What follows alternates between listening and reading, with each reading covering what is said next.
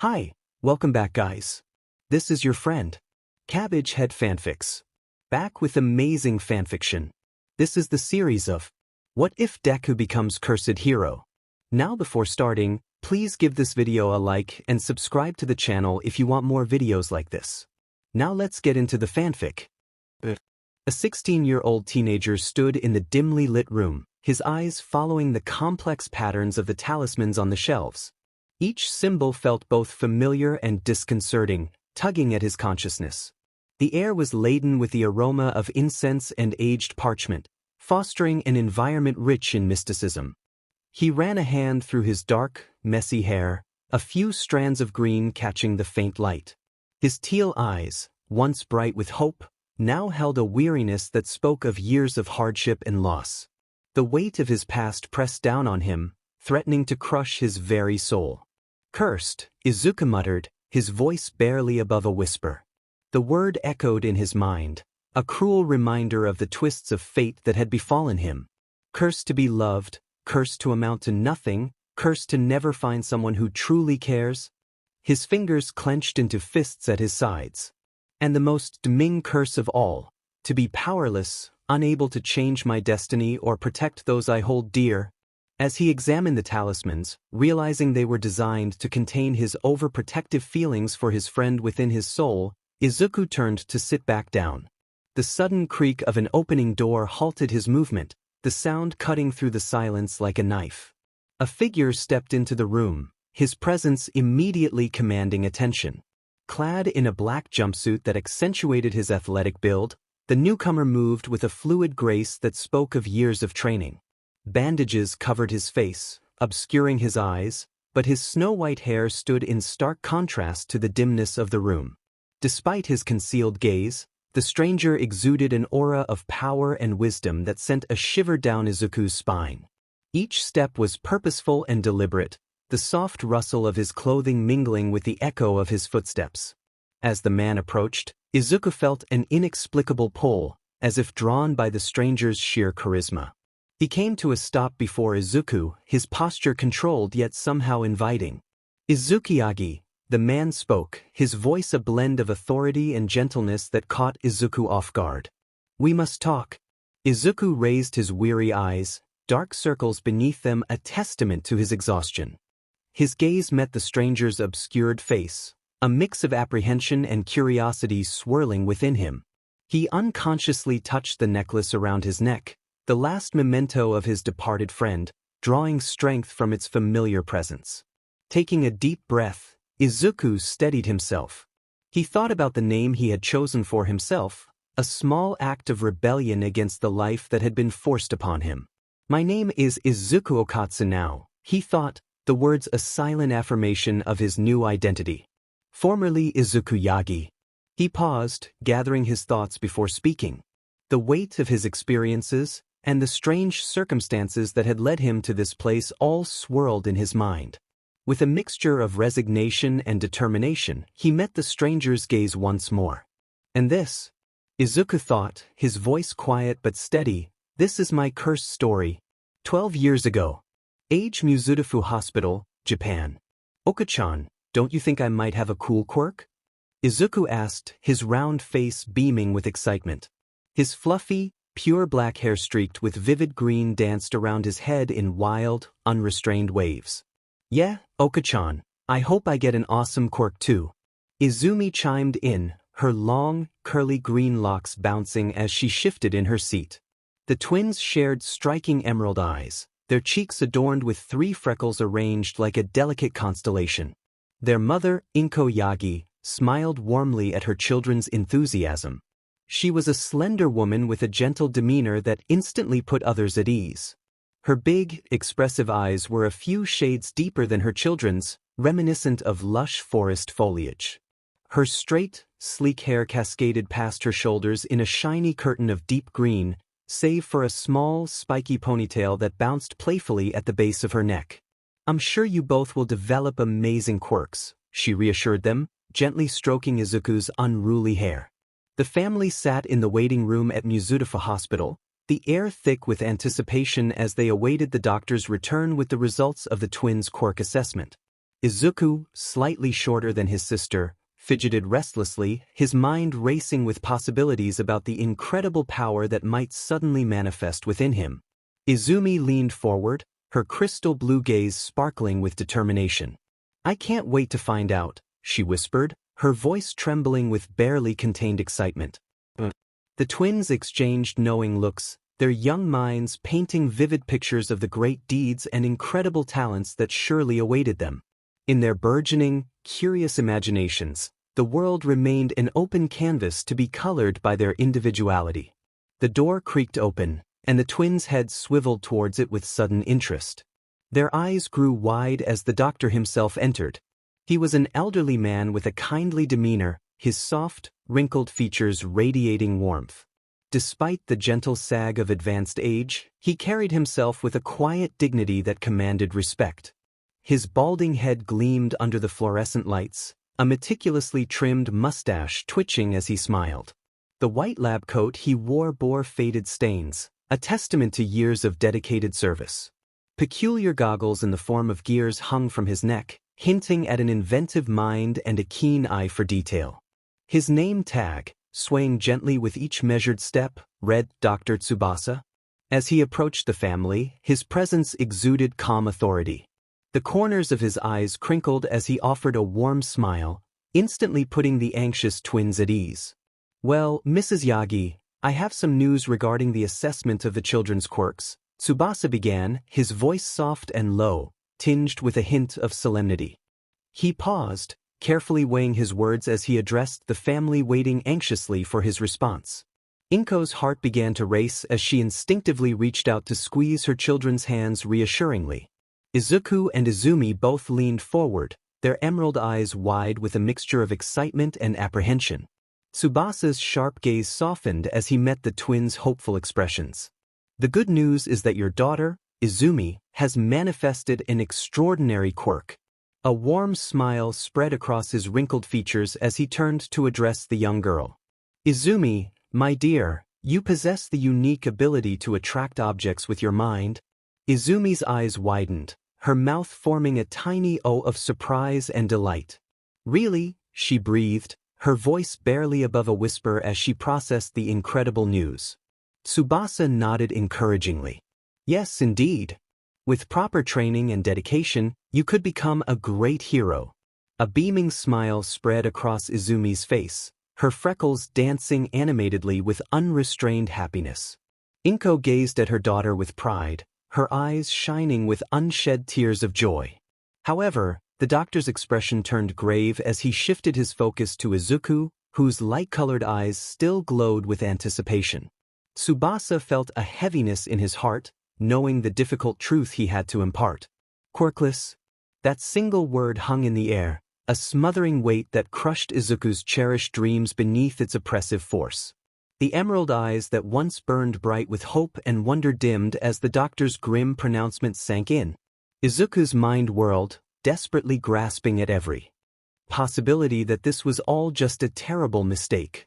His mouth opened and closed, but no words came out. The silence that followed the doctor's devastating words was deafening. Beside him, Izumi's bright smile wavered, her brow furrowing in confusion as she struggled to understand the implications of her brother's lack of a quirk. Inko's hand shot to her mouth, stifling a gasp as her heart ached for her son. Dr. Tsubasa's face was a picture of compassion, his eyes sparkling with sincere sadness for the little boy whose dreams he had just shattered. "Izuku," he began, his voice gentle but heavy with solemnity, "I know this is hard to hear. But being quirkless doesn't mean your life is over. There are still many paths you can follow, many ways you can contribute to society." Inside Izuku's mind, a tornado of hopes and dreams lay in pieces. He had dreamed of being like the great heroes, using extraordinary powers for justice and protection. Now, that possibility seemed to slip through his fingers like sand, leaving him adrift in a sea of uncertainty. He felt tears pricking at the corners of his eyes but stubbornly refused to let them fall. Gritting his teeth, he struggled to keep his expression neutral. But I wanted to be a hero," he finally managed, his voice quavering with the weight of his broken dreams. Feeling his heartache for the young boy, Tsubasa gently patted Izuku's shoulder. I know, my boy. You're young, and there's so much more to life than just being a hero. There are many careers out there where you can make a difference. Thank you, Doctor, Inko said, her eyes clouded with a mix of sorrow and resignation. Her smile was small and tight-lipped, never quite reaching her eyes, betraying the turmoil within. Izuku's shoulders sagged, his gaze fixed on the floor as a single tear traced its way down his freckled cheek. His dreams of soaring through the skies and saving lives with incredible powers crumbled around him like shattered glass. Izumi looked from her brother to her mother, her brows knitted in confusion. But Okkotsu, what about Izuku? Doesn't he get a quirk too? She asked, her voice laced with concern. Inko's heart clenched at the raw disappointment etched across her son's face. She reached out, gently ruffling his green locks in a comforting gesture. Sweetheart, sometimes. Not everyone gets a quirk. But that doesn't make you any less special or capable of achieving great things. Izuku's fists clenched at his sides, his nails digging into his palms as he fought to hold back the tears threatening to spill over. But I wanted to be a hero, just like All Might, he whispered again, his voice trembling with barely contained emotion. Inko pulled Izuku into a warm embrace, her own heart breaking for her son whose dreams had been shattered. I know, little hero, she murmured, pressing a tender kiss to the top of his head. But there are so many ways to be a hero, quirk or not. You have a kind heart and a brave spirit, and that's the most important thing a true hero can have. Thank you, Okkotsu, Izuku whispered, his voice cracking as hot tears finally streamed down his freckled cheeks. Inko stood, gathering her children close, and turned to face the doctor with a resolute nod. Kids, let's go home. When they arrived home, Inko sat the twins down to explain what the hospital had revealed to their father, Toshinori. He was a tall, thin man with one of the kindest faces imaginable, his eyes crinkling at the edges when he smiled. He listened intently as Inko recounted the doctor's assessment. Toshinori beamed with pride as he learned about Izumi's telekinetic capabilities. He playfully ruffled the young girl's curly green locks. That's my girl. With a quirk like that and the right training, you'll be an incredible hero one day. Izumi glowed under her father's praise, but when Toshinori's gaze fell on Izuku, his smile didn't quite reach his eyes. Izuku could sense the feigned cheer behind it, the undercurrent of pity that made his heart sink even further. Although I was quite perceptive at the time, being quirkless hit me full force in our society. I remember at preschool how the other children would mob Izumi when her abilities first manifested. Their eyes shone with wonder and admiration, like she was some kind of living miracle. But then things very quickly changed the instant word spread that I was quirkless. Suddenly, I was the outcast, the target for all their ridicule and cruel whispers. I pushed on with the help of my parents and their friends at work, especially from my mother's unconditional love and encouragement. But this slowly started to change over the months. That extraordinary talent which Izumi had for her quirk gradually enthralled even my parents, and their focus started shifting away from me to cultivate her excellent nascent abilities. At first, it was small things, extra training sessions and special outings designed to hone her skills. Gradually, though, it began to manifest in stronger ways.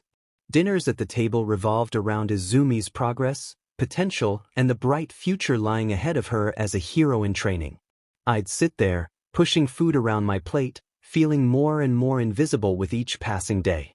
I was trying not to let it get to me, but it was getting pretty impossible not to feel the isolation. Mom and Dad's faces would light up whenever Izumi did anything telekinetic. By the time their eyes shifted over to me, they were still just sort of dim.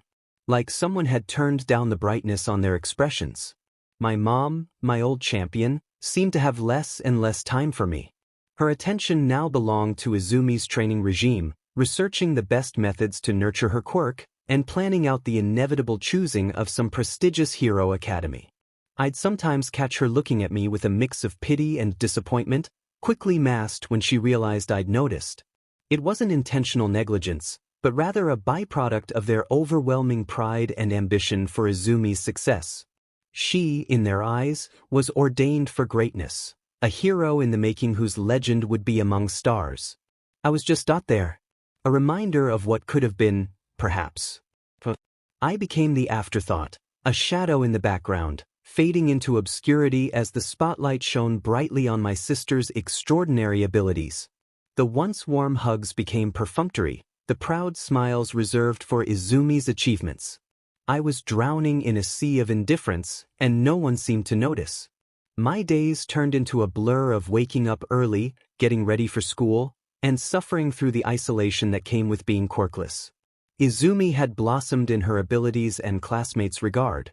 In turn, I was met with at best indifference, and at worst, downright distaste.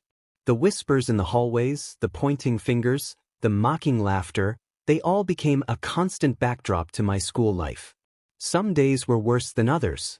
On really bad days, Izumi's friends would crowd around her in a circle as she summoned her telekinesis powers to float some object, which would ostensibly levitate with just the flick of her wrist. And most days, what I'll show you. Izuku lay crumpled on the grass, a sprawl of bruises and cuts all over his body. Blood oozed from his nose and the corner of his mouth, dropping onto the blades of grass beneath him, painting them crimson.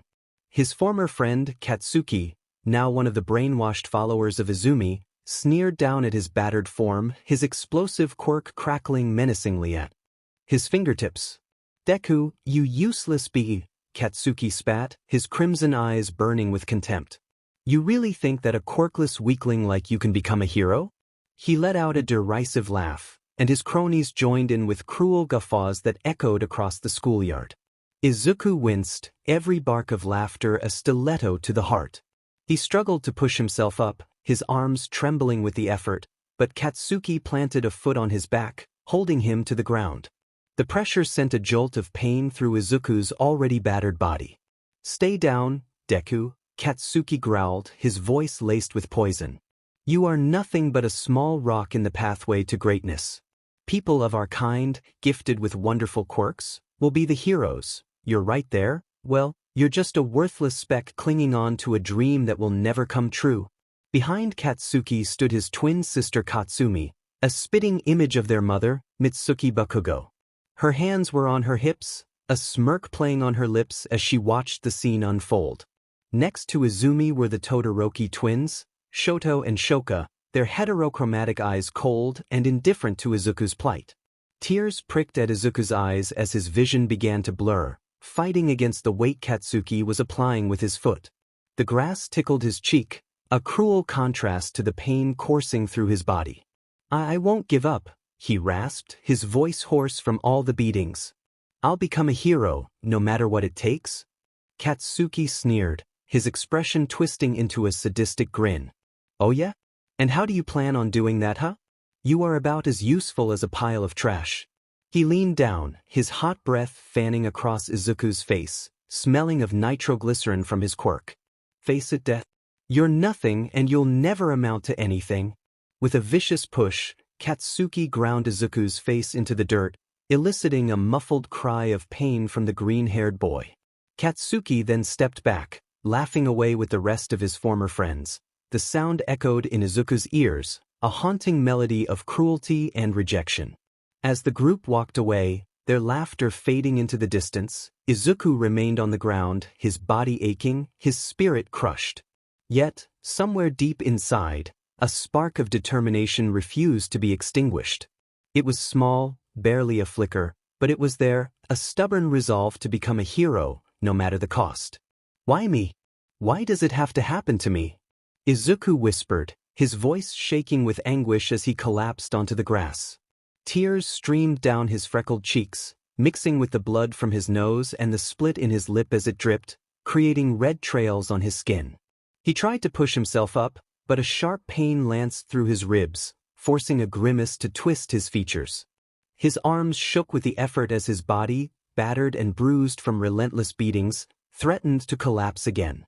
The world around him seemed to spin, a kaleidoscope of green grass and blue sky, mocking him with its beauty in the face of his pain.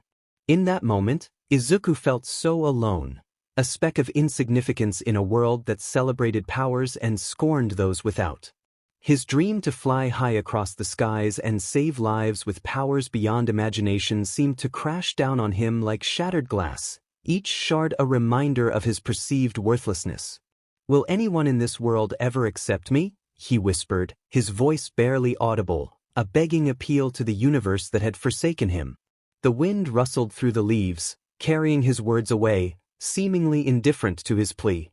It was as if his prayer had been answered when a soft rustle of fabric came through to him. Izuku lifted his gaze, his eyes widening as a slender figure materialized before him. There, standing before him, was a girl with cascading raven tresses all down her back. Soft eyes held concern and curiosity, resting on his features. Her peach-colored skin was smooth, except for a beauty mark just below her chin, like a small defect that only set off her wraith-like beauty. She was clad in a black, sleeveless dress with a white collar and small heart patterns, skinny, clinging onto her willowy frame. Her feet were shod in purple shoes, visible under the skirt of her dress, finishing off a whimsical yet endearing appearance. Izuku blinked, unsure if this vision standing before him was real or only the jolt of his battered imagination. He opened his mouth to speak, but the words caught in his throat like a tangled mess of emotions that refused to untangle. The girl slanted her head to the side, and her eyes sparkled with an unearthly quality as she gazed upon the broken boy lying before her. Her smile was soft at the corners, a silent promise of comfort and understanding in a world that had rejected him. Then, suddenly, a surge of hope came through Izuku's heart, a flame that would not quench, no matter the adversity wind. It was small, barely more than an ember, but it was there, a warmth he hadn't felt in what seemed like forever. She spoke with a soft and sweet voice, like a gentle breeze on a summer day. "Are you okay? Do you need help?" she asked, her eyes never leaving Izuku's beaten form. "No, I'm fine," Izuku replied, wincing as he tried to sit up. The girl's presence had startled him, but there was a gentleness in her demeanor that put him at ease. He couldn't help but feel a strange sense of comfort in her presence, as if she understood his pain without him having to explain. She tilted her head, her brown tresses cascading over her shoulders like a waterfall of chocolate. "Are you sure? You look pretty beaten up." Her voice was laced with genuine concern, something Izuku hadn't heard directed at him in a long time. Izuku's gaze fell, shame burning his cheeks. "It's nothing I can't handle," he mumbled, trying to sound stronger than he felt. But even as he said it, he could feel his resolve crumbling under her kind gaze. The girl's eyes softened with understanding. "Those boys were bullying you, weren't they?" When Izuku didn't respond, she sighed, a sound filled with empathy rather than pity. "I'm Rika. Oramoto Rika. Izuku Yagi," he mumbled, finally meeting her gentle gaze. Her eyes were a light brown and looked at him with curiosity and kindness. Rika's lips curved into a warm smile that seemed to light up the entire schoolyard. "It's nice to meet you, Izuku." She glanced around the empty space, then back at him. "Why don't you tell me what's going on? I'm a good listener." Izuku hesitated, unsure if he could trust this stranger. But as he studied her open expression, he felt a strange sense of kinship, as if she could understand his pain in a way others couldn't. It was like finding an oasis in the desert of his loneliness. "It's because I'm quirkless," he admitted, the words leaving a bitter taste in his mouth. "The other kids think I'm worthless because of it." He waited for the usual look of pity or disgust, but it never came.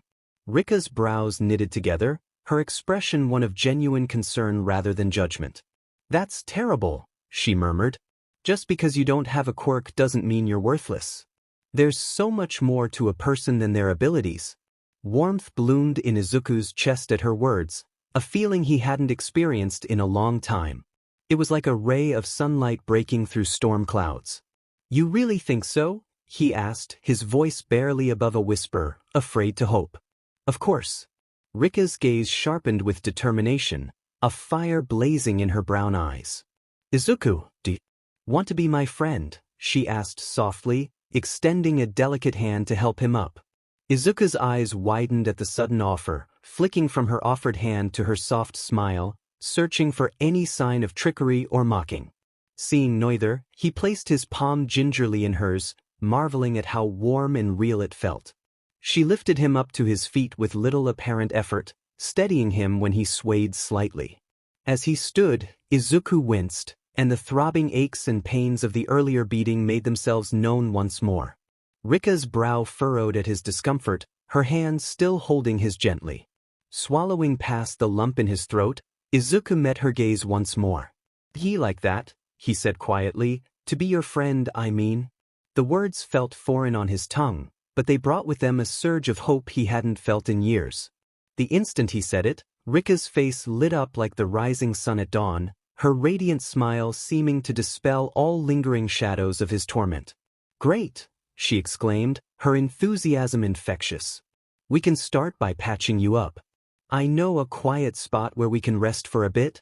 She took his arm, careful of his wounds, and turned to cross the schoolyard with him toward a more secluded corner beneath the drooping branches of a weeping willow. As they walked, Izuku studied her beside him, this strange, ethereal girl who had appeared from nowhere yet spoke with such compassion. She seemed to glow with an inner light, a beacon in the darkness that had become his life. A weird warmth crept up in his chest, and the tendrils curled around his bruised heart. Maybe, just maybe, he had finally found his way out of the dark, haunting loneliness that had taken over his life.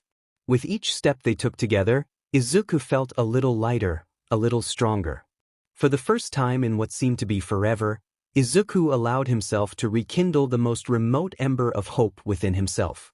With Rika by his side, he felt possibilities begin to unfurl, like the petals of a flower opening to the sun. As they settled beneath the willow tree, its leaves creating a curtain of privacy around them, Izuku realized that perhaps his story wasn't over yet. Perhaps it was just beginning. 4 years later, age 10, July 15th. The years seemed to flash by, a blend of sweetness and bitter loneliness. As Izumi continued to rise, basking in the adoration of our parents and peers, I found solace in Rika's steadfast companionship. She became my beacon in the darkness, a constant reminder that I wasn't alone in this world that seemed to have turned its back on me. Birthdays, once celebrated with joy, slowly faded into afterthoughts as our parents focused on nurturing Izumi's special talent. The sting of neglect threatened to overwhelm me, but Rika's unwavering friendship kept me afloat, lightening the path ahead. On this particular day, we found ourselves in the same park where we first met. The air was thick with nostalgia and the warmth of cherished memories. We sat beneath the weeping willow, its drooping branches swaying gently in the summer breeze, creating a curtain of privacy around us. Rika's brown eyes sparkled as she reached into her pocket, pulling out a small, velvet box. "Happy birthday, Izuku," she whispered, her voice as soft as the rustling leaves above us. She opened the box, revealing a simple silver necklace with a ring pendant. My breath caught in my throat as she carefully clasped it around my neck. The metal felt cool against my skin, a stark contrast to the warmth blooming in my chest. "This is a symbol of our friendship," Rika explained, her eyes shining with an emotion that seemed beyond her years. "It's a promise that I'll always be by your side, no matter what. And someday," she paused, a slight blush coloring her cheeks, "it'll be for our marriage." I touched the ring gently, marveling at its simplicity and the depth of meaning behind it. "Rika," I managed, my voice thick with emotion, "this means more to me than you could ever know." In that moment, I realized the magnitude of her gesture. It was a childlike promise, yes, but also an oath of perpetuity against the odds. We were kindred spirits, our bond forged in the fires of loneliness but tempered by the strength of our hearts. As the afternoon wore on, we shared stories and laughter, the weight of my usual worries lifting in Rika's presence. For those precious hours, I felt truly seen and understood. But our blissful day was about to shatter. As we left the park, hand in hand, the world seemed brighter. We crossed the quiet street, lost in conversation and the joy of each other's company. Neither of us noticed the danger until it was almost too late. The screech of tires pierced the air. I turned, my heart leaping into my throat at the sight of a sleek black sedan barreling towards us. The driver's eyes were unfocused, his hands slack on the wheel. Time seemed to slow.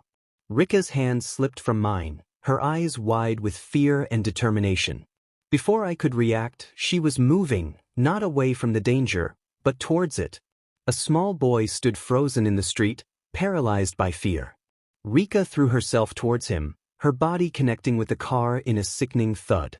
She tumbled across the asphalt like a rag doll, her raven hair fanning out around her. Rika? My scream tore from my throat, raw and primal. I ran to her, falling to my knees beside her crumpled form. The acrid smell of burnt RBB and gasoline filled the air, mixing with the metallic scent of blood. I cradled her in my arms, her warmth already fading. Her emerald eyes flickered open, locking onto mine with an intensity that pierced my soul. Izuku, she whispered, blood trickling from the corner of her mouth. Her trembling fingers clutched at the ring necklace, smearing it with crimson. And never forget. Our promise. Tears streamed down my face as I held her closer. Please, don't leave me, I begged, my voice cracking. I can't lose you too. You're all I have. Rika's lips curved into a faint smile, her radiance dimming with each passing second. You'll never be alone, she breathed. Her gaze drifted, becoming unfocused as the last vestiges of life slipped away. I howled in anguish, my cries echoing through the empty streets. The one light in my world, my tether to hope, had been cruelly extinguished. In that moment, I felt the last fragments of my battered soul shatter, leaving me adrift in a sea of darkness and despair. As I knelt there, lost in my grief, a strange sensation prickled at the edge of my awareness. Something was wrong, terribly wrong. I looked up, my vision blurred by tears, and saw it. A sludge-like creature was crawling towards me, its form as black as the void and reeking of decay. It had no eyes, no discernible features, yet I knew with certainty that it was looking at me. This was a curse, I realized with growing horror, the first I had ever encountered. It spoke, its voice a grating, inhuman sound that sent shivers down my spine. Izuku, it rasped, when we grow yup. Let's get married. Revulsion and terror seized me as the foul creature reached out a ropey tendril that curled around my legs with a cold, clammy embrace. My face contorted into an expression of abject horror, my whole being recoiled from this foul aberration. It's a promise, Izuku. Rika? I cried out, my voice raw with anguish. I sprinted towards her fallen form, my heart pounding in my chest. The acrid smell of gasoline and burnt RBB filled the air as I dropped to my knees beside her. Gently, I cradled Rika's limp body in my arms. Her raven hair was matted with blood, the crimson liquid seeping into the delicate fabric of her dress. I felt my breath catch in my throat as I took in the sight of her, so fragile and broken.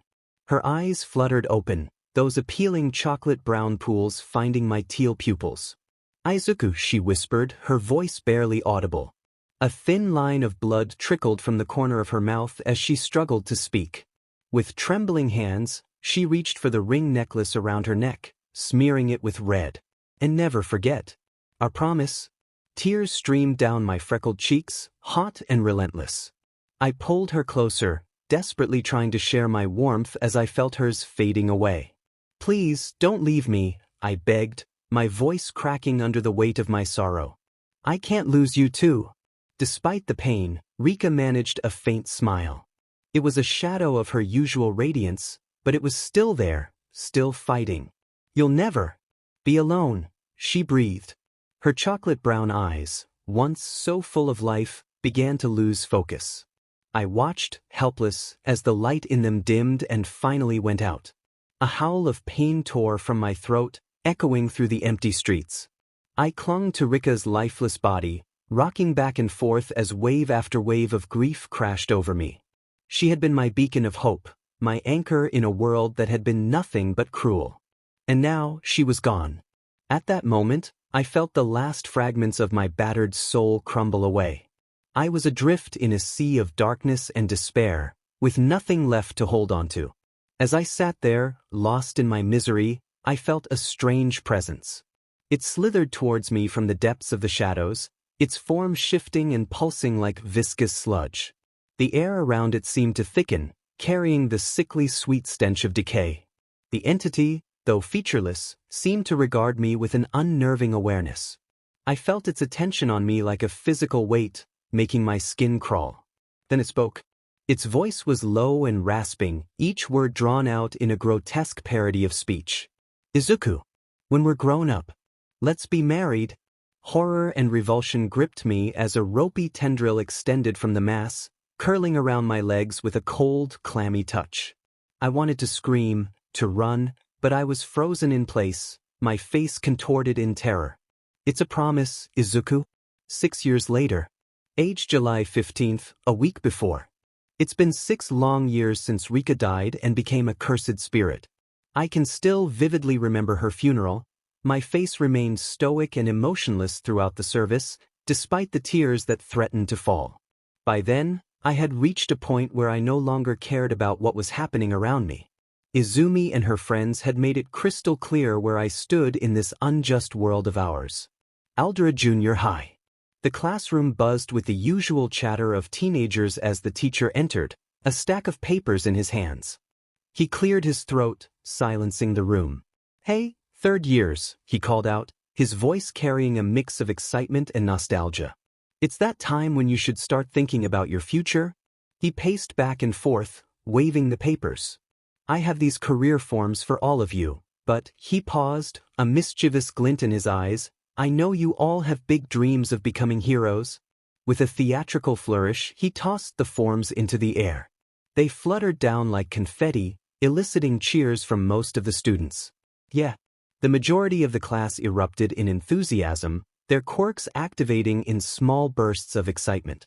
One student's hair turned into writhing snakes, another's skin glowed like a disco ball, and yet another's fingers stretched like RBB bands. However, amidst the sea of excitement, 5 individuals remained noticeably silent. Their expressions ranged from indifference to barely concealed arrogance, setting them apart from their peers. The teacher's smile faltered slightly as he noticed the divide. "Yes, you all have wonderful quirks," he continued, his tone more subdued. "But remember, it's against the rules to use them in school." "Heh," a scoffing voice cut through the excitement. All heads turned to the mid-right of the classroom, where Katsuki Bakugo sat with his feet propped up on his desk. "Don't lump me and my friends together with all you extras." The 16-year-old Katsuki, his spiky blonde hair as wild as his personality, wore a smug grin. With their useless quirks, they should consider themselves lucky just to be some delisted sidekicks. Before he could continue his rant, another student interrupted. "Quit being so full of yourself, Katsuki." Katsuki's eyes flashed with cruel amusement or arrogance, tiny sparks dancing in his palms. "Shut it, extras should know their place." The teacher, sensing the growing tension, quickly intervened. "Ah, Bakugo," he said, his eyes scanning the room before settling on a group of students. "I heard that you, Katsumi, the Todoroki twins, and Izumi are all aiming for UA High School." The class's attention shifted to the mentioned students. Shoto and Shoka Todoroki sat side by side, their dual-colored hair a stark reminder of their powerful lineage. Shoka's hair had grown longer over the years, cascading down her back in a mesmerizing mix of red and white. Next to them, Katsumi Bakugo leaned back in her chair, a confident smirk playing on her lips. She had undergone quite a transformation since childhood. Her long blonde hair was styled uniquely, a spiky fringe framed her face, while 2 short pigtails at the back added a touch of playfulness to her fierce appearance. Her athletic build spoke of hours of dedicated training, and her presence commanded attention. Izumi, seated nearby, gave a subtle nod of acknowledgement. Her emerald eyes, once filled with childlike wonder, now held a determined spark. She had grown into a formidable young woman, her physique sculpted from years of rigorous training under All Might's guidance. The room buzzed with renewed chatter after the announcement. Katsuki, never one to miss an opportunity to boast, hopped onto his desk. "That's right," he declared, his voice brimming with confidence. "We've either aced the mock exam or earned recommendations. UA is the only place deserving of elites like us. The other schools can have the leftovers." Katsumi rolled her eyes at her twin's words but didn't argue.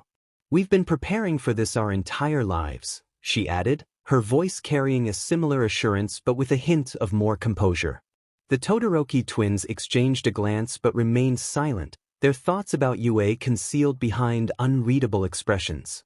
As the excitement began to die down, the teacher's eyes fell on a figure at the back of the class. "Oh, Yagi," he said, his voice tinged with surprise. "You're also going for UA, aren't you?" The classroom plunged into an eerie silence. It felt as if all the air had been heated out, leaving a void of shock and disbelief. The background seemed to blur, leaving only the intense emotions at the center of the room.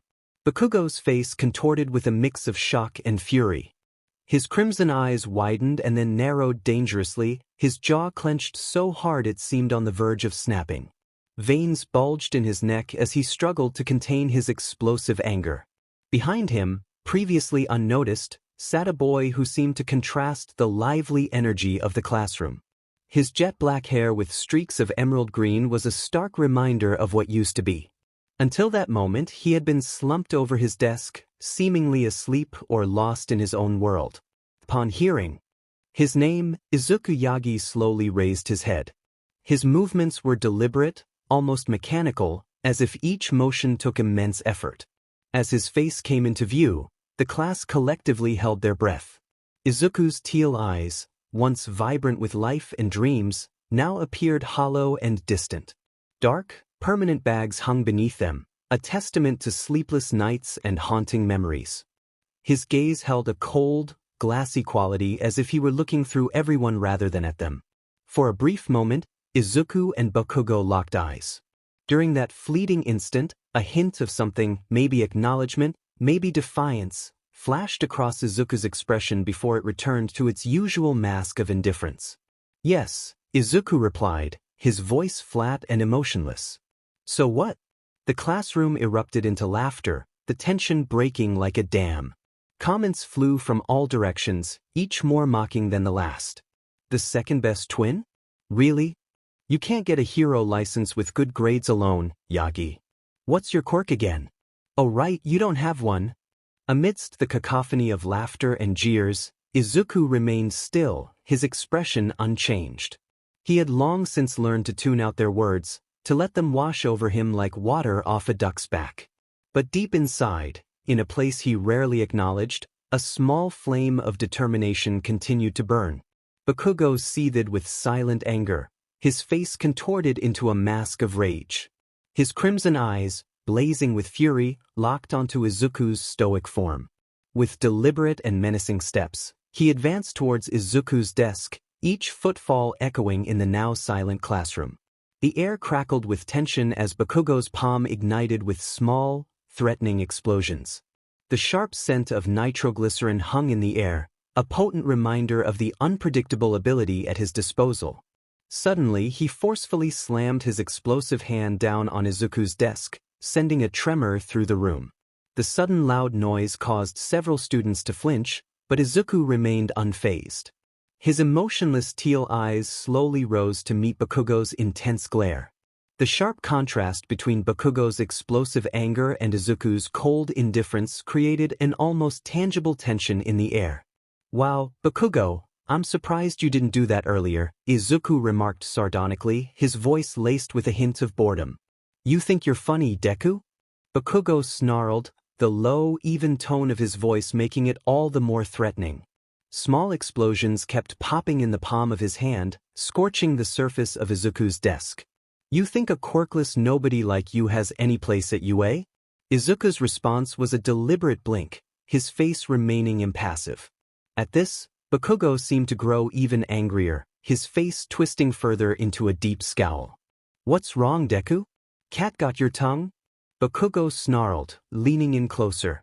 His hot breath ghosted over Izuku's face, carrying the faint scent of caramel. "Or are you finally realizing just how pathetic your dreams are?"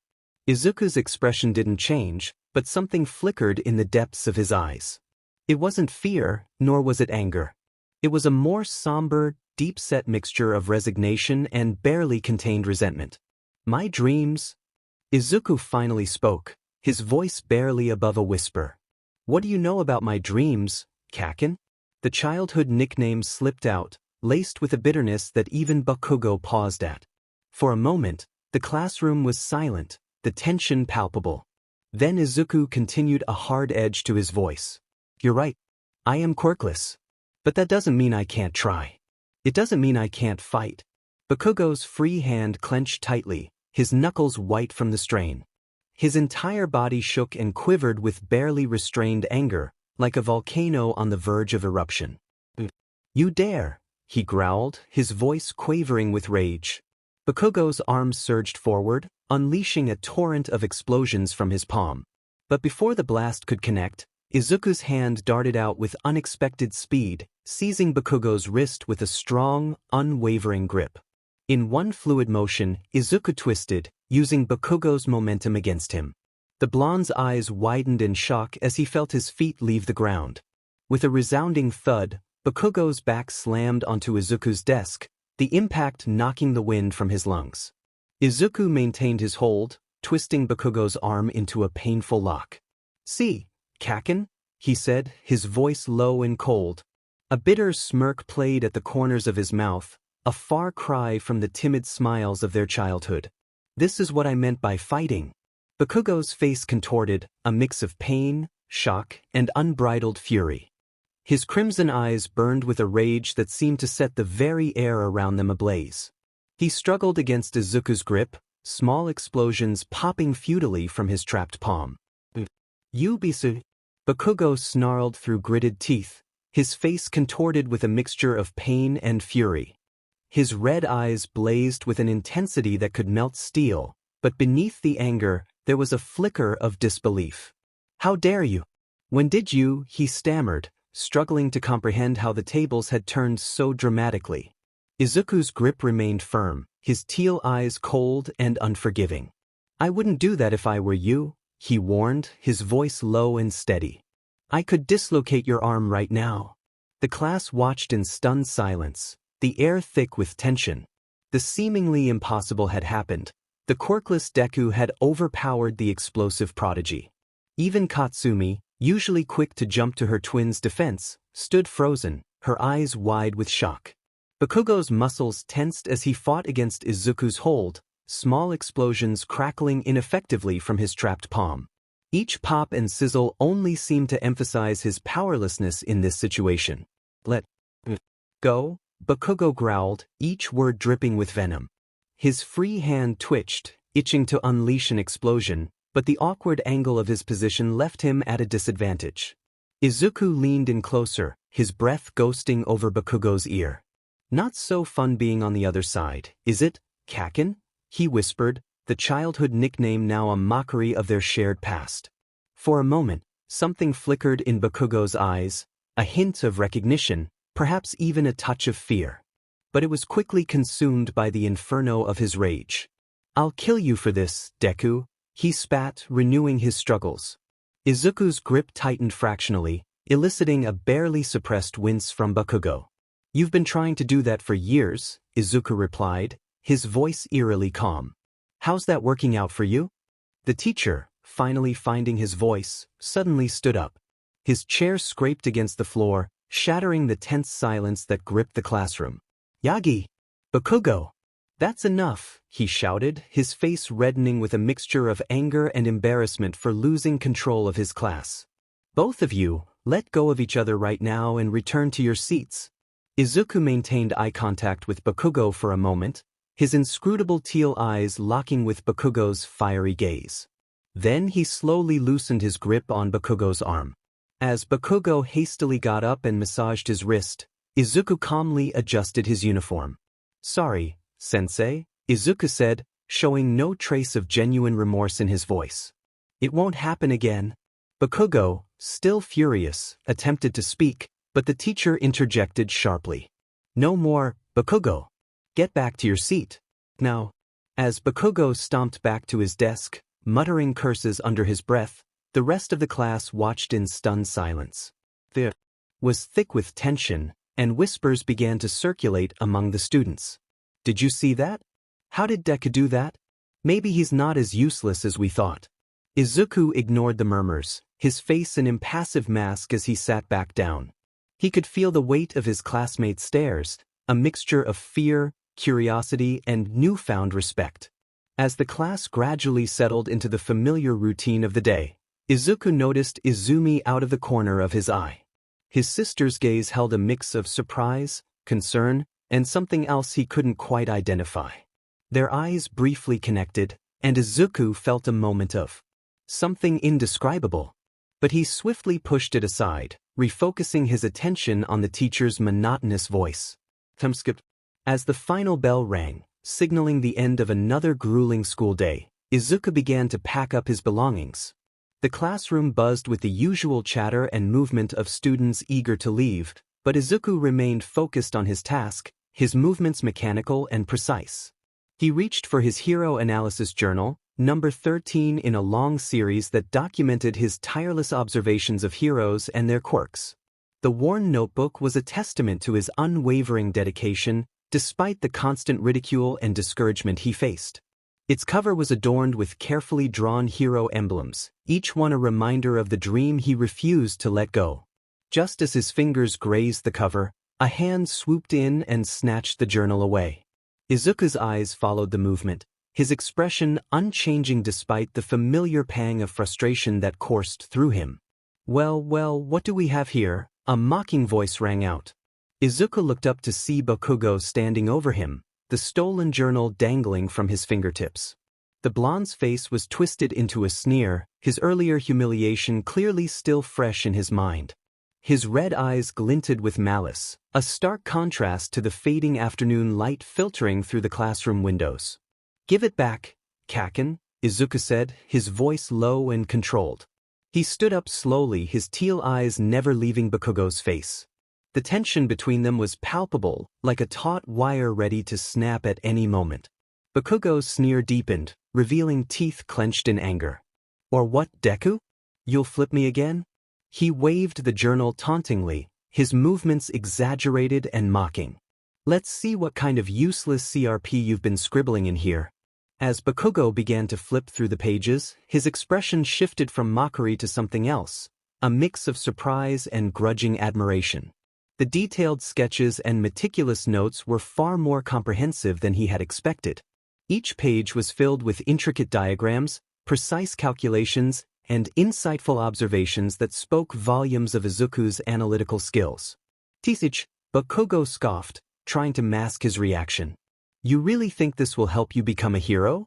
Pathetic." His voice wavered slightly, betraying a hint of uncertainty that he quickly tried to suppress. Izuku remained silent, his eyes fixed on his journal. The tension in the room was palpable, drawing the attention of the remaining students. Among them, Izumi watched the exchange with a conflicted expression, caught between concern for her brother and loyalty to her friends. Her hands fidgeted nervously at her sides, unsure whether to intervene or stay silent. Bakugo's eyes glittered with malice as he held Izuku's journal high. With an explosion of his quirk, he burned the cover, leaving dark, angry marks on the once flawless surface. The sharp smell of burning paper filled the room, making some students wrinkle their noses in disgust. "Oops," Bakugo sneered, his voice oozing with feigned innocence. "Looks like your precious little book had an accident." Without warning, he strode to the open window and threw the journal out. The notebook spiraled through the air, its pages fluttering like wounded birds, before softly landing in the koi pond below. The ripples it created disturbed the tranquil surface of the water, much like how Bakugo's actions disturbed the uneasy peace of the classroom. Izuku's face remained expressionless, but he clenched his fists at his sides, his knuckles turning white as he tried to restrain himself. The other students watched in tense silence. Some looked away, unable to bear witness to the cruelty, while others stared with morbid fascination. Bakugo turned to face Izuku, a cruel smirk twisting his expression. "Hey, nerd," he said, speaking in a low and menacing voice. He took a step closer, invading Izuku's personal space, and continued, "If you're so desperate for a quirk, there might be a way." Izuku's eyes narrowed slightly, a flicker of wariness passing through them. Bakugo leaned in, his breath warm against Izuku's ear. "Why don't you take a swan dive off the roof?" he whispered, his words laced with venom. "Who knows? Maybe you'll be lucky and reborn with a quirk in your next life." A collective gasp echoed through the remaining students. Even Bakugo's usual supporters appeared uneasy at the gravity of his words. The air in the classroom seemed to grow heavy, weighted down by the cruelty of the suggestion. Izuku stood motionless, his face an unreadable mask. For a brief moment, the air between them crackled with tension, like the calm before a storm. Then, slowly, deliberately, Izuku turned his head to meet Bakugo's gaze. His teal eyes, usually dull and lifeless, now burned with an intensity that made Bakugo take an involuntary step back. It was as if SW had been flipped, revealing a side of Izuku that few had ever seen. "Is that what you want, Kaken?" Izuku asked, his voice unnervingly calm. "For me to disappear?" The words hung in the air, heavy with unspoken emotions and years of pent-up frustration. After storming out of the room, Bakugo shouldered past the other students roughly. The sound of his footsteps faded down the hallway, leaving an uncomfortable silence in his wake. Once Bakugo was out of sight, Izuku's composure began to crumble. His shoulders started to tremble, a mix of pent-up anger and deep-seated sadness coursing through his body. He clenched his fists tightly, his knuckles turning white as he tried to contain the storm of emotions threatening to break free. Izuku muttered "Thinbesta" under his breath, the words laden with years of torment and frustration. He closed his eyes, took a deep breath, and steadied himself. As he opened his eyes, he caught sight of his reflection in the classroom window. The person staring back at him seemed like a stranger, tired, with hollow eyes, as if carrying the weight of the world on his shoulders. For a moment, Bakugo's harsh words replayed in his mind, and he briefly felt the urge to look down at the ground below. The thought sent a shiver down his spine, and he quickly pushed it away. As Izuku shook his head to clear his thoughts, he noticed his notebook floating in the koi pond. The sight of his hard work drifting aimlessly in the water stirred a mix of determination and defiance within him. The koi swam around it, their colorful scales a stark contrast to the sodden pages of his dreams. With a deep sigh, he gathered his remaining belongings and made his way to the door. Pausing at the threshold, his hand resting on the doorframe, he looked back at the now empty classroom. The late afternoon sun cast long shadows across the desks, giving the room an almost ethereal quality. A bittersweet smile played at the corners of his mouth as he took in the scene. "I'm not giving up," he whispered to the empty room, his voice growing more determined with each word. "Not now, not ever." The words seemed to echo in the silence, a promise to himself and a challenge to the world. With that, Izuku strode into the hallway, his footsteps reverberating in the silent corridor. He had a drenched notebook to retrieve and a dream to pursue, no matter what anyone else thought. As he walked, his back straightened and his chin lifted slightly. The day's events had shaken him, but they had not broken him. If anything, they had only strengthened his resolve. The school corridors were mostly empty now, the other students having rushed home. Izuku's footsteps echoed off the walls as he made his way toward the exit, each step bringing him closer to his waterlogged notebook and, in a way, to his dreams. Despite everything, a small flame of hope still burned within him, refusing to be extinguished by Bakugo's cruel words or anyone else's doubt. As Izuku strolled under the bridge, the sense of being followed intensified. The shadows seemed to dance and twist unnaturally, and an eerie silence descended upon the area. The air grew thick and heavy as if weighted down by an unseen presence. Izuku's grip tightened on the strap of his backpack, his knuckles turning white, but his face remained impassive. Years of enduring Bakugo's torment had taught him to mask his emotions well. A subtle smirk played on Izuku's lips as he felt the presence drawing nearer. Without turning, he spoke softly but firmly, his voice carrying a hint of warning. "You know," he addressed the unseen pursuer, "I wouldn't do that if I were you." The air filled with squelching and oozing sounds, growing louder with each passing second. Slowly, Izuku turned around, his teal eyes scanning the space behind him. What he saw made his skin crawl. A massive, sludgy figure loomed before him, its form constantly shifting and pulsating like a living nightmare. It towered over Izuku, easily twice his size, with no discernible features save for two glowing, malevolent eyes that seemed to bore into his soul. The stench of sewage and decay emanated from the creature, so potent it made Izuku's stomach churn. The sludge villain's eyes narrowed, fixing Izuku with a predatory gaze. Well, it croaked, its voice reminiscent of thick mud bubbling up from the depths of a swamp. What do we have here? A young, healthy body. Just perfect for my needs. Izuku's smirk remained fixed, a stark contrast to the revolting figure before him.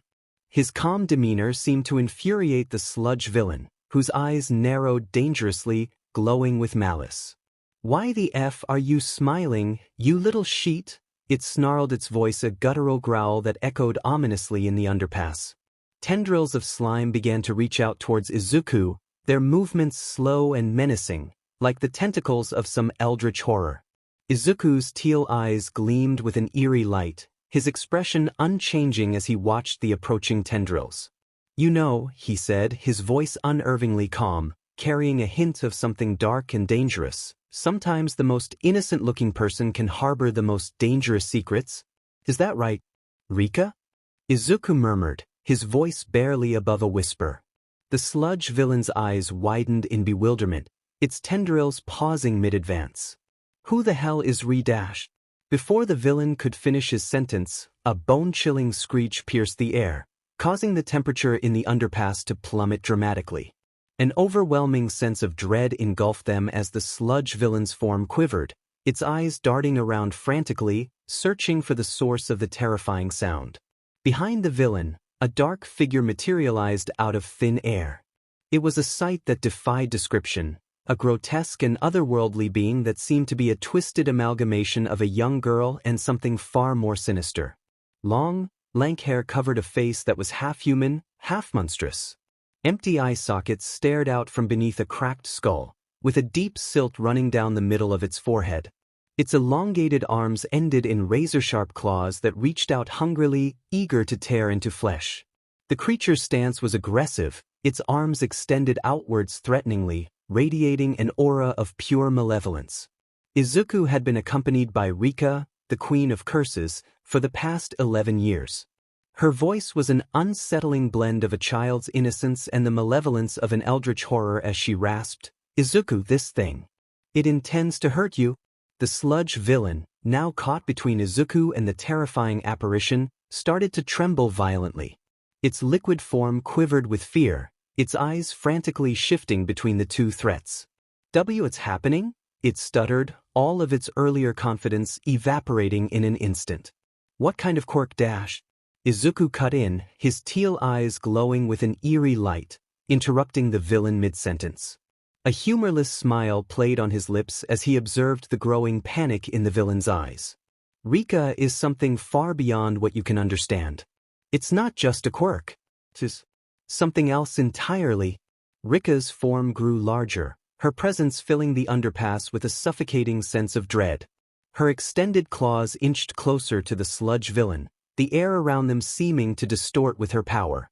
Izuku, the echoing, distorted voice of Rika asked, a mix of childlike curiosity and inhuman malevolence, "Shall I tear it apart?" Izuku shut his eyes for a moment, considering. When he opened them again, they were cold with determination, a stark contrast to the chaos unfolding around him. "No, Rika," he whispered, his voice carrying a weight of authority that belied his years. "Incapacitate it?" Rika's twisted figure appeared to tremble with excitement, her claws flexing eagerly at the command. "Oh, Izuku," she said, her voice a chilling mix of childlike delight and sinister malevolence that sent shivers down the spine. In an instant, Rika's ghostly form surged forward, moving faster than the naked eye could follow. Her razor-sharp claws sliced through the air, cold as the void itself. The villainous sludge didn't even have time to comprehend what was happening before Rika's assault began. With surgical precision, Rika's claws tore into the villain's liquid form, shredding it into smaller and smaller pieces. The villain's agonized screams reverberated through the underpass, an echoing symphony of pain and terror that seemed to go on forever. When the cacophony finally died down, an eerie silence fell over the underpass. Izuku surveyed the scene before him, his teal eyes taking in every grotesque detail.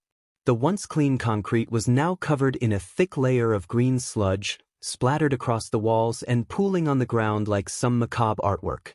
Rika hovered nearby, her form still pulsing with malevolent energy. Izuku could feel her satisfaction radiating through their connection, a twisted sense of pride at a job well done. He allowed himself a small, grim smile before his expression returned to its usual stoic mask. As he stood there, surrounded by the remnants of the villain, Izuku suddenly tensed. His senses, honed by years of hypervigilance, picked up on something new. There was another presence nearby, hidden but unmistakable. "Someone else is here," he murmured, his eyes scanning the area with renewed intensity.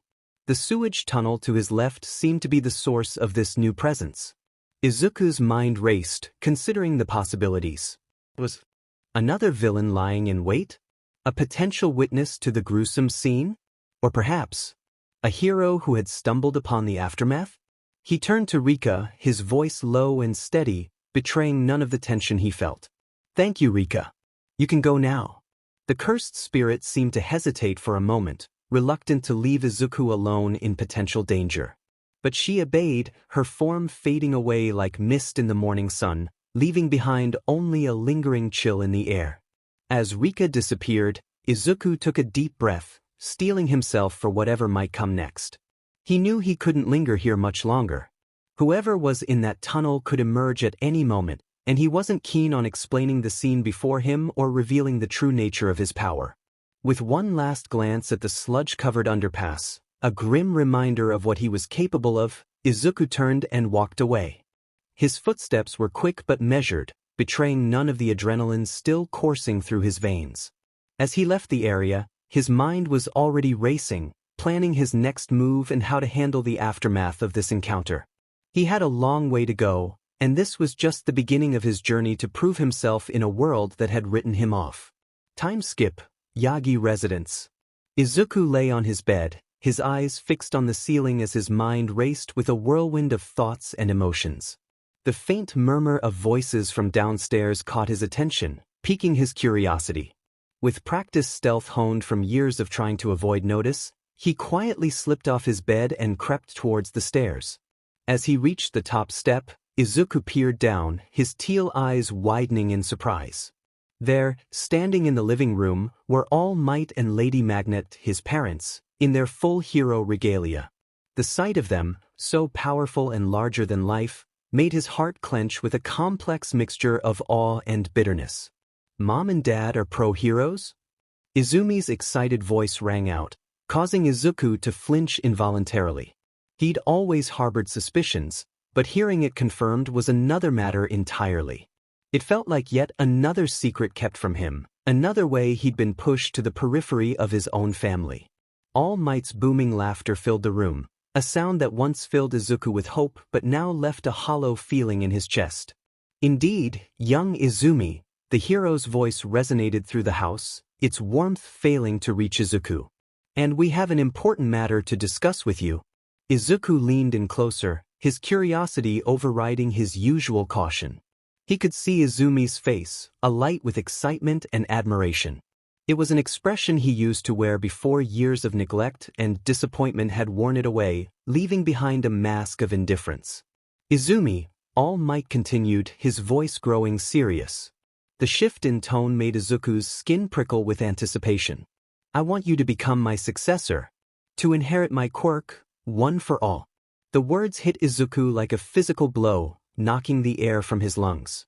He felt his breath catch in his throat, his heart pounding so loudly he was sure they must hear it downstairs.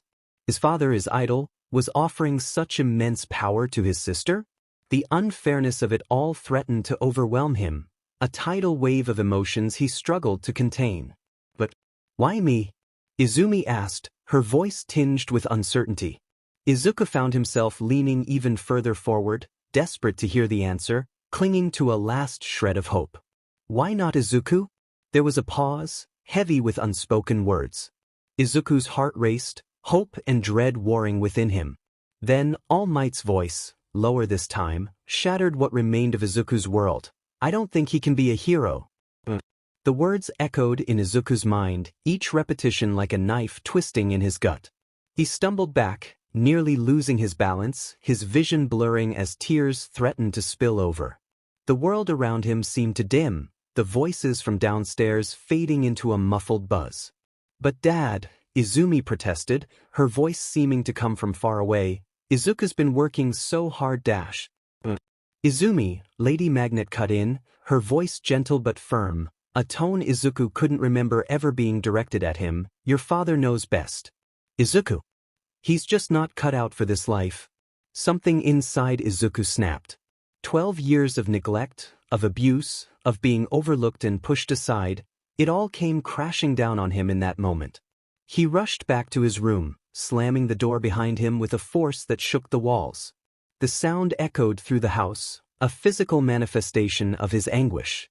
His eyes darted around wildly, taking in the all-might merchandise that covered every surface. Posters, action figures, even his bedspread, all bearing the face of the man who had just crushed his dreams. The sight of it all, once a source of comfort and inspiration, now felt like a cruel mockery of his aspirations. With a cry of anguish that he barely recognized as his own, Izuku lunged at the nearest poster. He tore it down, his fingers digging into the paper, ripping it to shreds. Then another and another. Action figures were thrown against the wall, shattering into pieces with satisfying crashes. He yanked the all-might bedspread off his bed, tearing it in half with strength born of raw emotion. An hour passed in a blur of destruction. When Izuku finally came back to himself, he was sitting in the middle of his ruined room, breathing heavily.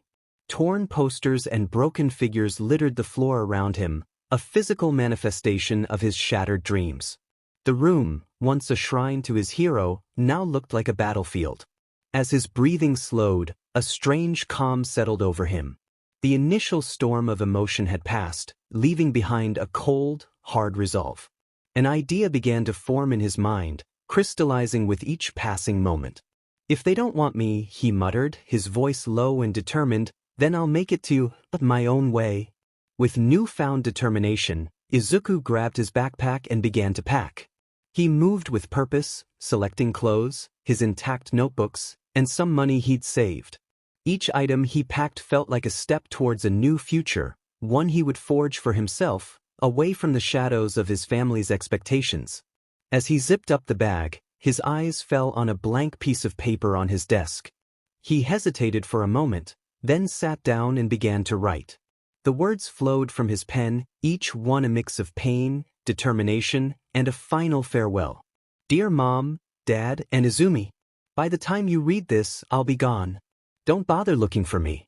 You've made it clear where I stand in this family, and in your vision of what a hero should be. I'm going to prove you wrong. I don't need your approval or your quirk, All Might. I'll become a hero on my terms. Goodbye. Izuku no longer Yagi. He folded the letter and left it on his desk, a final message to the family that had failed him. Then, with one last look around his destroyed room, a physical representation of his shattered childhood dreams, Izuku opened his window and climbed out into the night. As he dropped to the ground, the cool night air hit his face, bringing with it a sense of both fear and exhilaration. The street stretched out before him, dark and unknown, but full of possibility. Izuku took a deep breath, squaring his shoulders. He didn't know where he was going or what he would do, but he knew one thing for certain: he was never coming back. This was the first step on his new path, one that would lead him to become a hero, not for his parents' approval, not for society's acceptance, but for himself. Finally, with each step that took him further from the only home he'd ever known, Izuku felt the weight of his past falling away. The future was uncertain, but for the first time in years, it felt like it belonged to him.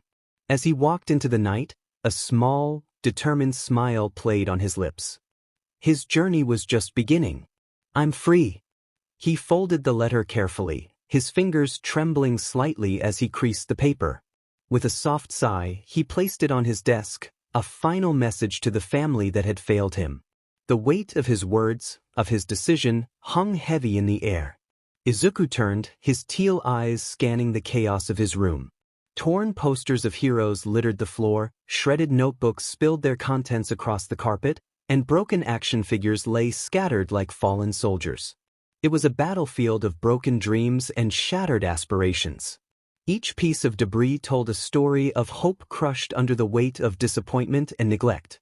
He walked to the window, his footsteps muffled by the debris. The cool night air whispered through the gap as he eased it open, carrying with it the promise of freedom. For a moment, he hesitated, his hand gripping the windowsill tightly. The familiar confines of his room, despite everything, still held the comfort of the known.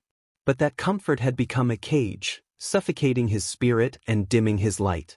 With a deep breath, Izuku swung his legs over the sill and dropped to the ground below.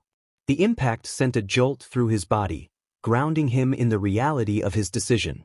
He was really doing this. He was leaving.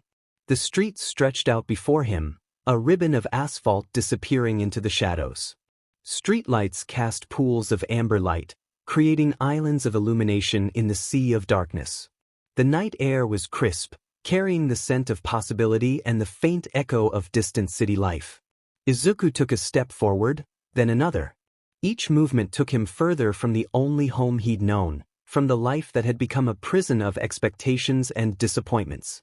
With each step, he felt a piece of that old life fall away, like shedding an old, ill-fitting skin. Fear and exhilaration warred within him, sending his heart racing. The unknown loomed large, full of potential dangers but also brimming with possibilities. He didn't know where he was going or what challenges lay ahead, but for the first time in years, the future felt like it belonged to him. As he walked, memories flickered through his mind, the sting of his mother's indifference, the burn of his father's disappointment, the acidic bite of his sister's betrayal. But with each step, those memories seemed to lose their power over him. They were part of a past he was leaving behind. Finally, the word escaped his lips in a whisper, carried away by the night breeze. It held within it years of pent-up frustration, of dreams deferred, of a spirit nearly broken but now, at last, breaking free. The streets of the sleeping city became his new world. Each corner held the promise of a new adventure, each alley a potential hiding place, each stranger a possible ally or enemy. Izuku's senses were alive, drinking in every detail of this newfound freedom. As he walked into the night, a small, determined smile played on his lips. It wasn't the wide, innocent grin of his childhood, but something harder, tempered by years of adversity. This smile spoke of resilience, of a spirit bent but not broken, of hope that refused to die. "I'm free," he murmured, tasting the words on his tongue. They felt right, they felt true. For the first time in years, Izuku felt the spark of genuine excitement for what the future might hold. Izumi POV. Mom, Dad, and I were returning from an outing for my birthday. The car ride was filled with laughter and chatter, the radio playing softly in the background. I gazed out the window, watching the city lights blur past, a smile playing on my lips. Yet, a nagging thought kept tugging at the back of my mind, like a persistent itch I couldn't scratch. It was Izuku's birthday too, yet he wasn't with us. I pushed the guilt aside, focusing on the warmth of the family around me, the way Dad's eyes crinkled when he laughed, and Mom's gentle hand on my shoulder. As we pulled into our driveway, I noticed an unusual stillness about the house. The porch light was off, and no welcoming glow came from the windows.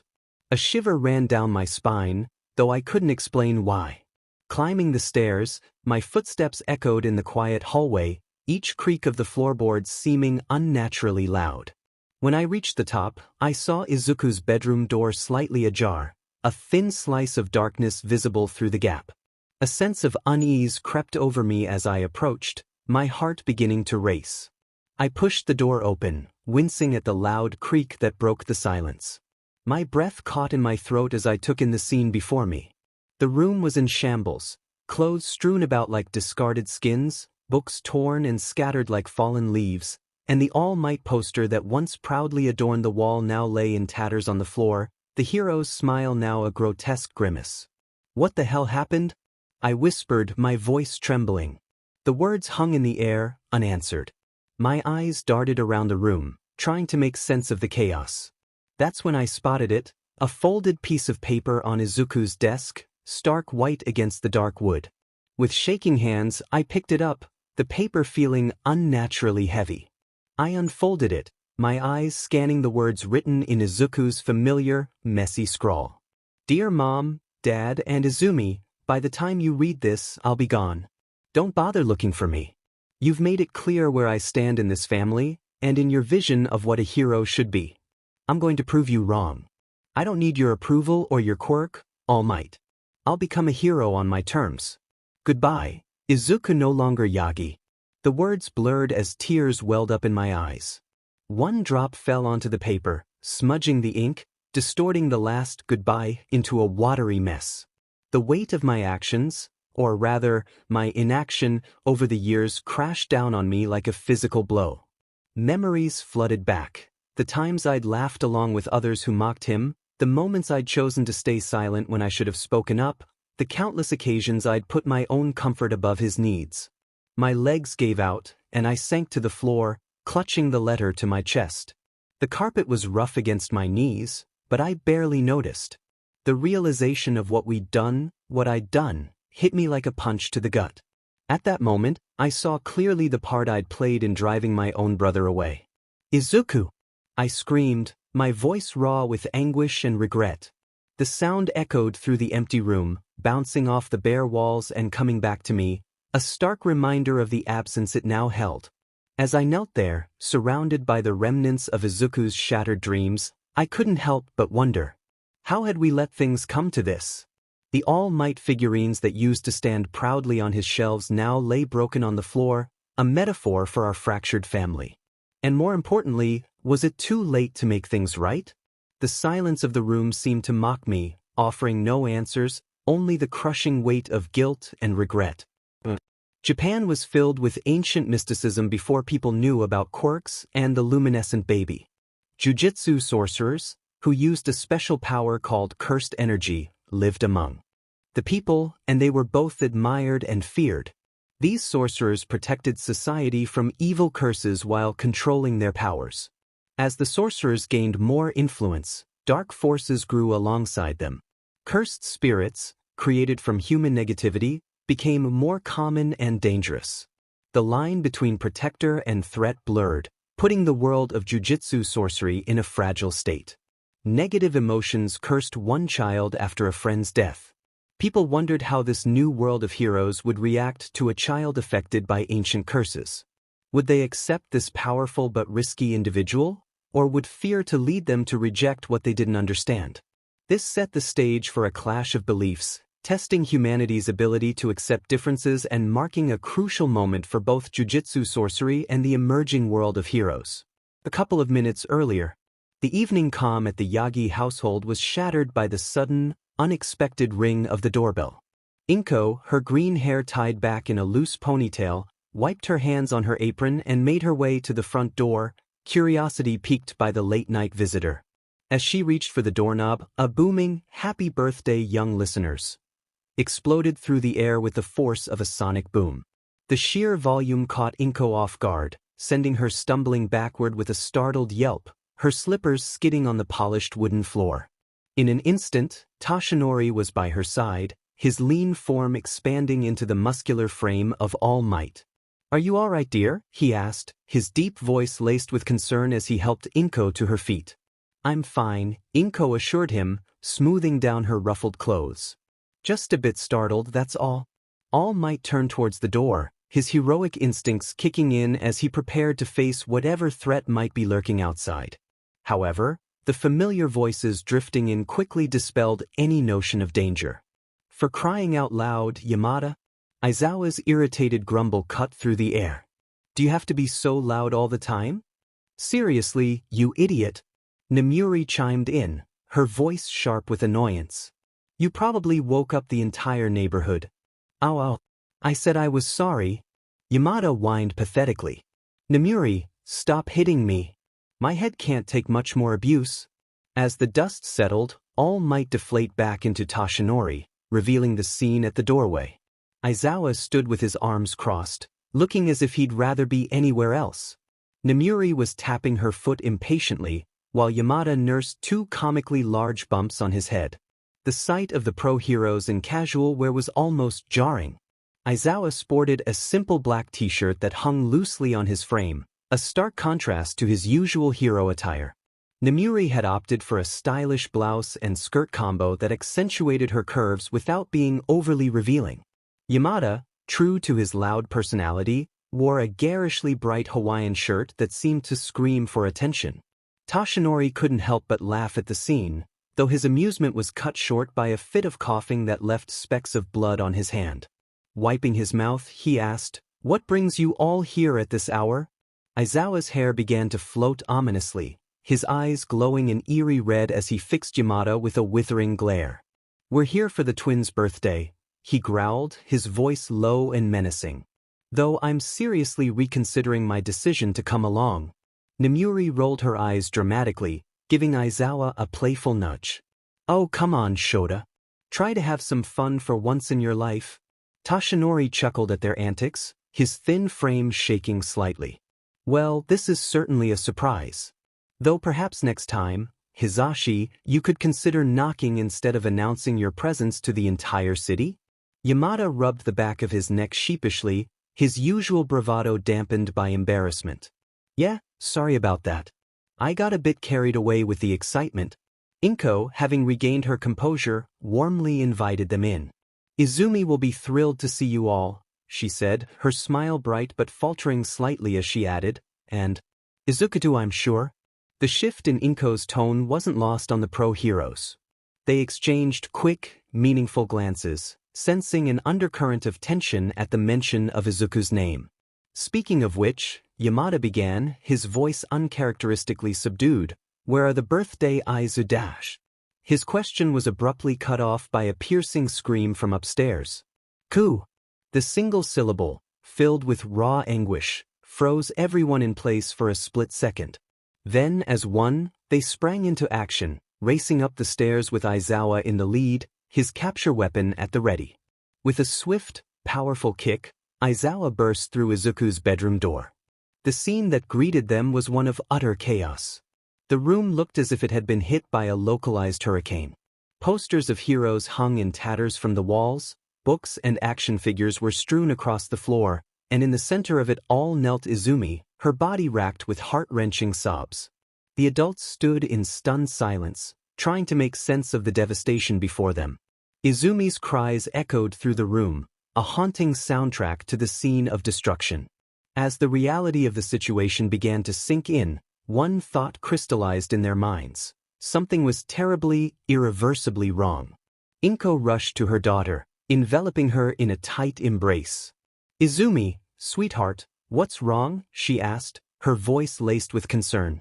Izumi looked up at her mother, her face streaked with tears and contorted with guilt. He's gone," she choked out between sobs. "Izuku's run away." Aizawa felt his stomach plummet at the news. With gentle hands, he lifted Izumi, who immediately buried her face in his chest, seeking comfort. "Uncle Aizawa," she whimpered, her voice muffled against his shirt, "it's all my fault. Izuku left because of me." As he held the distraught girl, Aizawa noticed a crumpled piece of paper clutched tightly in her hand. Carefully, he extracted it from her grasp and began to read. With each word, his anger grew, a slow-burning fury that threatened to consume him. Without a word, he passed the letter to Yamada and strode purposefully towards Toshinori. In one fluid motion, he drew back his fist and landed a solid punch to the man's jaw. Toshinori stumbled backward, his eyes wide with shock.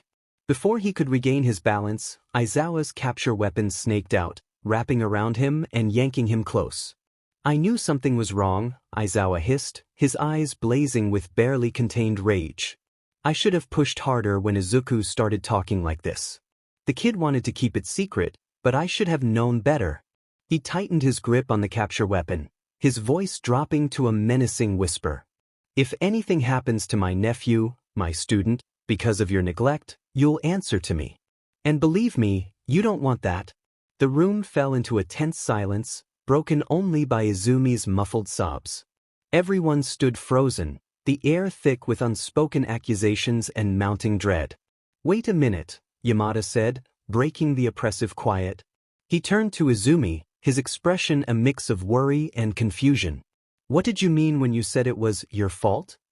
All eyes in the room swiveled to Izumi. She sniffled, trying to compose herself as she wiped away her tears. I need to tell you all something," she said, her voice barely above a whisper. "But it's not just about me. We need to call the Bakugos and the Todorokis too. And Principal Nizu. They all need to hear this. The heroes exchanged worried glances. Whatever this was, it was clearly bigger than they had initially thought. Aizawa tightened his embrace around Izumi. Are you sure about this, problem child? He asked, his gruff voice tinged with concern. Izumi nodded, her eyes shining with determination despite the tears that still clung to her lashes. Yes. It's time everyone knew the truth. About Izuku, about me. About everything. Toshinori felt a chill run down his spine. What could possibly be so serious that it involved all these people? Nemuri stepped forward, placing a comforting hand on Izumi's shoulder. All right, sweetheart. We'll make the calls. But first, let's get you some tea to calm your nerves. As they made their way downstairs, Inko spoke up, her voice trembling with a mixture of fear and confusion. Izumi, honey. What's going on? What haven't you told us? Izumi looked at her mother, her eyes a storm of guilt and resolve. Mom, there's a lot you don't know. About Izuku, about me. About what's been happening at school. I promise I'll explain everything. But not yet. Not until everyone's here. They descended the stairs, the air heavy with unasked questions and mounting tension. As Yamada reached for his phone to make the necessary calls, one thing was abundantly clear. Whatever Izumi had to say was going to change everything. The foundations of their world were about to be shaken, and nothing would ever be the same again. Meanwhile, somewhere in Mizudafu, as the night descended upon Mizudafu, Izuku Yagi found himself wandering the city streets, his heart heavy with the weight of his decision. The familiar buildings and landmarks that had once been comforting now seemed to loom over him, silent witnesses to his departure. The cool night air nipped at his skin, sending a shiver down his spine that had nothing to do with the temperature. His backpack, hastily stuffed with whatever essentials he could grab in the moment of his flight, hung heavy on his shoulders. Each step he took seemed to echo in the quiet streets, a constant reminder of the solitude he now faced. The city, usually bustling with life, felt eerily empty at this late hour, mirroring the hollowness in Izuku's chest. To distract himself from the gnawing uncertainty that threatened to overwhelm him, Izuku fumbled in his pocket for his old iPod. The device, a hand-me-down from Izumi that she had long since outgrown, felt comfortingly familiar in his hands. He untangled the earbuds with shaky fingers, grateful for this small connection to his past life. Lost in thought, Izuku almost missed the muffled sounds coming from a nearby alleyway. He paused, pulling out one earbud to listen more carefully. The voices were hushed but urgent, laced with an edge that sent chills down his spine. As he peered into the alley, his heart raced at the scene unfolding before him. 6 burly thugs surrounded a young girl, their intentions clearly malicious. "Help me!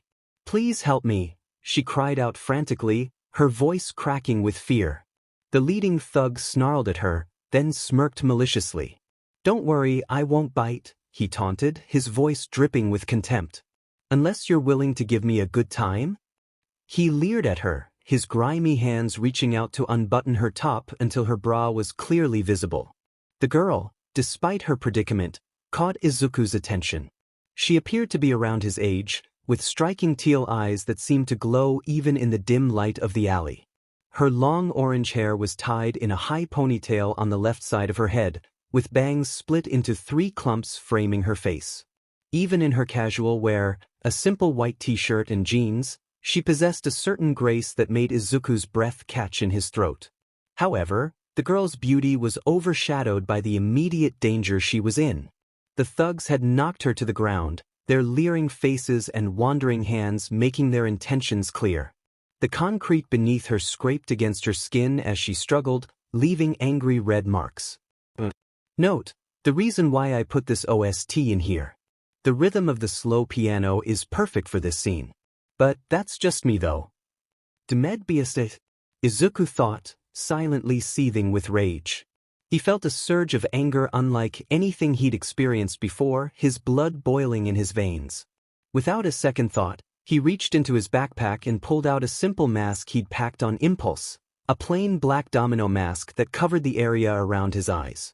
As he slipped the mask over his face, Izuku felt a strange sensation wash over him. It was as if a dam had broken inside him, releasing a flood of energy he never knew he possessed. Unbeknownst to him, a soft pink aura began to shimmer around his body, barely visible in the dim light of the alley. Acting on pure instinct, he dashed forward with surprising speed, aiming for the leader who had pinned the girl to the concrete. His feet barely seemed to touch the ground as he moved, propelled by a force he couldn't explain. Time slowed down as Izuku ran. So, Rika, he thought, reminiscing on her sacrifice to protect that poor boy all those years ago. This is how it was for you, right? Your body just moved on its own. And never forget our promise, Izuku? Rika's voice echoed in his head as he ran. He saw a force ghost of Rika, not in her curse form, but as the young girl he remembered.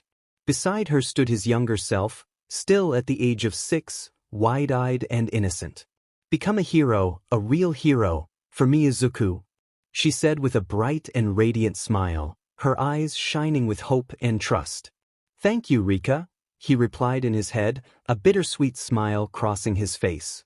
As the minor hallucination faded, he realized the leader was still holding the girl down, and he was still running at him with full speed. Letting out a battle cry in his mind, Izuku's fist connected with the thug's jaw in a solid right cross. The impact was far greater than Izuku had anticipated. As his fist made contact, arcs of reddish-black lightning crackled around it, amplifying the force of the blow. The thug was sent flying backwards, crashing into a pile of trash cans with a resounding clang that echoed through the alley. The other thugs stood frozen in shock, their eyes darting between their fallen leader and the masked figure that had seemingly appeared out of nowhere. Izuku himself was momentarily stunned by the power of his own attack, staring at his fist in disbelief as the last sparks of strange lightning faded away. What the hell was that? Izuku wondered, flexing his fingers as the pink aura around him pulsed. This pink aura. It's never happened before. Even when I was training with Aizawa-sensei. Who the hell are you? Wailed one of the thugs, his voice quavering with fear. Get that brat. Another shouted, snapping out of his stupor and charging towards Izuku. The other thugs moved towards Izuku, their faces a mix of anger and bewilderment. Izuku felt his heart pounding in his chest, but an unexpected calm washed over him. He took a deep breath, centering himself as he'd seen countless heroes do in their moments of crisis. The first thug lunged forward, his meaty fist aimed straight for Izuku's face. Time seemed to slow down as Izuku's instincts kicked in. He sidestepped the punch with surprising agility, feeling the rush of air as it missed him by mere inches. In one fluid motion, Izuku grabbed the thug's outstretched arm and used the man's momentum against him, sending him stumbling into his companions. The satisfying sound of bodies colliding filled the alley. As the thugs regrouped, Izuku quickly assessed his surroundings. The alley was narrow, lined with dumpsters and discarded cardboard boxes. The limited space would restrict his movement, but it also meant his attackers would have to come at him in smaller groups. His eyes darted around, searching for anything he could use to his advantage. They landed on a discarded metal pipe lying nearby, its dull surface glinting in the dim light. Without hesitation, he snatched it up, the cool metal grounding him in the moment and providing a reassuring weight in his hands. Two more thugs charged at him simultaneously, their faces contorted with rage. Izuku ducked under one swing, feeling the whoosh of air above his head. He blocked another attack with the pipe, the impact sending vibrations up his arm. The metallic clang echoed off the alley walls. Seizing the moment, Izuku countered with a swift kick to one thug's knee, aiming for the vulnerable joint. The man crumpled with a howl of pain that reverberated through the narrow space. The other received a sharp jab from the pipe to his solar plexus, leaving him gasping for air and clutching his midsection. Who's next? Izuku asked, his voice steady despite the adrenaline coursing through his veins. The remaining thugs exchanged wary glances, their confidence visibly shaken by the unexpected resistance from this masked stranger. The alley fell silent for a moment, save for the laboured breathing of the injured men. The two thugs Izuku had knocked down earlier struggled to their feet, groaning and rubbing their sore spots. Their once crisp clothes were now dirty and disheveled, a testament to their unexpected tumble. The leader, nursing his jaw where Izuku's punch had landed, stepped forward with a menacing glare. A thin trickle of blood ran from the corner of his mouth, which he wiped away with the back of his hand. "That hurt, you little brat," he snarled, his earlier smirk replaced by a grimace of pain and anger. His eyes narrowed dangerously as he spat out his next words. "You're dead now." As if on cue, all 6 thugs began to close in on Izuku, forming a tight circle around him. Their eyes gleamed with malice in the dim light of the alley, reminding Izuku of a pack of hungry wolves circling their prey. The tension in the air was palpable, thick enough to cut with a knife. Izuku's mind raced, assessing the situation. He was outnumbered and cornered, but strangely, he felt a sense of calm washing over him. The pink aura around him pulsed gently, almost reassuringly, like a protective cocoon. It was barely visible, but Izuku could feel its warmth, a stark contrast to the cold fear that should have been gripping him. 6 on 1, huh? Izuku mused, his voice taking on an eerily calm tone that even he didn't recognize. The thugs, focused on their impending revenge, failed to notice the subtle shift in Izuku's demeanor. They were too busy cracking their knuckles and sneering at what they thought was easy prey. At that moment, Izuku felt a strange urge. He turned slightly as if addressing an invisible audience beyond the alley walls. Breaking the 4th wall, he spoke with an unexpected hint of humor in his voice, a small smile playing on his lips beneath the mask. "Hey you guys," he said, his tone light despite the dire situation. "Ever seen it, man? Well, check this out." Without waiting for a response, Izuku shifted his stance. His feet moved into position, one slightly forward, his weight balanced perfectly on the ball of his feet.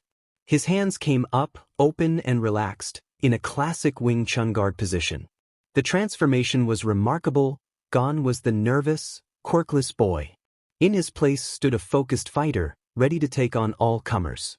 The thugs paused, momentarily thrown off by Izuku's strange behavior and unfamiliar stance. This hesitation was all Izuku needed. As the first thug lunged forward, Izuku's hands blurred into motion, deflecting the attack with a swift pack saw before countering with a rapid-fire series of chain punches to the man's chest. The thug's eyes widened in shock as each strike landed with precision, driving the air from his lungs. Izuku finished the combo with a roundhouse kick to the face, his foot connecting with a satisfying thud. The thug's head snapped back, and he crumpled to the ground, unconscious. Izuku settled back into his stance, his breath coming in short, controlled bursts. The adrenaline coursing through his veins sharpened his senses, making him acutely aware of every movement around him. The dim light of the alley cast long shadows, adding to the tension of the moment. As he prepared for the next attack, a flicker of motion caught his eye. Behind the lead thug, a familiar flash of orange hair streaked through the air. It was the girl he'd come to save, her teal eyes blazing with determination. In a stunning display of agility, she vaulted over the lead thug's broad shoulders, using him as a springboard to launch herself towards a threat Izuku hadn't even noticed. Time seemed to slow as Izuku watched her sail through the air, her body twisting gracefully. Her long orange ponytail whipped behind her, catching the faint moonlight. Her leg extended in a perfect arc, connecting solidly with the face of a thug who had been sneaking up behind Izuku. The impact of her flying dragon kick echoed through the alley, followed by the dull thud of the thug's body hitting the ground. As she landed, light on her feet despite the force of her attack, Izuku felt a rush of admiration. Without a word, they moved in sync, positioning themselves back to back. Izuku could feel the warmth of her presence, a stark contrast to the cool night air. The remaining thugs circled them, their faces a mix of anger and uncertainty. "Nice moves," Izuku murmured, his eyes scanning the remaining thugs who now looked significantly less confident. "Right back at you, mystery hero," the girl replied, her voice tinged with a mix of gratitude and excitement. "I'm Itsuka, by the way. Itsuka Kendo." "Izuku." "Nice to meet you, Itsuka," Izuku said, a small smile playing on his lips beneath his mask. "Ready to finish this?" "Yeah, but the lead thug is mine," Itsuka replied, her eyes narrowing towards the burly man who had caused her so much distress. There was a fire in her teal eyes that Izuku couldn't help but admire. With that declaration, the two of them moved in perfect synergy, as if they had been training together for years. Izuku ducked under a wild haymaker, feeling the whoosh of air above his head. On the other side, Itsuka gracefully sidestepped a clumsy kick. In a flash, she grabbed the extended leg, her fingers wrapping around the attacker's ankle. With a strength that belied her slender frame, she brutally smashed her elbow onto the guy's kneecap. The sickening crack that followed made even Izuku wince. The thug howled in pain, his leg now useless. But Itsuka wasn't done. As he swung his arm in a desperate attempt to hit her, she ducked under, her orange ponytail whipping through the air. In one fluid motion, she locked the thug into a suplex, using his momentum against him. The impact as he hit the ground knocked the wind out of him, the sound echoing off the alley walls. Itsuka smoothly transitioned to a top-mount position, her face a mask of controlled fury. She rained down a few vicious strikes, her fists connecting with precision. The thug's attempts to block became weaker with each hit, his arms flailing uselessly. Finally, Itsuka raised her elbow high, the moonlight glinting off her determined eyes, and brought it down in a devastating ground elbow smash. The thug's head snapped back, and he went limp, knocked out cold. Meanwhile, Izuku was dealing with his opponent. He clapped his hand against the thug's throat, causing the man to gasp and stumble back, eyes bulging. Seizing the opportunity, Izuku switched stances, his footwork impeccable as he transitioned into a boxing combination. Left jab, right cross, left hook, each punch landed with increasing force, driving the thug back. The sound of fist meeting flesh echoed in the narrow alley. The thug, dazed but still standing, didn't see the spinning back kick coming. Izuku's foot connected solidly with the man's solar plexus, sending him flying. He crashed into the alley wall with a dull thud, sliding down to the ground in a heap, leaving a smear of dirt on the grimy bricks. But the fight wasn't over. The last thug, seeing his companions fall, charged at Izuku from behind with a roar of rage. Izuku spun around, his fist already in motion. As it connected with the thug's jaw, that strange reddish-black lightning crackled around his hand once more, illuminating the alley with an eerie glow. The impact was tremendous, lifting the thug off his feet and sending him soaring through the air before crashing into a pile of garbage bags. The bags burst on impact, scattering trash across the alley. Just as Izuku thought it was over, movement caught his eye. The lead thug, bruised and battered, had pulled out a gun. His hand shaking with pain and anger, he aimed it at Itsuka, who was still catching her breath after her last fight. The metallic click of the gun's safety being removed seemed to echo in the sudden silence. Time seemed to slow down. Izuku's eyes darted around, looking for anything he could use. He spotted a metal pipe lying nearby, knocked loose during the scuffle.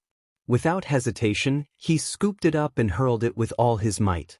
The pipe whistled through the air, spinning end over end. It struck the thug's gun arm with pinpoint accuracy, eliciting a cry of pain as the weapon clattered to the ground. The sound of metal hitting concrete rang out, followed by the thug's pained groan. Itsuka, alerted by the noise, spun around. Seeing the fallen gun and the thug's pained expression, she didn't hesitate. With a grimace of determination, she delivered a powerful kick right between the thug's legs. The man's eyes bulged, and he let out a high-pitched wheeze before collapsing to his knees. Itsuka stood over him, her chest heaving with exertion but her eyes still blazing with righteous anger. The alley fell silent, save for the groans of the defeated thugs and the heavy breathing of Izuku and Itsuka. "That," she spat, her voice trembling with a mix of anger and relief, "was for earlier, you creep." Izuku nodded, a grim satisfaction settling over him as he surveyed the scene. The alley was a battlefield of groaning bodies and scattered debris, testament to the fierce fight that had just unfolded. Adrenaline still coursed through his veins, making his hands tremble slightly. The cool night air carried the acrid scent of sweat and fear, mingling with the metallic tang of blood. "Let's leave these fools for the cops," Izuku said, his voice low and steady despite the turmoil of emotions swirling inside him.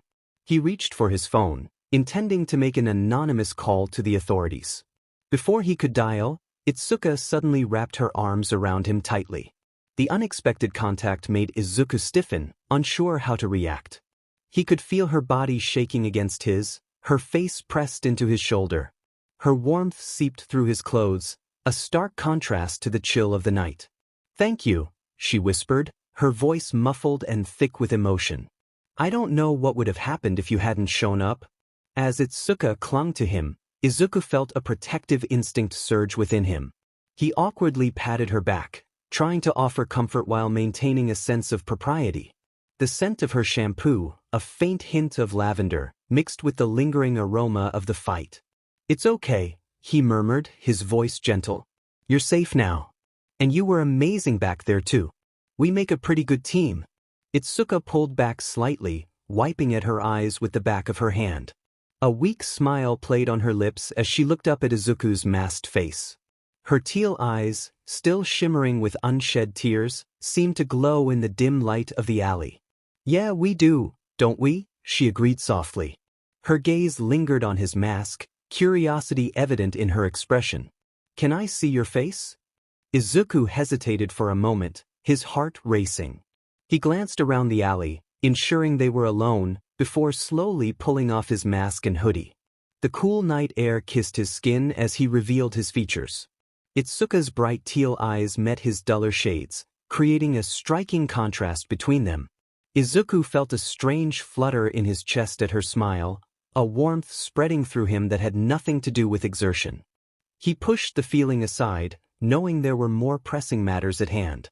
"We should probably get out of here," he said, glancing around nervously. "I'll call the police, but we shouldn't stick around. Are you okay to walk?" Itsuka nodded, taking a deep breath to compose herself. Her hands smoothed down her disheveled clothes, a futile attempt to regain some semblance of normality. "Yeah, I'm fine. But a little shaken up." She paused, biting her lip. Would you mind walking me home? I know it's a lot to ask, but..." "Of course," Izuku replied without hesitation. His voice was firm, reassuring. "Let's go. We can call the police on the way." As they left the alley, stepping out onto the dimly lit street, Izuku couldn't help but feel a sense of pride swelling in his chest. For the first time in his life, he had truly acted like a hero. The weight of his actions, the lives he'd potentially saved, settled on his shoulders not as a burden, but as a mantle of responsibility. He walked beside Itsuka, her presence a comforting warmth in the cool night air. The city around them seemed different now, full of shadows and potential threats, but also opportunities to make a difference. As they made their way through the quiet streets, Izuku realized that this was just the beginning of his journey. They arrived at a dojo with a sign that read Tetsu no Tsum, Iron Claw, above the entrance. Izuku couldn't help but smile at the sight of the traditional-looking building, its warm lights spilling out onto the street, creating a welcoming glow in the darkness. "So this is your home," he said, admiring the well-maintained exterior. The wooden structure had a certain charm, with its sliding doors and tiled roof, a stark contrast to the modern buildings surrounding it. "Yep," Itsuka chirped, a hint of pride in her voice. She approached the door and knocked lightly, her knuckles rapping a familiar pattern. "Okasan. Otosan. I'm home." The door slid open quickly, the sound of wood against wood accompanied by a gust of warm air from inside. An athletic woman with fiery red hair tied back in a messy ponytail and piercing green eyes appeared. She wore a red Hanton jacket over white sweatpants, looking ready for action even at this late hour. "There you are, Squirt," she exclaimed, her voice a mix of relief and excitement. She pulled Itsuka into a bear hug, lifting the girl off her feet. "I was about to send out a search party." Itsuka squirmed out of the hug, rolling her eyes but unable to hide her smile. "I'm fine. Oh, and I brought someone with me." Itsuka's mom finally noticed Izuku, who was awkwardly shifting from foot to foot. He bowed deeply, feeling like he was under a microscope as her sharp eyes assessed him. "Hideo," she called over her shoulder, excitement creeping into her voice. "Our little Itsuka brought a boy home." She turned back to Izuku, her eyes twinkling with curiosity and a hint of mischief. "What's your name, kiddo?" "Izuku, ma'am," he replied, still bowing, his voice slightly muffled by his position. "Oh, none of that formal stuff. Call me Akane," she said, gently nudging him to stand up straight. She was giving him a once-over, like she was trying to figure him out. Her eyes lingered on his scruffy clothes and the way he held himself, a mix of curiosity and concern flashing across her face. Just then, heavy footsteps approached from inside, each step resonating through the wooden floor. A mountain of a man appeared in the doorway, ducking slightly to fit through. He had Itsuka's orange hair, but his kind brown eyes seemed out of place on such an intimidating figure. His muscular frame filled the doorway, and Izuku had to crane his neck to look up at him. "This is my husband, Hideo," Akane said, sounding pretty proud, patting the giant man's arm affectionately. Hideo moved forward with surprising grace for such a big guy. He looked from Itsuka to Izuku, his eyebrows raised in a silent question. "So," he rumbled, his voice deep as thunder but not unkind, "what brings you to our doorstep at this hour, young man?" Izuku took a deep breath, steeling himself. He started explaining what happened, his words tumbling out faster as he recounted the events. As he talked about the thugs in the alley and how he and Itsuka fought them off, the atmosphere in the small entryway grew tense. Hideo listened with his arms crossed, his expression a mix of worry and pride. Itsuka stood tall next to Izuku, nodding along to confirm his story, occasionally adding details he missed. Akane's mood did a complete. Her earlier warmth vanished, replaced by a quiet fury that seemed to radiate from her very being. Her red hair started floating, defying gravity as if it had a mind of its own.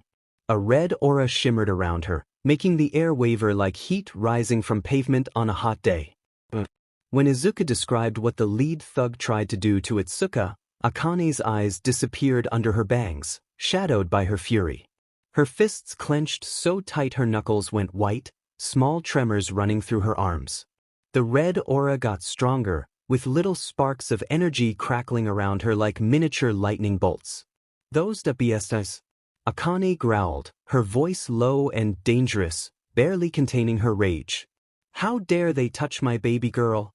Hideo put a hand on his wife's shoulder, though he looked pretty angry too. His jaw was clenched, a vein pulsing in his temple. "Easy, love," he murmured, his deep voice a soothing rumble. "Our girl's safe, thanks to this young man." Izuku, feeling the tension crackling in the air, quickly added, "Itsuka was amazing too. We fought side by side. She's really tough." He glanced at Itsuka, hoping his words would help calm her parents. Itsuka nodded, putting a hand on her mom's arm. "It's true, Mom. Izuku saved me, but I used everything you and Dad taught me. Those guys didn't know what hit them." Akane's aura slowly faded, her hair settling back down like a retreating tide. She took a deep breath, visibly trying to calm herself. When she looked up, her eyes were a mix of fierce pride and lingering anger. "Thank you, Izuku," she said, her voice thick with emotion. She turned to Itsuka, cupping her face gently. "And you, my brave girl. I'm so proud of you." Hideo nodded, his massive hand resting on Itsuka's shoulder. "You've both shown real guts tonight," he said, his deep voice full of approval. "Izuku, we owe you one. Come on in. I think we've got a lot to talk about, and you look like you could use a rest." Izuku was about to politely decline, but then Itsuka hit him with those puppy dog eyes. Man, it was like looking at his sister all over again. He felt his willpower crumbling faster than a sandcastle at high tide. What the heck? I guess I could hang for a bit," he said, rubbing the back of his neck sheepishly. Itsuka's face lit up like a Christmas tree, and Izuku felt all warm and fuzzy inside, a feeling he hadn't experienced in a long time.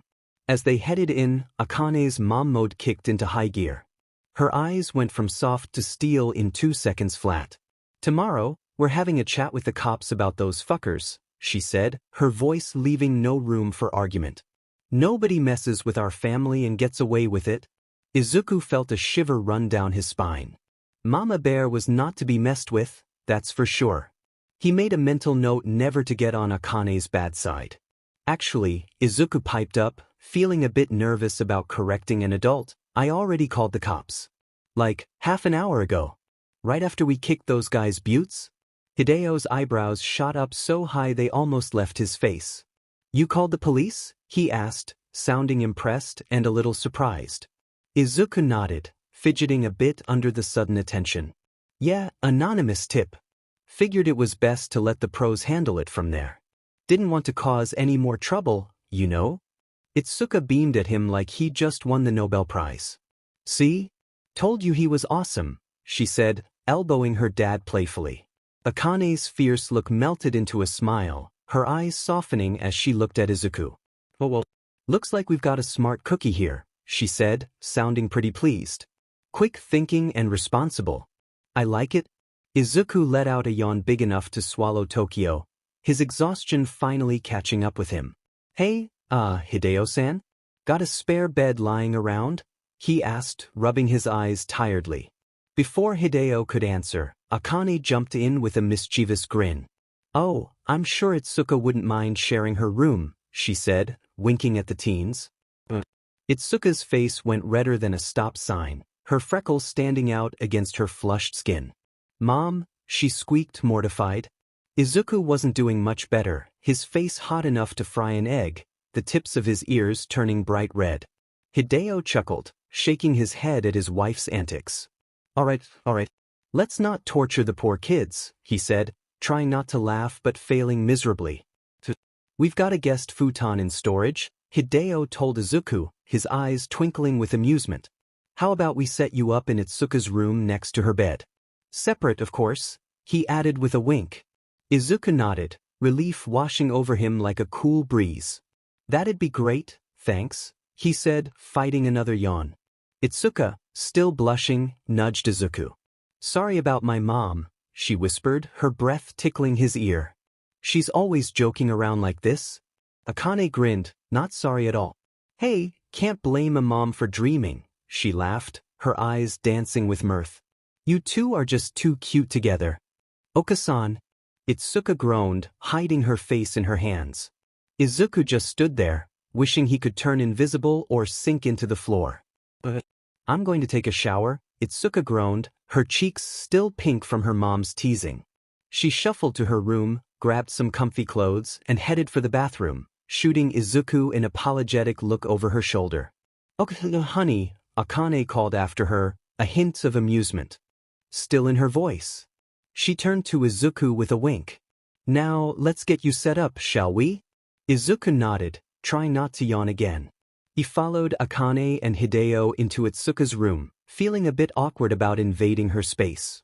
The room was cozy, with martial arts posters lining the walls and a few stuffed animals peeking out from the bed. A small desk in the corner was covered in school books and hero magazines, a testament to Itsuka's interests. The air smelled faintly of lavender and something uniquely Itsuka.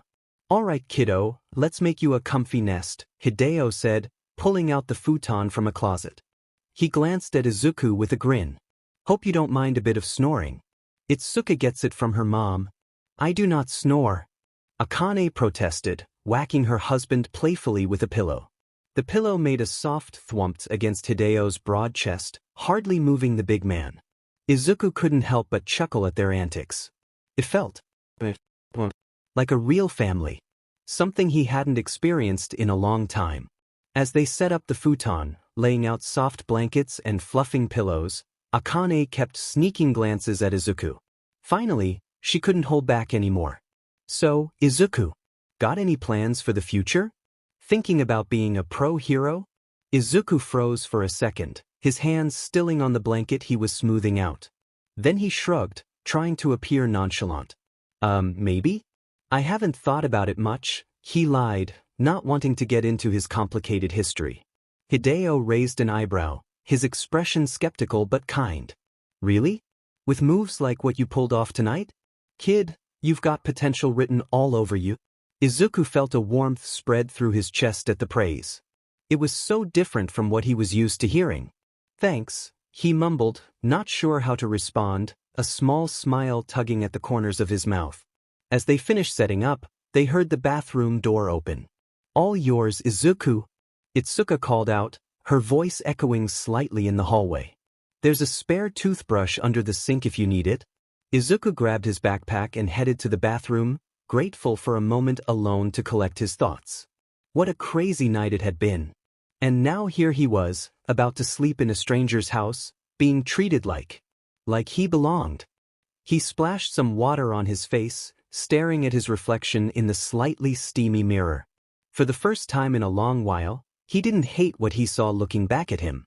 His green eyes seemed a little brighter, his shoulders a little straighter. Maybe, just maybe, things were looking up. As he brushed his teeth with the spare toothbrush, Izuku couldn't help but wonder what tomorrow would bring. For once, he found himself looking forward to finding out. But after his shower, Izuku sprawled out on the futon, his body clean but his mind racing. The night's events played on repeat in his head, each replay more vivid than the last.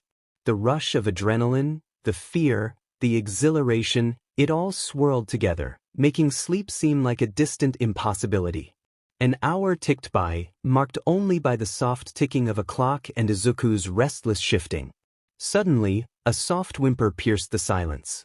Izuku sat up, his eyes straining through the darkness towards Itsuka's bed. He could make out her form tossing and turning, clearly caught in the grip of a nightmare. Izuku hesitated, torn between the longing to help and the fear of overstepping. Another whimper, this one more distressed, made the decision for him. He rose quietly, padding across the room on bare feet. "Itsuka," he whispered, reaching out to gently shake her shoulder. "Hey, it's okay. You're safe now." Itsuka's eyes snapped open, wide and unfocused. For a heart-stopping moment, she looked at Izuku as if he were a stranger, fear clouding her features. Then, recognition dawned, and with a choked sob, she launched herself into his arms. "Izuku," she stammered, her voice muffled against his chest. "They were back. The alley. I couldn't. I was so scared." Izuku awkwardly patted her back, his own heart racing at the unexpected closeness. "Shoo, it's all right," he murmured, trying to sound reassuring. "It was just a bad dream. Remember how we handled those guys earlier? We're a pretty good team, right?" Itsuka nodded against him, her breathing gradually slowing. She pulled back slightly, her cheeks flushed with embarrassment in the dim light. "Sorry," she mumbled, not quite meeting his eyes. "I didn't mean to freak out on you like that." Izuku shook his head, offering a small smile. "No need to apologize. After everything that happened tonight, anyone would be shaken up." They sat in companionable silence for a moment, the quiet broken only by the distant sounds of the city night. Then, Itsuka spoke, her voice small and hesitant. "Would you maybe stay? Just until I fall asleep?" Izuku felt heat rise to his face, grateful for the darkness that hid his blush. He nodded, managing to keep his voice steady. "Yeah, of course. If it'll help you feel better." He settled next to her on the bed, careful to stay on top of the covers. Itsuka curled up against him, her head finding a spot on his shoulder. Within minutes, her breathing evened out, sleep claiming her once more. Izuku had every intention of sneaking back to his futon once Itsuka was soundly asleep. But the warmth of her beside him, combined with the exhaustion from their eventful day, proved too powerful a lullaby. Before he knew it, his own eyes had drifted shut, soft snores escaping him. In the doorway, Hideo and Akane stood silently, having been drawn by the earlier sounds of distress. They shared a tender smile at the sight of the two teenagers, peacefully asleep and finding comfort in each other's presence. "Should we not let him stay just one night?" Hideo whispered, his voice barely audible in the stillness of the dojo. His eyes darted between Itsuka and the sleeping form of Izuku, concern etched deeply into the lines of his weathered face. The moonlight streaming through the window cast long shadows across the room, giving the scene an almost surreal quality. Akane shook her head, placing a gentle hand on her husband's arm. "Nah, let them be," she murmured. "Looks like they both needed this. Besides, I can see in that boy's eyes he's had it rough. A little peace won't hurt him." As they quietly closed the door, Akane leaned against Hideo, a mischievous glint in her eye despite the late hour. "You know," she said, her voice low but playful, "I have a feeling we'll be seeing a lot more of that kid around here." Hideo chuckled softly, wrapping an arm around his wife. "You think so?" Well, if he keeps our little Spitfire safe and happy, he's welcome anytime. They made their way back to their own room, leaving the two teenagers to their peaceful slumber. In the quiet of the night, it seemed as if the world had shrunk down to just this moment, this connection forming between two young souls who had found unexpected solace in each other. Meanwhile, the tension in the Yagi house was palpable, thick enough to slice with a knife. The living room was packed to the brim with an eclectic mix of people, the Yagis, Bakugos, Todorokis, and a handful of pro-heroes. Even Principal Nizu, with his enigmatic animal features, perched on the edge of an armchair, his beady eyes scanning the room. The air felt heavy, charged with a volatile cocktail of shock, anger, and guilt. Izumi had just finished her gut-wrenching confession about Izuku's years of torment. Her voice had quivered as she recounted the relentless bullying, not just from Katsuki, but from herself and the Todoroki twins too. As she spoke, the adults' faces had morphed from confusion to horror to barely contained rage. If looks could kill, the Yagis would have been 6 feet under from the death glares they were receiving. Tashinori, once the symbol of peace and strength, now sat with his head in his hands, looking like a deflated balloon. Inko was quietly sobbing into a handkerchief, her small frame shaking with each muffled cry. The pro-heroes exchanged dark glances, their hands clenching into fists at their sides, knuckles turning white with suppressed anger. But trust Katsuki to pour gasoline on an already raging fire.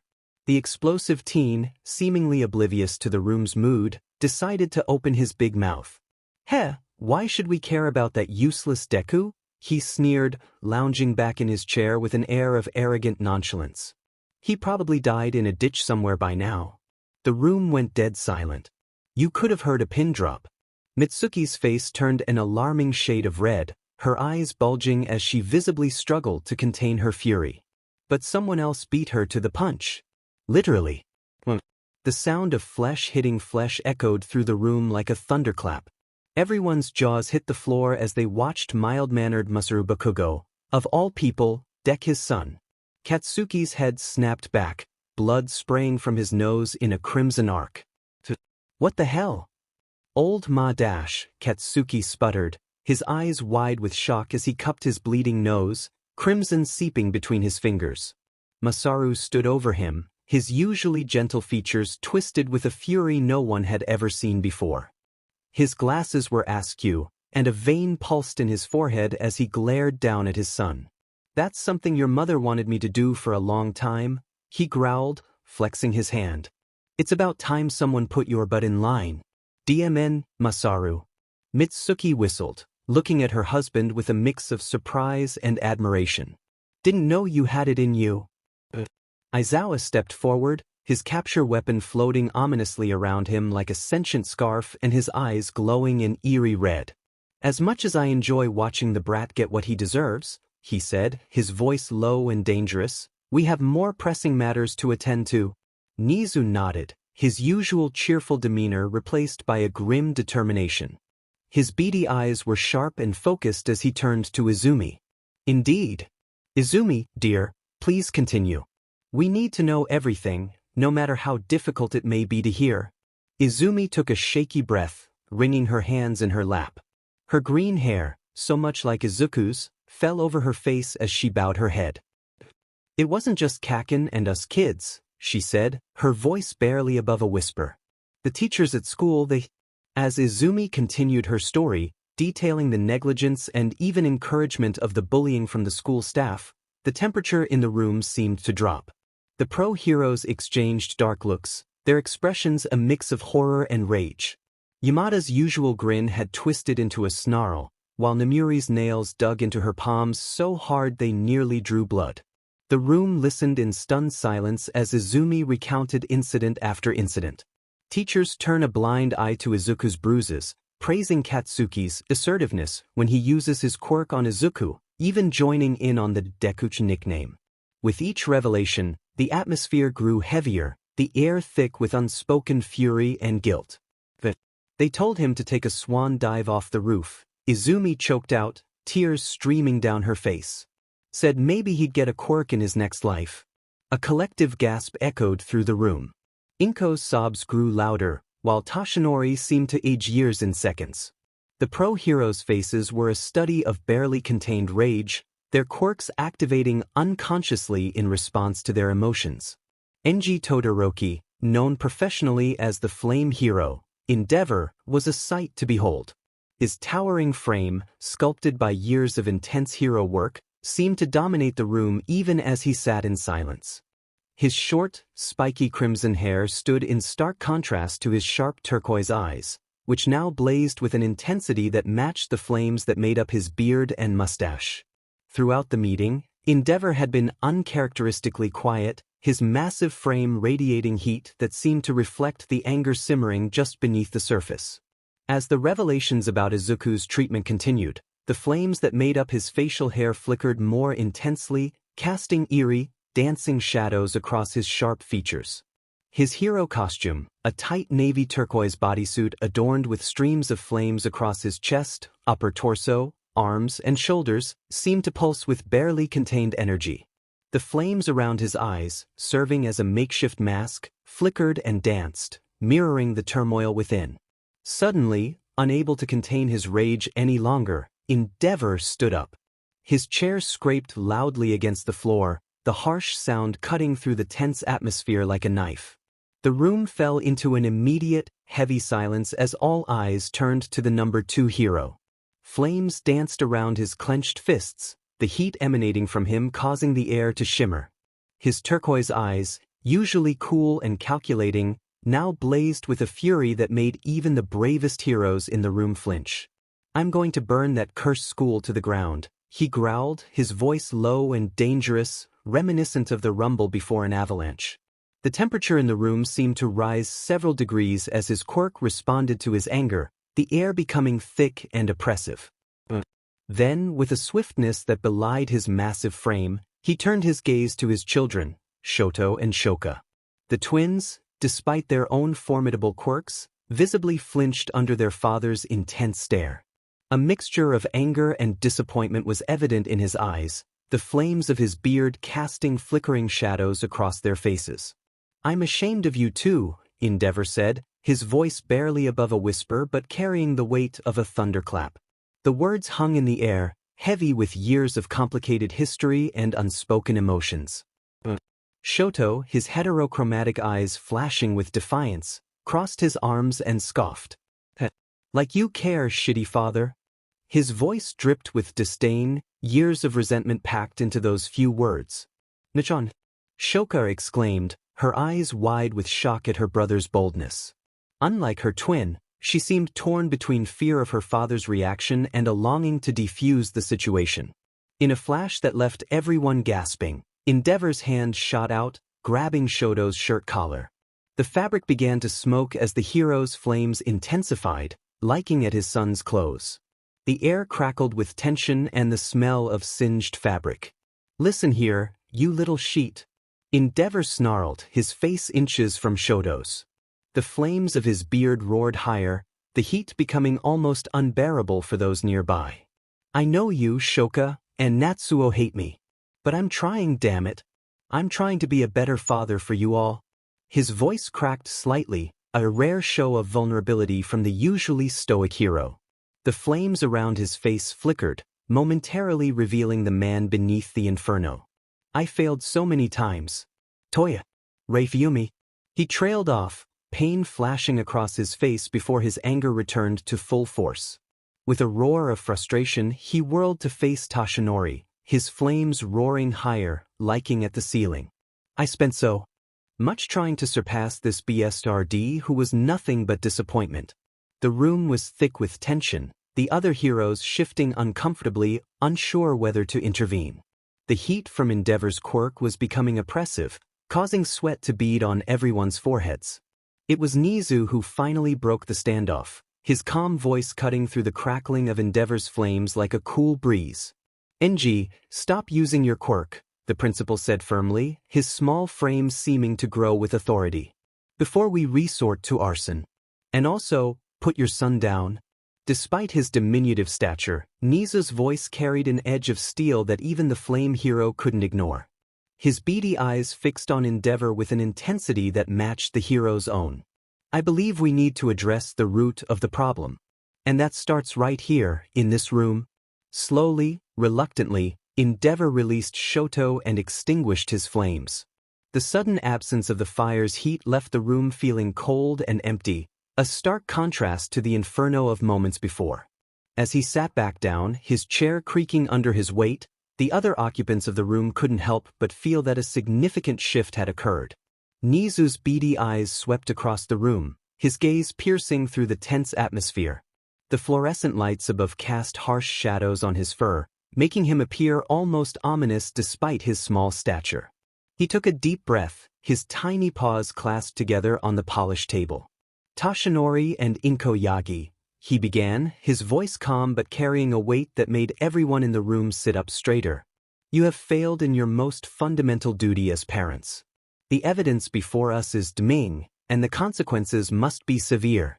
He paused, letting his words sink in. Therefore, you will both be losing custody of Izuku Yagi once he's found. Inko's quiet sobs intensified, her shoulders shaking violently as she buried her face in her trembling hands. The sound of her grief was a stark contrast to the sterile silence of the room.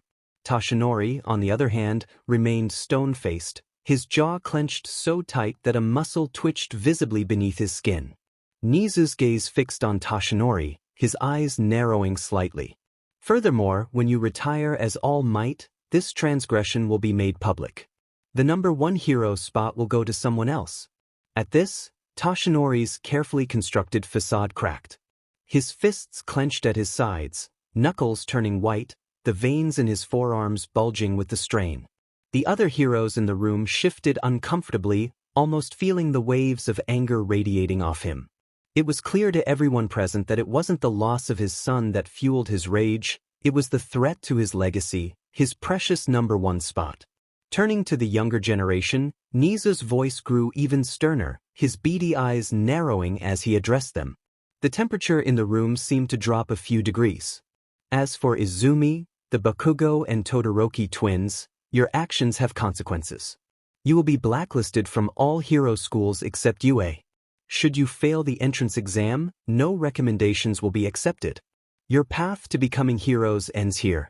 The room fell into a stunned silence as the weight of Nizu's words sank in.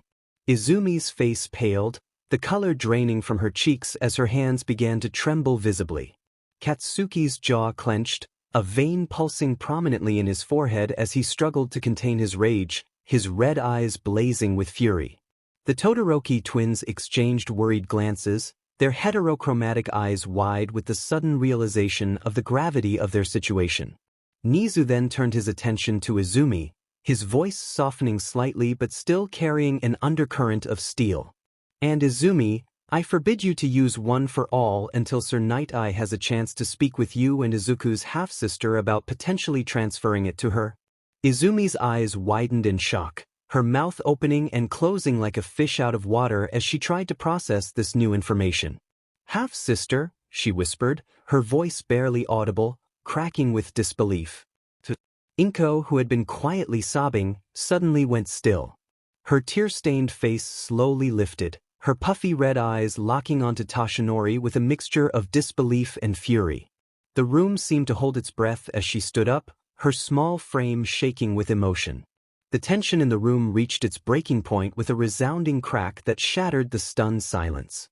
Inko's palm connected with Toshinori's cheek, the force of the slap so powerful it whipped his head to the side. A bright red mark bloomed on his skin, stark against his pale complexion. How long? Inko demanded, her voice a trembling mix of fury and anguish. Her usually neatly styled green hair was now disheveled, framing her face like a wild halo. Her eyes, normally soft and kind, blazed with a mixture of hurt and anger that seemed to bore into Toshinori's very soul.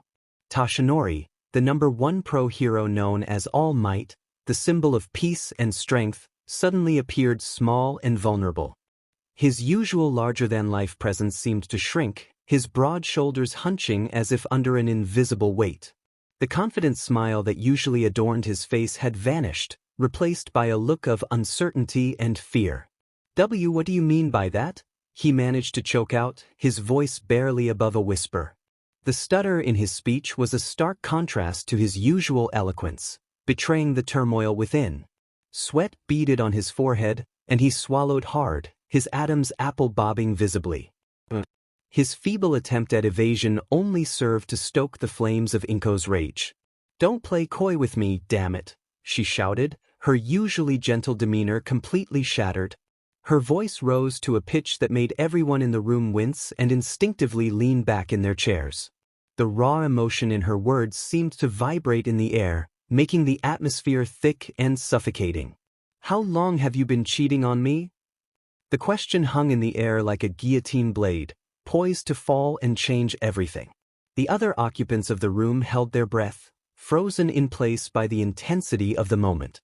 They were unwilling spectators to this deeply personal confrontation, unable to look away yet feeling like intruders in a private tragedy. Tashinori's eyes darted around the room, desperate for an escape from the accusation that hung in the air like a toxic cloud. His gaze flitted from face to face, finding no solace in the stern expressions of his colleagues or the hurt etched into Inko's features. The walls of the conference room seemed to close in on him, trapping him with the weight of his secrets. There was nowhere to run, nowhere to hide from the truth that was about to come crashing down. His broad shoulders, usually held high with the confidence of the symbol of peace, now slumped in defeat. The fight drained from him, leaving behind a shell of the man he pretended to be. As the silence stretched on, Tashinori's appearance seemed to age before their eyes. The lines on his face deepened, etching the weight of his secrets into every crevice. His usually vibrant blonde hair seemed duller, as if the very life was being sucked out of him by the impending confession. He swallowed hard again, his Adam's apple bobbing visibly. His hands, capable of delivering earth-shattering punches, now trembled slightly as he clasped them together on the table. When he finally spoke, his voice was barely above a whisper, cracking with the strain of his admission. "Since you were pairing with Izuku and Izumi," he said, the words tumbling out like stones, heavy and irretrievable. He couldn't bring himself to meet Inko's gaze, instead focusing on a spot on the table, as if it held the answers to fix this mess he had created. The silence that followed was deafening, a heavy blanket of tension settling over the room. Inko stood there, frozen, her eyes wide and unblinking as the full weight of Tashinori's confession crashed down upon her. The color drained from her face, leaving her complexion ashen and sickly. Her hands, which had been clenched into tight fists at her sides, now trembled visibly. For what felt like an eternity, the only sound in the room was the soft ticking of the wall clock, each second stretching out painfully. Then, Inko took a deep breath, her chest rising and falling slowly as she gathered her strength. When she finally spoke, her voice was eerily calm, a stark contrast to the storm of emotions raging behind her eyes. "After this meeting is over," she said, each word carefully measured and deliberate, "you and I are getting a divorce. I'm done with you, Tashinori Yagi." The finality in her tone left no room for argument or plea. It was as if she had drawn a line in the sand, separating her past life from the future she now faced alone. Mitsuki, who had been watching her friend with growing concern, immediately sprang into action. She rushed to Inko's side, her movements quick and purposeful. Gently, she wrapped her arms around Inko's shaking form, offering silent support and comfort.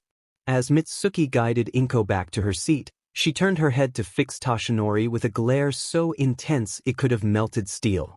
Her red eyes, usually warm and full of life, now flashed with a mixture of contempt and righteous anger. The look spoke volumes, conveying without words the depth of her disgust and disappointment in the man she had once respected. Inko allowed herself to be led, her steps unsteady as the shock began to give way to a bone-deep weariness. As she sank into her chair, the reality of her situation seemed to crash over her anew. Her shoulders slumped, and for a moment, she looked small and vulnerable, a far cry from the strong, nurturing mother she had always been. Mitsuki kept a protective arm around her friend, her presence a silent promise of support in the difficult days to come. The room remained silent, the air thick with unspoken words and shattered trust. Tashinori sat there, his face a mask of fury. His fists clenched at his sides, knuckles turning white as he silently seethed. "In you, little sheet," he cursed mentally, his thoughts turning to Izuku and the mess his disappearance had caused. The vein in his forehead pulsed dangerously, his teeth gritted so hard they seemed in danger of cracking. Meanwhile, Katsuki and Shoto were lost in their world of rage. Their faces were contorted with fury, fists clenched so tight their nails dug into their palms, leaving crescent-shaped marks. Though they remained silent, their thoughts were in perfect, vengeful sync. "When I find that Dmed Deku, I'll kill him." The air around Katsuki crackled with small explosions, while the temperature around Shoto fluctuated wildly between freezing and scorching. Mitsuki broke the tense silence, her voice uncharacteristically quiet, a stark contrast to her usual boisterous demeanor. "What about Izuku? What are we doing to find him?" Nizu's ears twitched a subtle movement that drew all eyes to him. "I already have somebody looking for him. Every available hero will be on the lookout." He paused, his small frame seeming to deflate slightly, the weight of the situation evident in the slump of his shoulders. "But," he continued, his voice heavy with implication, "given the circumstances, we must prepare ourselves for the possibility that Izuku may not want to be found." A collective shudder ran through the room at the implications of Nizu's words. The weight of their actions, the years of neglect and abuse, settled heavily on their shoulders like a physical burden. The silence that followed was thick with guilt, regret, and the dawning realization of the magnitude of their failures. Back at the Iron Claw Dojo, a figure hovered silently in the air, his presence undetected by the sleeping occupants below. Moonlight spilled through the window, casting an ethereal glow on his snow-white hair. He wore a dark blue zip-up jacket with a high collar that rustled softly in the night breeze. His slim-fit black briefs and polished dress boots completed the ensemble, giving him an air of understated elegance. The most striking feature, however, was the white bandages covering his eyes. Despite this apparent blindness, he seemed to observe the scene below with keen interest, his head tilted slightly as if listening to something beyond normal hearing. The bandages moved slightly with each subtle shift of his expression, hinting at the eyes hidden beneath. His attention was focused on the sleeping form of Izuku, curled up next to Itsuka. A faint, pinkish aura surrounded the boy, barely visible to the naked eye but clear as day to the floating observer. The aura pulsed gently, like a heartbeat, occasionally flickering with bursts of energy. "So, this is the boy that Nizu wanted me to find," the man mused, his voice barely a whisper. "His cursed energy is strong. I can tell." He paused, taking in the peaceful scene before him. The dojo was quiet, save for the soft breathing of the sleeping teens and the occasional creak of the old wooden floor. He floated closer, careful not to disturb the sleeping teens. The floorboards beneath him didn't even creak, as if he weighed nothing at all. As he approached, the pink aura around Izuku seemed to respond, growing slightly brighter before settling back down. The man's lips curved into a small smile, a mix of curiosity and anticipation. "Izuku Yagi," he murmured, his voice carrying a hint of both awe and excitement. "You'll be interesting to train." His fingers twitched slightly, as if itching to begin molding this raw talent before him. As if responding to his words, the aura around Izuku flickered again, growing noticeably brighter for a moment before settling back down. The man's eyebrows rose behind his bandages, intrigued by this unconscious display of power. He leaned in closer, studying the aura's patterns and fluctuations. Responsive even in sleep," he noted, his voice tinged with fascination. "Raw potential but uncontrolled. We'll need to work on that." He straightened up, his mind already racing with potential training regimens and exercises. He hovered there for a few more moments, seemingly deep in thought. His head tilted from side to side, as if weighing different options or considering various paths forward. Then, with a barely audible sigh that carried both anticipation and a hint of concern, he began to float towards the window. "Rest well, young Izuku," he said softly, his voice carrying a mix of encouragement and warning. "Your real journey begins soon, and it won't be an easy one." With that, he slipped out into the night, his form melding seamlessly with the shadows. The only trace of his presence was a lingering sense of anticipation in the air, a promise of challenges and growth to come. The dojo fell back into silence, its occupants blissfully unaware of the watchful eyes that had been upon them, or the destiny that was slowly unfurling for the black-haired boy with green streaks sleeping peacefully below. The mysterious figure disappeared into the night. A gentle breeze rustled through the dojo, carrying with it the faint scent of cherry blossoms. It was as if the very air was whispering of the changes to come, of the trials and triumphs that lay ahead for Izuku and his newfound family at the Iron Claw Dojo. Izuku Okkotsu, formerly known as Izuku Yagi, found himself in a room that seemed to pulse with ancient energy. Intricate talismans adorned the walls, their cryptic symbols dancing in the dim light. Cursed objects of various shapes and sizes littered the shelves, each one emanating an aura of foreboding. As Izuku's eyes roamed over these mystical artifacts, his mind wandered to the various curses that had plagued his own life.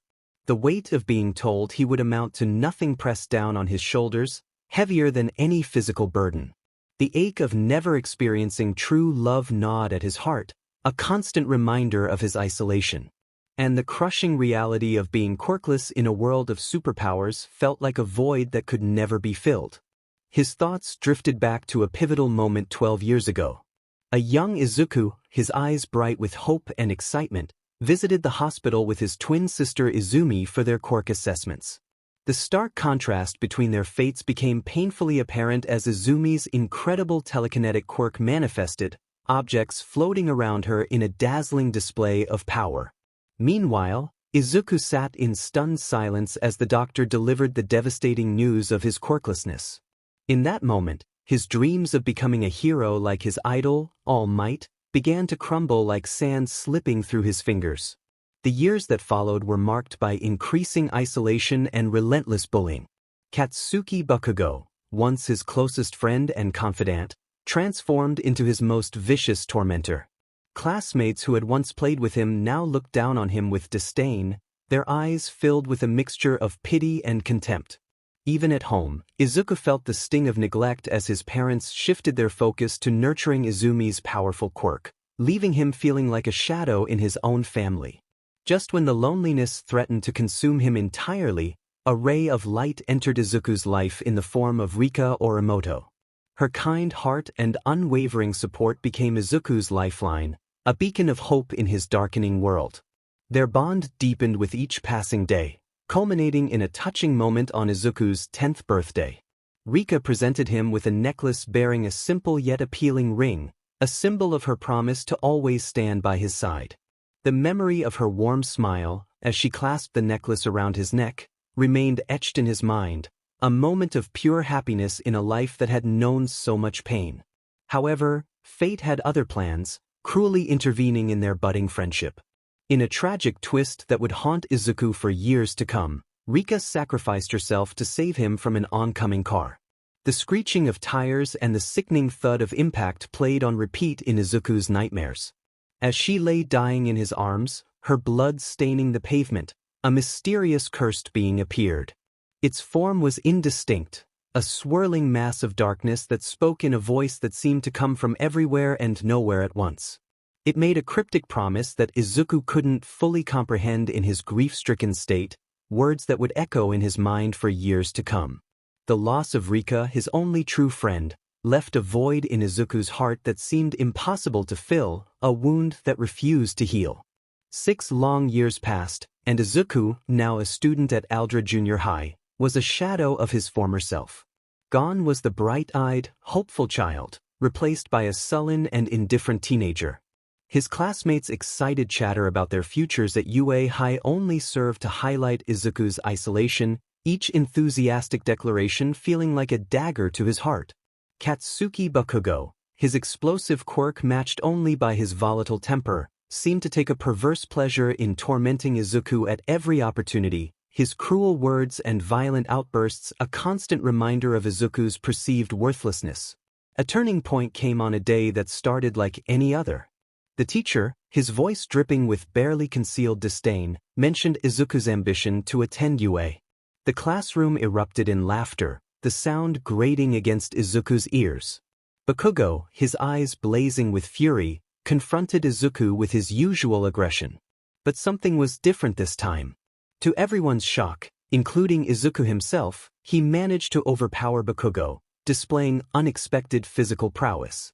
The look of disbelief on Bakugo's face as he hit the ground was almost comical, a stark contrast to the fear and confusion that gripped Izuku as he stared at his own hands, wondering where this sudden strength had come from. This incident marked a shift in how his classmates perceived him. Their mockery was now tinged with a new wariness, sidelong glances, and whispered conversations following Izuku wherever he went. Bakugo, humiliated and furious, escalated his bullying to new heights. The destruction of Izuku's meticulously compiled hero analysis journal was an act of cruelty that cut deep, years of observations and dreams reduced to soggy, burnt scraps in the koi pond. But it was Bakugo's callous suggestion that Izuku should take his own life to gain a quirk in his next life that truly shook him to his core. The words echoed in his mind, a poisonous whisper that threatened to overwhelm him. Yet, even in the face of such cruelty, a flicker of defiance ignited within Izuku, a stubborn refusal to let go of his dreams. The final straw came on what should have been a joyous day. Izuku, his footsteps heavy with exhaustion after another day of enduring taunts and sideways glances, returned home to find the house unusually quiet. As he approached the living room, he overheard a conversation that would change everything. His parents' voices, mixed with the unmistakable baritone of All Might and the gentle tones of Lady Magnet, drifted through the slightly open door. Their words, spoken so casually, shattered something within Izuku. They discussed his future, or rather, the lack of it, with a dismissive air that spoke volumes about their lack of faith in his abilities. In a moment of raw emotion, Izuku retreated to his room, his vision blurred by unshed tears. The sight of his All Might memorabilia, once a source of comfort and inspiration, now felt like a cruel joke. With trembling hands, he began to tear down posters, each rip echoing the fractures in his heart. Figurines that he had lovingly collected over the years were smashed against the wall, the sound of breaking plastic a physical manifestation of his broken trust and shattered dreams. As the destruction subsided, Izuku found himself surrounded by the remnants of his childhood aspirations. At that moment, amidst the torn paper and broken plastic, he made a decision that would alter the course of his life. With a heavy heart but a determined spirit, Izuku began to pack a bag, his movements fueled by a mixture of pain, resolve, and a desperate need to prove himself. He penned a letter to his family, his usually neat handwriting marred by the trembling of his hand and the occasional teardrop that smudged the ink. The words flowed from him, a torrent of suppressed emotions and unspoken truths. He wrote of his pain, his loneliness, and his unshakable longing to become a hero, with or without their support. As the first light of dawn began to creep through his window, Izuku took one last look at the room that had been his sanctuary and prison for so many years. With a deep breath, he climbed out of the window and into the unknown, driven by a fierce determination to forge his own path to heroism. The world outside was vast and uncertain, but for the first time in years, Izuku felt a spark of hope ignite within him. Whatever challenges lay ahead, he would face them head-on, no longer constrained by the expectations and limitations imposed upon him by others. Chapter 1. Enter Satoru Gojo. Morning, Iron Claw Dojo. The teal eyes of Itsuka Kendo fluttered open as warm morning sunlight filtered through her curtains, casting a soft glow across her face. She stirred, stretching her arms above her head with a quiet yawn. As she attempted to rise from her bed, she noticed an unusual weight holding her down. "That's strange," she mumbled, her voice still thick with sleep. "The blankets weren't this heavy last night?" Puzzled, Itsuka tugged at the covers, revealing a mop of messy, jet-black hair resting on her pillow. Her eyes widened as she pulled the blanket back, exposing Izuku's sleeping form beside her. A deep blush rapidly spread across her cheeks as she let out a startled squeak, quickly covering her mouth to stifle the sound. "Why is he in my bed?" she thought, her heart racing. Then, like a flood, memories of the previous night washed over her. The nightmare that had jolted her awake, the paralyzing fear, and Izuku's comforting presence. "Oh, right," she realized, her blush fading slightly as understanding dawned. Deciding it was time to get up, Itsuka carefully attempted to extricate herself from the bed without disturbing Izuku. She gingerly swung one leg over his body, trying to climb over him. However, her movements caused the bed to shift, and Izuku began to stir. Itsuka froze, caught in an awkward position straddling Izuku just as his eyes slowly opened. Their gazes locked, teal meeting emerald, and time seemed to stand still for a moment. Then, as if on cue, both faces flushed bright red. Before either of them could react or speak, fate intervened. The door to Itsuka's room creaked open, and Akane poked her head inside. Her eyes took in the scene before her, Itsuka awkwardly positioned over Izuku, both teenagers red-faced and wide-eyed. Instead of the shock or anger they might have expected, Akane's lips quirked into a small, knowing smile. "Breakfast is ready for you too," she said calmly, as if finding her daughter in such a compromising position with their new house guest was an everyday occurrence. Without another word, she closed the door, leaving Izuku and Itsuka alone once more. The silence that followed was deafening. Itsuka and Izuku stared at each other, mortified and unsure of what to say. Finally, Izuku cleared his throat. I should probably get up now," he managed to say, his voice cracking slightly. Itsuka nodded vigorously, scrambling off him and nearly tumbling to the floor in her haste. "Why, of course. I'll just go first and see you at breakfast." She dashed to the bathroom, leaving a bewildered Izuku behind. Leaning against the closed door, Itsuka groaned softly. "I want to die," she whispered, her face burning with embarrassment. But underneath the mortification, there was a fluttery feeling in her chest she couldn't quite place. Meanwhile, Izuku sat up slowly, his mind reeling. He glanced at the warm spot where Itsuka had been, a mix of confusion and something softer swirling in his chest. What just happened? He wondered aloud, running a hand through his messy hair. As he got up, his foot caught on the blanket, causing him to trip. With a yelp, he tumbled to the floor, landing with a thud. "Ow!" he grumbled, rubbing his elbow. "What a great start to the day, Izuku." From downstairs, Akane's voice called up, "Everything okay up there?" "Fine." Izuku and Itsuka called out in unison, then caught each other's eyes through the now open bathroom door. They burst into nervous giggles, the tension breaking slightly. "Well," Itsuka said, a small smile on her lips. "This is not how I thought my morning would go." Izuku chuckled, getting to his feet. "Me neither. But it's not so bad, right?" Itsuka's smile widened a bit. "No," she said softly. "I guess it's not." "Let's go," Izuku said, a nervous smile playing on his lips. "All right," Itsuka replied, her cheeks still tinged with a faint blush from their earlier encounter. As they settled into their seats, Hideo passed Izuku a plate piled high with steaming rice, perfectly grilled fish with a golden brown crust, and an array of colorful vegetables. The aroma wafted through the air, making Izuku's stomach growl audibly. "Eat up, son," Hideo said warmly, his eyes crinkling at the corners.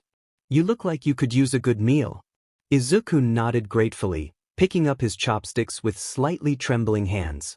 As he took his first bite, savoring the delicate balance of flavors, his attention was caught by the low murmur of the television playing in the background. A familiar name made him pause mid-chew, his ears perking up. "Hideo-san," Izuku said, swallowing quickly and setting down his chopsticks. "Could you turn up the volume on the TV, please?" Hideo reached for the remote, raising an eyebrow at Izuku's sudden interest. The volume increased, and a news anchor's voice filled the room, her tone serious and professional. "Breaking news," the anchor announced, her expression grave. Aldra Junior High and several other Quirk supremacy-based schools have been shut down due to widespread discrimination against students with villain-type quirks or those who are quirkless. Izuku's chopsticks clattered to the table, his eyes widening in shock. Itsuka, sitting next to him, placed a comforting hand on his arm, her touch warm and reassuring as she sensed his distress. The anchor continued, her voice steady but tinged with a hint of disbelief. "In related news, the parents of a 16-year-old girl with a villain-type quirk have been arrested on multiple charges. The quirk in question allows the user to transform by ingesting the blood of others.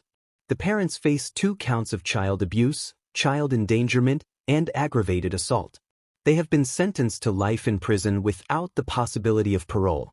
A collective gasp went around the table.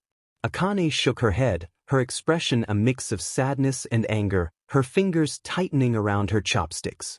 "How could parents do that to their child?" she murmured, her voice barely above a whisper. "The teenager," the anchor went on, her tone softening slightly, "has been placed in the care of pro-hero Vlad King, who has experience with blood-related quirks."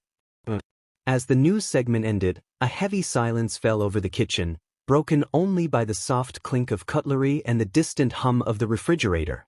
Izuku stared at his plate, his appetite suddenly gone, the once appetizing food now looking unappetizing. The story of the girl with the villain-type quirk hit too close to home, reminding him of his struggles and the cruelty he had faced. Itsuka squeezed his arm gently, her teal eyes filled with concern. "Are you okay, Izuku?" she asked, her voice soft and caring. Izuku took a deep breath, trying to steady himself. He could feel the weight of everyone's gaze on him. I don't know," he admitted, his voice cracking slightly.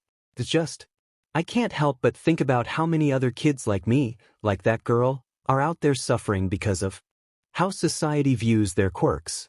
Or lack thereof."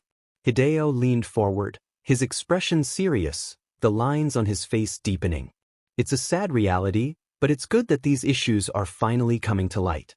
Change can only happen when people are forced to confront the truth." Akane nodded in agreement, reaching across the table to pat Izuku's hand.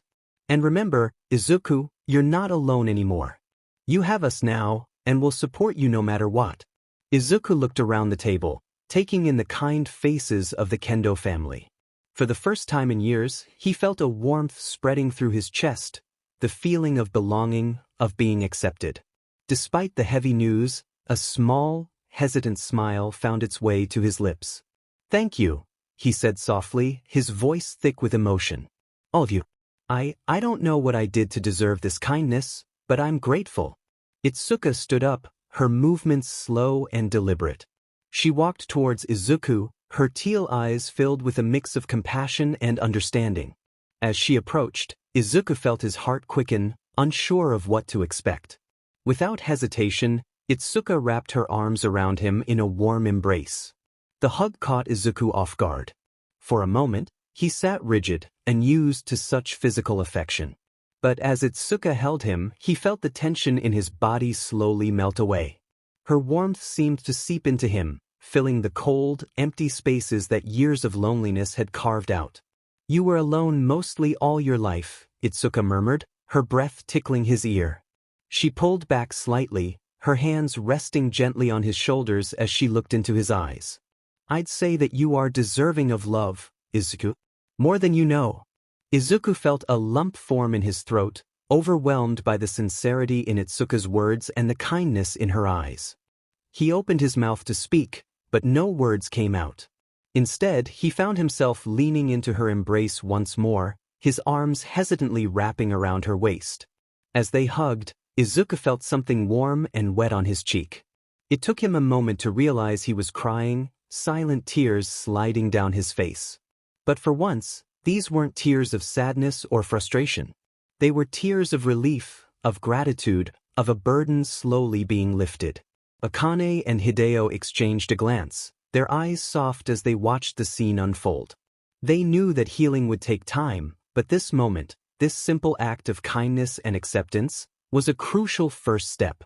As the conversation shifted to lighter topics, Izuku found himself able to eat again, the knot in his stomach slowly loosening. He couldn't shake the feeling that this news was just the beginning of something bigger, changes that would ripple through society and perhaps, just perhaps, make the world a little fairer for people like him. After breakfast, Hideo clapped his hands together, his eyes twinkling with excitement. "All right, kids," he exclaimed, pushing back his chair. "Time to work off those calories. To the dojo." Izuku and Itsuka exchanged eager glances, a mix of anticipation and nervousness flickering across their faces. They quickly changed into workout clothes, Izuku borrowing a spare set from Hideo that hung loosely on his lean frame, and Itsuka donning her well-worn GI, the fabric soft from years of use. As they entered the family dojo, the familiar scent of polished wood and sweat greeted them. Sunlight streamed through the high windows, illuminating the gleaming wooden floor and the array of training equipment lining the walls. The air hummed with quiet energy as if the room itself was anticipating the upcoming session. Hideo stood in the center of the dojo, his presence commanding yet approachable. The wooden floorboards creaked softly under his feet as he shifted his weight, his eyes scanning the eager faces of Izuku and Itsuka. Sunlight streamed through the high windows, casting long shadows across the room and highlighting the dust motes dancing in the air. "Today," Hideo announced, his voice carrying a mix of excitement and authority, "we're diving into Muay Thai and Jiu-Jitsu." He turned to Izuku, curiosity glinting in his eyes. "Izuku, have you ever tried these before?" Izuku shook his head, a determined look settling on his freckled face. His teal eyes sparkled with anticipation as he replied, "No, sir. But I'm eager to learn. That's the spirit." Hideo grinned, clapping Izuku on the shoulder. The boy stumbled slightly under the friendly pat, and used to such casual physical contact. "Let's start with some basic Muay Thai stances. Watch closely, both of you." For the next hour, the dojo was filled with the rhythmic sounds of controlled breathing and bare feet shifting on the mat. The air grew thick with the scent of exertion as Hideo guided them through punches, kicks, and elbow strikes. His keen eyes caught every misstep, offering corrections with patience and encouragement. Izuku, to everyone's surprise, including his own, was a quick learner. His movements, initially awkward and hesitant, became more fluid with each repetition. He found himself lost in the rhythm of the strikes, his mind clearing all thoughts except the next move, the next stance. "Nice job, Izuku." Itsuka cheered, wiping sweat from her brow with the back of her hand. Her ginger hair, tied back in a ponytail, was damp with perspiration. She couldn't help but feel impressed by his progress, a hint of competitive spirit rising within her. Izuku smiled shyly, his face flushed from exertion and the unexpected praise. "Thanks, Itsuka. You're amazing too." He marveled at how natural the movements felt to her, her body flowing from one stance to another with practiced ease. As they transitioned to jiu-jitsu, the atmosphere in the dojo shifted. The mat beneath their feet felt different, softer yet more unyielding. Hideo demonstrated various holds and escapes, his movements precise and controlled. Izuku found this more challenging, his lack of experience showing as Itsuka easily pinned him several times. But with each failure, Izuku's determination only grew stronger. He paid close attention to Hideo's instructions, his mind working overtime to memorize every detail. The feel of the mat against his back, the pressure of Itsuka's hold, the way his own body responded to each movement, he absorbed it all, storing it away for future use. "All right," Hideo announced, a glint in his eye that made both teens straighten up. "Time for some sparring. Izuku, Itsuka, you're up." The two faced each other in the center of the mat, nervous grins mirroring each other. Itsuka bounced lightly on her toes, her body coiled with anticipation. Izuku took a deep breath, trying to remember everything he'd just learned, his hands slightly shaky as he raised them into a defensive position. "Don't hold back," Hideo called out from the sidelines, his voice echoing in the now silent dojo. "Show me what you've got." Itsuka made the first move, her fist cutting through the air with precision. Izuku's eyes widened as he barely managed to twist his body, the punch grazing his cheek. The rush of air against his skin sent a jolt of adrenaline through his system. Instinctively, he dropped low, his leg sweeping out in a kick that surprised both of them with its speed and accuracy. Itsuka jumped back, a grin spreading across her face. "Not bad, Izuku." Her voice held a mix of surprise and approval.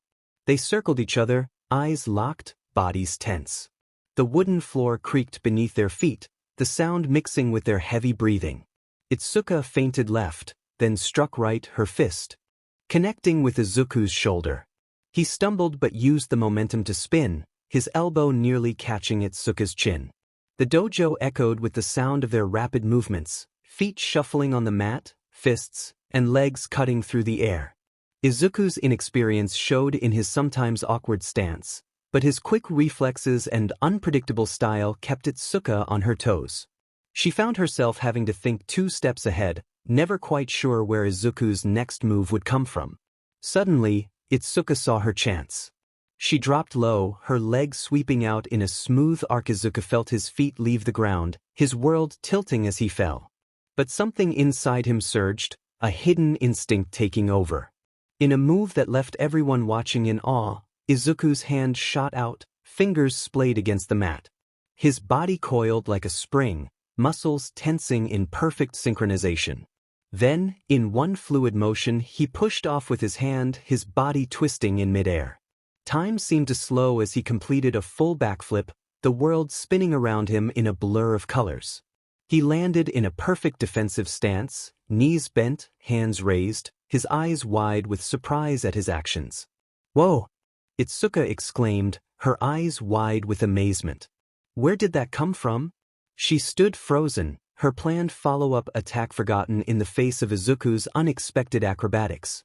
Izuku blinked, just as surprised as everyone else. He looked at his hands, then back at Itsuka, a shy grin spreading across his face. I'm not sure," he admitted, his voice tinged with wonder. "It just felt right, you know? Like my body knew what to do before my brain could catch up." Hideo nodded approvingly from the sidelines, his eyes narrowing slightly in curiosity. He'd seen many talented students over the years, but there was something different about Izuku, something he couldn't quite put his finger on. The sparring continued, each of them pushing the other to their limits. Itsuka's well-honed technique clashed with Izuku's raw instinct and unpredictability. She would set up a complex series of strikes, only for Izuku to slip through her defenses in a way she couldn't have anticipated. It was like trying to catch smoke with her bare hands. As they grappled, bodies intertwined in a test of strength and skill, Izuku felt something stir within him. It was like a warm current flowing through his veins, a power he had never known he possessed. For a brief moment, his eyes seemed to glow with an otherworldly light, a faint pinkish aura shimmering around him. Itsuka gasped, feeling a sudden increase in Izuku's strength. She looked up, meeting his eyes, and for a second, she could have sworn she saw something ancient and powerful looking back at her. It was like looking into the depths of a primordial forest, wild and untamed. The moment passed as quickly as it had come, leaving Izuku feeling dazed and slightly disoriented. He shook his head, blinking rapidly as the strange sensation faded away. The world seemed to snap back into focus, the familiar surroundings of the dojo grounding him once more. Hideo, watching intently, noticed the change. His eyes narrowed slightly, a thoughtful expression crossing his face. But before he could ponder it further, the moment passed, and Izuku was back to his normal self, looking slightly confused but otherwise unchanged. Finally, Hideo called time. Both teens stood breathing, their clothes damp with sweat but wide smiles on their faces. The air in the dojo was thick with the scent of exertion and the lingering energy of their bout. "Impressive, both of you," Hideo said, nodding approvingly. His voice carried a hint of pride as he continued, "Izuku, you've got natural talent. Those instincts of yours are quite something. And Itsuka, your form is improving nicely. Your control is getting better every day." Both teens beamed at the praise, their chests swelling with pride. As they cooled down, stretching out tired muscles, Izuku couldn't shake the strange feeling he'd experienced during the spar. It was familiar somehow, like a long-forgotten memory trying to surface. He glanced at his hands, half expecting to see something different, but they looked the same as always, calloused from training, but otherwise ordinary. Itsuka noticed his contemplative look. "Everything okay, Izuku?" she asked, concern evident in her voice. He looked up, meeting her worried gaze. "Yeah, I'm fine," he assured her, trying to shake off the lingering sense of something. Just thinking about something. It's probably nothing." After their intense sparring session, Izuku and Itsuka hit the showers, the cool water a welcome relief on their overheated skin. As Izuku let the water cascade over him, he couldn't help but replay the sparring match in his mind. The way his body had moved, the surge of power he'd felt, it was exhilarating and terrifying at the same time. Over the next couple of weeks, a comfortable routine settled in. Mornings were filled with rigorous training sessions, where Izuku and Itsuka pushed each other to their limits. The dojo became a second home, the smell of sweat and wood polish a comforting constant.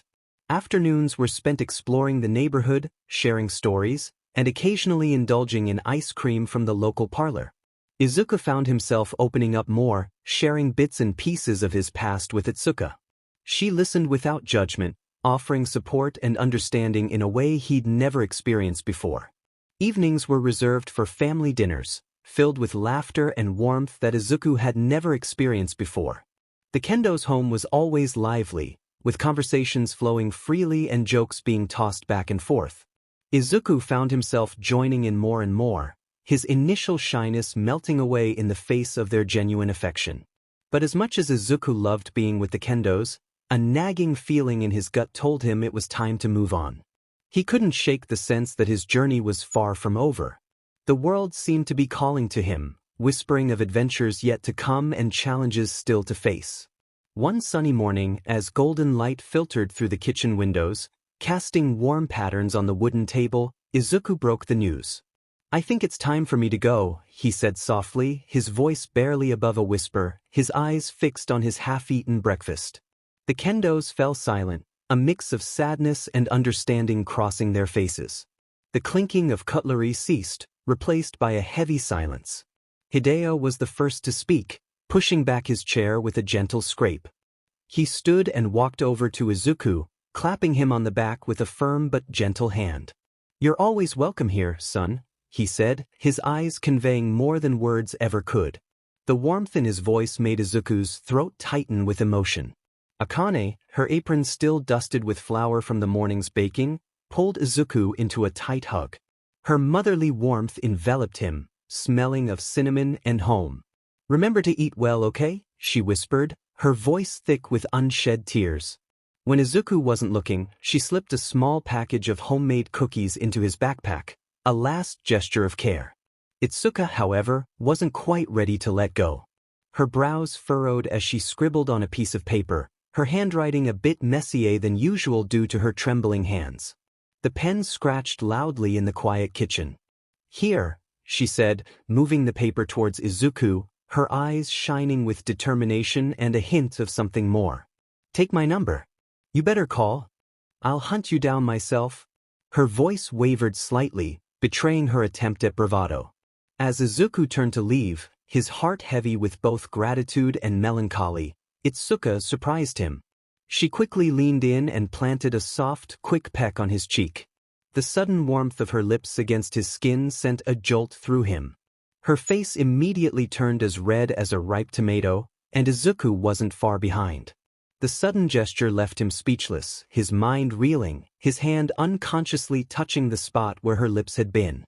"Stay safe," Itsuka mumbled, suddenly finding her feet incredibly interesting. The tips of her ears were burning red, matching her flushed cheeks. She tucked a strand of hair behind her ear, unable to meet Izuku's gaze. With a final wave and a promise to keep in touch, Izuku set off on his own. The weight of his backpack was nothing compared to the weight in his heart as he left behind the first place he'd truly felt at home. The kendos stood in the doorway, watching him go, their silhouettes framed by the morning light. For the next few days, Izuku wandered the streets, his mind a whirlwind of thoughts about his next move. The city bustled around him, a constant stream of noise and movement. He'd occasionally stop to help someone in need, an old lady struggling with her groceries, her wrinkled hands trembling as she thanked him, a lost child with tear-stained cheeks finding their way home, their small hand clutching his tightly. These small acts of heroism made him feel like he was on the right path, each grateful smile a balm to his troubled soul. But as night after night passed with him sleeping in parks or abandoned buildings, exhaustion began to take its toll. The hard ground left his body aching, and the constant vigilance required to stay safe left his mind frayed. Dark circles formed under his eyes, and his movements became sluggish. On the third night, Izuku was barely keeping his eyes open. The streetlights blurred into hazy orbs as he stumbled down an empty street, his vision growing fuzzy at the edges. The cool night air did little to clear his head, and his steps became more unsteady with each passing moment. The city had grown quiet, the usual cacophony of urban life replaced by an eerie silence. Suddenly, a shadow moved behind him. Izuku's tired mind registered the danger a second too late. The hairs on the back of his neck stood up, but before he could react, a sharp chop to his neck sent a jolt of pain through his body. He felt himself falling, tumbling into a sea of darkness, his last conscious thought a mixture of fear and resignation. As Izuku's consciousness faded, he heard a gruff voice speaking, as if from a great distance. "Yeah, I found him. Bringing him in now." The words echoed strangely in his fading awareness. The mysterious figure scooped up the unconscious boy with surprising gentleness. In the dim streetlight, there was a glint of white hair and white bandages covering the figure's eyes. With a grace that belied his burden, the figure disappeared into the night, melting into the shadows with practiced ease, leaving behind only the whisper of the wind and the faint echo of footsteps on the empty street. In a dimly lit corridor, Nizu and the tall, enigmatic figure stood in hushed conversation, their eyes fixed on the window that revealed a somber scene. Inside, Izuku sat slumped in a chair, surrounded by a room adorned with intricate talismans that seemed to pulse with otherworldly energy. The air was thick with tension, the weight of unseen forces pressing down on them. "What?" Nizu's voice was a mix of disbelief and outrage, his usually calm demeanor shattered. "You mean to tell me that after you spoke with those stuck-up elders, they're planning to carry out a secret execution, Gojo?" The Chimera's small paws were clenched into fists, his tail lashing back and forth in agitation. "Yeah," Gojo replied, his voice carrying a weight that belied his casual tone. Satoru Gojo cut an imposing figure, even in the dim light of the corridor. His dark blue zip-up jacket rustled softly as he shifted, the high collar casting shadows across his face. The slim-fit black breathes and polished dress boots he wore gave him an air of understated elegance, a stark contrast to the gravity of their conversation. But it was the white bandages covering his eyes that drew the most attention, a physical manifestation of the mystery that surrounded him. "That's ridiculous," Nizu sputtered, his voice rising with each word, echoing slightly in the empty hallway. "He's just 16. The Chimera's fur bristled, a physical representation of his mounting anger and frustration.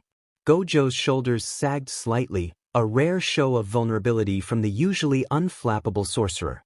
He leaned against the wall, his posture betraying a weariness that went beyond physical exhaustion. "I know," he said, his voice tinged with a mix of frustration and concern.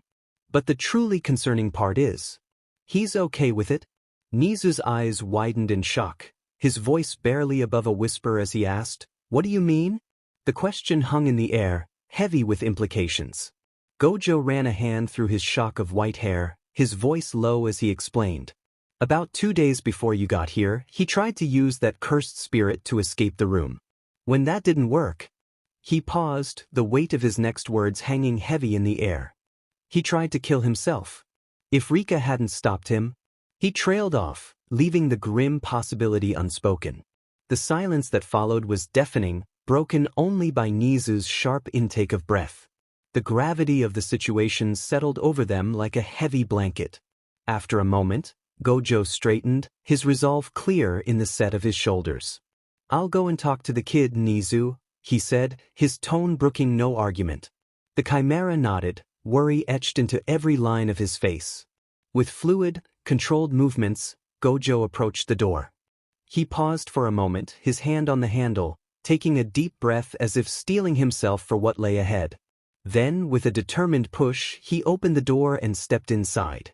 The room was thick with an oppressive energy, the talismans on the walls seeming to writhe in the dim light. Shadows danced in the corners, and the air felt heavy, almost difficult to breathe. In the center sat Izuku, his legs drawn up to his chest, arms crossed tightly as if holding himself together. His head was bowed, green curls obscuring his face, his entire posture a picture of defeat. At the sound of the door, Izuku's head snapped up, his gaze locking onto Gojo. The boy's teal eyes were dulled with fatigue, dark circles etched beneath them speaking of relentless exhaustion.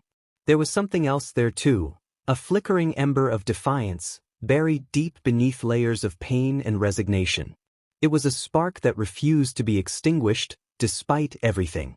Gojo moved forward, each step measured and deliberate. The floorboards creaked softly under his weight, the sound oddly loud in the oppressive silence. He came to a halt before Izuku, his towering presence filling the room.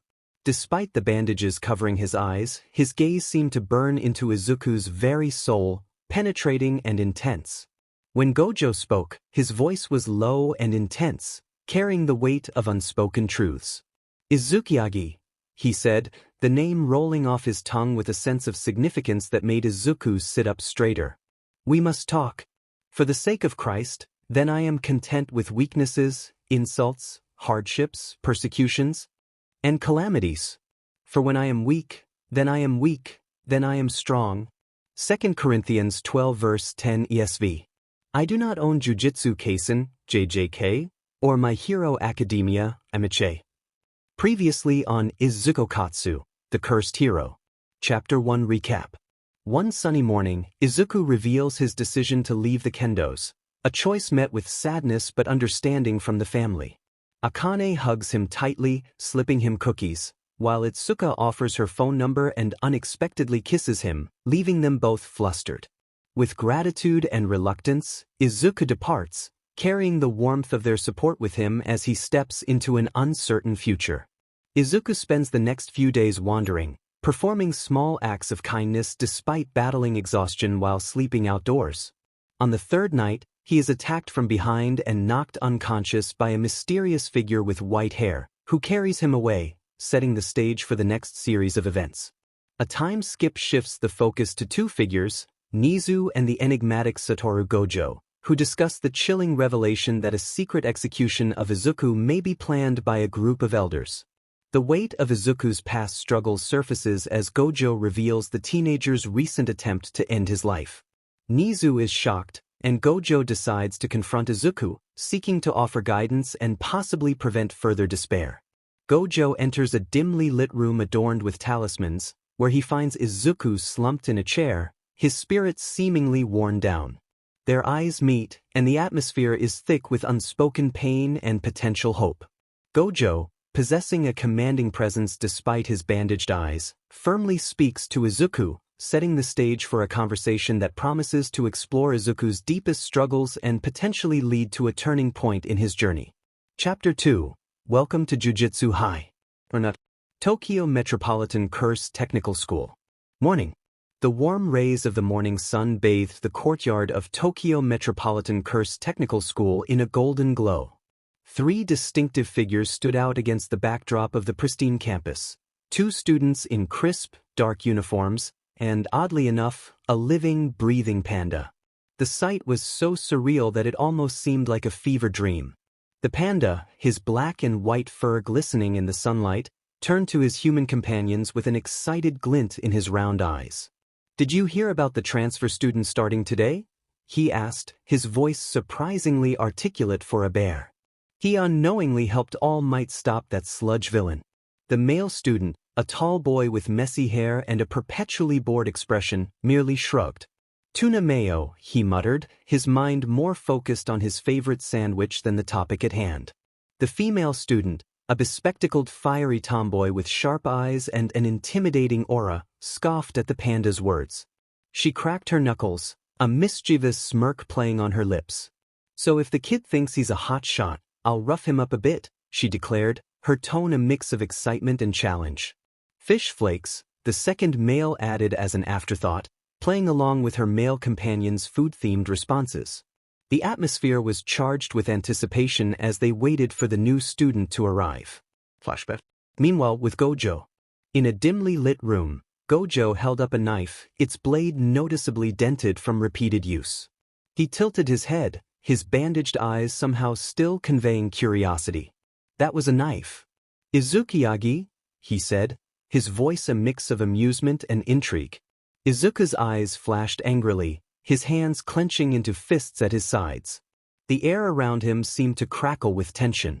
First of all, don't call me Yagi, he growled, his voice low and filled with a pain that seemed to go far beyond his years.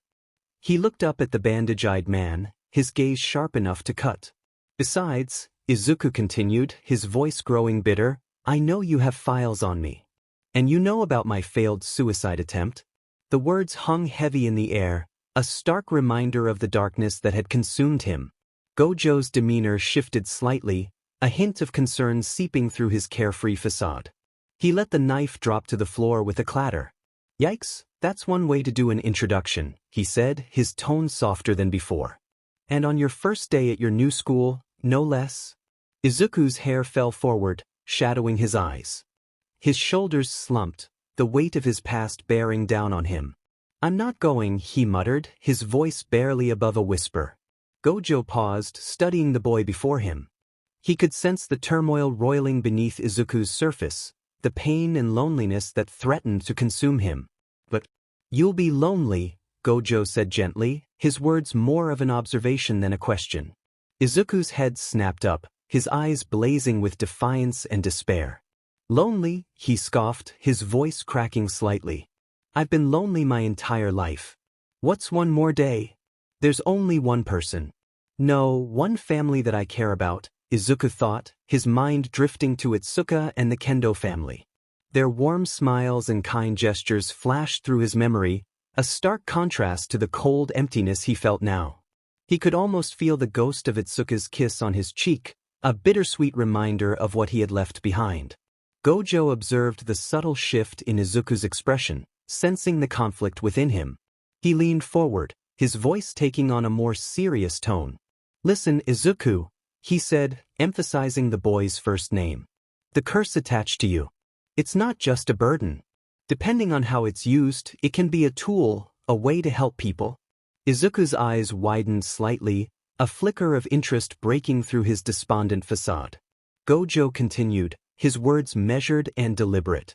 Learn to control its power. It won't be easy, but nothing worth doing ever is. The white-haired man paused, letting his words sink in. Then, with a gentleness that belied his eccentric appearance, he added, once you've done that, then you can decide whether throwing it all away is worth it. But give yourself a chance first. You might be surprised at what you're capable of. Izuku's fists unclenched slightly, his shoulders relaxing just a fraction. For the first time since he'd arrived, a tiny spark of hope flickered in his eyes. He looked at Gojo, really looked at him, and saw not just a strange man with bandaged eyes, but someone who might understand, who might be able to help. Fine, I'll go, Izuku said softly, his voice barely above a whisper. Time skip. Present time. Morning. Izuku woke up in one of the dorms that Gojo had assigned to him, his eyes slowly adjusting to the dim morning light filtering through the curtains. He sat up, his muscles still aching from yesterday's training, and ran a hand through his messy black hair. With a sigh, he dragged himself out of bed and shuffled to the bathroom. As he brushed his teeth, Izuku stared at his reflection in the mirror. Dark circles under his eyes betrayed his restless night, filled with memories of his past and uncertainties about his future. He splashed some cold water on his face, trying to shake off the lingering exhaustion. Returning to his room, Izuku noticed a neatly folded uniform hanging on the closet door. He picked up the clothes, running his fingers over the fabric. It felt strange, almost surreal, to be putting on a school uniform again after everything he'd been through.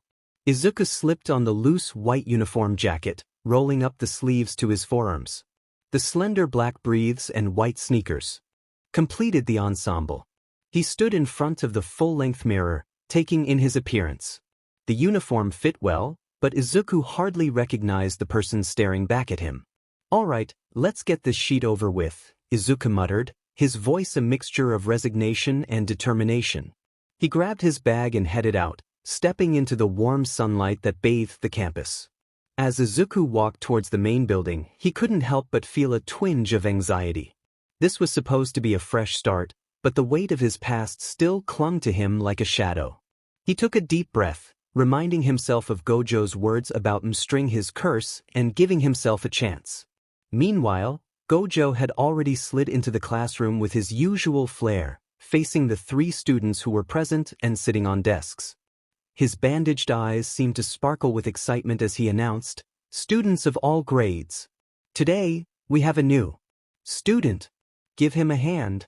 The panda looked up mildly interested. The tall boy barely stirred, his eyes half closed as if he was still half asleep. The bespectacled fiery tomboy merely raised an eyebrow, her expression a mix of skepticism and curiosity. Really? Not one hand? Gojo asked, his tone playfully disappointed. The bespectacled fiery tomboy, sitting sideways in her chair with her hand on her head and legs crossed, smirked. I hear the guy's a wannabe badass. Delinquent? Doubt it. Hell, I bet he's a PP, she said, her voice dripping with sarcasm. Salmon, the boy to her right muttered, his contribution to the conversation as cryptic as ever. The panda remained silent, watching the scene unfold with curious eyes. Gojo sighed, his shoulders slumping in exaggerated defeat. Whatever. Come in, he called out, his voice carrying through the classroom and into the hallway beyond. The halls of Jujutsu High were quiet as Izuku stood outside his assigned classroom. He paused, his hand hovering over the shoji's handle. The atmosphere feels chilly, he thought, a shiver running down his spine despite the warmth of the day. Inside the classroom, the bespectacled fiery tomboy mused, gonna give him the signing treatment. Her eyes glinted with mischief as she prepared for the new student's arrival. As Izuku slid open the smooth wooden shoji door, he felt a sudden rush of energy wash over him. The moment he stepped into the classroom, a deep crimson-red aura erupted around him, casting an eerie glow that seemed to pulse with an unsettling intensity. The atmosphere shifted dramatically, and the three students seated at their desks instinctively tensed, their eyes wide with apprehension. Rika's figure emerged from the shadows behind him, her presence adding to the tension in the air. She moved with an air of malevolence, her expression unreadable as she followed him into the room. Izuku made his way to the center, the floorboards creaking slightly beneath his feet, and he could feel their hostile and alert gazes lingering on him as if they were trying to decipher the sudden change that had overtaken the once familiar space.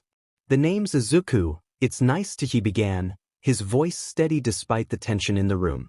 However, before he could finish his sentence, a sharp sound echoed through the room. An ominous whoosh followed by a metallic clang as a naginata embedded itself into the chalkboard behind him, sending chalk dust spiraling into the air.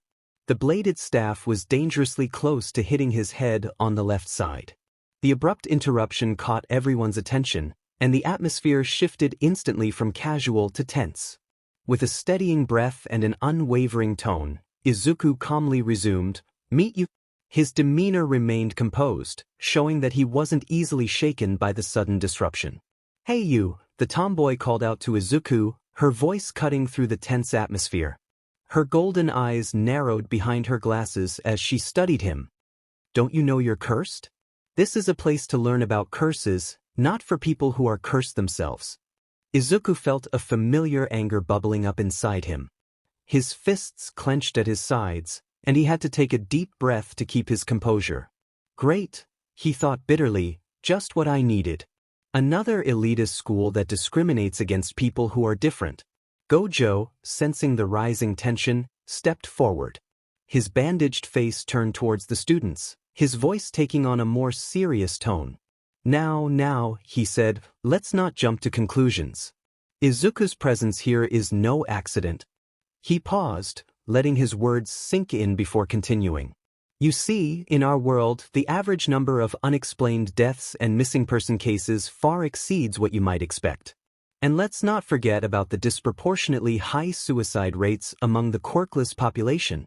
The students' expressions shifted from hostility to curiosity as Gojo spoke. Even Izuku found himself listening intently, despite his lingering anger. The majority of these cases, Gojo explained, his voice taking on a lecturer's cadence, are the result of negative energy that flows out of people. This energy manifests as curses. And in some cases, these curses are wielded by evil curse users. You'll have to fight curses with curses. Here we'll learn about curses in order.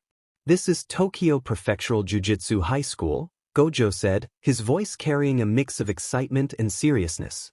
Izuku's eyes widened, his mouth falling open slightly. He turned to look at Gojo, his expression a mixture of disbelief and exasperation. You're telling me this now? He thought, his inner voice practically screaming in frustration. He couldn't believe that such crucial information had been withheld from him until this moment. The other 3 students in the room seemed equally taken aback. They exchanged glances, their faces a comical display of surprise and confusion. Almost in unison, they all turned to stare at Gojo, their thoughts practically visible above their heads. "You didn't tell him?" Gojo, seemingly oblivious to the bewildered atmosphere he had created, simply shrugged. "My bad," he said, his tone nonchalant as if he had merely forgotten to mention the weather forecast. Then, his demeanor suddenly shifted, a hint of urgency creeping into his voice. "Also, I'd step back if I were you guys." The 3 students looked at each other, confusion etched on their faces. Before they could react or question Gojo's cryptic warning, the atmosphere in the room changed dramatically. 2 pale, slender hands suddenly emerged from the chalkboard behind Izuku, their appearance as unexpected as it was unsettling. The hands seemed to materialize out of thin air, ghostly and translucent, yet undeniably present. One of the hands reached out, its fingers elongating unnaturally as they wrapped around the blade end of the naginata that had been thrown earlier.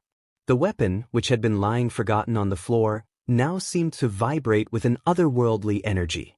The air in the room grew noticeably colder, a chill seeping into the bones of everyone present. A distorted voice echoed through the classroom, filled with a protective fury that sent shivers down the spines of all who heard it. "Do not bully." The voice was unmistakably Rika's, but it was twisted and warped, barely recognizable as human. It carried with it an undercurrent of rage and pain that seemed to reverberate through the very walls of the classroom. Izuku's eyes widened in alarm, his heart pounding so hard he could feel it in his throat. He spun around, movements jerky with panic. "Rika?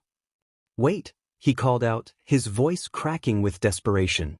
He raised his hands in a placating gesture, fingers splayed wide as if he could physically hold back the impending chaos. The other students stood frozen in stunned silence, their earlier animosities and jabs evaporating like morning fog under the harsh glare of this unexpected and terrifying development. Eyes that had once been filled with derision were now wide with a mix of fear and reluctant intrigue. Mouths that had been curved in sneers now hung open in shock. Among them, the bespectacled fiery tomgirl, who had mocked and belittled only moments ago, now watched with a palpable tension etched across her features. Her golden eyes, previously narrowed in disdain, were now wide open, a strange blend of shock and fascination mingling in her expression. Her hands, which had been so confidently wielding her naginata, now trembled slightly at her sides. As the atmosphere thickened, hanging heavy with electric anticipation, Rika's distorted voice cut through the tension again. This time, it was laced with an edge of desperation that was almost unrecognizable beneath her simmering anger. "Izuku!" Her desperate scream pierced the air like a siren, reverberating around the now hushed room. Each syllable seemed to draw the attention of the 3 students as her ghostly, distorted pale right hand inched closer. The fingers of Rika's spectral hand elongated further, twitching and curling as if they had a mind of their own. They reached out to the students, particularly to the tomgirl who had been taunting Izuku. The sight sent shivers down their spines, the chilling realization sinking in that they were witnesses to something otherworldly and profoundly unsettling. The classroom, which had been a battlefield of teenage rivalry and cruel jabs just moments ago, now felt like a different world entirely. The fluorescent lights flickered ominously, casting eerie shadows that seemed to dance in sync with Rika's ghostly movements. The air grew thick with tension, making it hard to breathe, as if the very atmosphere was waiting with bated breath to see what would happen next. Scene change. "This is Izuku. Everyone get along, okay?" Gojo announced with his usual enthusiasm, his voice filling the tense classroom. He gestured towards Izuku, who stood awkwardly at the front, his teal eyes darting nervously around the room. The young man's messy green hair seemed to reflect his inner turmoil as he tried to process everything that had just happened. Gojo's tone became slightly more serious as he continued, his hidden eyes seeming to scan the room behind his BNDFLD. "So that's all it is. He's cursed by Rika, a girl that adores him.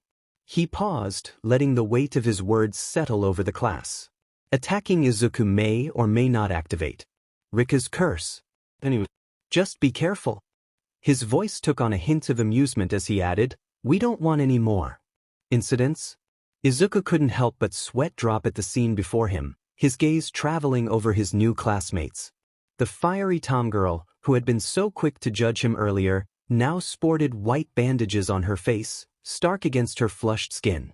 She sat with her arms crossed tightly over her chest, a deep frown etched on her features.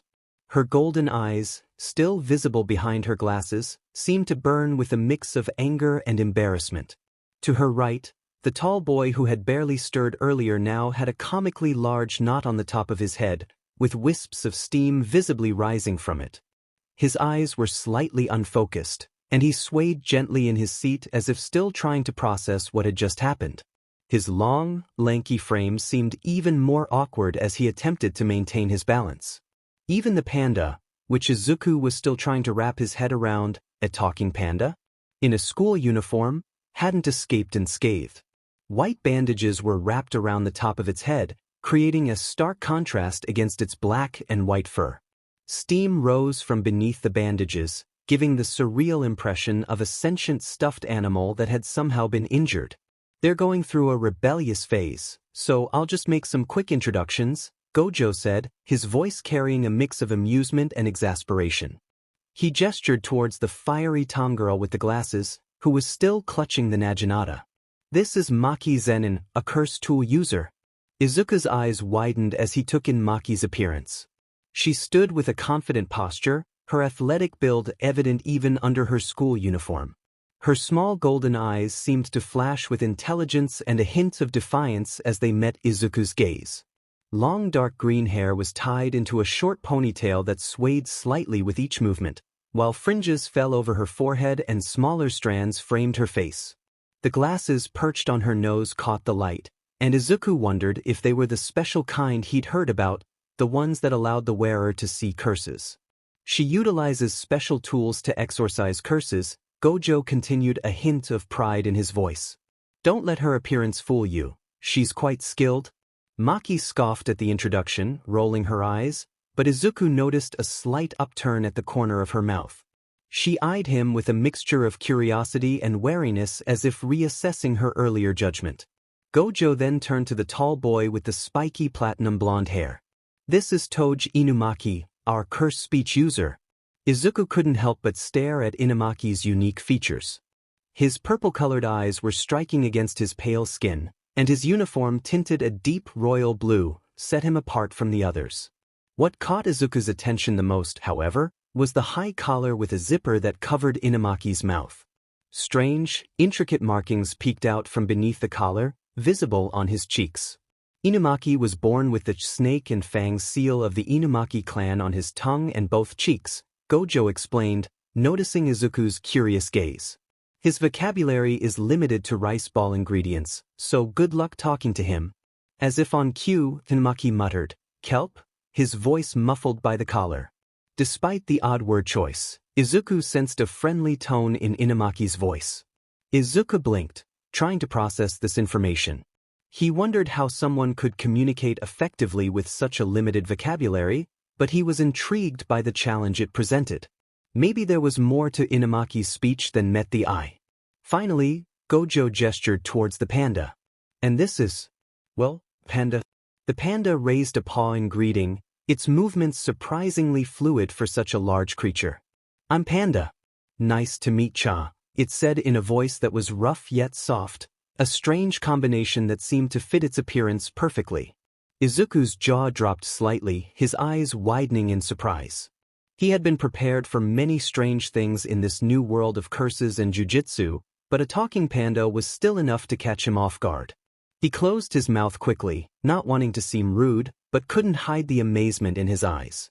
Come to think about it, we'll live in a world with weird but quirks, he thought. Well, that's about it, Gojo said, tapping his chin thoughtfully. His ever-present smile seemed to widen as he observed the bewildered look on Izuku's face. Izuku couldn't help but deadpan internally. So there's no explanation for the one I'm most curious about, he thought, his eyes still fixed on the talking panda. He had so many questions. Was Panda a cursed spirit? A transformed human? Or something else entirely? But given the day's events so far, he decided it might be best to save those questions for later. Including you, that makes 4 first years, Gojo announced, his voice carrying a hint of excitement that made Izuku both curious and nervous. Izuku glanced around at his new classmates, taking in the strange group he now found himself a part of. 3 humans and 1. Well, Panda. The oddity of the situation wasn't lost on him, and he couldn't help but marvel at the surreal nature of it all. Our afternoon practical jujitsu class will be conducted in pairs, Gojo continued, clapping his hands together. The sound echoed in the classroom, drawing everyone's attention. This will give you a chance to learn from each other and develop your skills together. Think of it as a buddy system but with more cursed energy and potential danger. He pointed at Inumaki and Panda, his long fingers directed at the odd duo. Toge and Panda, you two will pair up? Inumaki nodded silently, then muttered, salmon, under his breath. Izuku wasn't sure if that was an agreement or just Inumaki's usual way of speaking. Panda, on the other hand, gave an enthusiastic thumbs up, his furry face somehow managing to look excited. Then, with a mischievous glint in his eye that Izuku could somehow sense despite the BNDFLD, Gojo turned to the remaining students. Maki and Izuku, you'll be working together. Ga! Maki shouted, her face contorting in frustration. She glared at Gojo, then at Izuku, her golden eyes narrowing behind her glasses. The intensity of her gaze made Izuku want to shrink into his chair. F me, Izuku thought, his heart sinking. He'd hoped for a fresh start at Jujutsu High, a chance to reinvent himself and leave behind the pain of his past. But it seemed like his luck hadn't changed. The universe, it appeared, had other plans for him. As they all filed out of the classroom, the tension from earlier still hung in the air like a heavy fog. Izuku's mind was racing, a whirlwind of frustration and determination battling inside him. The corridor seemed to stretch endlessly before them, the fluorescent lights casting harsh shadows that mirrored the unease in Izuku's heart. Despite his initial anger at the pairing, Izuku decided to make an effort. After all, wasn't this what he had come here for? To face challenges head-on and become stronger? Taking a deep breath, he steeled himself and turned to Maki. His teal eyes, filled with a mix of apprehension and resolve, met her golden ones. I'm looking forward to working with you, Izuku said, his voice steady despite the inner turmoil he felt. His teal eyes met Maki's golden ones, searching for any sign of friendliness. Maki's piercing gaze locked onto Izuku, studying him intently. Her eyes narrowed behind her glasses as if she were trying to see through him. The fluorescent lights of the hallway cast harsh shadows across her face, accentuating her sharp features. After a moment that felt like an eternity, she spoke, her voice laced with a mix of curiosity and disdain. You were bullied, weren't you? The question hit Izuku like a punch to the gut. He felt a tick mark forming on his forehead as he struggled to maintain his composure. Any hope of camaraderie vanished in an instant. The hallway suddenly felt too small, too confining, as if the walls were closing in on him. The chatter of other students faded into the background, leaving only the sound of his heartbeat pounding in his ears. Thought so, Maki continued, a smirk playing on her lips. She twirled her naginata casually, the weapon glinting menacingly in the fluorescent lights of the hallway. The smooth motion of the blade through the air seemed to cut through the tension. I'd totally pick on you too. You're being protected. So why play the victim? I wonder if it's because of the curse. You act like a good person, but it feels fake. It's gross. I bet you've been passive your whole life, without any goals. Jujutsu High ain't that easy. Izuku felt multiple tick marks appearing now, his teeth gritting as he fought to keep his anger in check. His hands clenched into fists at his sides, knuckles turning white. The fabric of his uniform crinkled under the pressure. Yup, I hate this speech already, he thought bitterly, the words echoing in his mind. The tension in the air was palpable as Izuku and Maki glared at each other, their eyes locked in a silent battle of wills. Izuku's teal eyes blazed with a mix of frustration and determination, while Maki's golden orbs sparkled with defiance behind her glasses. The atmosphere in the hallway crackled with unspoken hostility, so thick you could almost cut it with a knife. Panda and Inumaki exchanged worried glances, sensing the brewing storm between their new classmates. Panda's fur bristled slightly, while Inumaki's fingers twitched nervously at his sides. The standoff might have continued indefinitely if not for their intervention. Panda, his large furry form surprisingly agile, stepped between the two. He placed a gentle but firm paw on Izuku's shoulder, carefully pulling him back from the confrontation. "That's enough, Maki," Panda said sternly, his gruff voice carrying a note of exasperation. He turned his head, looking between Izuku and Maki with his round, expressive eyes. "We're all classmates here. Let's try to get along, okay?" His words were calm, but there was an underlying firmness that suggested he wouldn't tolerate any more hostility. Inumaki, who had been observing the exchange with growing concern, decided to add his thoughts. "Fish flakes," he exclaimed, his words muffled by his high collar but his tone disapproving. His purple eyes darted between Maki and Izuku, silently urging them to calm down. Despite the odd choice of words, his meaning was clear. This conflict needed to end. Maki held her glare for a moment longer, her grip on the naginata tightening. The weapon seemed to hum with energy, reflecting its wielder's tension. Then, as if a switch had been flipped, she let out a frustrated sigh. She reached up and scratched her hair, musing her neat ponytail slightly. "Fine. Whatever," she grumbled, crossing her arms over her chest as she kept walking. Despite her words, there was a flicker of something in her eyes, perhaps curiosity, or a grudging respect for Izuku's refusal to back down. As Maki walked away, the tension in the hallway slowly dissipated. Izuku's shoulders relaxed slightly, but his mind was still racing. He couldn't shake the feeling that this encounter was just the beginning of a complicated relationship with his new classmate. As they continued down the hallway, the tension slowly dissipated. Panda, his large furry form surprisingly graceful, fell into step beside Izuku. "Sorry about that," he said, his voice a low, comforting rumble. "Maki can be a little harsh sometimes. Don't take it personally, okay?" Izuku's shoulders slumped slightly, the fight draining out of him. He glanced at Maki's retreating back, her ponytail swaying with each determined step, then back at Panda's concerned eyes. "It's fine," he said quietly, a hint of resignation in his voice. "She's not wrong, you know. I've been through a lot." Panda nodded sympathetically, placing a gentle paw on Izuku's shoulder. "We all have our struggles, Izuku. What matters is how we choose to face them." Time skip. Abandoned elementary school. The sun was setting as Izuku and Maki approached the dilapidated entrance of the abandoned school. The building loomed. Before them, its once cheerful facade now a haunting reminder of better days. Paint peeled from the walls in long, curling strips, and cracked windows stared out like hollow eyes. "Is this really the place?" Izuku asked Gojo, his voice tinged with disbelief and a hint of apprehension. The eerie silence that surrounded the building sent a shiver down his spine. Gojo's voice carried its usual mischievous tone as he replied, a smirk playing on his lips, "It's just a normal elementary school. An ordinary school. Where children go missing." His words hung in the air, heavy with implication. "Go missing?" Izuku screamed, his eyes widening in shock. His heart raced as he imagined the terror those children must have felt, lost and alone in this decaying structure. Gojo nodded, his expression hidden behind his blndfld. "A school is just a school. So, the disappearances are most likely due to a naturally formed curse." Izuku swallowed hard, his mind racing with possibilities. "So, you're saying the kids were abducted by a curse?" he asked, his voice barely above a whisper, as if afraid the very walls might be listening.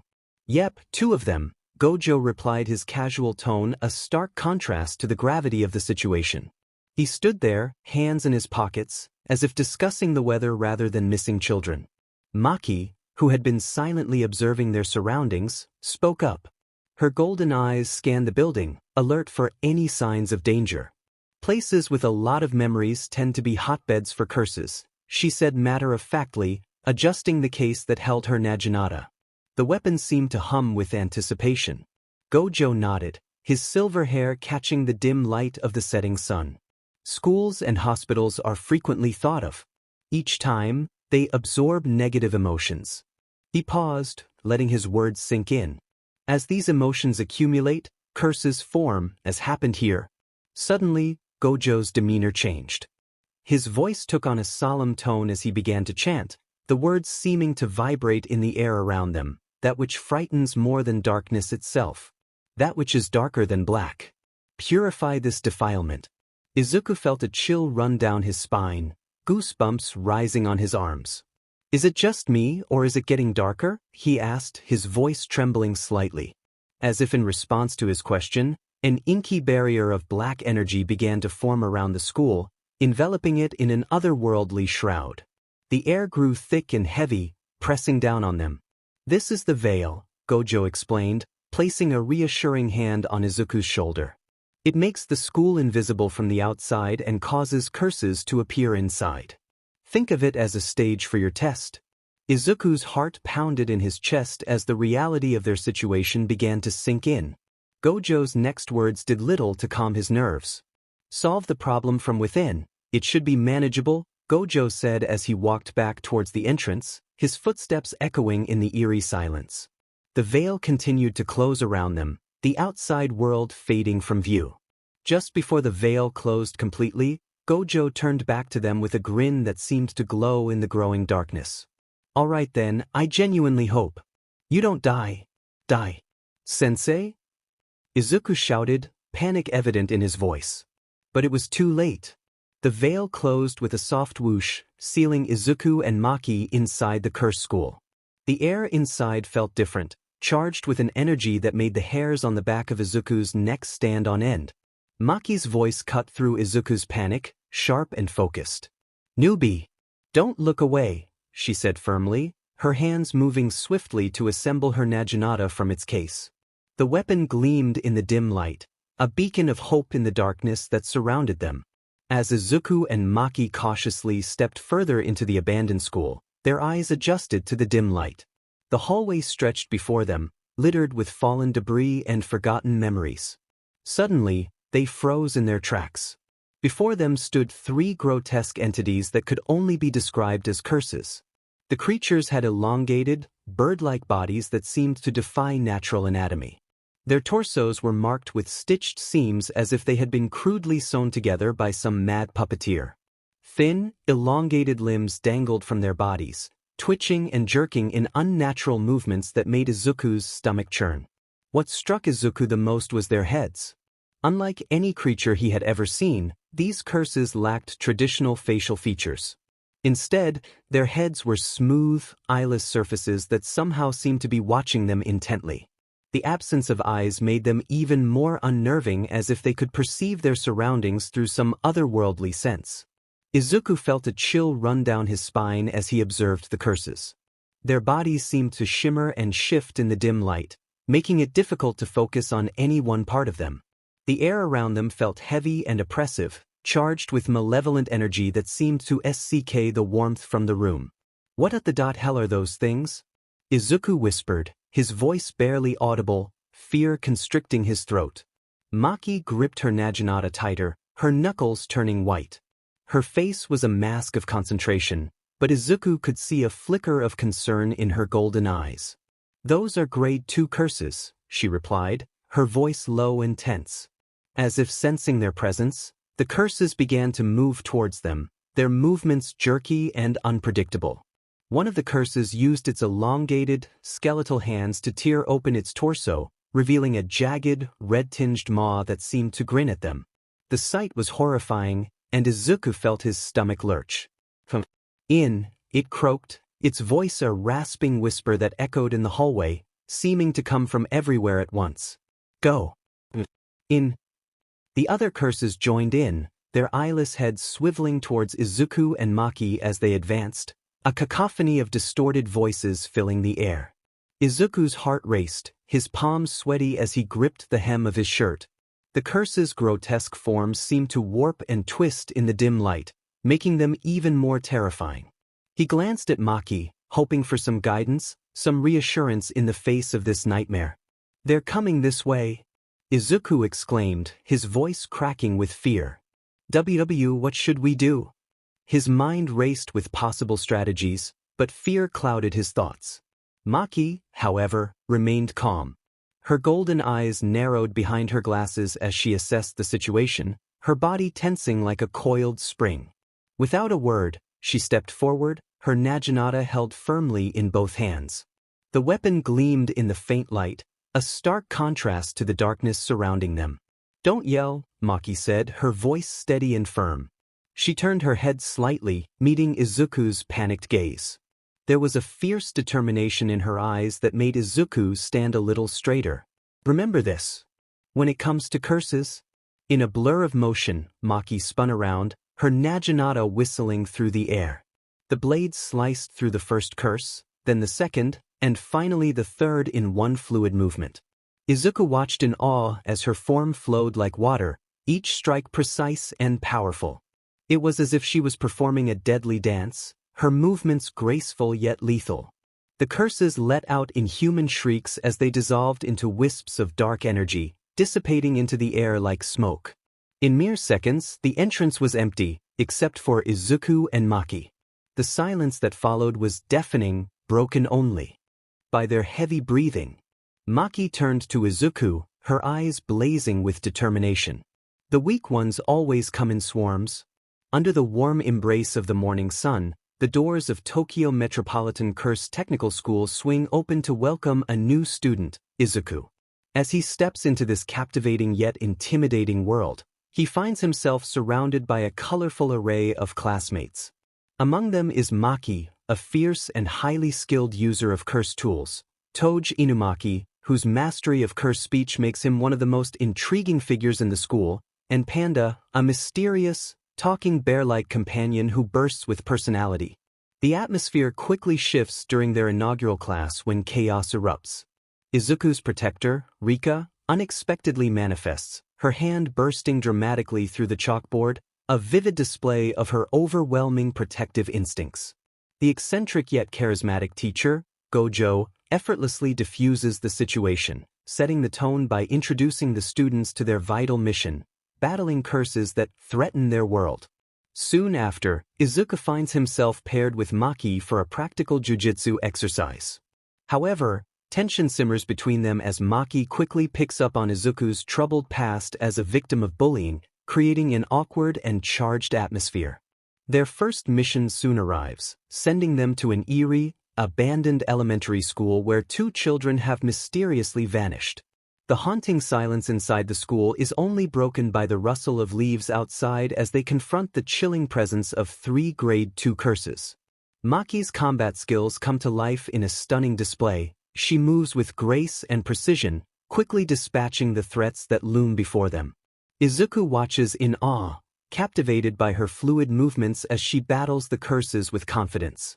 "Don't yell," Maki instructs, her voice steady and firm as she turns to meet Izuku's alarmed gaze. "Remember this. When it comes to curses?" In a swift blur of motion, Maki pivots, her naginata slicing through the air with a sharp whistle. With each calculated strike, she dispatches the first curse, then the second, and finally the third, all in one seamless motion. Izuku stands transfixed, witnessing her form flow like water. Each strike is a testament to her strength and expertise.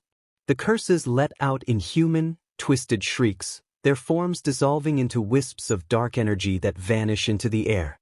Within mere seconds, the entrance to the old school is left desolate, devoid of all threats, save for Izuku and Maki. "The weak ones always come in swarms," Maki remarks, reflecting on their encounter with a blend of confidence and wariness that hints at the challenges still ahead. Chapter 3. Lessons in Curses and Camaraderie. "That applies to humans as well," Maki said, her voice laced with a hint of bitterness. She glanced at Izuku, searching his face for understanding, but quickly averted her gaze. Izuku's eyes widened, a mix of awe and admiration illuminating his features. "Oh, you took them out in one swing," he exclaimed, excitement bubbling over in his voice. That was incredible, Maki-san. A faint smile tugged at the corners of Maki's lips in response to his enthusiasm. Resting her naginata casually on her shoulder, she seemed unfazed by the weight of the weapon. Come on, she said, turning her back to him and striding toward the school building. Let's go. Izuku hesitated, his earlier exhilaration fading into uncertainty.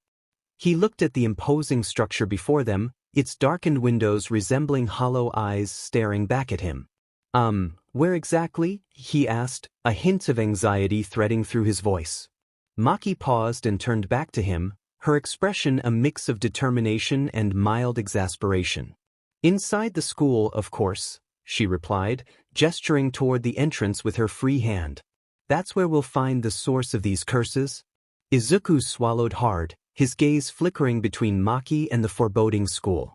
He clenched his fists, steeling his resolve. Right? He said, nodding firmly as he took a deep breath, ready to follow her lead. Scene change. Izuku and Maki crept down the dimly lit hallway of the abandoned elementary school, their footsteps echoing softly against the worn linoleum floors. The air hung heavy with an unsettling stillness, broken only by the occasional creak of the old building settling. Flickering fluorescent lights cast eerie, dancing shadows on the walls, transforming innocent classroom decorations into menacing shapes. Izuku's heart thundered in his chest, each beat seeming to reverberate through the empty corridor. His eyes darted nervously from one corner to another, searching for any sign of supernatural activity. His palms were slick with sweat, and he found himself unconsciously inching closer to Maki as they walked. Aren't you scared, Zenin-sen? Izuku whispered, his voice quivering slightly. He glanced at his companion, marveling at her seemingly unshakable composure. Maki's eyes flashed with irritation, her lips pressing into a thin line. She turned to face Izuku, her gaze sharp and unyielding. Don't call me by my last name, she snapped, her tone crisp and controlled. Despite the harshness of her words, there was an underlying note of weariness, as if she'd had this conversation many times before. Izuku flinched, his body tensing as he realized his mistake. Oh, sorry, Maki-san, he stammered, his cheeks flushing a deep crimson. He rubbed the back of his neck nervously, his eyes darting around the dimly lit corridor. There's this eerie feeling, you know? Like we're not alone. I can sense remnants of something. The abandoned school's atmosphere was thick with an unsettling silence, broken only by their footsteps echoing off the grimy walls. Dust motes danced in the weak beams of light filtering through cracked windows, giving the air a hazy, dreamlike quality. As they continued their cautious trek down the corridor, neither of them noticed the dark, shapeless mass that slithered silently along the ceiling. It moved with an unnatural fluidity, trailing them like a shadow given life, its presence masked by the oppressive gloom that seemed to cling to every surface. Maki's brow furrowed in concentration, her sharp eyes scanning their surroundings. The weight of her naginata in her hands was reassuring, but something felt off. Despite the veil, there aren't many curses around, she thought, her grip tightening on the weapons. The wood creaked softly under her fingers. No, wait. There are. They just aren't attacking. Her gaze flicked towards Izuku, who was still frantically scanning their surroundings. His emerald eyes were wide with a mix of fear and determination, his body coiled like a spring ready to unleash at any moment. Sweat beaded on his forehead, glistening in the dim light. Is it because of the newbie? Maki wondered, observing Izuku's tense posture. There was something about him, an aura perhaps, that seemed to keep the curses at bay. It was both intriguing and unsettling. She watched as Izuku's gaze darted from one shadowy corner to another, his fingers flexing nervously at his sides. Despite his obvious fear, there was a steely resolve in his eyes that Maki couldn't help but admire. It was the look of someone who had faced their fears before and come out stronger. Hey, Maki said, her voice softer than before, yet still carrying an undercurrent of authority. The sudden change in her tone caught Izuku off guard, causing him to jump slightly, his messy green hair bouncing with the movement.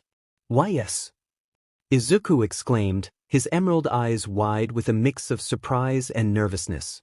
He could feel his heart racing, unsure of what to expect from his intense classmate. Maki's gaze was steady as she asked, "What grade level are you?" Her brown eyes bore into him, searching for an answer. "Huh." Izuku's face scrunched up in confusion, his freckles bunching together as his mind raced. Does she mean English proficiency? He thought, feeling a bit lost. His hands fidgeted with the hem of his uniform, a nervous habit he'd never quite shaken. Seeing his bewilderment, Maki elaborated, her tone patient but firm. The afternoon sun streaming through the nearby window cast a warm glow on her face, softening her usually stern features. Jujutsu sorcerers are assigned grades ranging from 4 to 1, with 1 being the highest. It's a measure of our abilities and potential. Izuku's shoulders slumped slightly, his earlier enthusiasm dampened by the realization of how little he knew. The weight of his inexperience seemed to press down on him. "But I just got to Jujutsu High," he said dejectedly, his voice barely above a whisper. He felt small and out of place, like a sapling among towering trees. Maki sighed, pinching the bridge of her nose. The light glinted off her glasses as she adjusted them. "Forget it. Just show me your school ID." Izuku patted his pockets, a look of mild panic crossing his face. His hands moved frantically, searching every fold of his uniform. "Don't think I got one," he mumbled, more to himself than to Maki. The rustle of fabric filled the air as he continued his search. "You ain't got one from the blindfolded idiot?" Maki asked, her eyebrow raised in disbelief. A hint of amusement crept into her voice, despite her attempts to maintain her serious demeanor. "Blindfolded idiot?" Izuku repeated, a bead of sweat forming on his forehead as he realized she was referring to their eccentric teacher, Gojo. He couldn't help but picture the tall, white-haired man with his ever-present sunglasses and carefree attitude. After a moment of frantic searching, Izuku's hand closed around something in his pocket. The smooth, cool surface of plastic met his fingertips. "Oh," he exclaimed, relief washing over his features like a wave. He pulled out a small card, its surface still glossy and new, reflecting the afternoon light. Maki snatched the ID from Izuku's hand, her movements quick but not unkind. Her eyes scanned the card, a frown forming on her face. The sound of her fingers tapping against the plastic filled the brief silence. "Well, if you have no experience at all, you should be a grade 4, she said, more to herself than to Izuku. Suddenly, her eyes widened, and she inhaled sharply. The card nearly slipped from her fingers as she stared at it in disbelief. "Special grade?" she exclaimed mentally, her composed exterior cracking for a moment. The world seemed to slow down around her as the implications of what she was seeing sank in. Maki's mind raced as she stared at the ID, her grip on the card tightening. The plastic creaked slightly under the pressure. "Special grade is higher than a grade. This has to be some sort of joke," she thought, her eyes darting between the card and Izuku's confused face. "Zenth." Izuku's voice cracked with panic, his emerald eyes widening in terror. He pointed frantically behind Maki, his hand trembling uncontrollably. "Behind you?" Maki spun around, her reflexes honed by years of rigorous training.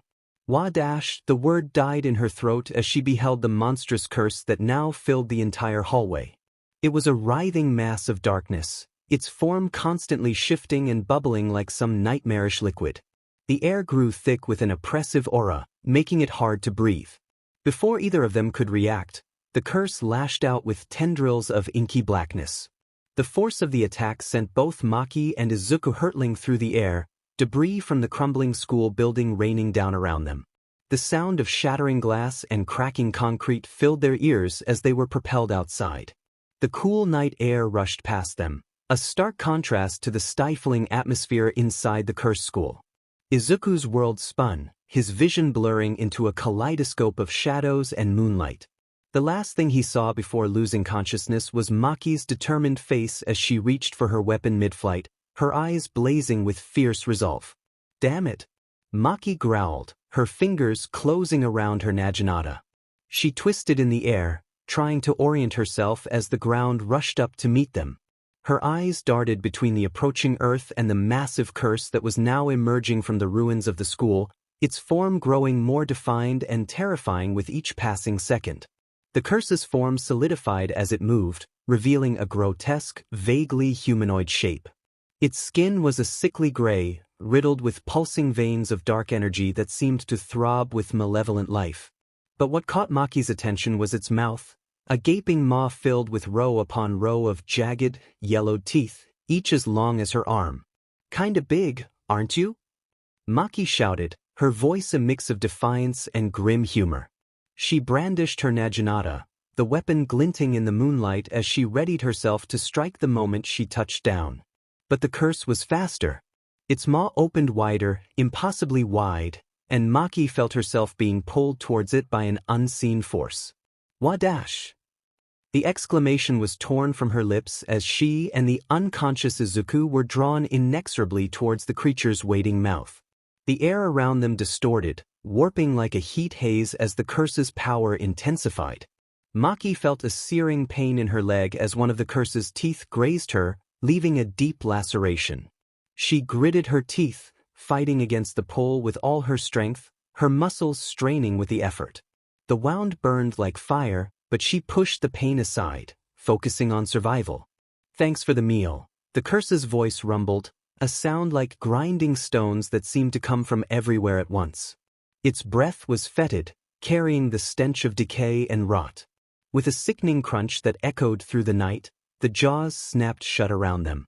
Maki's last glimpse of the outside world was the starry sky, quickly obscured by rows of yellowed teeth. Darkness engulfed Maki and Izuku. The air was thick and putrid, making breathing difficult. Maki could feel something viscous and warm pressing in on all sides. They were in the curse's stomach. The darkness was almost complete, save for an eerie, pulsating glow emanating from the walls of flesh surrounding them. "Let us out of here!" Maki yelled, her words more a battle cry than a plea. She knew the curse wouldn't comply, but the shout seemed to bolster her resolve. Turning her attention to Izuku, Maki's eyes blazed with a mix of desperation and irritation. "Where is that curse of yours when we need it?" she demanded, her voice sharp with urgency. Izuku winced at her tone but replied calmly, "She has selective timing. Besides, she only comes out when I'm in danger." Maki's eyebrow twitched, a visible tick mark appearing on her forehead. "And what's to say being stuck inside a curse's stomach doesn't scream danger?" she retorted, her voice rising an octave higher. "An improvement," Izuku muttered under his breath, a hint of sarcasm coloring his words. The tension of their situation was bringing out a side of him rarely seen, a dry wit that served as his defense mechanism. Maki shot him a glare that could have melted steel, but Izuku held her gaze, refusing to back down. After a moment, she sighed, her shoulders slumping slightly. "Once the veil deactivates, we can expect help," she said, more to herself than to Izuku. Then, almost inaudibly, she added, "So embarrassing." "Help!" A child's voice pierced through the slimy darkness, filled with desperation and fear. "Please, he's dying." Izuku squinted, his eyes struggling to adjust to the dim, reddish light inside the curse's stomach. The air was thick and humid, making it difficult to breathe. As his vision cleared, he saw two children huddled together in a corner, their small forms trembling. One, a boy no older than 10, had grotesque swellings covering half his face. His left eye was swollen shut and blackened, like a bruise gone wrong. In his arms, he cradled another child who lay motionless, their chest barely rising and falling with shallow breaths. "Oh no," Izuku whispered, his heart sinking like a stone in his chest. Were these the kids attacked by the curse? The two we knew about? His mind raced, trying to process the situation. The squishy, pulsating walls of the curse's stomach seemed to close in around them, making the scene even more nightmarish. "At least they're alive," he thought, clinging to a shred of hope like a lifeline in a stormy sea. Maki's voice cut through his thoughts, her tone grim and matter-of-fact. "Not good. Take a closer look, Izuku. The bigger kids curse too. It's only a matter of time before they both." She trailed off mid-sentence, her words hanging in the air like a guillotine. Izuku turned to look at her, and what he saw made his blood run cold. Maki's cheeks had drained of color, leaving her face looking pale and clammy as if a cold sweat had unexpectedly washed over her. Her usual confident demeanor was crumbling before his eyes, like a sandcastle against the tide. Besides, Maki continued, her voice growing weaker with each word, not everyone is resistant to curses like you. Just as Izuku opened his mouth to reply, he noticed Maki's eyes suddenly fluttering, her gaze losing focus as it rolled back into her head. Panic surged through him like an electric current as he saw her body start to sway dangerously, teetering on the brink of collapse. With a rush of adrenaline, Izuku instinctively lunged forward, his heart racing in his chest. As he closed the distance between them, he managed to grasp her just in time, his hands wrapping securely around her waist. He felt the warmth of her body against him as he anchored her, preventing her from falling to the ground. "Maki!" Izuku called out, panic rising in his chest like a tidal wave. He gently lowered her to the squishy floor, his eyes darting over her body. That's when he saw it. The wound on her leg, angry and inflamed, with dark tendrils spreading from it like poisonous vines creeping up a wall. "Sheet," Izuku muttered, his face paling. "That wound. It's been cursed. Is she going to die? Please, help us," the same kid pleaded, his voice trembling with fear and desperation. His eyes, wide and filled with unshed tears, darted between Maki's prone form and Izuku's face, silently begging for reassurance. Maki stirred, her eyelids fluttering like butterfly wings as she fought to regain consciousness. Her breathing was labored, each inhale a struggle against the pain coursing through her body. With a groan that seemed to come from the depths of her soul, she managed to open her eyes, but her gaze was unfocused, clouded by the effects of the curse. Summoning what little strength she had left, Maki reached out and grasped Izuku's white uniform tightly.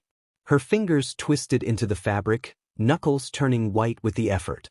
When she spoke, her voice was hoarse and strained, barely above a whisper. The previous chapter opens with Maki expressing her frustrations about their current predicament.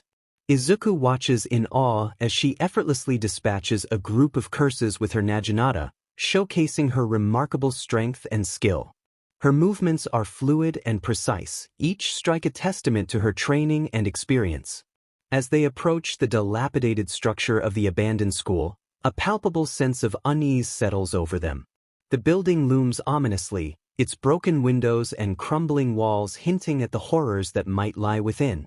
Maki breaks the silence, explaining their mission, to locate the source of the curses that have infested the school.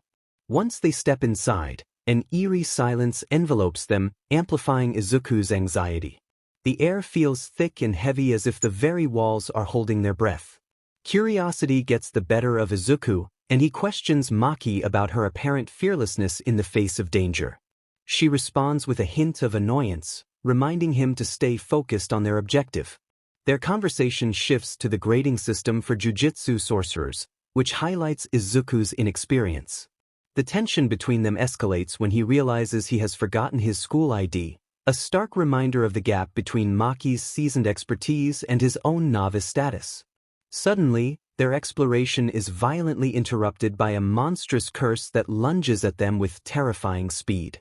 The force of the attack sends them crashing out of the school, and as they tumble through the air, Maki instinctively prepares for combat. However, she is struck by the curse, sustaining a painful injury.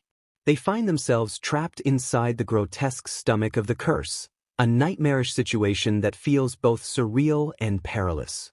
The darkness around them is suffocating, and the stench is overwhelming. In the dim light, Izuku's gaze falls upon two children nearby, one of whom is gravely injured. Panic surges through him as he realizes the urgency of their situation.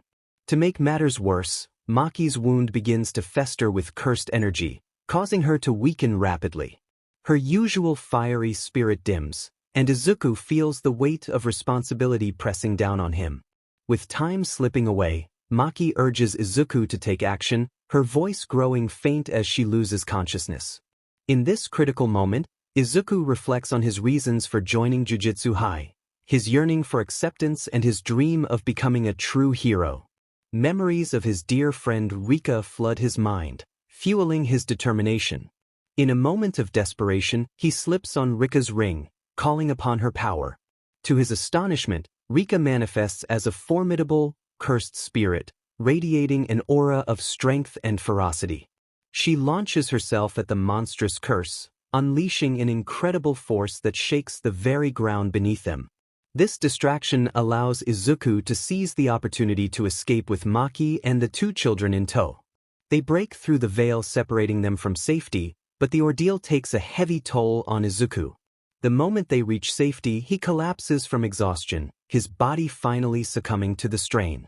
The chapter concludes in a sterile hospital room, where Gojo stands by, delivering the reassuring news that Maki and the children are in stable condition. Despite this positive update, a sense of unease lingers within Izuku. He contemplates the weight of recent events, the chaos and fear they faced, and the significance of Rika's ring on his finger, a tangible link to his cursed friend and the immense power he now wields. The realization settles in him, a mixture of pride and dread, as he grapples with the responsibilities that come with such. Chapter 4. 3 months later. Morning, Iron Claw Dojo. The early morning sun streamed through the tall windows of the Iron Claw Dojo, casting a warm, golden glow on the polished wooden floors. Itsuka sat cross-legged on a training mat, her fingers poised over her phone's screen, the light reflecting off the device. Gone was her usual side ponytail. Instead, her loose copper-colored hair framed her face, accentuating the worry etched across her features. She scrolled through her contacts, her heart sinking as she found Izuku's name. A wave of hesitation washed over her, and she stared at his number, her mind racing with thoughts. With a heavy sigh, she glanced at the calendar hanging on the wall, its pages marking yet another day of silence between them. It's been 3 months since he last called me, she thought, her brow furrowing deeper with concern. What could he possibly be doing? Closing her eyes, she tried to recall their last meeting. She could almost see his determined smile, hear his promise to stay in touch, and feel his excitement as he spoke about finding a new house. But now, all she had was silence, a void that felt increasingly heavy in her heart.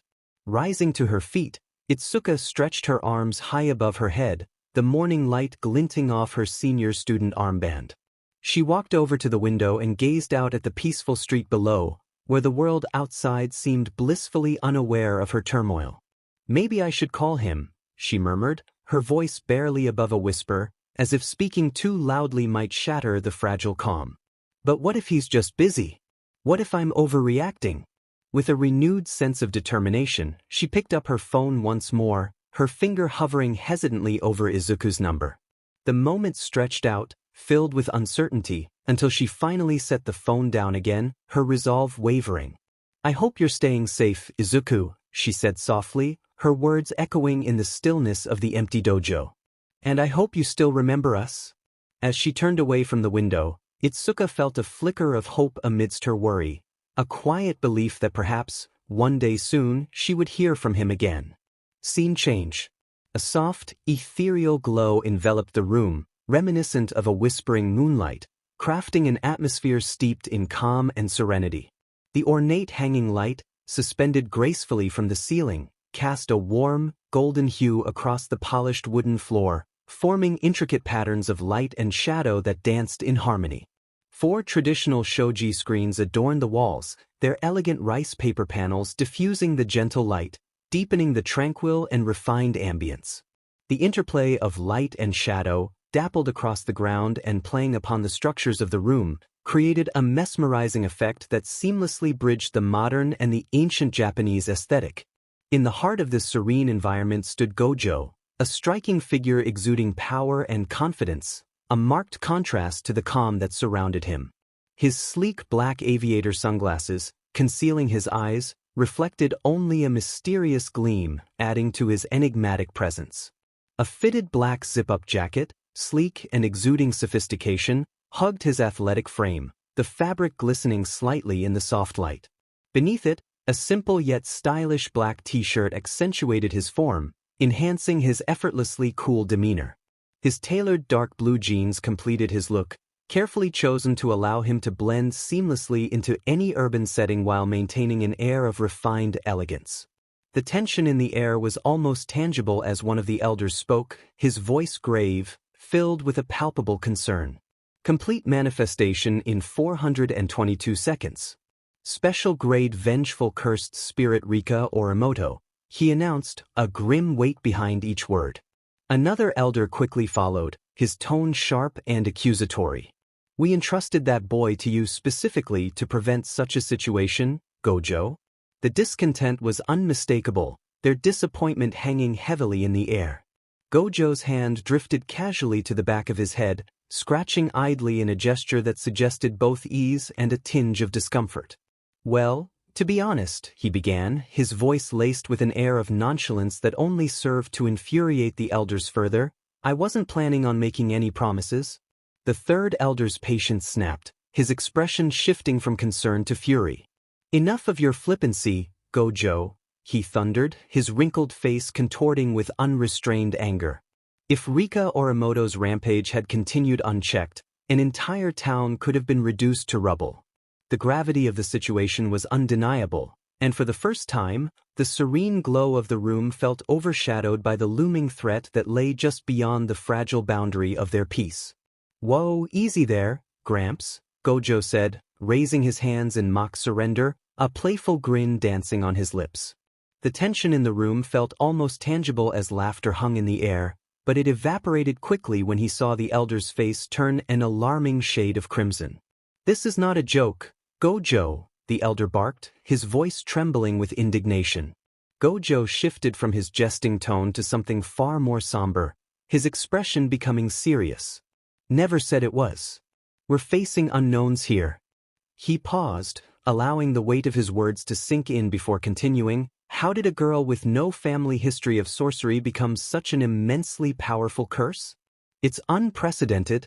His eyes narrowed as he contemplated the implications, the gravity of the situation pressing down on them like a heavy fog. But I can assure you of one thing, I would have risked my life to stop it if it became necessary. That's not good enough, the second elder interjected, his voice sharp, cutting through the air like a knife. We need a plan, not your bravado.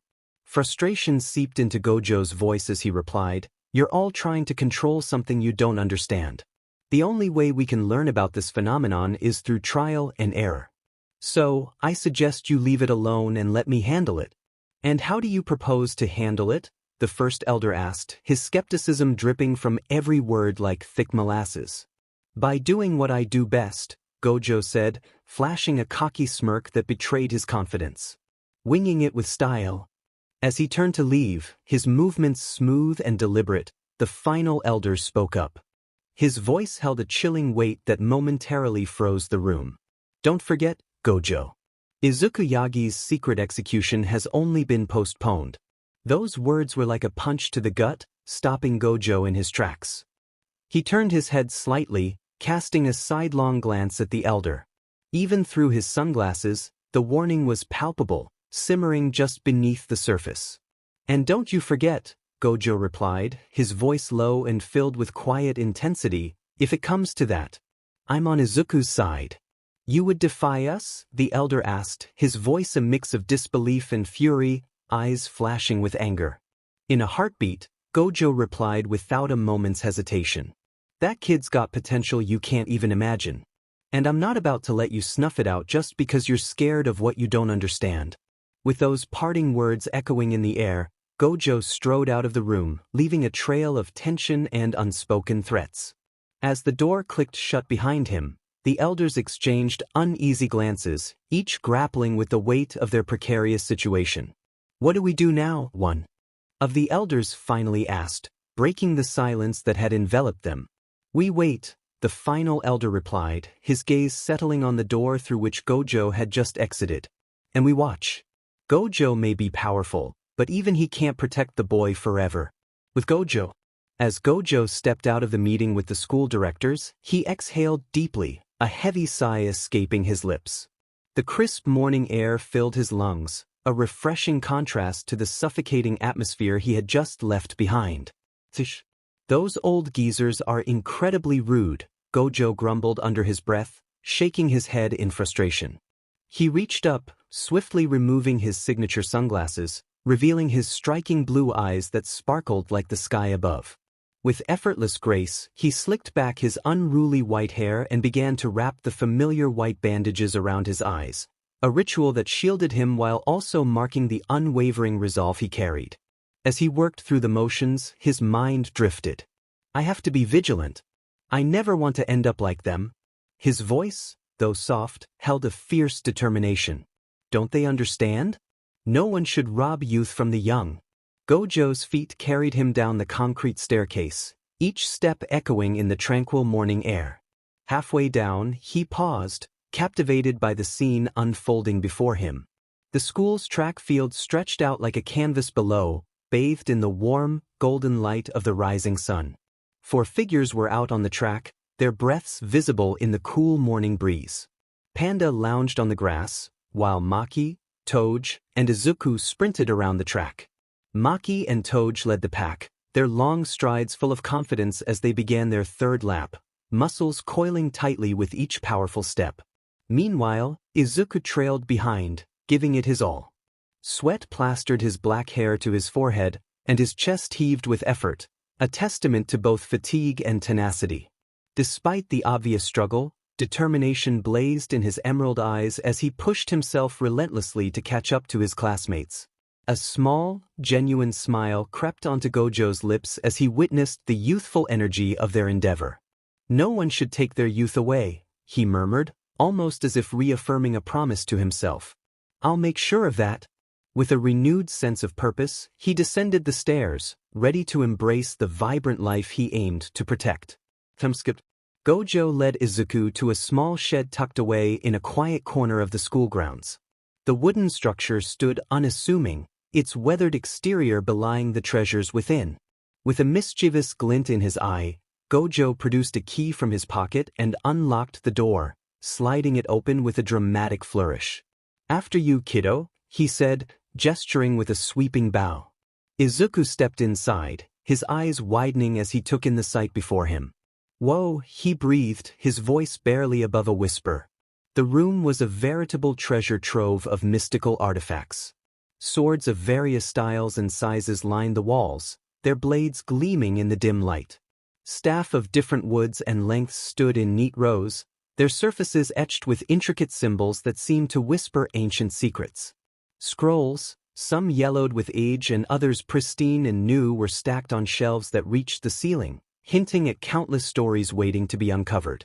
Gojo sauntered in after him, hands casually tucked in his pockets. So, here's the deal, he said, his tone light but carrying an undercurrent of seriousness.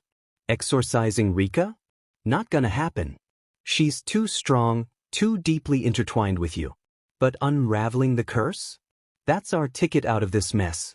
Izuku tilted his head, confusion knitting his brow. Unraveling? He asked, the term rolling off his tongue like a foreign language. Yep, Gojo nodded, a hint of a smile playing on his lips. Think of it like untying a bunch of knots of cursed energy. Thousands of them, all tangled up. We're gonna undo them one by one. As he spoke, Gojo meandered over to a wall lined with katanas. He hummed thoughtfully, his fingers dancing along the hilts, testing their weight and balance with a practiced ease. It's a special trick for cursed humans like you, he explained, his voice taking on a more instructive tone. Without warning, he plucked a katana from the wall and tossed it to Izuku. Heads up. Izuku yelped, his hands fumbling as he tried to catch the weapon. He managed to grasp it, but not before nearly dropping it twice.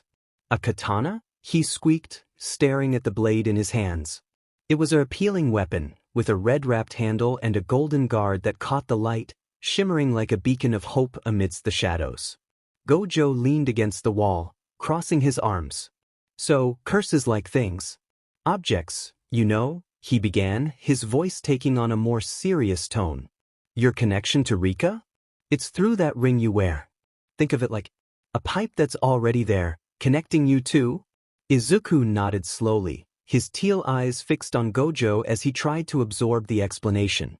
What you gotta do, Gojo continued, pushing off the wall and pacing the room, is channel Rika's curse into the katana. Learn to control it, to direct it. Then do it again and again with different objects. Eventually, you'll have the whole curse under your thumb. Then boom, you're both free. He stopped his pacing and leaned in closer to Izuku, poking him in the chest with a long finger. But first, he said, his voice dropping to a dramatic whisper, you gotta learn how to use that thing. Because right now, you're so weak it's laughable. Izuku's eye twitched, a mix of annoyance and determination flashing across his face. This fucker, he thought, tightening his grip on the katana. Gojo stepped back, flashing a cheesy grin and giving a thumbs up. So, it's time to start training, he announced, his enthusiasm almost palpable. Izuku's face fell as realization dawned on him. Wait, he said slowly, a note of panic creeping into his voice. When you say training, you don't mean with her, right? Right. Gojo's grin only widened, a mischievous glint dancing in his eyes. Scene change. Trefield. The afternoon sun hung low in the sky, casting long, dramatic shadows across the track field. Its warm rays mingled with a palpable tension that seemed to electrify the air. Izuku stood resolutely, his heart pounding in his chest as he faced Maki, who exuded a calm confidence. Frustration bubbled within him, prompting a silent curse directed at Gojo-sensei. "Can you, Gojo-sensei?" he thought, irritation simmering just beneath the surface. The wooden practice katana felt reassuringly solid in his grip, its weight a familiar comfort amidst the turmoil of his nerves. Across from him, Maki stood firmly, gripping her wooden staff with a confident resolve. Her intense eyes shone with determination, every bit of her posture radiating strength. The sunlight danced off the polished surface of her staff, lending an almost ethereal quality to her fierce presence. Both fighters regarded each other, muscles coiled like springs, acutely aware that this contest would be more than a mere test of skill, it would also challenge their wits and instincts. Izuku took a steadying breath, grounding himself before launching forward. His feet kicked up small clouds of dust from the track as he charged ahead, katana in hand. He unleashed a flurry of quick slashes, each aimed with precision and intent. But Maki, sharp and agile, proved to be a step ahead. She expertly blocked each strike, the rhythmic clack of wood meeting metal resonating through the air. Frustration simmered within Izuku as none of his blows found their mark. He gritted his teeth, pushing himself to his limits, each movement growing more frantic in its intensity. Maki, in stark contrast, remained calm and calculated, her gaze constantly scanning for an opening in his defense. Then it happened. Maki spotted her opportunity as Izuku overextended during a particularly aggressive swing. Sensing the weakness in his stance, she deftly stepped forward, jabbing her staff toward his exposed shoulder with a fierce determination. Izuku's eyes widened in surprise. At the last possible moment, he managed to raise his katana and deflect the blow, but the impact reverberated through his arm, forcing him to stumble back a step. As the sparring continued, a flicker of movement at the edge of the field caught Izuku's attention. He glanced over to see Gojo ambling toward them, hands casually tucked into his pockets and a lazy grin plastered across his face. "Hey everyone! How's it going?" he called out, waving nonchalantly, his carefree demeanor starkly contrasting the intensity of the duel. "Oh, Izuku started to respond, his concentration momentarily broken, a mix of surprise and irritation flashing across his face. That fleeting moment of distraction was all Maki needed. With lightning precision, she swung her staff, landing a crisp thwack across Izuku's cheek. The sting of the impact jolted him back to the present, reminding him of the stakes in this battle of skill and strategy. Izuku yelped in pain, stumbling backward as he instinctively raised a hand to his stinging face. Maki lowered her staff, her expression was stern yet not unkind. "Don't get distracted, newbie," she said firmly, her voice cutting through the air like a double. Izuku winced, rubbing his cheek where Maki's staff had struck him. The sharp sting served as a harsh reminder of his inexperience. He took a deep breath, struggling to calm his racing heart and regain his focus. "Yeah, right," he muttered under his breath, more to himself than to Maki, feeling a mix of embarrassment and determination. Maki's voice sliced through his thoughts again, firm but not unkind. "Don't just stand there. Get back in your stance." Nodding quickly, Izuku dropped into a fighting position, his muscles tensing with anticipation. Right? Sorry, he replied, tightening his grip on the wooden katana. A sweat drop formed on his brow as he thought, sometimes I wonder if she and Aizawa-sensei are related because of how strict they both are. Maki raised an eyebrow, a hint of challenge glimmering in her eyes.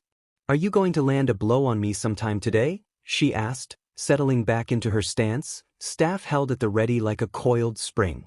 Determination ignited in Izuku's teal eyes. He felt a surge of energy, a potent mix of frustration and resolve. Yeah, right now, he declared, his voice ringing with newfound strength. They resumed their sparring, but this time, Maki took the offensive. She launched a flurry of strikes with her staff, each one a blur that tested Izuku's defenses. Now more focused, he began to block her attacks with increasing confidence, his movements becoming smoother and his reactions sharper. Spotting an opening, Izuku feinted to the left, then quickly changed direction, aiming a horizontal slash at Maki's right side. But Maki, ever agile, saw through his deception. With graceful precision, she executed a side flip over Izuku's blade, the wooden katana whistling harmlessly beneath her as she soared above. Izuku's eyes widened in surprise. She dodged that? He thought, his mind racing. But she's off balance. I can catch her before she lands. As Maki descended, Izuku swung his katana upward, hoping to catch her midair. But she was one step ahead. The moment her feet touched the ground, she dropped into a perfect split, his upward slash passing harmlessly over her head. Before Izuku could recover from his missed attack, Maki sprang into action. She hooked her leg around one of Izuku's, simultaneously grabbing the shoulder of his shirt with her free hand. In one fluid motion, she executed a skillful takedown, pulling Izuku off balance and sending him crashing to the ground. As Izuku fell, Maki brought the end of her wooden staff down, stopping just short of striking his forehead. The move was so quick, so precise, that Izuku barely had time to blink.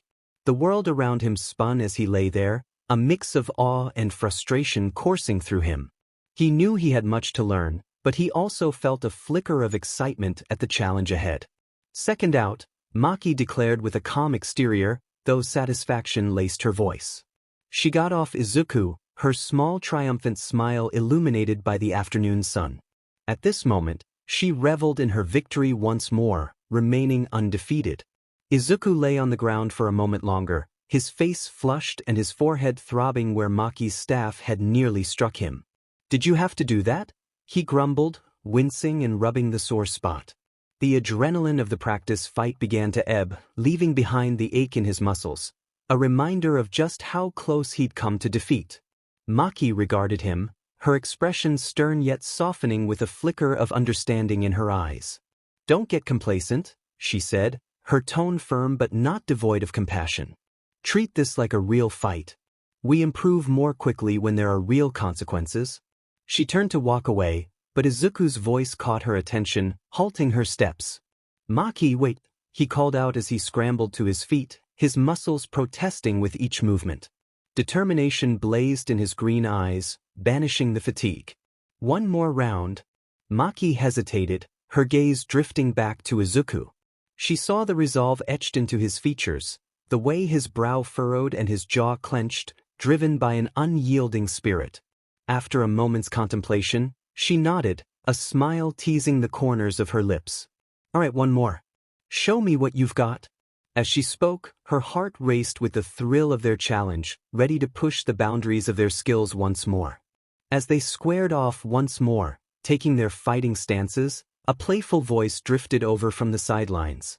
Panda observed the scene with thoughtful eyes, breaking the tension. It's been 3 months since Izuku joined us, he remarked, a hint of pride in his tone. Salmon, Inumaki added cryptically, his curse speech as enigmatic as ever. Panda nodded appreciatively as if Inumaki's words made perfect sense in this context. He's moving a lot better, he noted, keenly watching as Izuku and Maki began to circle each other, their muscles coiling with anticipation. Gojo, usually the center of attention with his charismatic presence, spoke up unexpectedly. He's more positive too, he noted, a flicker of pride lighting his eyes as he observed Izuku's growth. Maki chimed in again, saying simply, "Salted fish roe." Maki seems somewhat happier these days, Panda mused, his gaze fixated on the sparring match. There used to be no other weapon user around. Suddenly, inspiration struck him, and his panda face transformed into an expression of mischief. "Eureka!" he exclaimed, eyes gleaming with excitement. "Izuku! Get over here!" Panda shouted, waving his fluffy arms wildly, causing a few onlookers to turn their heads in surprise. Startled by the sudden call, Izuku jogged over, still catching his breath from the intense training session. "Yeah, Panda?" he asked, wiping the sweat off his brow, his heart still racing. Panda leaned in close, his voice dropping to a conspiratorial whisper that instantly piqued Izuku's interest. "Listen up. It's something super important. Do you like big melons or smaller ones?"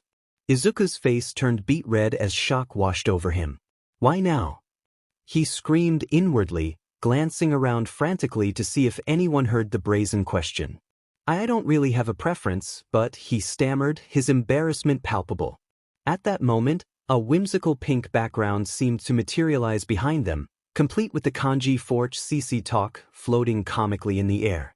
Panda, unfazed by Izuku's blushing cheeks, slung an arm around his shoulders, pulling him closer to the ridiculousness of the situation. The tension of the sparring session melted away, replaced by an unexpected camaraderie that had blossomed amidst training and challenges. Panda nodded sagely, somehow managing to blush despite being, well, a panda. His playful demeanor was infectious, and it added a lightheartedness to the training session. Izuku clutched his wooden katana closer to his face, using it as a makeshift shield, as if trying to hide behind it. "A medium-sized, maybe?" he mumbled, his voice barely above a whisper, the words tumbling out in a nervous rush. "Good cha," Panda replied with a wink, his enthusiasm unwavering. Without missing a beat, he called out, "Maki?" From a distance, Maki raised an eyebrow, her expression a mixture of curiosity and caution. "Yeah," she responded, her tone wary as she approached. Panda twirled dramatically, striking a pose that would make any runway model proud. "Those things are looking good," he declared, gesturing vaguely in Maki's direction with an exaggerated flourish.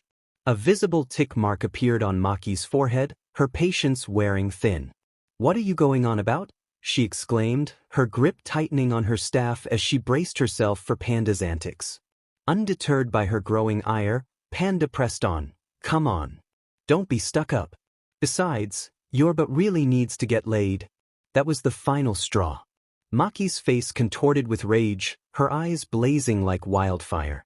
In an instant, she summoned her naginata, the deadly weapon materializing in her hands with a menacing whoosh. "You're dead meat," she roared, charging toward Panda with unrestrained fury. "PETA is not going to save your butt from me."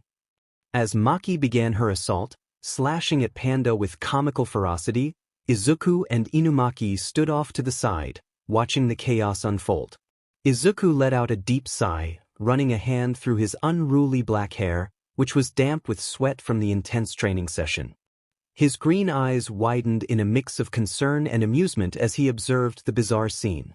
"I guess training's over for today," he muttered, more to himself than anyone else. He glanced at Inumaki, who stood beside him, calmly munching on a rice ball as if this were an everyday occurrence. Izuku hesitated, then asked, "Should we do something?" As he spoke, Maki's naginata whistled through the air, narrowly missing Panda's head by mere inches. Izuku winced, imagining the catastrophic damage that weapon could inflict if it connected. He shifted his weight from one foot to the other, torn between the instinct to intervene and the longing to let the situation play out. The air was filled with the sounds of Maki's furious shouts and Panda's panicked yelps, creating a bizarre symphony that drowned out the usual tranquility of their training ground. Izuku marveled at how quickly things had escalated, all because of Panda's ill-timed comments. He turned to Inumaki again, hoping for some guidance or at least a reaction, but his classmate remained stoic, offering only a cryptic kelp in response. Izuku nodded, pretending to understand, and turned his attention back to the unfolding scene, wondering how long it would take for things to calm down.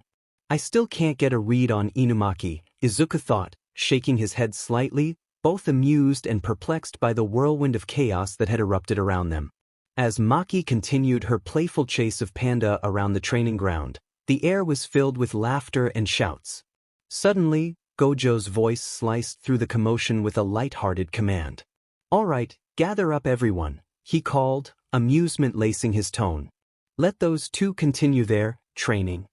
Izuku and Inumaki exchanged glances before making their way over to Gojo, leaving Maki and Panda to their antics. Gojo's eyes, concealed behind his signature white bandages, sparkled with mischief as he turned his attention to them. "Toge," Gojo began, directing his gaze at Inumaki, "a curse has been specifically assigned to you. It's something you're particularly suited for, so I need you to take care of it." Inumaki nodded, finishing the last bite of his rice ball. "Salmon," he replied, his usual cryptic response that held a deeper meaning for those who understood. Gojo then shifted his focus to Izuku, his grin widening. "Izuku, I want you to accompany Toge. Your job is to support him." Izuku's brow furrowed in confusion. "Support?" he echoed, uncertainty creeping into his voice as he tried to grasp Gojo's intentions. Gojo's smile softened, taking on a more instructive tone. "Watch and learn, Izuku," he explained. "Every sorcerer is unique, and there are just as many different exorcist techniques out there. Toge's curse speech is a prime example of this. I want you to observe him in action and learn what you can." Izuku's eyes brightened with understanding and excitement. He nodded eagerly, thrilled at the chance to delve deeper into his classmates' abilities and expand his own understanding of jujutsu sorcery. "Got it," Izuku said, determination radiating from him. He turned to Inumaki, offering a small but encouraging smile. "I'll do my best to support you, Inumaki-kun." Inumaki responded with a slight nod, his expression as inscrutable as ever. "Bonito flakes," he murmured, a phrase that Izuku interpreted as acceptance of their partnership. As they prepared to embark on their mission, the sounds of Maki's relentless pursuit of Panda faded into the background. Izuku felt a whirlwind of emotions, nervousness mixed with anticipation, building in his chest. This would be his first time working closely with Inumaki, and he was eager to witness the power of cursed speech firsthand. "We should get going," Gojo said, clapping his hands together to draw attention. "The curse won't exorcise itself, after all." With a final nod from both Izuku and Inumaki, they set off, leaving the lively training grounds behind and stepping into the unknown, ready to face the challenge ahead. Time skip. Hapaina Shopping Center. The entrance of the shopping center loomed ominously before them, draped in shadows that danced and shifted in the subdued light. Weeds, nature's relentless reclaimers, had begun their slow but determined conquest, pushing through cracks in the pavement and crawling up the time-worn walls. Shards of glass, remnants from windows long shattered, caught the sparse sunlight that dared to infiltrate the gloom, glinting like muted jewels against the drab backdrop. Inumaki's tousled hair rustled softly in the faint breeze as he surveyed their surroundings with a watchful gaze. His typical stoic expression was tinged with a hint of concern as he absorbed the dilapidated scene unfolding before him. Beside him, Izuku stood tall, his vibrant green hair creating a striking contrast against the gray and brown tones that enveloped their environment. His emerald eyes flitted anxiously from one shadowy corner to another, alert and primed for any sign of lurking danger. The air hung heavy around them, thick with the dust and unsettling silence that pressed down upon them like an invisible weight. The occasional rustle of wind-blown debris punctuated the stillness, accompanied by the crunch of shattered tiles beneath their feet. It felt as though the very atmosphere was holding its breath, suspended in time, waiting for something to shatter the spell of abandonment that had wrought this once bustling shopping hub. As they approached the entrance to Hapaina Shopping Center, a tall, slender figure emerged from the shadows. The man bore mid-length black hair and wore rectangular glasses that framed his small, dark eyes, giving him an air of deliberate detachment. Sunken cheeks lent him a perpetually bored expression that felt entirely at odds with the eerie surroundings. Kiyotaka Ijichi, the assistant manager from Jujutsu High, cleared his throat and tapped on his tablet, the blue light casting a cold glow across his face in the dim ambience. Hapaina Shopping Center, he stated, his voice flat and matter-of-fact, is now essentially abandoned. There are plans to demolish the entire area to make way for a new, large shopping mall. He swiped across the tablet screen, revealing additional information. An inspection has unearthed a group of low-level curses. Grade 2 Sorcerer Inumaki, your task is to exorcise those curses? Ijichi glanced up from his tablet, anticipating to see Inumaki standing at attention, but was struck by the jarring reality of space where the cursed speech user should have been. What? Ijichi exclaimed, his usually composed demeanor fracturing momentarily. Where's Sorcerer Inumaki? Startled by Ijichi's sudden outburst, Izuku quickly scanned their surroundings. His eyes widened in shock as they landed on a familiar figure a short distance away, where Inumaki was unexpectedly fixated on something that caught his interest. Is he shopping? Izuku's mind raced, disbelief coloring his inner thoughts as he struggled to comprehend the bizarre situation unfolding before him. Sure enough, Inumaki was standing at a small kiosk that somehow managed to remain operational despite the mall's desolate state. The friendly cashier greeted him with a warm smile, saying, "Thanks for coming." Izuku couldn't help but marvel at Inumaki's knack for finding food even in the most unlikely places. He observed his classmate as he carefully browsed through the offerings at the kiosk, selecting an assortment of snacks, most of which appeared to be seafood-based. The sight was strangely comforting, a pocket of normalcy amid the eerie ambience of the abandoned shopping center. Ijichi-san, Izuku said hesitantly, pointing towards the kiosk. I think I found him. Ijichi followed the direction of Izuku's gesture, his eyebrows rising in surprise as he took in the scene. He let out a long-suffering sigh, pinching the bridge of his nose in exasperation. Of course, he muttered, shaking his head. We're here to exorcise curses, and he's busy buying snacks. As they observed, Inumaki concluded his transaction and returned to the group, a small paper bag carefully cradled in his hands. His expression remained as impassive as ever, as if impromptu food runs during missions were completely routine. Kelp, Inumaki said, lifting the bag in explanation, his voice crisp yet calm. What did you buy? Izuku inquired, curiosity bubbling within him as he leaned closer to glimpse the contents of Inumaki's bag. Inumaki, his face a picture of neutrality, reached into the bag and retrieved a small cylindrical container. He held it up for Izuku to inspect. The label was visible in the dim light surrounding them. Throat medicine? Izuku read aloud, furrowing his brow in confusion. He glanced from the medicine back to Inumaki, struggling to connect the dots. Why would he need throat medicine in the middle of a mission? Ijichi, having watched the exchange with a blend of exasperation and amusement, couldn't resist stepping in to provide clarity. He adjusted his glasses, pushing them up the bridge of his nose with an air of reluctant authority. In short, he began, his tone tinged with mild fatigue, they want to exorcise the curses now before this building develops a reputation for curse energy. He paused for a moment, letting his words resonate. A place like this, abandoned and on the brink of demolition, can quickly become a hotspot for curses if left unchecked. Understanding dawned on Izuku's face as he absorbed Ijichi's explanation. He looked at Inumaki with newfound respect, recognizing that his classmate had been thinking ahead, preparing himself for the strain that utilizing his cursed speech might impose on his throat. Ijichi cleared his throat again, drawing their attention back to him. I'll put up a veil now, he said, his hands already moving through the familiar motions of the technique. As he chanted incantations under his breath, a shimmering barrier began to materialize around the perimeter of the shopping center. Turning back to Izuku and Inumaki, Ijichi's expression softened slightly, a glimmer of encouragement lighting up his eyes. Good luck, gentlemen, he offered, nodding at each of them in turn. The atmosphere felt charged with a mix of determination and camaraderie as they prepared to face the challenges ahead. As Izuku and Inumaki walked through the abandoned shopping center, their footsteps echoing in the eerie silence, Izuku's mind wandered back to Gojo's words. The dim light filtering through broken windows cast long shadows, adding to the unsettling atmosphere. Flashback to their arrival at Hapaina Shopping Center. Izuku stood at the entrance, his fingers tightly gripping the hilt of his katana. A sheen of sweat coated his palms, and his heart raced in his chest, pounding like a drum. My first fieldwork. Wait, no, my second, he thought, desperately trying to calm his nerves.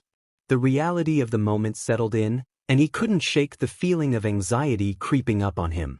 Either way, I'm so nervous. Just then, a hand tapped his shoulder, causing Izuku to jump in surprise.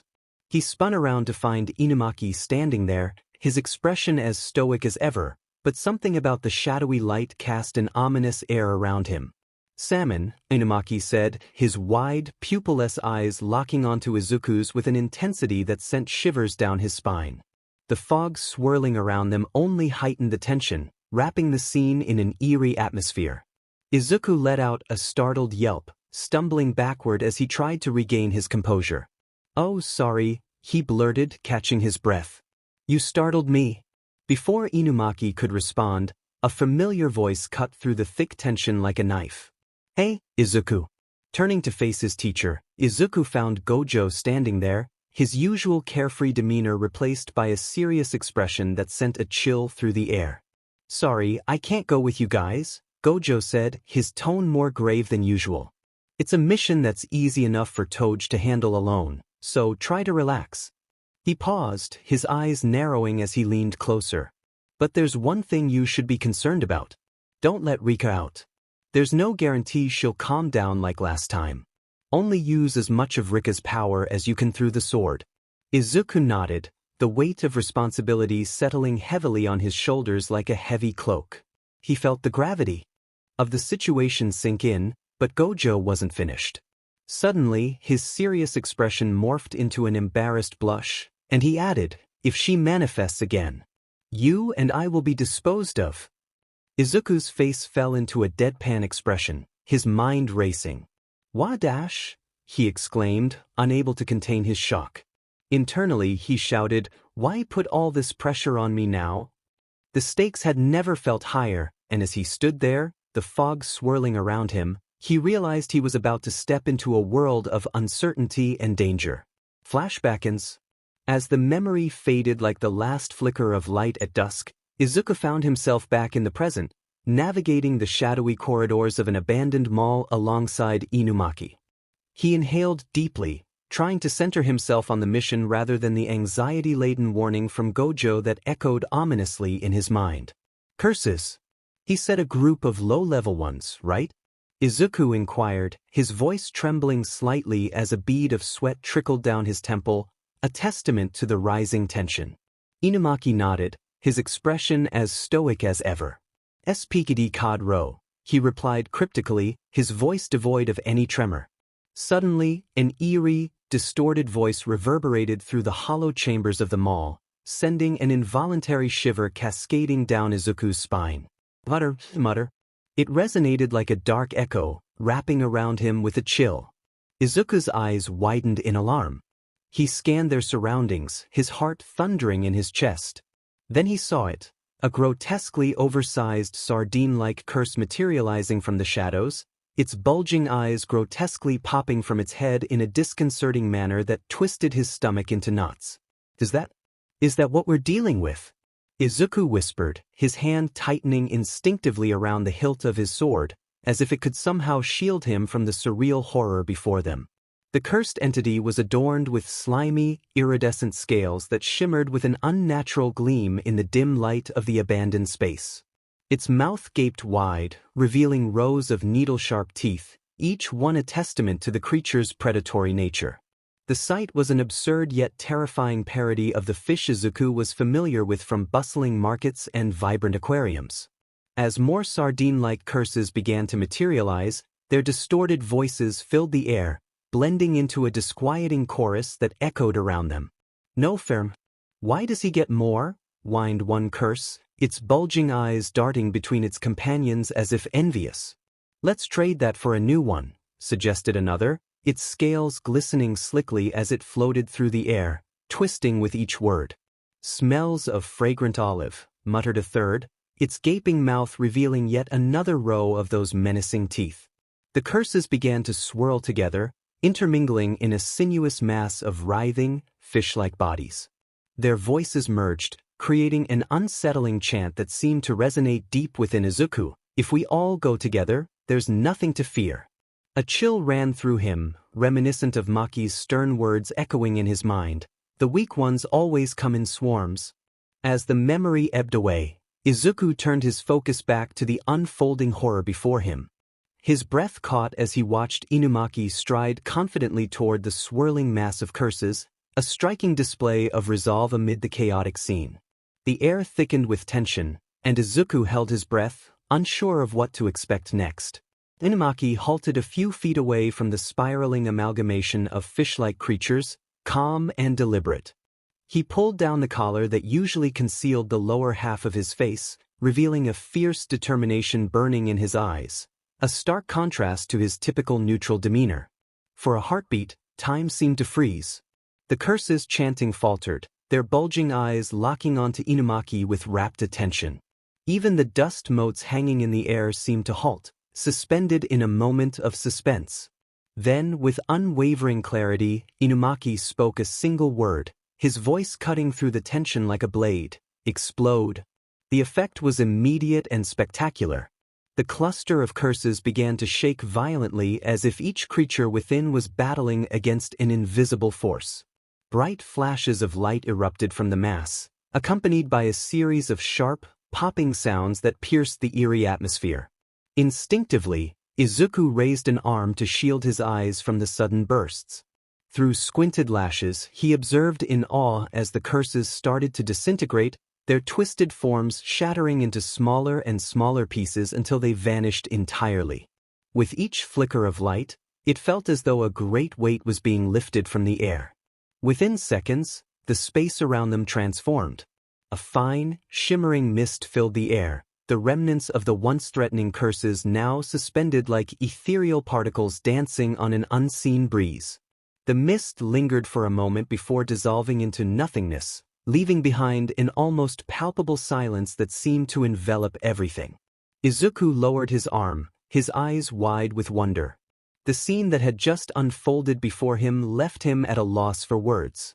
Thoughts raced through his mind, each one more exhilarating than the last. Was this truly the full power of curse speech? A memory flashed across his thoughts, echoing Gojo's words with clarity. It's just like it says, words imbued with cursed energy. Well, it's easier if you see it. True to Gojo's insight, Izuku felt a wave of understanding wash over him. He turned to Inumaki, a grin breaking out across his face as his excitement bubbled within him. Oh right, we're done, aren't we? Inumaki, ever composed, calmly adjusted his collar back up, his expression remaining neutral, almost serene. Tuna mayo, he croaked, his voice noticeably hoarse, as if uttering those words took a considerable toll on his throat. Izuku winced slightly at the sound. His concern began to bloom. His voice sounds so raspy, he thought, his mind quickly connecting the dots. Oh, so that's what the throat medicine is for. It must strain his vocal cords to use that technique. Hidden within the shadows of the abandoned mall, a figure observed Izuku and Inumaki with keen interest. A sly grin unfurled across their lips as they took in the young sorcerer's impressive feat. As they stood there, catching their breath, a nagging feeling tugged at Izuku's instincts. He swept his gaze around, brow furrowing in confusion. That's odd, he murmured, more to himself than to Inumaki. The veil still hasn't come down. Shouldn't Ijichi-san have lowered it by now? A sense of unease began to creep into his thoughts. What could be causing this delay? The air around them buzzed with unspent tension, and Izuku felt the thrill of uncertainty wash over him, urging him to stay alert for whatever might come next. Inumaki responded with fish flakes, his voice laced with an undertone of apprehension that Izuku had not perceived previously. All at once, the atmosphere around them grew dense. A burdensome presence filled the deserted shopping center's clearing, triggering a prickling sensation on the nape of Izuku's neck. He experienced a shiver darting down his spine, his instincts sending loud warnings of imminent danger. Unexpectedly, a curse materialized behind them. Izuku and Inumaki whirled around, their bodies stiffening in preparation for a confrontation. The sight that met their eyes caused Izuku's breath to hitch in his throat. The curse that loomed over them was a sight beyond anything Izuku could have ever conceived. Its gargantuan head was characterized by a lengthy, elephantine trunk that oscillated menacingly. However, it was the creature's eyes that truly unsettled him. Protruding and spiral, they appeared to rotate with frenzied energy, evoking a sense of madness and insatiable hunger. The entity presented itself as a terrifying amalgamation of textures. A dense, tangled layer of fur blanketed its form, intermittently disrupted by sections of gelatinous, throbbing tissue. Its configuration was elusive, continually morphing like an animated silhouette, a living nightmare. Short appendages sprouted from its nebulous figure, culminating in dangerously pointed talons that appeared capable of shredding metal. Most disturbing was the profound, shadowy abyss that gaped beneath the aberration. It hovered above this chasm, seemingly suspended within the liminal space between our reality and an infinitely more horrifying realm. The perimeter of the abyss writhed and stretched as if it yearned to consume everything around it. Izuku's heart hammered an urgent rhythm against his ribcage, his grip tightening around his sword's handle as perspiration began to bead. His gaze met with Inumaki's, a mirror reflecting a mutual dread. They were not confronting a minor menace.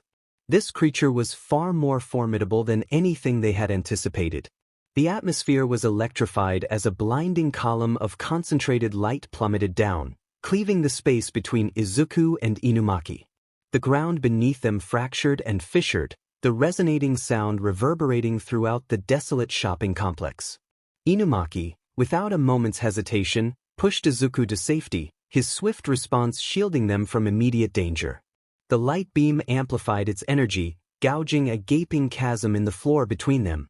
Rubble descended in a shower, and a cloud of dust erupted, momentarily clouding their vision. Inumaki! Izuku's voice echoed, fraught with anxiety and trepidation. He struggled to discern his companion's form within the dispersing dust. Inumaki's eyes, usually calm, now gleamed with resolve as he lowered his collar. His voice, typically serene, resonated with an authoritative clarity that pierced the turmoil. Get twisted. The curse's massive form shuddered at Inumaki's command, its body rippling like a disturbed pond. The air crackled with tension as the students watched, hope flickering in their eyes.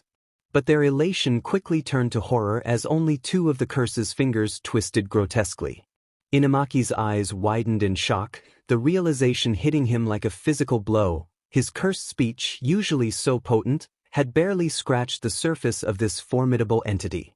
The strain of using his technique against such a powerful opponent took its toll immediately. Inumaki doubled over, his body racked with violent coughs that echoed through the abandoned mall. Crimson droplets splattered on the ground, a stark contrast to the dull gray of the debris-strewn floor. Each ragged gasp was a painful reminder of the curse's overwhelming strength and the dire situation they found themselves in. Izuku watched in terror as another beam of light, bright and menacing, shot toward his incapacitated friend. Time seemed to slow, the world narrowing to a pinpoint as adrenaline surged through his veins. Without conscious thought, Izuku's body moved on its own. He sprang into action, his feet skidding across the debris-littered floor. His heart pounded in his ears, drowning out everything but the urgent need to save his friend. Hang on, Inumaki! Izuku's voice rang out, raw with desperation. He reached out, his fingers grasping Inumaki's arm with surprising strength. With a Herculean effort born of pure survival instinct, he pulled his friend out of harm's way. The beam scorched the spot where Inumaki had been standing mere seconds ago, leaving a smoldering crater on the floor. The heat from the near miss singed Izuku's hair, the acrid smell of burnt keratin filling his nostrils, a stark reminder of how close they had come to disaster. Breathing heavily, sweat beading on his brow, Izuku wrapped one of Inumaki's arms around his shoulders.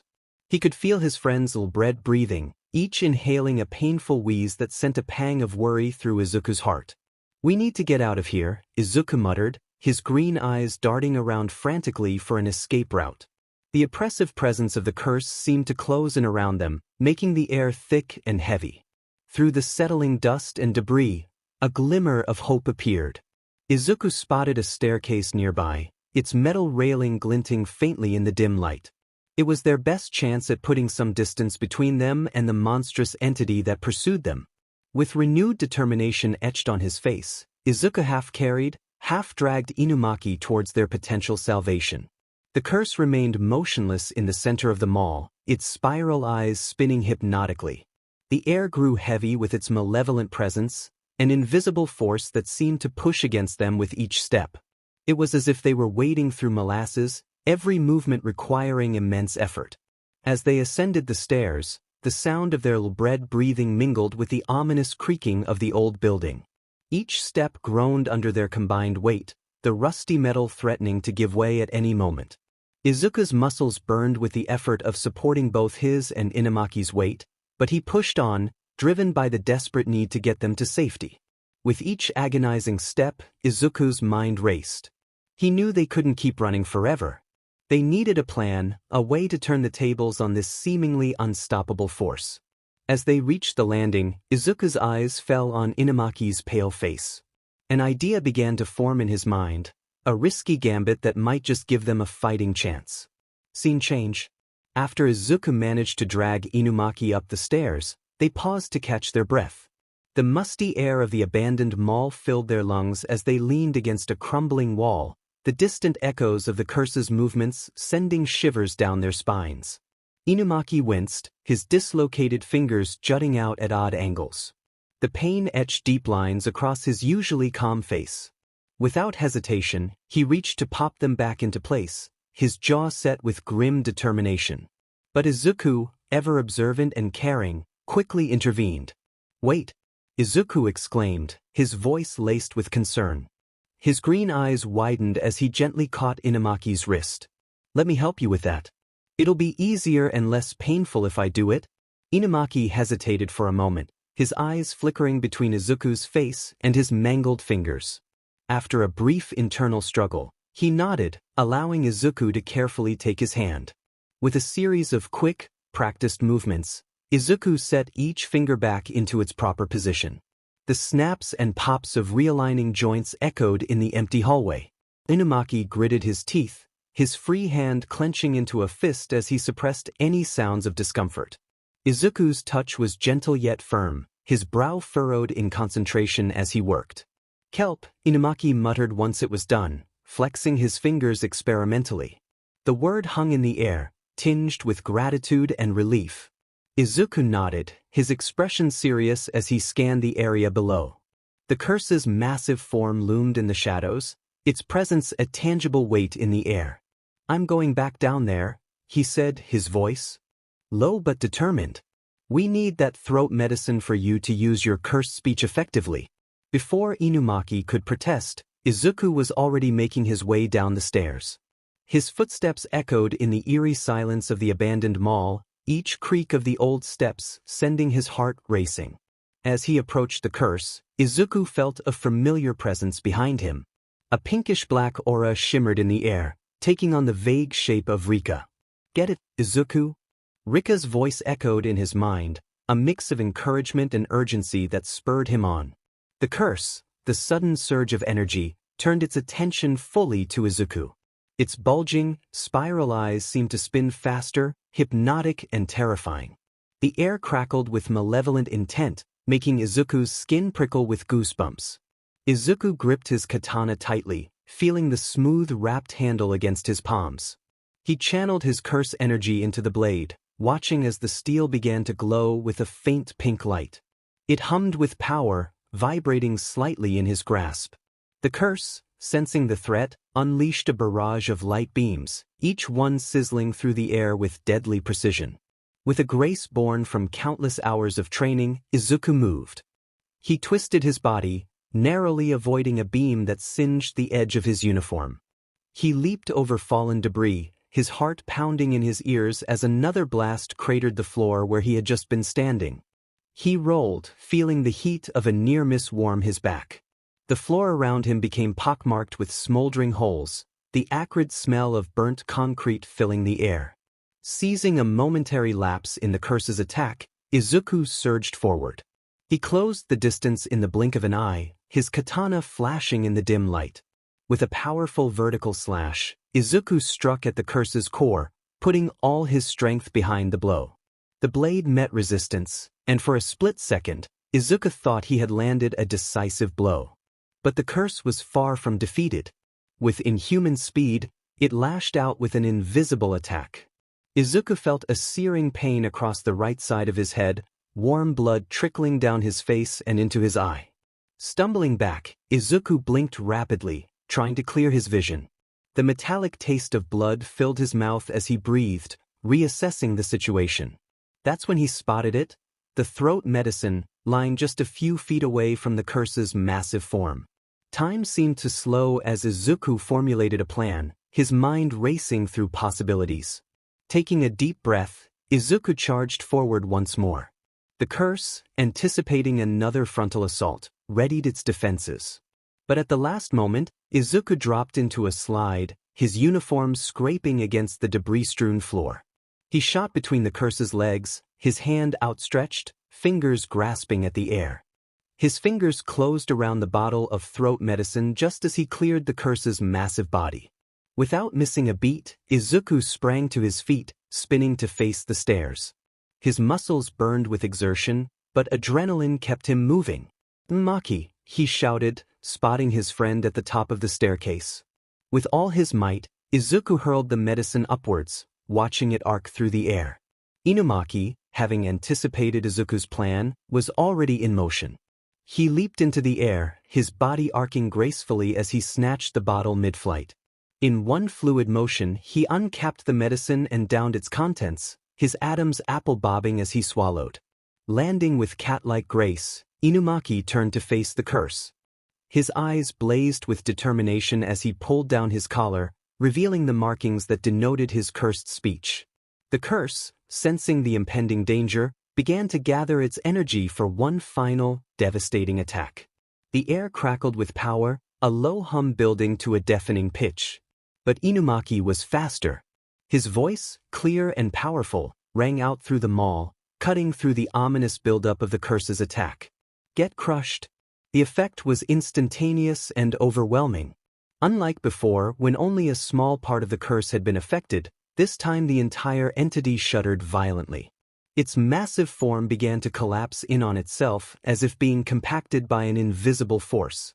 The air crackled with energy, and the very foundations of the mall seemed to tremble. The curse let out an otherworldly shriek that sent chills down Izuku's spine. Its body twisted and compressed, the sound reverberating through the mall like a demonic echo. Dust and debris rained down from the ceiling, creating a hazy veil in the air. Izuku watched in awe and terror as the once terrifying entity was reduced to a fraction of its former size, its spiral eyes spinning wildly in desperation. With a final, echoing crack that sounded like the snapping of 1,000 bones, the curse imploded.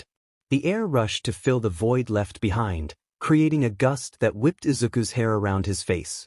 Where the massive curse had once stood, now only a small, dense sphere of cursed energy remained, pulsing with malevolent power. As the oppressive aura that had filled the mall dissipated, Izuku felt his shoulders sag with relief. The sudden absence of danger left him feeling lightheaded, his heart still pounding in his chest. "Wow." Izuku breathed, his eyes wide with a mix of awe and disbelief. The adrenaline was still coursing through his veins, making his hands shake slightly. He flexed his fingers, trying to regain control of his trembling limbs. "Leaf mustard," Inumaki called out, his voice filled with concern as he jogged toward Izuku. Despite the cryptic nature of his cursed speech, the worry in his eyes was clear as day. He scanned Izuku from head to toe, checking for any serious injuries. Izuku managed a reassuring smile, even as he felt the warm trickle of blood down the side of his face. The metallic taste of blood touched his lips as he spoke. "Yeah, I'm fine. It's just a graze," he said, wiping at the wound with the back of his hand.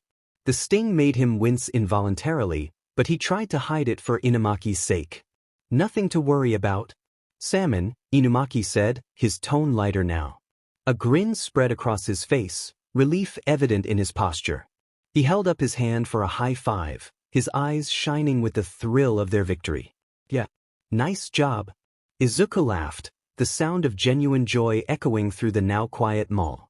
He slapped his palm against Inamaki's, the sharp sound a stark contrast to the chaos of moments ago. The contact sent a jolt of pain through his injured hand, but Izuku didn't care. They had won, against all odds. As the two boys celebrated their victory, basking in the afterglow of their success, they were unaware of the figure watching them from the shadows. Hidden behind a partially collapsed pillar, a man observed the scene with keen interest, his eyes fixed on Izuku.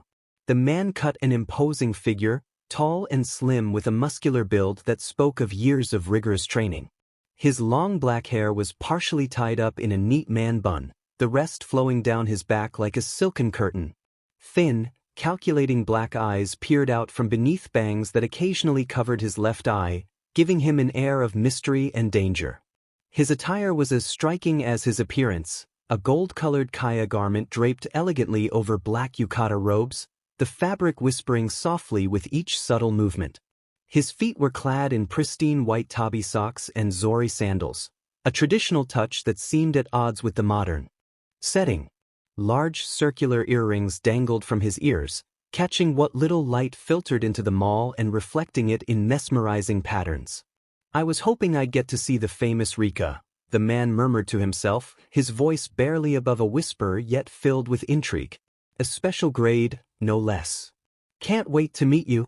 His long, nimble fingers toyed with something in his hand, Izuku's student ID, the plastic worn and scratched from the recent battle. A small, enigmatic smile played at the corners of his mouth as he added, "And I suppose I should return this. It might make for an interesting introduction." The scene shifted abruptly, time seeming to pass in the blink of an eye. The abandoned mall, with its debris-strewn floors and battle-scarred walls, faded away like mist in the morning sun. In its place materialized the familiar hallways of Jujutsu High School, a stark contrast to the chaos of the previous setting. Sunlight streamed through the large windows, casting long shadows across the polished floor and illuminating motes of dust that danced in the air. In one of these sunlit corridors, Ijichi stood before Gojo, his head bowed low in a gesture of deep apology. The normally composed assistant looked visibly shaken, his shoulders slumped under the weight of perceived failure. "My deepest apologies," Ijichi said, his voice heavy with regret and tinged with fear. "Someone cast another veil on top of mine, a technique far beyond my capabilities to detect or counter. Additionally, there was an unidentified semi-grade 1 curse present, something that should have been impossible given our initial assessments." He took a shaky breath before continuing, "I take full responsibility for this oversight and any danger it placed our students in." Gojo's usually carefree demeanor was replaced with a serious expression, his hidden eyes seeming to pierce through the very air. He shook his head, his shock of white hair swaying with the motion like a snow-capped mountain in the wind. "No, Ijichi," he said, his voice firm but not unkind. "The enemy we're dealing with is far too strong, far beyond what we initially anticipated. This isn't your fault." He paused, his concealed gaze seeming to look through Ijichi and into some distant, troubling future. "But do you have any idea who might be behind this? Any suspicions at all?" Ijichi's face paled slightly, the color draining from his cheeks as if the very name he was about to utter carried a curse of its own. He answered, his voice barely above a whisper, as if afraid that speaking too loudly might summon the very person they feared. "Sugurageto." The name hung in the air like a dark cloud, heavy with the promise of storms to come. Ijichi continued, each word seeming to pain him, "Of the 4 special grades, he's considered the worst of all curse users. He was expelled from Jujutsu High for reasons I don't fully understand, and since then..." Ijichi swallowed hard, forcing himself to finish, "and since then he's killed over 100 civilians. His power and cruelty know no bounds. 3 months have slipped by since Itsuka last heard from Izuku, and a gnawing worry has begun to take root in her heart. She often finds herself lost in thought, reflecting on their last meeting, the warmth of their bond contrasted with the unsettling silence since. At the Iron Claw Dojo, she stands at a crossroads, grappling with whether to reach out to him. Ultimately, she decides against it, holding on to the hope that their connection remains strong and that he is staying safe amid whatever challenges he may face. Meanwhile, a different storm brews at Jujutsu High, where Gojo finds himself in a tense and uncomfortable meeting with the elders. They gather to discuss the emergence of Rika Orimoto, a special-grade cursed spirit known for her vengeful nature. The elders are critical, voicing their concerns about Gojo's approach to managing the situation. Their judgment weighs heavily in the air. But Gojo stands his ground, passionately defending his methods. He argues for the necessity of exploration and experimentation to fully understand such formidable entities, despite their reservations. When the elders bring up the postponed execution of Izuku Yagi, Gojo's expression hardens. He firmly asserts his commitment to Izuku, vowing to protect him against any threats, no matter the consequences. Later, Gojo observes Izuku training alongside his fellow students Maki, Toge, and Panda. The training grounds hum with energy as Izuku strives to keep pace, clearly struggling yet shining with determination. Gojo reflects on the delicate nature of youth, the importance of nurturing their potential so they can emerge stronger in the face of adversity. After training, he leads Izuku to an old shed crammed with mystical artifacts, each with its own history and significance. Here, he explains that controlling Rika's curse involves channeling her energy into objects like a katana, paving the way for deeper understanding and mastery. Soon, the training evolves into a friendly spar between Maki and Izuku. Although he is clearly outmatched, his grit and resilience begin to earn Maki's respect. Encouraged by her recognition, Izuku pushes himself harder, slowly honing his skills. The atmosphere lightens with playful banter between Panda and Maki, a delightful contrast to the intensity of their training.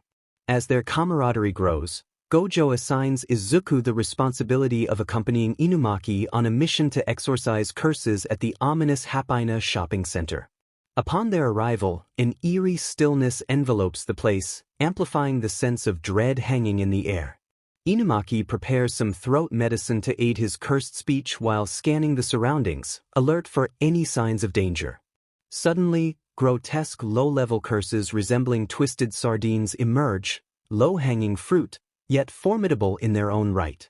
Inumaki quickly unleashes the might of his cursed speech, commanding them to dissolve, leaving Izuku both impressed and a touch wary of the strain it places on his partner. However, an unseen force looms over them. The veil surrounding the area remains intact, hinting at the presence of something far more dangerous.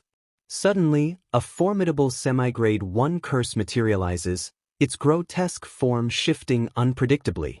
The weight of the battle falls heavily upon them, and Inumaki's cursed speech proves less effective against this formidable foe. Injured but undeterred, Izuku realizes that he must act decisively. Channeling Rika's energy through the katana he had trained with earlier, he creates a distraction that allows Inumaki to retrieve the much-needed throat medicine.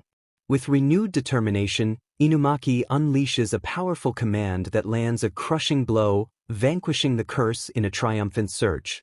Celebration ensues as they revel in their hard-fought victory, laughter echoing in the air. Yet, unknown to them, an enigmatic figure lurks in the shadows, holding Izuku's student ID and expressing a sinister interest in meeting him and Rika, an ominous foreshadowing of challenges yet to come.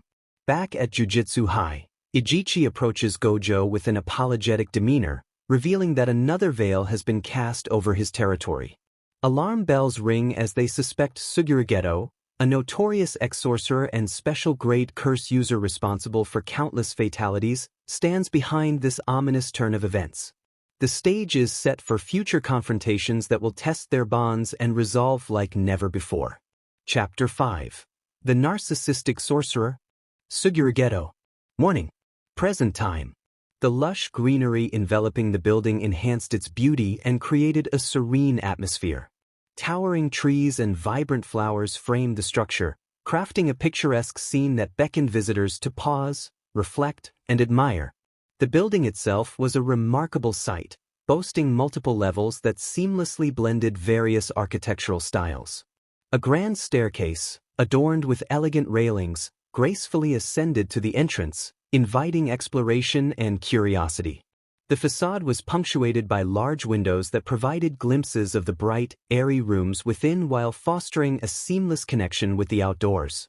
The softly sloped roof, painted a gentle shade of green, contributed to the edifice's majestic allure.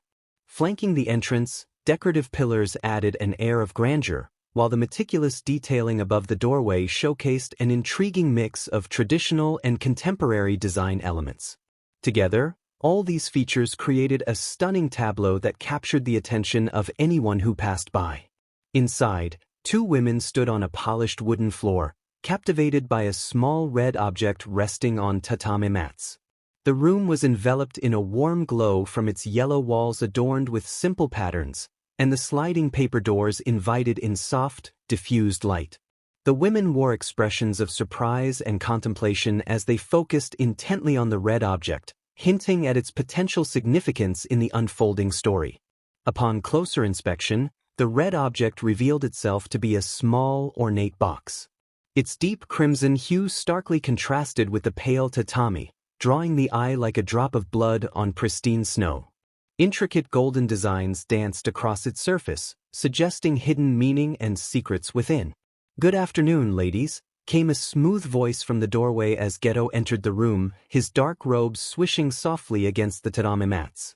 With a casual grace, he leaned his elbow on the red box resting on a low table, his eyes closed and a chillingly wide smile spread across his face, adding an unsettling air to the atmosphere. "So, you think your daughter is cursed, right, Miss Sato?" Geto asked, his voice oozing with a feigned sweetness that sent a chill through the room. The older woman shifted in her seat, her fingers tightly clasped in her lap, betraying her discomfort. "Yes, but, my name is Saito," she corrected, her voice wavering slightly as if she were tiptoeing on thin ice. Geto's smile remained fixed, a mask of insincerity as he replied, "Nope, you're Sato. Sato is better. That's what I decided." His tone was authoritative, leaving no room for dissent. A nervous laugh escaped Sato's lips, barely concealing the bead of sweat that trickled down her temple. The tension in the air was palpable as she glanced toward her daughter, who sat beside her, a young brunette with deep worry lines etched across her forehead. "Mom, let's go," she urged in a hushed voice, tugging at her mother's sleeve. Her eyes darted back and forth between Geto's unsettling presence and the exit, fueled by instinct rather than logic. Saito turned to her daughter, an echo of concern lacing her voice. "But you've been losing sleep. The nightmares, the strange occurrences. We need help." Her words were heavy with desperation, underscoring the turmoil that plagued their nights. The brunette shook her head emphatically, her voice rising in intensity. "This has to be a scam. Look at him. He can't even get your name right." Her glare directed at Geto was fierce, but he only chuckled softly, unperturbed, his smile unwavering like a predator toying with its prey. Leaning forward, Geto's demeanor shifted. His expression turned softer, almost hypnotic. "It's almost as if you've forgotten how to breathe," he murmured, his intense gaze locked onto the brunette. His words hung in the air, wrapping around them like a fog, as the atmosphere thickened with an unsettling energy. The young woman gasped, her breath hitching in her throat as her eyes widened in disbelief. The weight of the moment pressed down on her, making it difficult to breathe. "Like your shoulders feel heavy," Geto continued, his voice low and steady. "And every breath is painful, isn't it?" Her hand moved instinctively to her chest, fingers clutching at the fabric of her shirt as if trying to hold herself together. She nodded slowly, shock and confusion etched across her features. Geto leaned in closer, his voice dropping to a whisper that felt charged with an unsettling intimacy. "And those dreams? The ones that haunt you at night? The ones where you feel violated?" As he spoke, a shimmering form began to materialize behind the young woman, eerie and ethereal. A curse, grotesquely appealing with multiple eyes and 4 elongated arms, began to take shape. Its gnarled, misshapen hands reached for her neck and chest, twisting through the space like a dark shadow. Her face drained of color and she stammered, "How? How do you know that?" "Don't move," Geto commanded, his tone turning sharp and authoritative. He extended his hand toward the curse, the resolve in his eyes unmistakable. With a swift, practiced motion, he began to draw the curse toward him, concentrating its chaotic energy into a small, pulsating orb of darkness that hovered between them. The air crackled with tension as the curse wailed softly, its form warping and shrinking at his command. The young woman's heart raced as she stood frozen, caught in the unsettling mix of fear and intrigue. The young woman gasped, feeling a sudden lightness as the curse was pulled away from her. Her mother watched in amazement, her earlier doubts giving way to a mix of fear and relief. The brunette gasped, her eyes widening in disbelief. "Wow, I can't believe it! I feel so much better." She rolled her right shoulder, marveling at the newfound ease of movement. The weight that had pressed down on her for so long had suddenly vanished, leaving her feeling light and free, as if a heavy burden had been lifted. As they stepped outside, the warm afternoon sun enveloped them in a gentle embrace. A soft breeze rustled through the nearby trees, carrying the sweet scent of blooming flowers that danced in the air. The brunette inhaled deeply, savoring the crispness of the air that no longer burned her lungs. It felt refreshing, invigorating. Turning to Geto, Sato's eyes brimmed with tears of relief and gratitude. She bowed deeply, her voice trembling with emotion as she expressed, "We can't thank you enough for what you've done. You've given my daughter her life back." The brunette nodded in agreement, a genuine smile breaking across her face for the first time in months. "I never thought I'd feel normal again," she admitted, her voice soft yet filled with joy. "Thank you truly." Saito, still bubbling with excitement, tugged at the brunette's sweater playfully. "See? He's like the Buddha himself." The brunette chuckled, her smile widening. "Yeah," she replied, still basking in the warmth of the moment. Geto stood at the entrance, his dark robes contrasting sharply against the vibrant greenery surrounding him. He wore a fixed smile, but his eyes held an unreadable glint, a hint of something deeper lurking beneath the surface. "Please, we need to help one another," he said smoothly, his voice carrying an undertone that suggested unspoken truths. "Come back anytime." As mother and daughter walked away, their steps felt lighter, their spirits noticeably lifted. Geto watched them go, a mixture of satisfaction and contemplation washing over him. In his pocket, the small, pulsating orb that contained the curse throbbed rhythmically, a constant reminder of the power he wielded and the secrets he guarded. With a deliberate motion, Geto reached into his pocket and retrieved the cursed ball, holding it up to his face. In an instant, his expression shifted from the pleasant facade he had maintained to one of utter disgust. His lips curled into a sneer as he spat, "That's rich, coming from a monkey who can't even use jujitsu. There's the real you, Geto," a voice chirped, catching him off guard. He turned to see a young woman with striking pink hair standing nearby, her eyes sparkling with amusement. Geto quickly regained his composure, raising an eyebrow at her unexpected appearance. "Ah, Manami. I didn't hear you approach," he said, his tone slightly more formal than usual. Manami moved closer, her body language relaxed yet alert, as if she were always ready for action. "The commanders are here.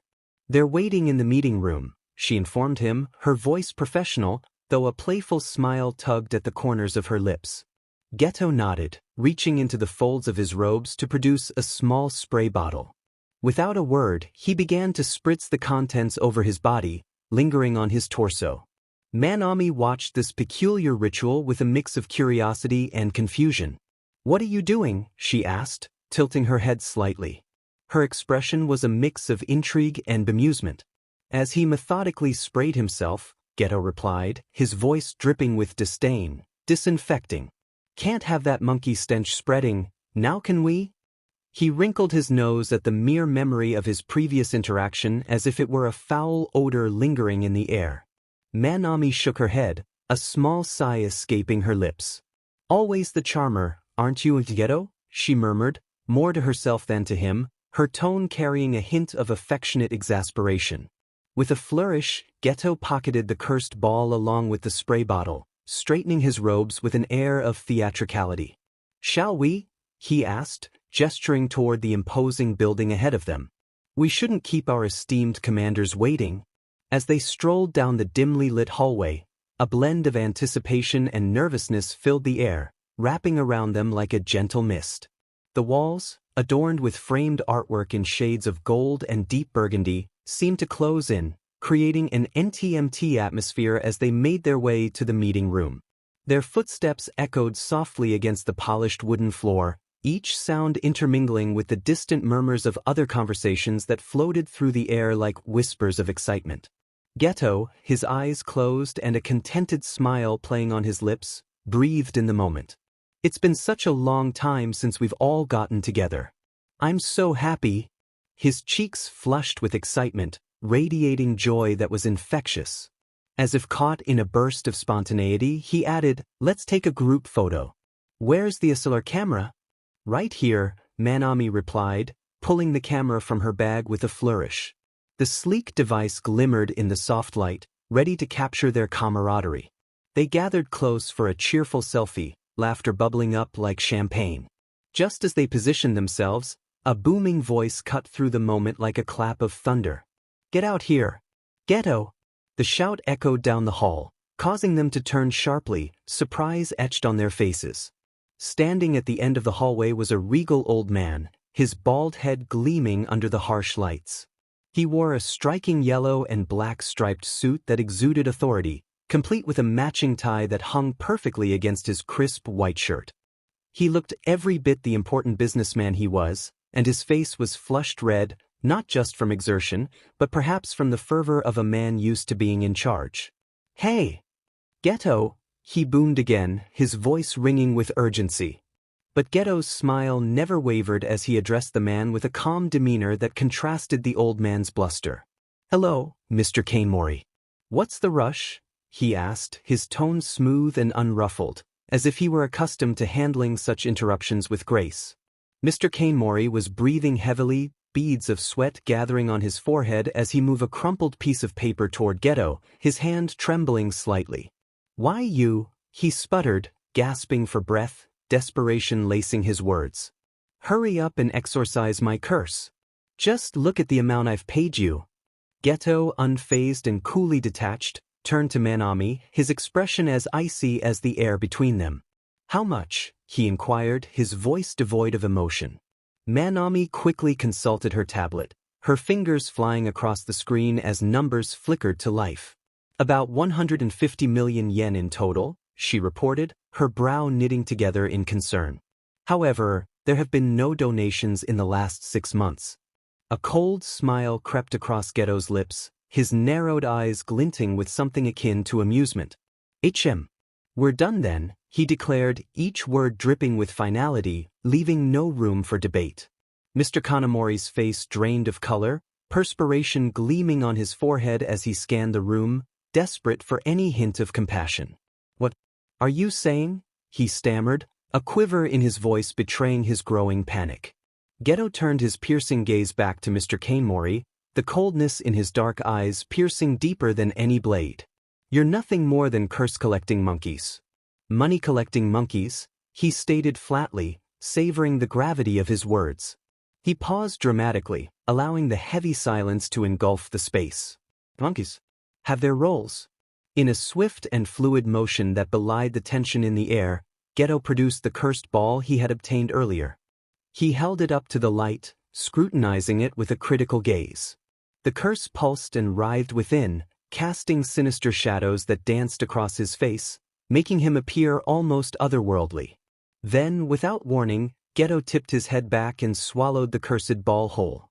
The grotesque sound of his gulp reverberated in the quiet hallway, punctuating the tension and leaving an unsettling silence in its wake. "No money, no use," he proclaimed flatly, his unwavering eyes locked onto Mr. Kanemori's face. The chilling weight of his words hung heavy in the atmosphere, like an impending death sentence hanging over the unfortunate man. "Why you?" Mr. Kanemori began, his face twisting in a mixture of rage and terror.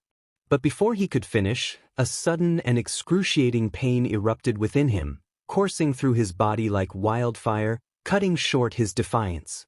3 curses materialized around him, their forms twisted and grotesque, as if they had been wrenched from the very fabric of the air itself, born of the malevolence that radiated from Geto's actions. One of the curses latched onto his mouth, its ethereal tendrils snaking around him, silencing his scream before it could fully form. Another attached itself to the right side of his head, near his eyelashes, its spectral form pulsing with malicious intent, a dark heartbeat echoing in the silence. The third clamped down on his right ear, its grip unbreakable and merciless, as if it were a predator savoring its prey. In a horrifying instant that stretched into an eternity, the curses tore into Mr. Kanamori's flesh. His head split open with a sickening crack that reverberated through the hallway, a sound that would haunt the air long. Blood sprayed in an arc, splattering across the polished floor and onto Momoko's stylish heels, the crimson droplets stark against the sleek black leather, a vivid reminder of the violence that had just unfolded. Manami looked down at her stained shoes, her face a mixture of disgust and contemplation. The sight of the blood seemed to trigger a deeper reflection within her. "Are we the same race?" she mused, her voice barely above a whisper.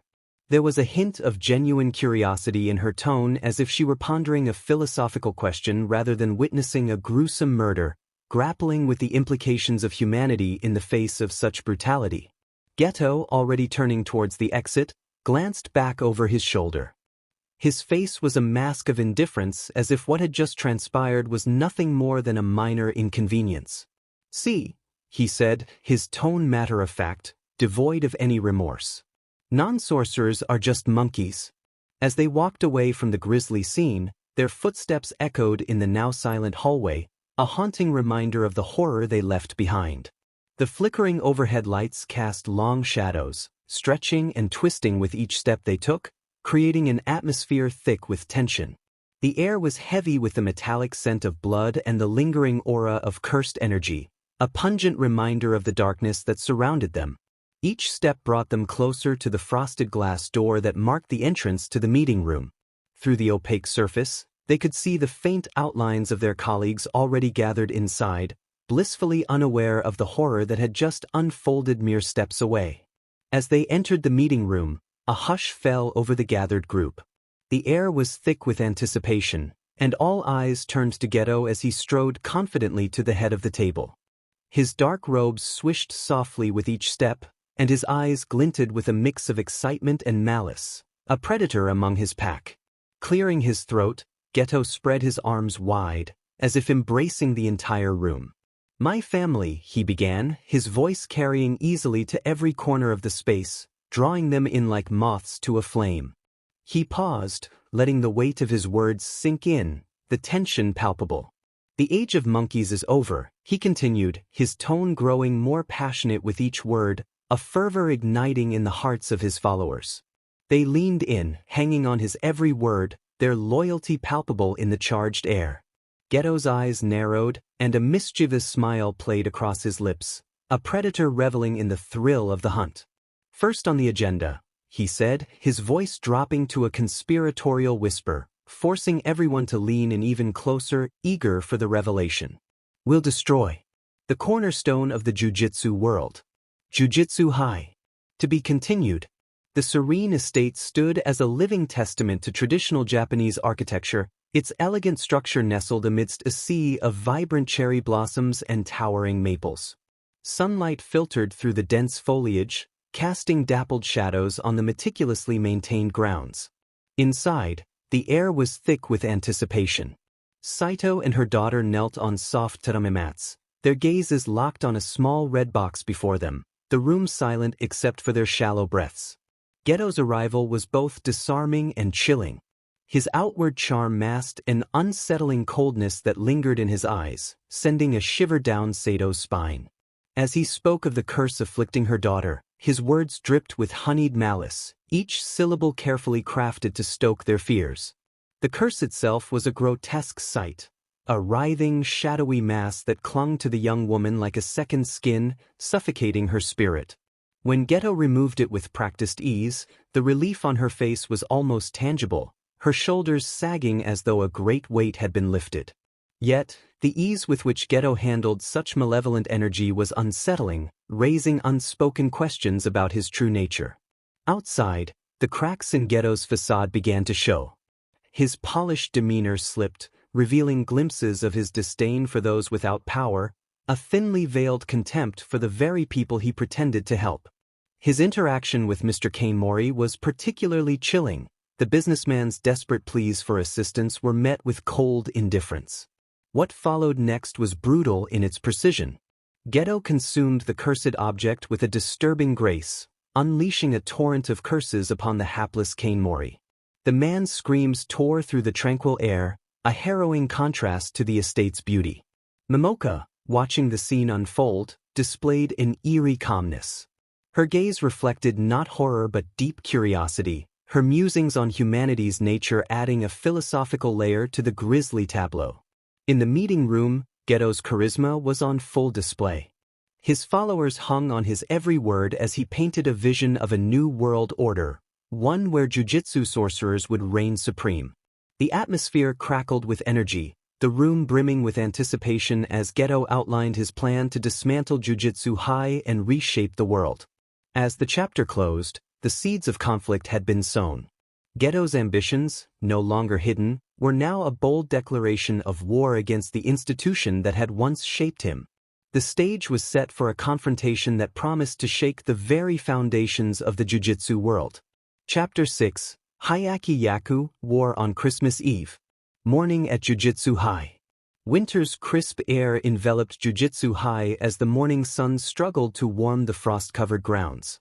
Inside the bustling hallways, students chattered and laughed, their voices echoing against the stone walls. In a quieter corridor, Gojo leaned casually against the wall, his usual playful grin replaced by a rare seriousness as he spoke with Principal Masamichi Yaga. Principal Yaga, an imposing figure with a muscular build and tan skin, stood by the window. His short, spiky dark brown hair contrasted sharply with his shaved head, while his thick eyebrows furrowed above piercing eyes. A neatly trimmed mustache and goatee framed his stern expression. "We still can't confirm Geto's involvement," Yaga said, his deep voice tinged with concern as he gazed out at the snow-dusted grounds.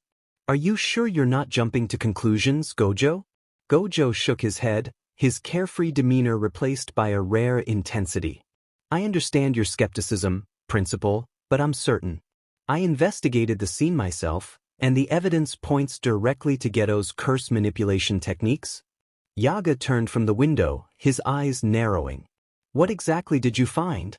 "Residual curse energy with Geto's unique signature," Gojo explained, his voice low to avoid being overheard. "And multiple eyewitness accounts match his description. It's too much to dismiss as coincidence." Yaga sighed heavily, rubbing his temples. "If you're right, this could have serious consequences for Jujutsu High and the entire sorcerer community." Suddenly, Yaga stiffened, his instincts flaring as he felt a shift in the air. He turned to Gojo, his voice dropping to a whisper. "Something feels off." Gojo's usual playful demeanor vanished in an instant. His expression grew serious as he closed his eyes, focusing intently. A quiet stillness surrounded him as he extended his senses outward, searching for the source of unease. When his eyes snapped open moments later, they burned with fierce determination. "I feel it too," he said, his voice low and uncharacteristically grave. "There's a powerful presence heading this way." Yaga wasted no time. His broad frame moved with purpose as he strode to the nearby intercom system. Without hesitation, he pressed the button, his deep, commanding voice echoing through every hallway of the school. "Attention all sorcerers, grade 1 and above," he announced, his tone sharp and resolute, leaving no room for doubt or delay. "Report to the front gate immediately. This is not a drill." A wave of murmurs rippled through the student body as confusion and tension spread. Yet Yaga remained steadfast, turning back to Gojo with a grim expression. "We need to act fast. Whatever's coming, we have to be ready for it." Gojo gave a curt nod, already stepping toward the exit with a sense of urgency. "I'll gather the others," he said firmly, his usual levity replaced by razor-sharp focus. "Meet you at the gate in 5. Without another word, he disappeared down the corridor, moving swiftly to prepare for the unknown threat looming on the horizon. Izuku, Panda, Maki, and Inumaki strolled across the school grounds, their breaths forming soft clouds in the crisp winter air. The landscape around them was blanketed in a pristine layer of snow, the stark white expanse broken only by the vibrant colors of their scarves.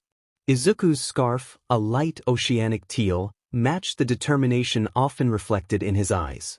Panda's scarf, true to his playful nature, was a bold black and white checkered pattern that seemed to mirror his personality.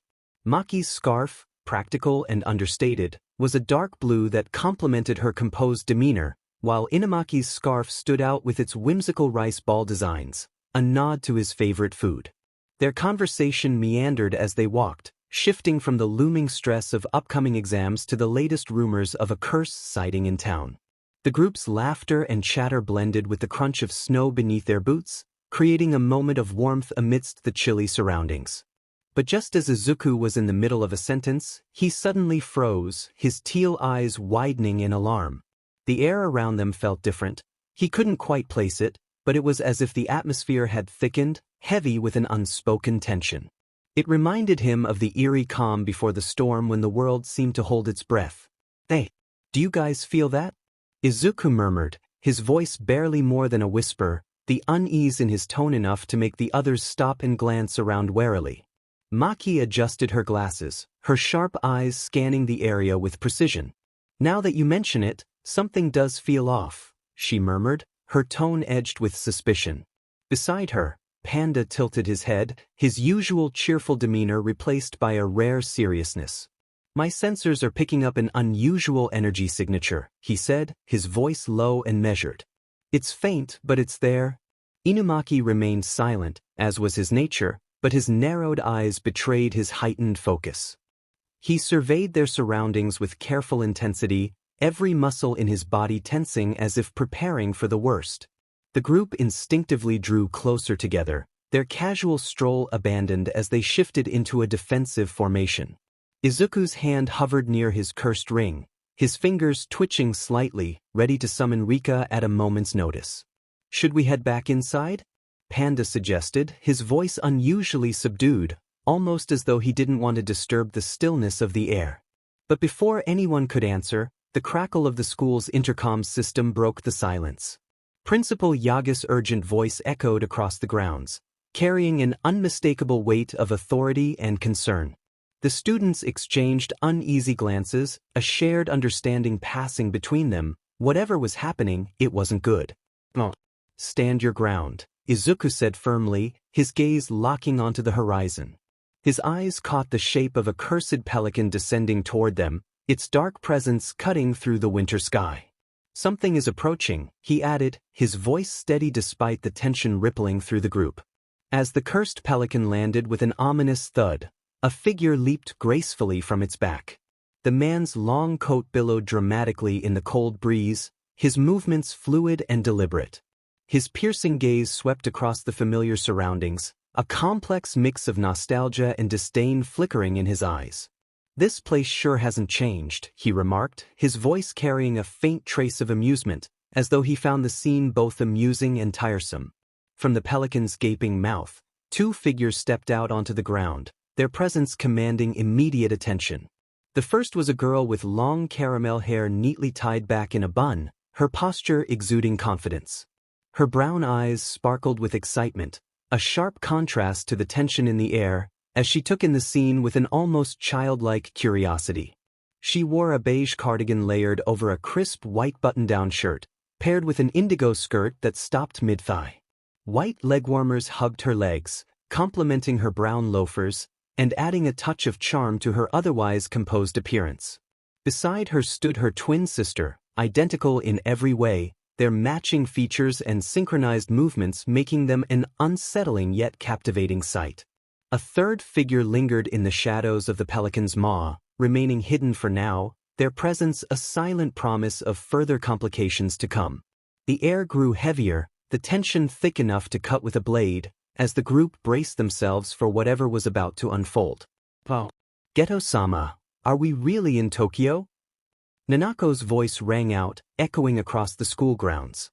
Her nose crinkled in distaste as she sniffed the air and added with a dramatic flair, "This place reeks of countryside." Her twin sister, Mimiko, sighed softly at the outburst, her disapproval evident. Mimiko's short brown bob, neatly cut with a symmetrical fringe, framed her calm expression.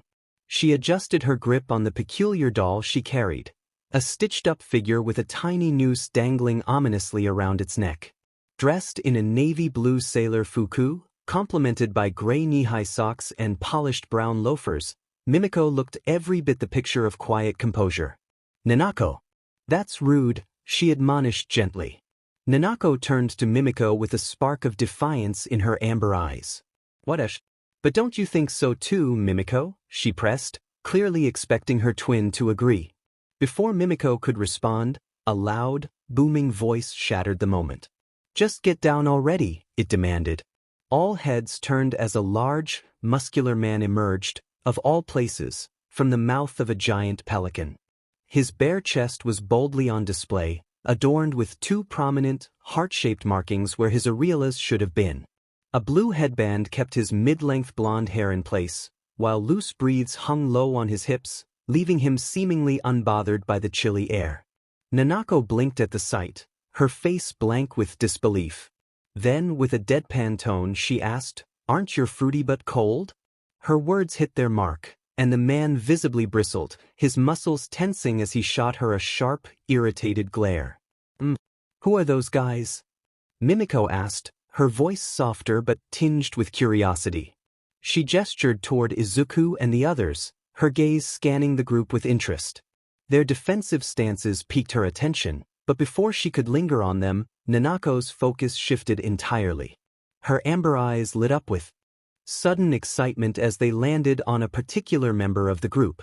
Her expression transformed into one of pure delight, and a wide grin spread across her face. "A panda!" she squealed, her voice practically vibrating with enthusiasm. "So cute!" In an instant, Nanako whipped out her phone, her fingers moving with practiced speed as she opened the camera app. She bounced on her toes, her energy infectious, while her sparkling eyes seemed to gleam with tiny stars. Holding up her phone, she eagerly framed Panda in the shot, her excitement bubbling over. "Nanako, focus," Mimiko whispered urgently, nudging her sister in an attempt to rein her in. But Nanako was already snapping pictures, her finger tapping furiously on the screen. "But Mimiko, look at him. He's so fluffy and round," she gushed, zooming in on Panda's face. Her voice softened into a dreamy tone. "I've never seen a real panda up close before. Do you think he'd let me pet him?" Panda, caught completely off guard by the sudden attention, shifted uncomfortably under her gaze. His usual playful demeanor faltered, replaced by a mixture of confusion and unease. For a moment, he stood frozen, unsure of how to respond. Then, with a deep breath, he composed himself, his expression firming as he addressed the intruders with a steady voice. "Who the hell are you guys?"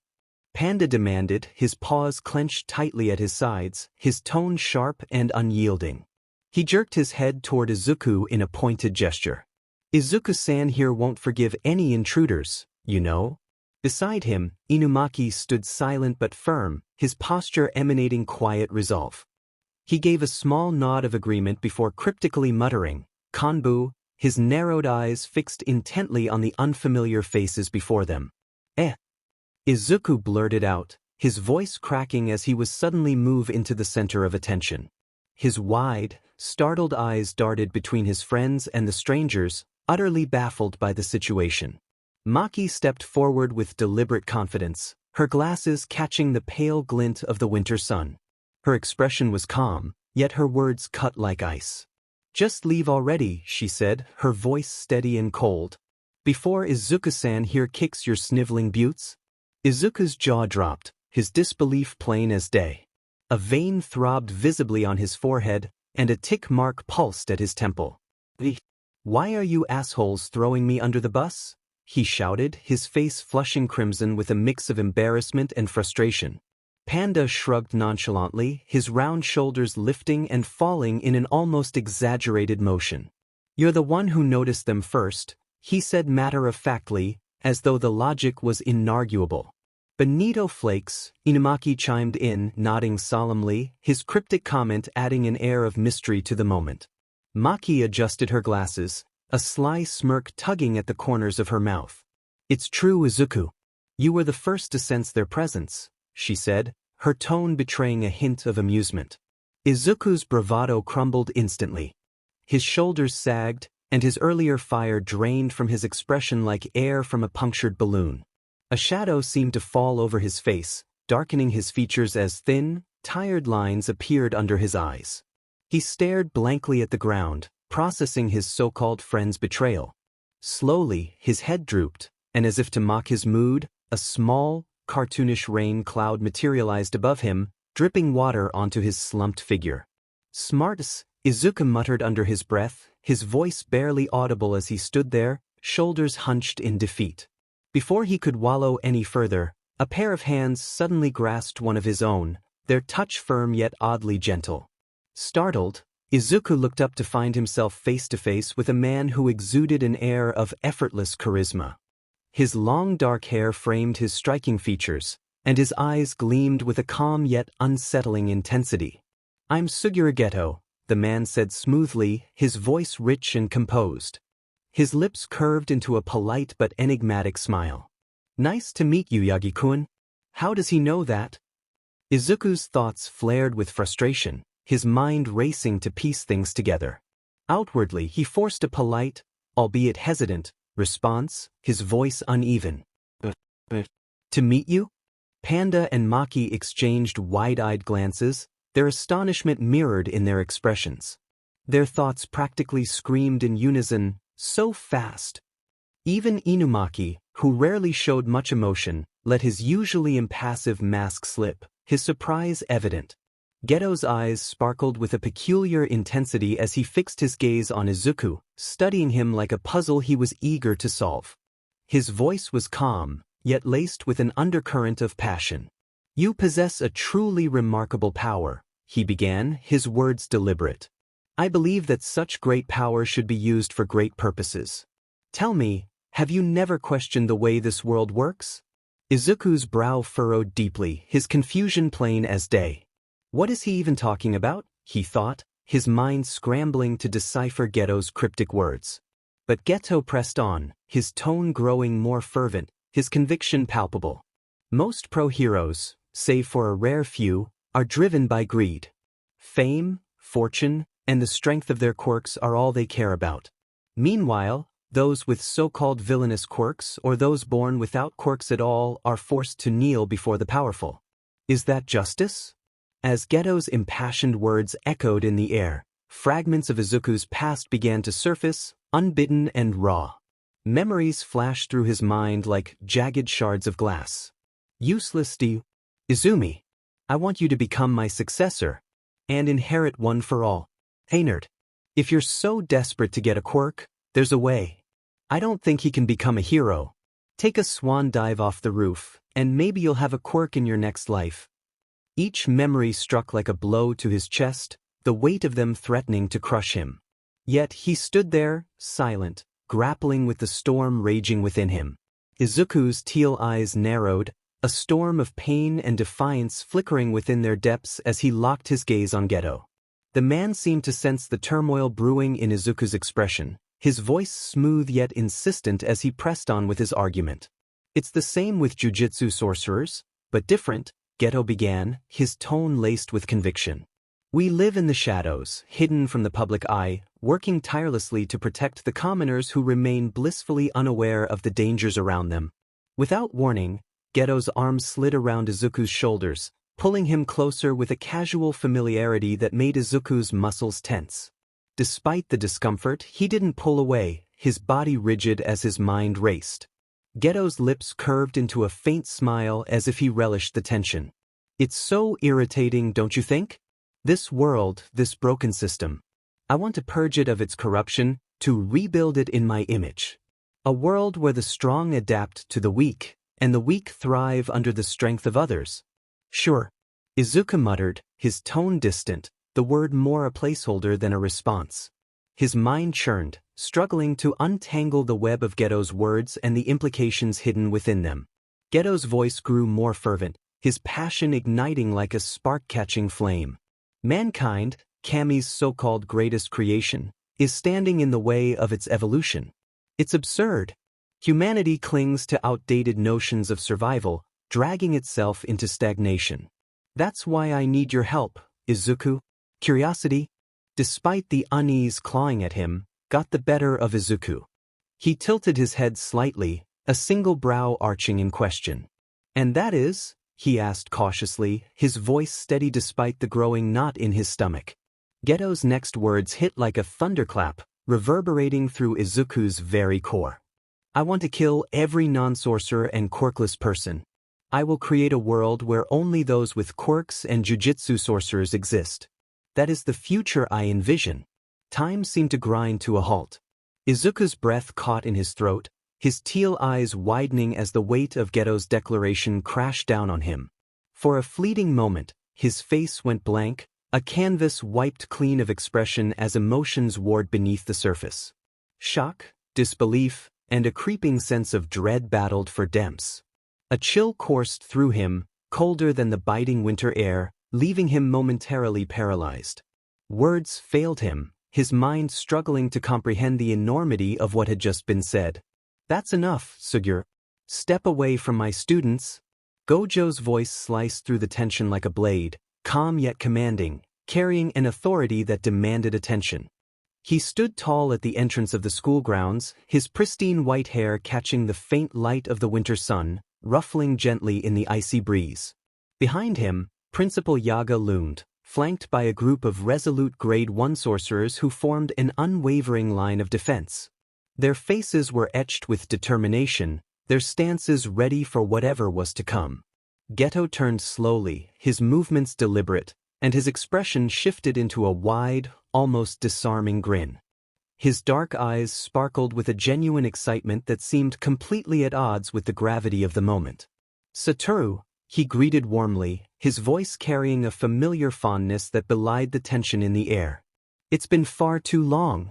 Despite the palpable hostility crackling like static around them, Geto's demeanor remained unervingly cheerful. He let his gaze wander over the gathered sorcerers, his lips curling into a knowing smirk as his eyes finally settled back on Gojo. I must admit, he began, his tone casual, almost conversational, I've been hearing quite the buzz about this year's first years. Exceptionally say. He chuckled softly, the sound light but laced with something darker. His gaze flickered to Izuku and his companions, lingering for a moment before returning to Gojo. Your handiwork is written all over them. It's unmistakable. Geto's sharp eyes swept over the group of students, assessing them with a predator's precision. There was an unsettling gleam in his gaze, one that hinted at both curiosity and danger. Scoping out the new generation, he mused aloud, his voice carrying a faint note of amusement. He gestured lazily toward the students one by one, his words cutting like knives. A special grade cursed human, a mutated cursed corpse, a descendant of spellcasters.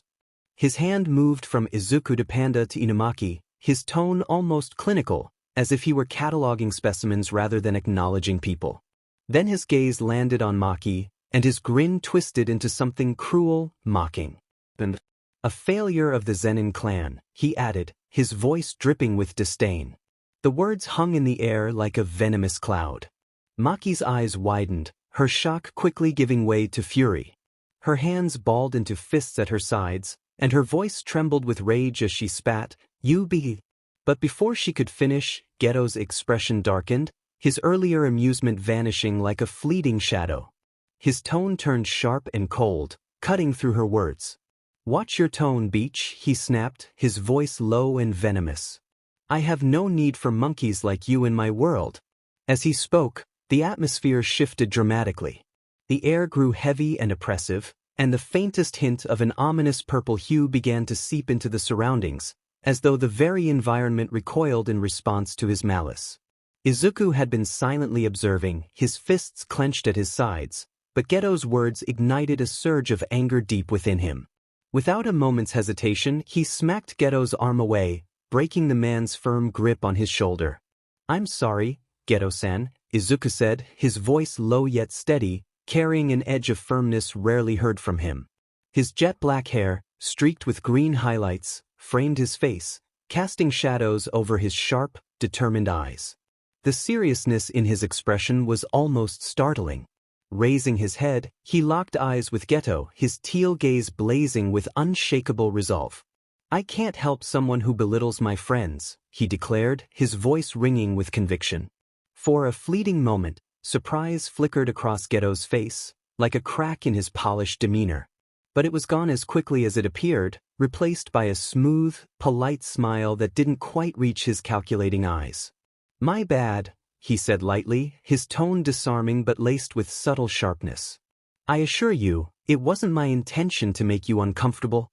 Standing nearby, Gojo's expression remained unreadable behind his signature BLNDFLD, but the slight tension in his shoulders betrayed his unease. His voice, however, was deceptively casual as he interjected, "Your business here, Suguru?" His words were light, almost playful, but there was an unmistakable edge beneath them. "Surely you didn't come all this way just to reminisce about old times?" Geto's ever-present smile didn't waver, but a shadow passed through his eyes, momentarily darkening his otherwise composed facade. "Oh, Sunu," he replied, his voice carrying a hint of wistfulness that felt almost genuine. "Always so direct. Can't old friends simply enjoy a reunion?" Geto's smile gradually faded, replaced by a grim and resolute expression. He turned sharply to face Gojo, his eyes alight with an unwavering determination that sent a shiver through the air. "You're right, Satu," he said, his voice low but firm, each word deliberate. "I do have an ulterior motive. I'm here to declare war." The weight of his declaration hung heavy in the silence, the tension thickening like a storm about to break. The school grounds seemed to hold their breath as Geto's voice rose, cutting through the stillness with commanding authority. "Everyone, gather around. Open your ears and listen closely." His tone was sharp, demanding attention from all who stood nearby. He paused for a moment, letting the gravity of his words settle into the hearts of his audience. "On the 24th of December, as the sun dips below the horizon, we will unleash the 100 Demons Night Parade." His proclamation echoed, reverberating across the grounds, leaving no room for doubt or hesitation. Geto's gaze swept over the crowd, his piercing eyes scanning each face, ensuring his words struck their mark. "The locations have been chosen with precision," he continued, his voice laced with a chilling certainty. "The crucible of curses, Shinjuku, Tokyo, and the heart of Jujutsu itself, Kyoto." As winter wraps Jujutsu high in its frosty embrace, a palpable tension hums through the school's corridors. Inside, Gojo and Principal Yaga engage in a grave conversation, both acutely aware of an unsettling incident linked to the former sorcerer, Geto. The atmosphere thickens with uncertainty, and Yaga summons all Grade 1 sorcerers to the front gate. Outside, students Izuku, Panda, Maki, and Inumaki gather, their unease growing as they sense a foreboding presence lurking nearby. Suddenly, the scene shifts dramatically. Geto, accompanied by his ominous entourage, descends atop a grotesque, cursed pelican, the sight sending a shockwave of confusion and alarm through the students. With an unsettling charm, Geto strides forward, locking his gaze on Izuku, and begins to sow seeds of doubt about the very essence of heroism. A twisted smile plays on his lips as he reveals his sinister ideology, a ruthless plan to eliminate non-sorcerers and those lacking quirks. Tensions mount as Gojo steps into the fray to confront Geto. Their past friendship starkly contrasts with the animosity that now fills the air. Unfazed, Geto boldly declares his intention to ignite a war, chillingly outlining the details of an impending curse attack that promises chaos and destruction. The atmosphere grows heavy with his menacing threat, teetering on the brink of explosion. Just when it seems the tension could shatter, the unexpected arrival of Nanako, Mimiko, and their quirky companion injects a jolt of levity into the grim scene. Their playful antics starkly contrast the looming danger, momentarily distracting Geto and underscoring the surreal nature of the moment. As the conflict escalates, Maki, Panda, and Inumaki spring into action against Geto. Yet, the overwhelming might and strategic cunning of their foe soon become apparent. Geto counters their every move effortlessly, his taunts echoing in their ears.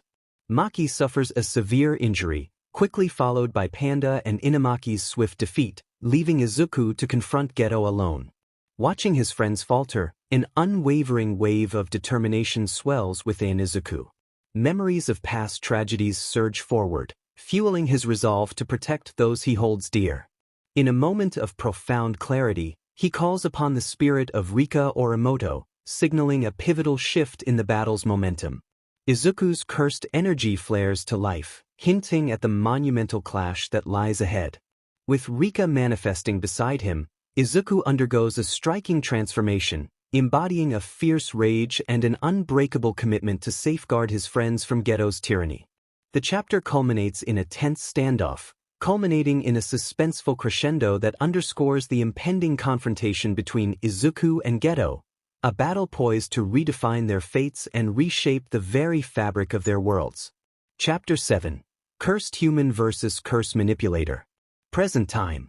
A barrage of curses sent Izuku hurtling through the air, his jet-black hair whipping wildly in the wind.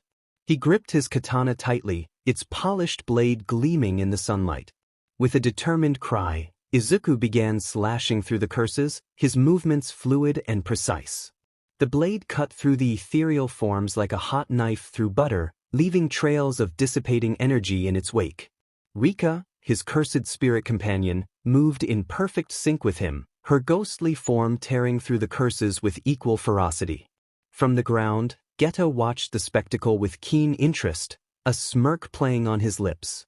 His eyes tracked every movement, analyzing and calculating. Quality over quantity, he mused aloud, his voice carrying a hint of admiration mixed with malice. What will you do now, Queen of Curses? Izuku landed gracefully on one of the school's balconies, his breathing slightly labored. Sweat beaded on his forehead, and his muscles ached from the exertion. Rika materialized beside him, a dark, viscous substance dripping from one of her arms.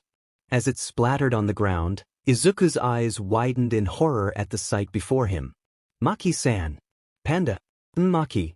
He gasped, his voice cracking with emotion. His friends lay before him, their bodies battered and broken. Maki's usually fierce expression was replaced by one of pain, her glasses cracked and askew. Panda's fur was matted with blood, and one of his arms hung at an unnatural angle. Inumaki was unconscious, his bandages torn and revealing angry red welts beneath. Izuku's heart clenched painfully in his chest, a mix of guilt and determination washing over him. The three of them have horrible injuries, especially Maki-san, he thought, his fists clenching at his sides. The sight of his friends in such a state ignited a fire within him. With a surge of determination, he declared, "I won't let you die." Summoning his cursed energy, Izuku created a white translucent barrier around his injured friends. The air within shimmered with healing energy, a soft, pulsing light that seemed to breathe life back into their battered forms. Slowly, wounds began to knit together, and the pained expressions on their faces eased. But before Izuku could breathe a sigh of relief, a blur of movement caught his eye. A figure, moving faster than his eyes could track, snatched Maki from within the barrier. The protective energy crackled and sparked at the intrusion, but couldn't prevent the sudden theft. "No fair! No fair!" Rika's otherworldly voice screeched, her form contorting with rage. She lunged forward, her spectral arms elongating unnaturally as she wrapped them around Maki's torso. With a forceful yank, she pulled Maki back towards the barrier. "Only you!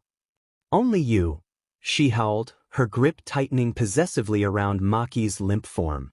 Izuku stood frozen, his eyes shadowed by his hair as he processed the scene before him. The air around him seemed to grow heavy, charged with tension. When he spoke, his voice was eerily calm, a stark contrast to the chaos around them. "Rika, what are you doing?" He lifted his head, revealing eyes wide with a mix of shock and something darker, more intense. "I owe that person a lot." His gaze locked onto Rika, and for a moment, the world seemed to stand still. The background faded away, leaving only Izuku and Rika in sharp focus. When Izuku spoke again, his voice was barely above a whisper, but it carried a weight that made even Rika pause. "You have to treat her very carefully." Rika's form shimmered, her rage dissipating as quickly as it had come. She rushed towards Izuku, her ethereal form radiating guilt and desperation. With gentle, trembling hands, she placed Maki's limp body in Izuku's arms. Izuku cradled Maki in a princess carry, her weight feeling both fragile and significant against his chest. "I'm sorry. I'm sorry," Rika wailed, her otherworldly voice cracking with emotion. Translucent tears streamed down her ghostly face, each droplet dissipating into mist as it fell. She hovered anxiously around Izuku, her form flickering with each sob.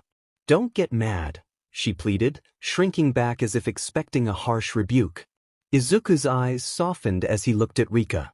Despite the chaos around them, his voice remained calm and steady, an anchor in the storm. "I'm not mad," he assured her, his grip on Maki tightening protectively. His eyes held understanding, recognizing the complex emotions that drove Rika's actions. Izuku charges into the fray, his heart pounding as he faces a relentless horde of curses. By his side is Rika, his cursed spirit companion, her feral energy radiating an almost tangible intensity. Their movements are a seamless dance of destruction, each strike and counter perfectly in sync, a testament to their unbreakable bond and formidable power. Rika's raw, unbridled ferocity complements Izuku's calculated precision, and together, they carve through the swarm of curses with devastating efficiency. From the shadows, Geto watches with a twisted smile curling on his lips, his dark curiosity ignited by Izuku's rapidly growing strength. As the final curse crumbles to nothingness, Izuku's moment of triumph is shattered when his gaze falls upon his friends, Maki, Panda, and Inumaki, lying battered and broken on the blood-streaked ground. The sight of their injuries pierces him like a dagger, and anguish floods his chest. Without hesitation, he channels his cursed energy, his hands trembling as he works to heal them. Relief begins to wash over him as their wounds close, but the reprieve is fleeting. Chaos erupts again in an instant. Maki is snatched away in a blur of motion. Rika's eyes blaze with possessive rage, and with a guttural roar, she launches herself into the air, tearing through the space between her and Maki's captor. Before she can unleash her fury, Izuku steps forward, his voice steady yet tender as he calls her back. His words are a gentle tether, reminding her of their connection. Slowly, Rika's composure returns, her fury tempered by Izuku's calming presence.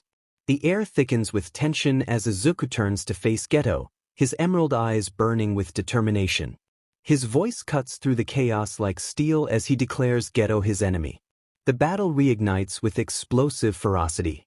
Izuku and Rika unleash a relentless barrage of attacks, the hairstyled power shaking the battlefield.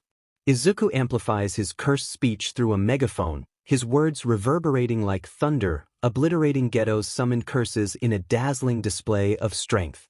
But Geto is no ordinary adversary.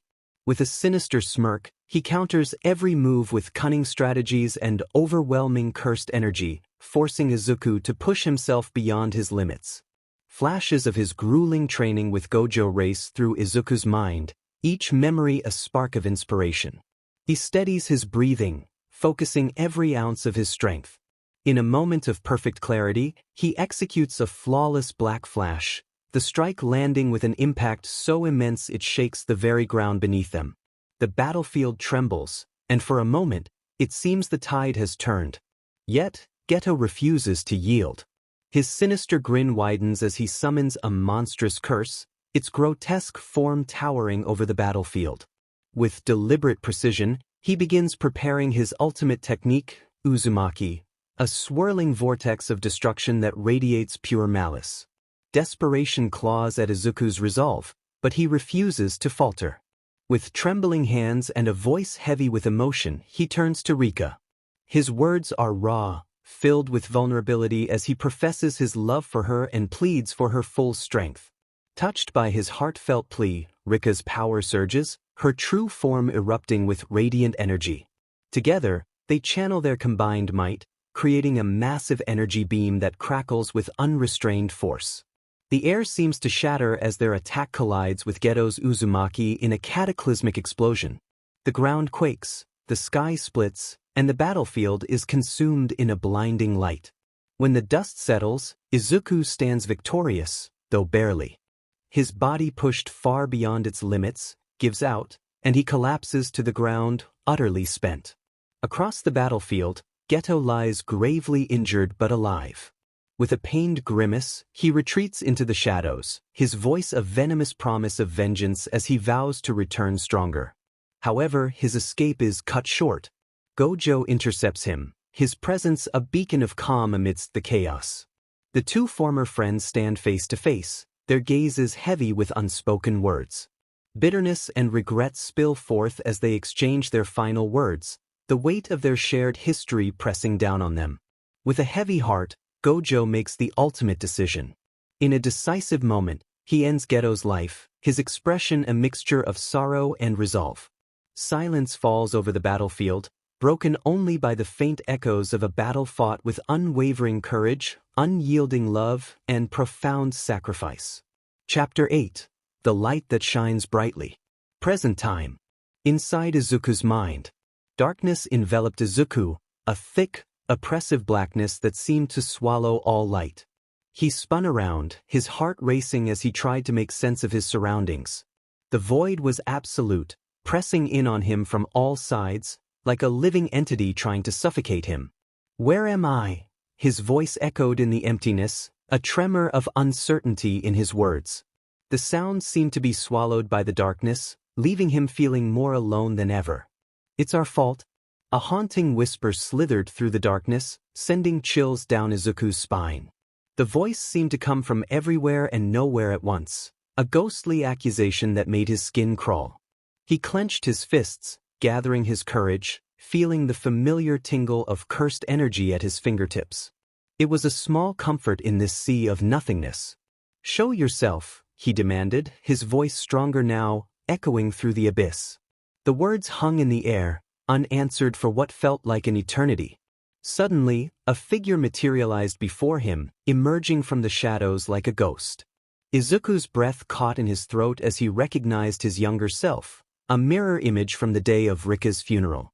The boy stood motionless, his teal eyes devoid of life, dark circles etched beneath them like bruises. His hair, a mess of black and green strands, clung to his forehead, still damp from tears or rain, Izuku couldn't tell which. The crisp black suit hung loosely on the child's frame, a stark contrast to the pallor of his skin. It was a haunting reminder of the worst day of his life, a day he had tried so hard to forget. "She can't be free." The younger Izuku's voice was hollow, barely above a whisper, yet it carried the weight of 1,000 sorrows. The words seemed to hang in the air, heavy with unspoken pain. Izuku stepped closer, confusion and dread mingling in his gut. The air around them seemed to thicken, making each movement feel like wading through water. His heart pounded in his chest, each beat a thunderous echo in the silence. "What do you mean by that?" he asked, his voice wavering, reaching out to his younger self. His hand trembled as it neared the boy, unsure if he wanted to touch this apparition from his past. The child's eyes seemed to bore into him, filled with an ancient sorrow that no child should ever know. They were windows to a pain Izuku had long buried, which now resurfaces with startling clarity. "We are the ones who are tying her down in this world." His voice grew louder, more frantic with each word, echoing the pain that Izuku had buried deep within himself. The young boy's hands clenched into fists, his whole body trembling with the force of his emotions. "Set her free. Set Rika. Free." The anguished cry reverberated through the darkness, shaking Izuku to his core. The words seemed to vibrate through his very being, resonating with a truth he had long denied. He reached out, wanting to comfort his younger self, to understand, but his hand passed through the boy as if he were made of smoke. "Izuku!" A distant voice cut through the void, familiar yet distorted. It sounded muffled as if coming from underwater. "Izuku!" It grew louder, more insistent, pulling him away from the haunting vision. The darkness began to swirl around him, the figure of his younger self starting to fade. "Izuku!" With a violent gasp, Izuku's eyes flew open. The darkness of his mind gave way to the dim afternoon sky of Jujutsu High. He found himself lying on the cold, cracked concrete of what was once a battleground. His body ached, every muscle screaming in protest, a stark reminder of the intense fight he had just endured. The taste of blood lingered in his mouth, and he could feel the sticky warmth of it on his skin. 3 familiar faces swam into focus above him, their expressions a mix of concern and relief. Inumaki, Panda, and Maki hovered over him, their worried faces a stark contrast to the blue sky behind them. Izuku blinked, trying to reconcile the peaceful scene with the chaos of moments ago. The transition was jarring, leaving him disoriented and confused. Maki leaned in closer, her face uncharacteristically soft without her usual glasses. Her hair, usually tied back neatly, was disheveled from the battle and cascaded down her shoulders. A small cut on her cheek was still bleeding, but she seemed to pay it no mind. "Hey, Izuku. Are you okay?" she asked, her brow furrowed with concern. The worry in her usually stern voice touched something deep within Izuku. "Get a hold of yourself, Izuku," Panda exclaimed, his one large, soft paw gently shaking Izuku's shoulder. The urgency in his usually jovial voice was palpable. His black and white fur was matted with dirt and what looked suspiciously like blood, a testament to the battle they had just fought. "Mustard," Inumaki chimed in, his cursed speech carrying a note of worry. Despite the seemingly random word, Izuku could sense the genuine concern behind it. Inumaki's bandages were slightly loose, revealing glimpses of his cursed mouth. He attempted to sit up, wincing at the pain that shot through his body. Every movement felt like a monumental effort, his muscles protesting against even the slightest strain.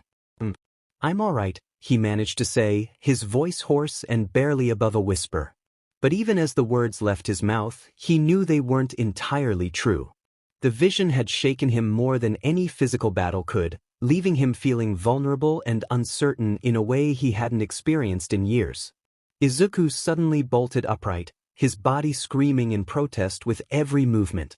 A sharp, searing pain shot through his side, but he gritted his teeth and ignored it, his emerald eyes widening as he took in the state of his friends. The battlefield around them was a scene of destruction, cracked concrete, and scattered debris painting a grim picture of the intense fight they had just endured. They still need more healing, he thought frantically, his mind racing. His gaze darted from one to another, assessing their injuries with growing concern. "Maki-san, Inumaki-kun." His voice trailed off, hoarse and barely above a whisper, as his eyes landed on Panda. "Panda-san. Your arm didn't heal," Izuku shouted, his voice cracking with worry and exhaustion. The sight of his friend's missing limb sent a fresh wave of panic through him, making his heart race even faster. Maki, her usually neat appearance now disheveled with hair tangled and matted with sweat and dirt, couldn't help but smile at Izuku's outburst. Her glasses were missing, revealing eyes that sparkled with amusement and gratitude. "Calm down," she said, her tone softer than usual. "We're all doing better than you at least." Her gaze lingered on him, silently acknowledging the sacrifice he had made for them. A small cut on her cheek had stopped bleeding, but the dried blood was a stark reminder of their close call. Izuku felt a blush creep up his neck, suddenly all too aware of his appearance. His Jujutsu high uniform, once pristine and a source of pride, was now torn and bloodied. His skin was covered in a mixture of dirt, sweat, and blood, creating a macabre canvas that told the story of their battle. He let out a nervous chuckle, rubbing his head sheepishly, wincing as his fingers brushed against a particularly tender spot. "Of course, all of you guys look better than me," he mumbled, a hint of pride sneaking into his voice despite his embarrassment. "I did just save your buttes, after all." Panda let out a rumbling laugh, the sound oddly comforting in the aftermath of the battle. The large creature shifted, his movements carefully to avoid aggravating unseen injuries. He gestured towards his missing arm with his remaining paw, the movement oddly graceful for such a large being. "Well, about this," he said, his voice carrying a note of resignation mixed with humor. "I can fix it later, unlike these two fragile humans." He glanced at Maki and Inumaki, his eyes twinkling with mischief despite the gravity of their situation. Inumaki, his bandages slightly askew revealing glimpses of his cursed mouth, responded with a muffled kelp that somehow managed to convey both indignation and agreement.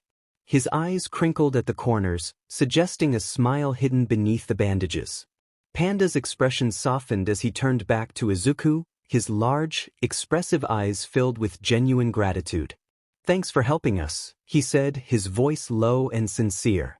"We owe you one."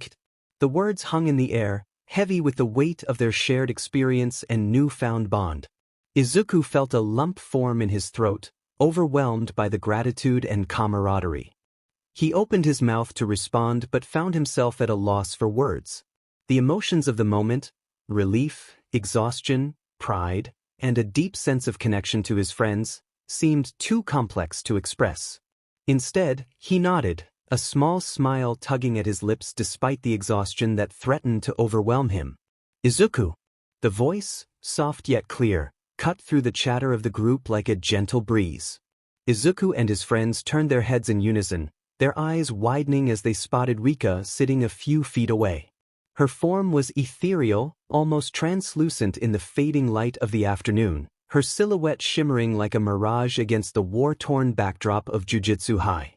Izuku's heart skipped a beat, a mixture of emotions flooding through him. He slowly rose to his feet, wincing slightly as his battered body protested the movement.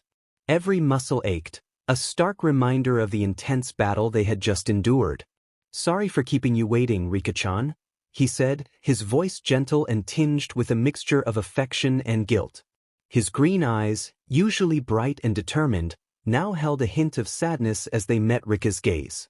Panda's large, expressive eyes darted between Izuku and the ghostly figure of Rika. His fuzzy brows furrowed in concern, one paw absently rubbing where his missing arm should be. "What is it, Izuku?" he inquired, his tone laced with concern and curiosity.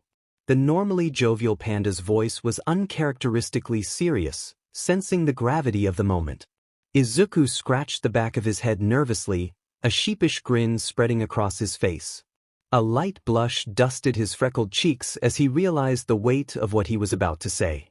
"Well, you see," he began, his words coming out in a rush, tumbling over each other in his haste to explain, "For her to lend me her power, I kinda promised Rika-chan I'd go to the same place as her."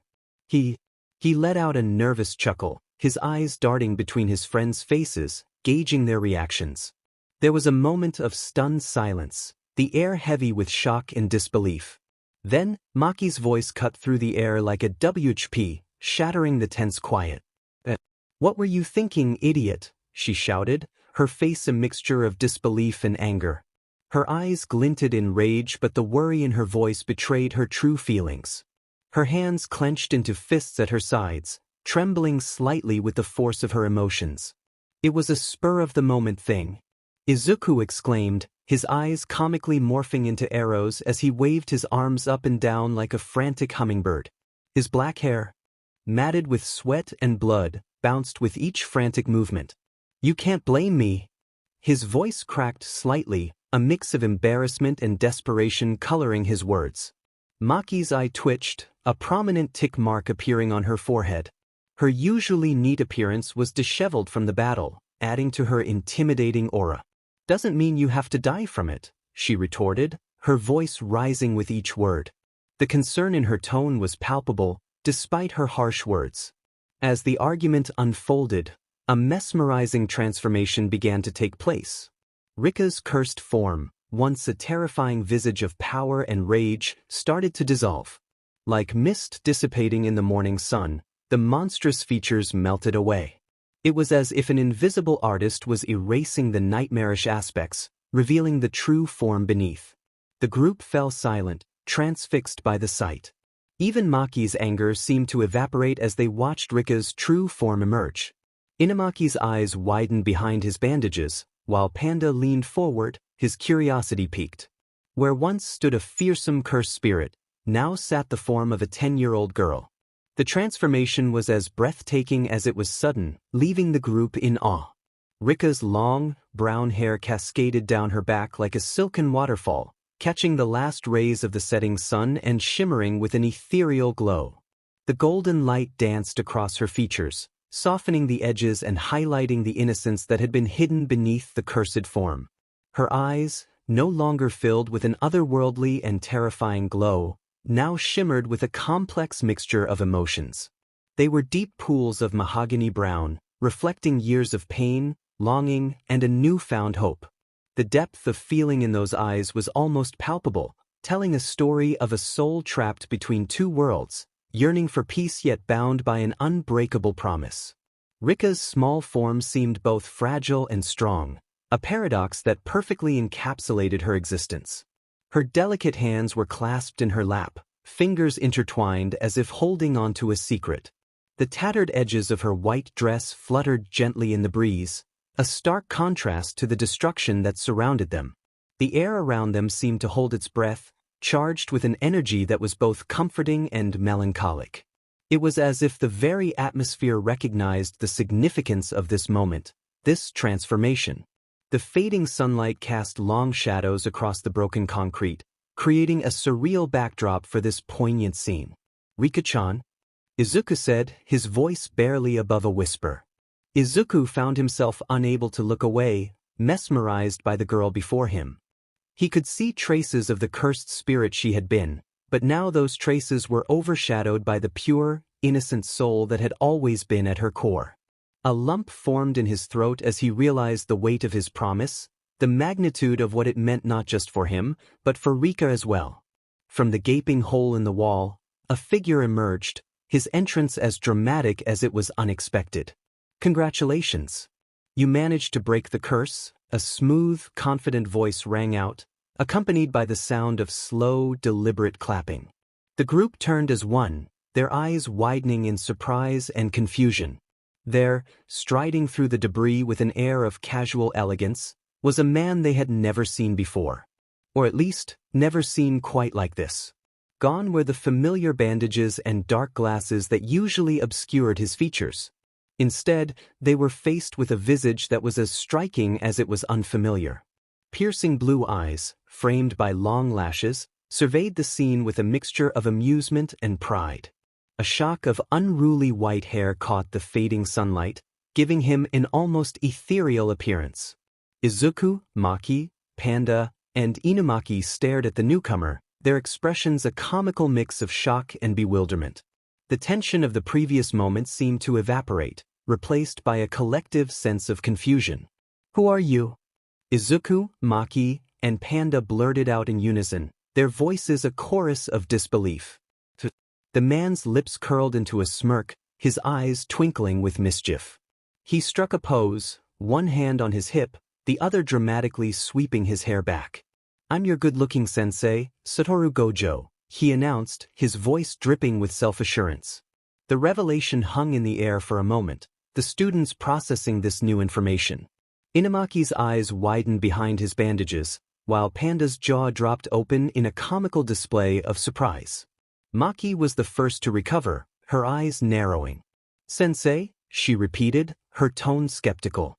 "But you look so different." Gojo's smirk widened into a full-blown grin.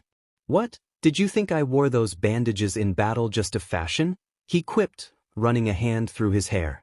"Though I must say, they do add a certain air of mystery." Izuku, still reeling from the events of the day, couldn't help but let out a nervous laugh. "Gojo-sensei," he began, his voice tinged with a mixture of relief and confusion. "You've been here the whole time?" "Nope, just got here," Gojo replied, his piercing blue eyes twinkling with a mixture of mischief and excitement. He ran a hand through his unruly white hair, causing it to stick up even more dramatically. A smirk played on his lips as he surveyed the group before him. "That theory you had, Izuku? I found it intriguing, so I ordered an investigation into your ancestors. We finished looking into Rika's background a while ago, but there was merit in digging into yours as well." He paused for dramatic effect, his grin widening as he noticed the anticipation building in his students' eyes. The tension in the air was palpable, and Gojo seemed to revel in it. "And lo and behold, you wouldn't believe what we found out." Izuku leaned forward, his teal eyes wide with curiosity. His hands clenched and unclenched at his sides, a nervous habit he'd never quite shaken. The others, too, seemed to hold their breath in anticipation. Even Panda, usually so jovial, was uncharacteristically still. "You, my dear student," Gojo continued, pointing at Izuku with a flourish worthy of a stage magician, "are a descendant of none other than Sugawara no Michizane." His voice rose with excitement as he delivered the news. Then, with a playful wink that seemed to light up his entire face, he added, "Which means, you're a super distant relative of mine." The revelation hung in the air for a moment, heavy with implications. Then, as if a dam had broken, chaos erupted. "Suga!" Panda and Maki exclaimed in unison, their voices a mixture of disbelief and awe. Panda's fuzzy eyebrows shot up so high they nearly disappeared into his forehead, while Maki's glasses slipped down her nose in her shock. Izuku, however, looked puzzled.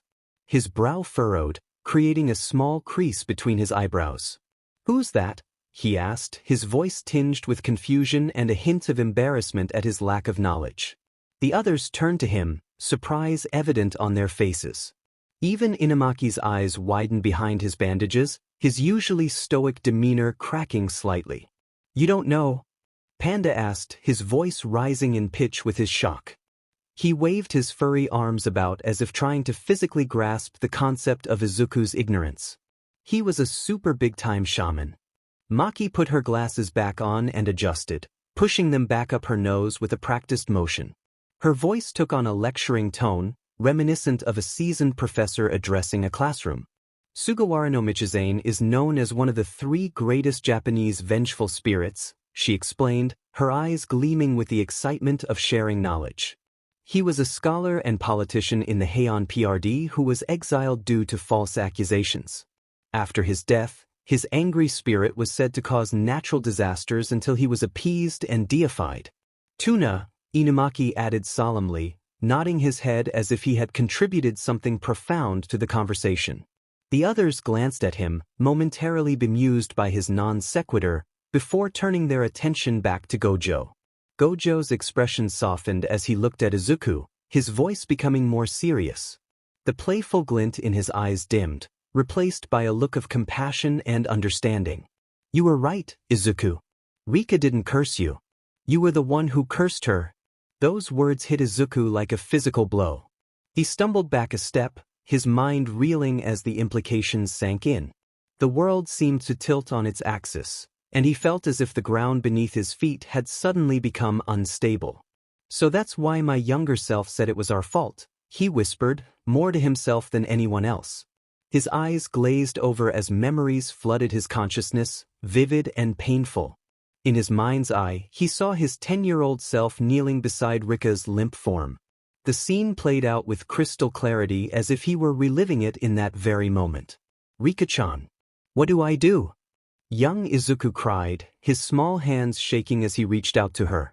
Tears streamed down his freckled cheeks, leaving glistening trails in their wake. "Is she going to die? I have to help her." Panic set in, his young voice cracking with emotion. "You can't die. You can't die.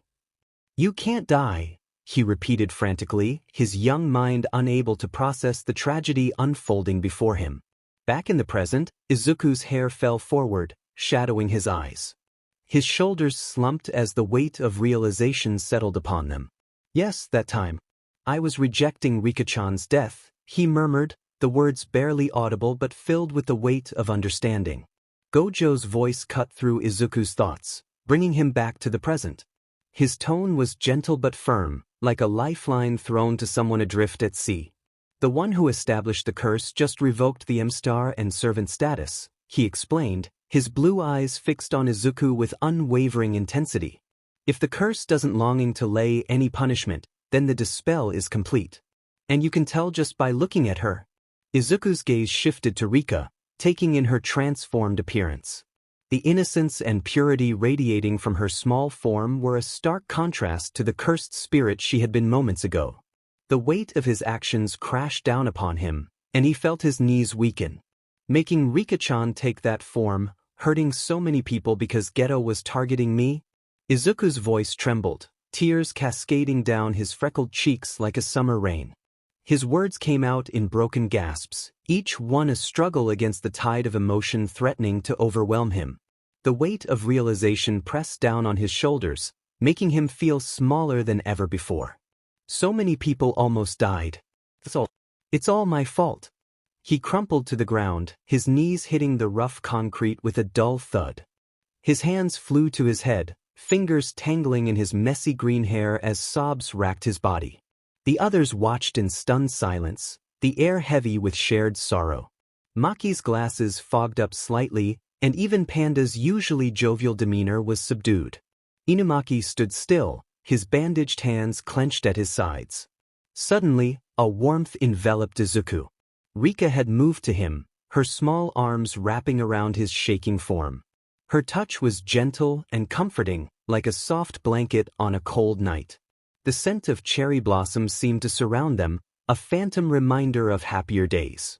Her voice, soft and filled with affection, reached his ears, cutting through the storm of his emotions like a ray of sunlight through dark clouds. "Thank you, Izuku," she said, her words filled with genuine gratitude.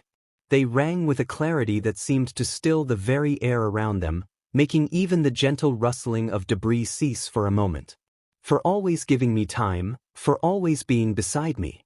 During these 6 years, I've been happier than when I was alive." She pulled back slightly, meeting his tear-filled eyes with a gentle smile that seemed to hold all the warmth of the setting sun. Her spectral form shimmered slightly, catching the fading light in a way that made her appear almost ethereal. "Bye-bye. Be well. And don't come here too fast, okay?" Izuku nodded, unable to form words through his tears. His throat felt tight, constricted by emotion as if all the words he wanted to say were stuck there. "Okay," he finally managed to choke out, the single word carrying the weight of 1,000 unspoken promises. His hand reached out instinctively as if trying to hold on to her for just a moment longer. "See you," Rika whispered, smiling at him as her form began to shimmer and fade. Slowly, she dissolved into particles of golden light, drifting upwards like fireflies on a summer evening. Each mote of light seemed to carry with it a fragment of memory, of love, of the bond they had shared. Some took the shape of tiny butterflies, others like twinkling stars. The air around them filled with a soft, warm glow as if the very essence of Rika's spirit was embracing them one last time. As Rika disappeared, the atmosphere shifted palpably. The heaviness that had weighed upon them for so long seemed to lift, replaced by a sense of bittersweet release. The fading sunlight cast long shadows across the rubble-strewn ground, painting the scene in a tapestry of orange and gold. The broken concrete and twisted metal were transformed, their jagged edges softened by the ethereal light, creating an almost surreal landscape. A gentle breeze stirred, carrying with it the promise of new beginnings and the bittersweet scent of farewells.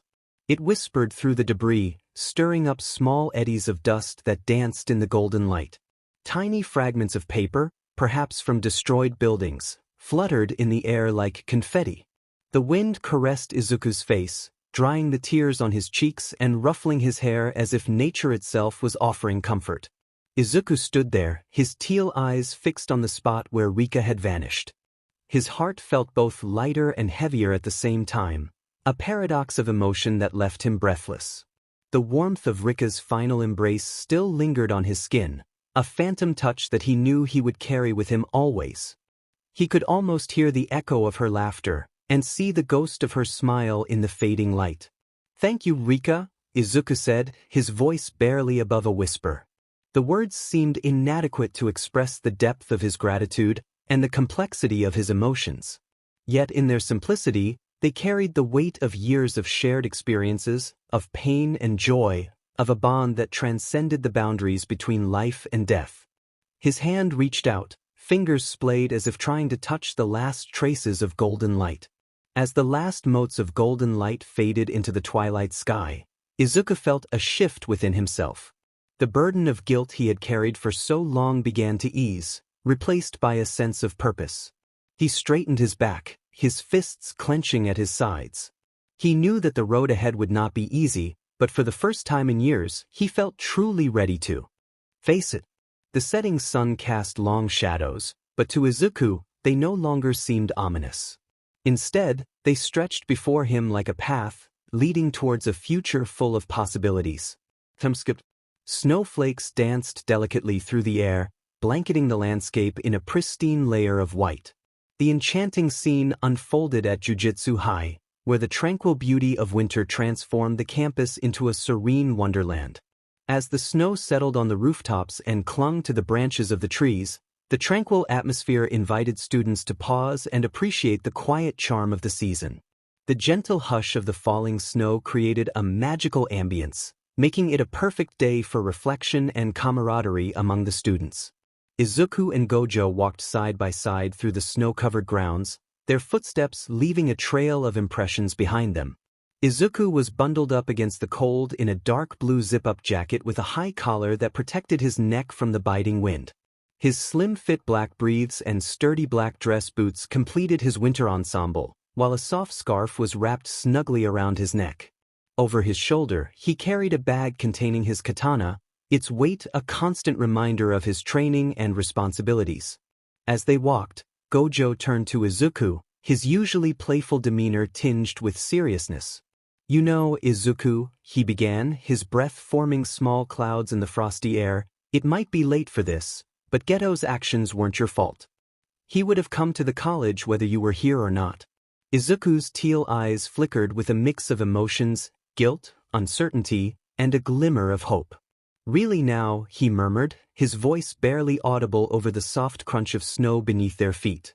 Gojo's face broke into a grin, the seriousness melting away like snow in sunlight. "Besides, look at this," he exclaimed, producing something from his pocket with a flourish. In his gloved hand he held Izuku's student ID. Izuku's eyes widened in surprise. "Ah, my student ID," he exclaimed, reaching out to take it. "Did you find it, sensei?" Gojo's grin widened, his blue eyes twinkling with mischief behind his ever-present sunglasses. "Nah, wasn't me," he said, handing over the ID. "It was my best friend, the only one I have." Before Izuku could ponder the meaning behind Gojo's words, a familiar voice cut through the crisp winter air. "Hey Izuku! How long are you gonna make us wait?" Maki's impatient shout rang out across the snowy courtyard. She stood a short distance away, her breath visible in the cold air, hands on her hips in a pose of mock annoyance. Next to her, Inumaki stood silently, his eyes peering out from behind his face wrappings, while Panda, decked out in a bright yellow jacket that stood out starkly against the white backdrop, waved enthusiastically. "Let's go," Maki called out again, her tone softening slightly as she saw Izuku and Gojo approach. A warm smile spread across Izuku's face as he looked at his friends. Despite the cold, he felt warmth spreading through his chest. These people who had stood by him through thick and thin and helped him grow and learn were more than just classmates or fellow students.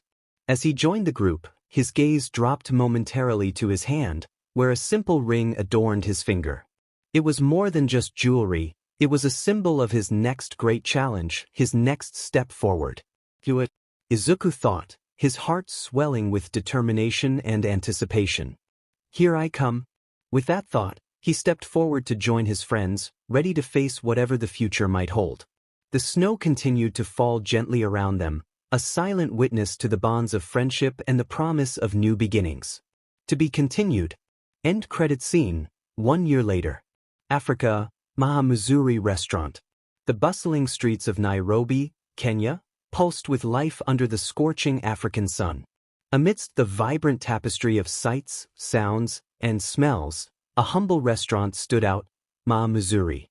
Its red clay brick walls, weathered by time and the elements, whispered stories of countless meals shared and friendships forged.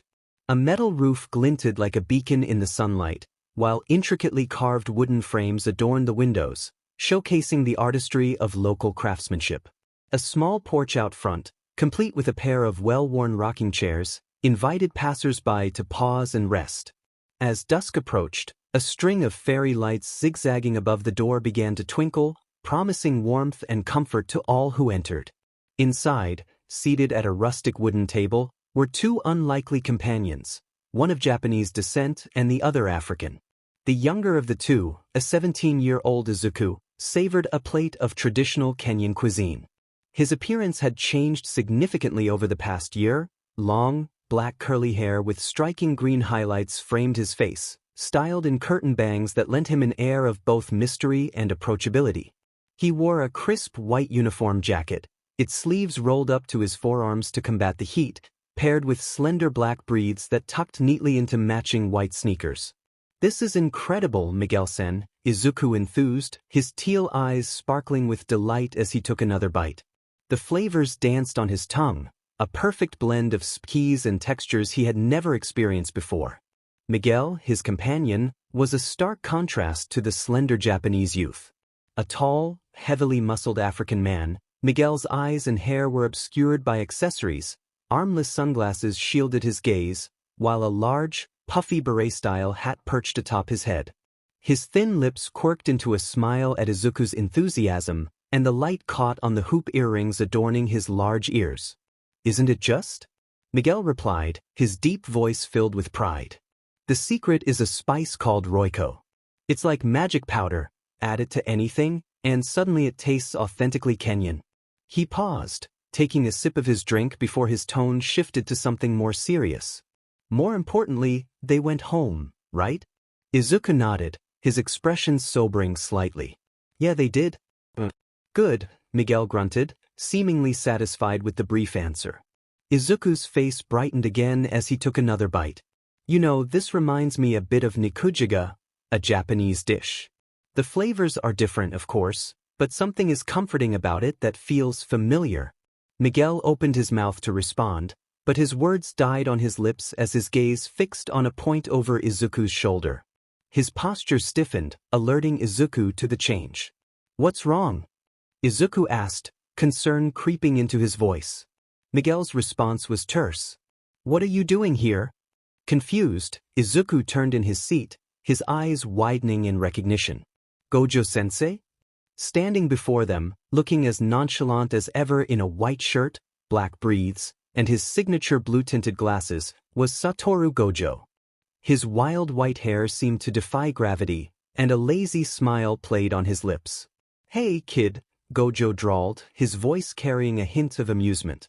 "Long time no see. I'm here to cash in a favor for Nizu." His gaze swept over Izuku, taking in the changes in his former student. "We're going back to Japan?" The simple statement hung in the air, heavy with implications. Izuku felt a surge of mixed emotions, excitement, apprehension, and a touch of nostalgia. His time in Africa had been transformative, but Japan was where it all began. Japan, Sir Nitai's agency. The late afternoon sun streamed through the tall windows of Sir Nitai's agency, casting elongated shadows that danced across the polished wooden floor. The warm, golden light enveloped the room, creating a cozy, inviting atmosphere. In a small, meticulously organized space within the agency, a girl stood quietly, lost in thought. Her long, flowing platinum blonde hair shimmered like spun silver in the sunlight, framing a face that was both youthful and bright, with striking blue eyes filled with a combination of excitement and longing. Kaori, as she was named, clutched a photograph gently in her hands. Her fingers were delicate as they traced the outlines of the figures captured within the image. It was a family portrait of the Yagi family, but her gaze was irresistibly drawn to one face in particular, the young boy with messy black hair and a sprinkle of freckles across his cheeks. The vibrant expression on his face radiated a joy that seemed almost palpable. "Izukune-chan," she breathed, her voice barely a whisper. The name held a weight of anticipation and affection. She couldn't help but let a smile tug at her lips as she envisioned finally meeting him.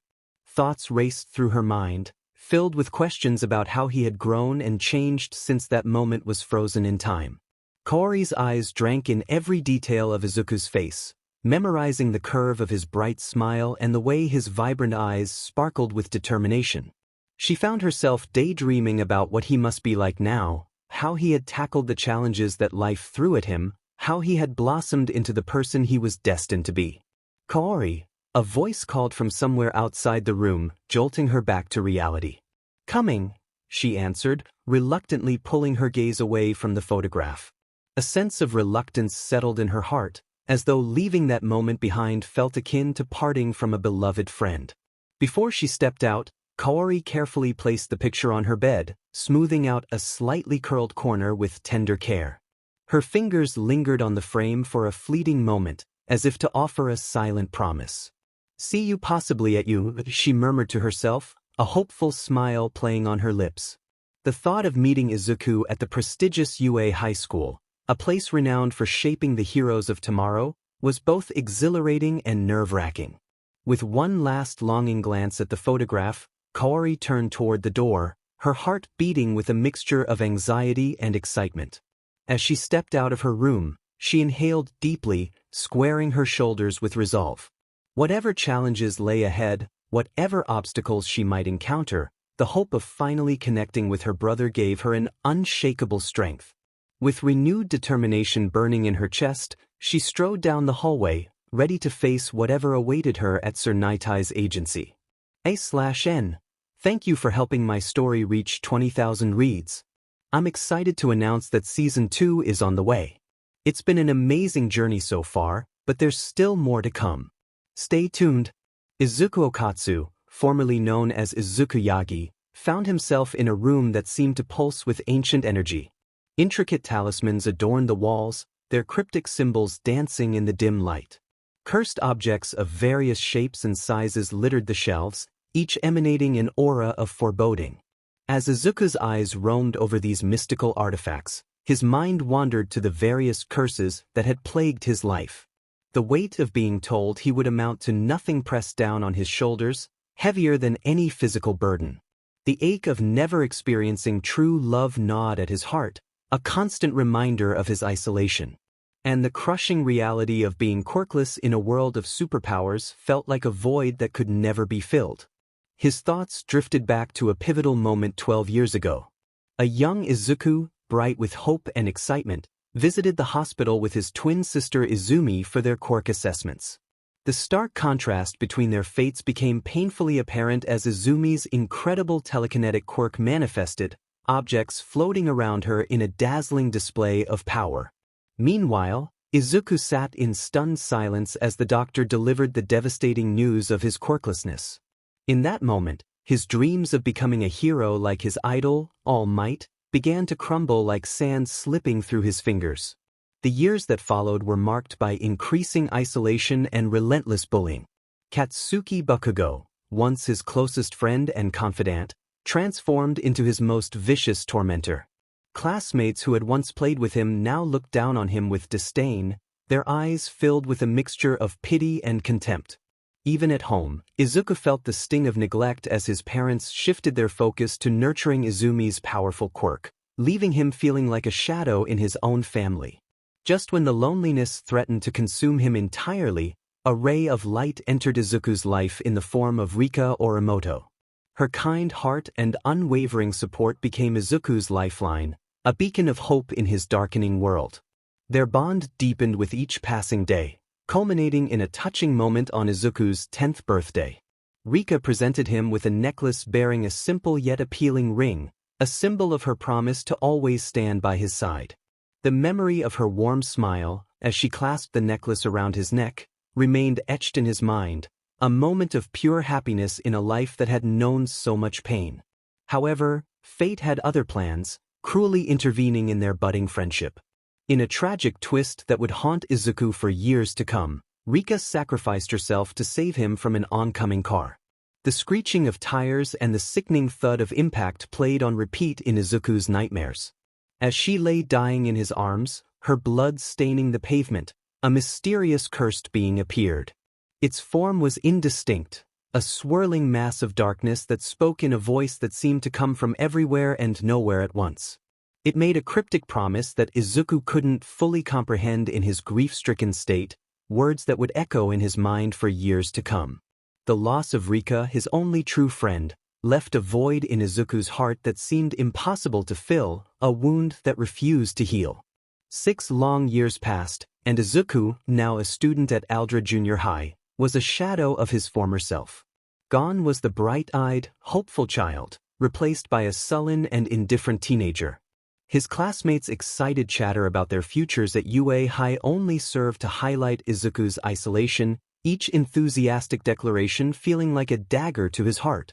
Katsuki Bakugo, his explosive quirk matched only by his volatile temper, seemed to take a perverse pleasure in tormenting Izuku at every opportunity, his cruel words and violent outbursts a constant reminder of Izuku's perceived worthlessness. A turning point came on a day that started like any other. The teacher, his voice dripping with barely concealed disdain, mentioned Izuku's ambition to attend UA. The classroom erupted in laughter, the sound grating against Izuku's ears. Bakugo, his eyes blazing with fury, confronted Izuku with his usual aggression. But something was different this time. To everyone's shock, including Izuku himself, he managed to overpower Bakugo, displaying unexpected physical prowess. The look of disbelief on Bakugo's face as he hit the ground was almost comical, a stark contrast to the fear and confusion that gripped Izuku as he stared at his own hands, wondering where this sudden strength had come from. This incident marked a shift in how his classmates perceived him.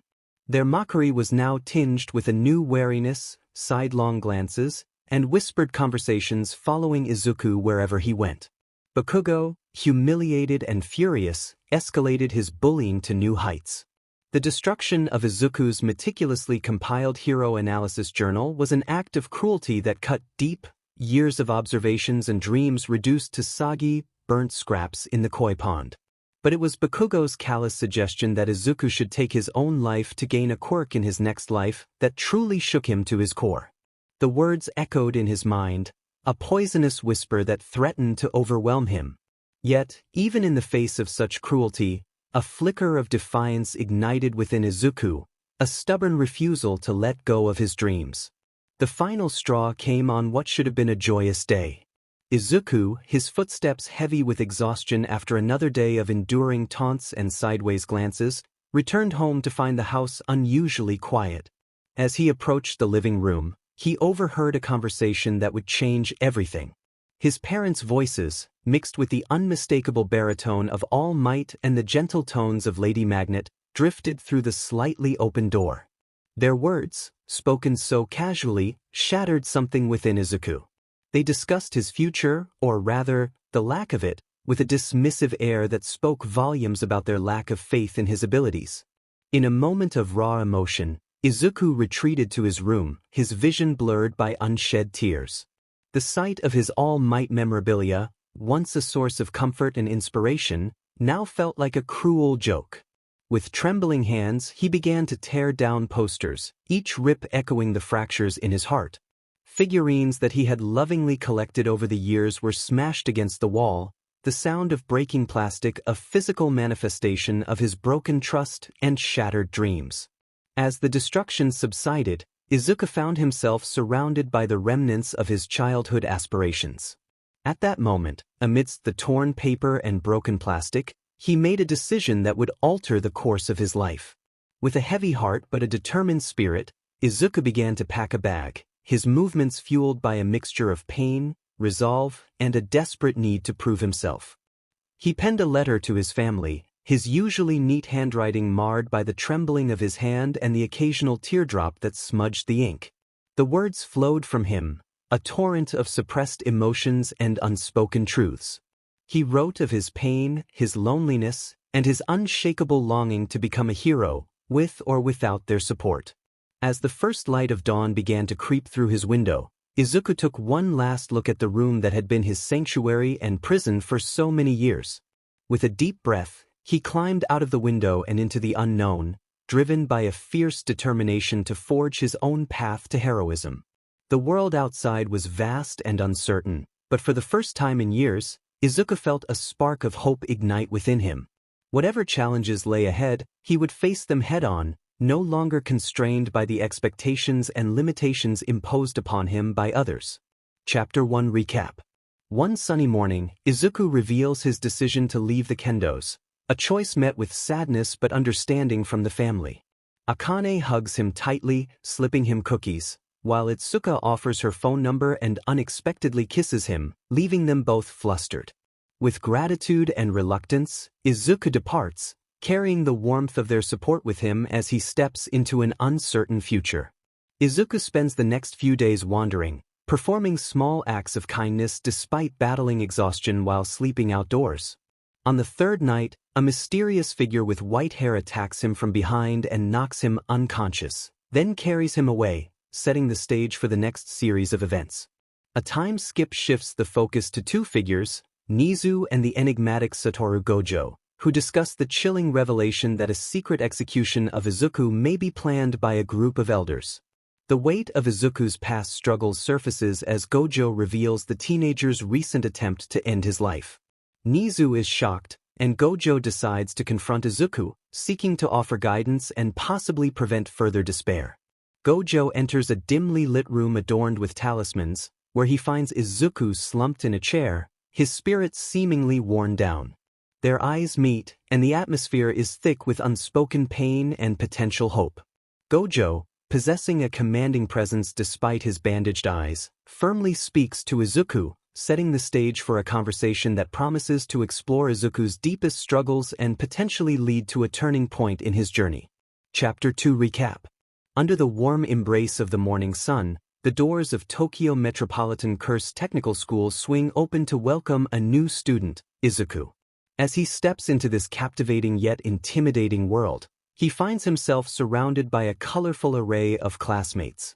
Among them is Maki, a fierce and highly skilled user of curse tools, Toge Inumaki, whose mastery of curse speech makes him one of the most intriguing figures in the school, and Panda, a mysterious, talking bear-like companion who bursts with personality. The atmosphere quickly shifts during their inaugural class when chaos erupts.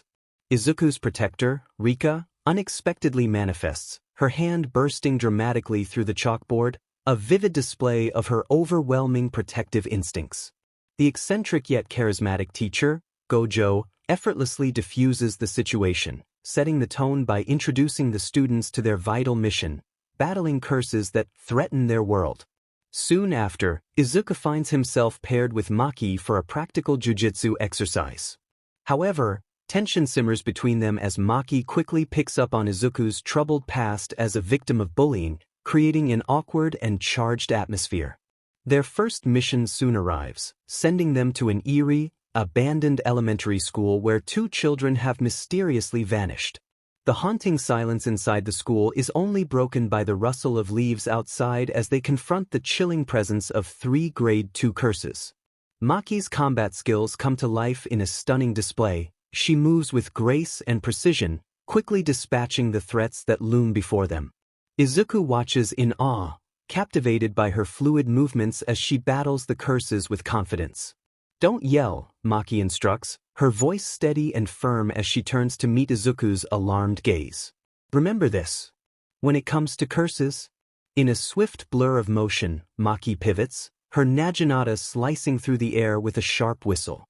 With each calculated strike, she dispatches the first curse, then the second, and finally the third, all in one seamless motion. Izuku stands transfixed, witnessing her form flow like water. Each strike is a testament to her strength and expertise. The curses let out inhuman, twisted shrieks, their forms dissolving into wisps of dark energy that vanish into the air. Within mere seconds, the entrance to the old school is left desolate, devoid of all threats, save for Izuku and Maki.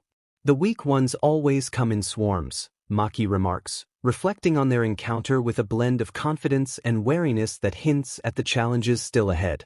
Chapter 3 Recap. Maki expressed her frustrations about their current predicament. Izuku watches in awe as she effortlessly dispatches a group of curses with her naginata, showcasing her remarkable strength and skill.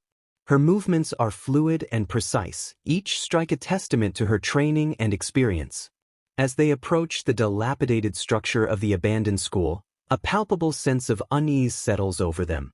The building looms ominously, its broken windows and crumbling walls hinting at the horrors that might lie within. Maki breaks the silence, explaining their mission, to locate the source of the curses that have infested the school. Once they step inside, an eerie silence envelopes them, amplifying Izuku's anxiety. The air feels thick and heavy as if the very walls are holding their breath.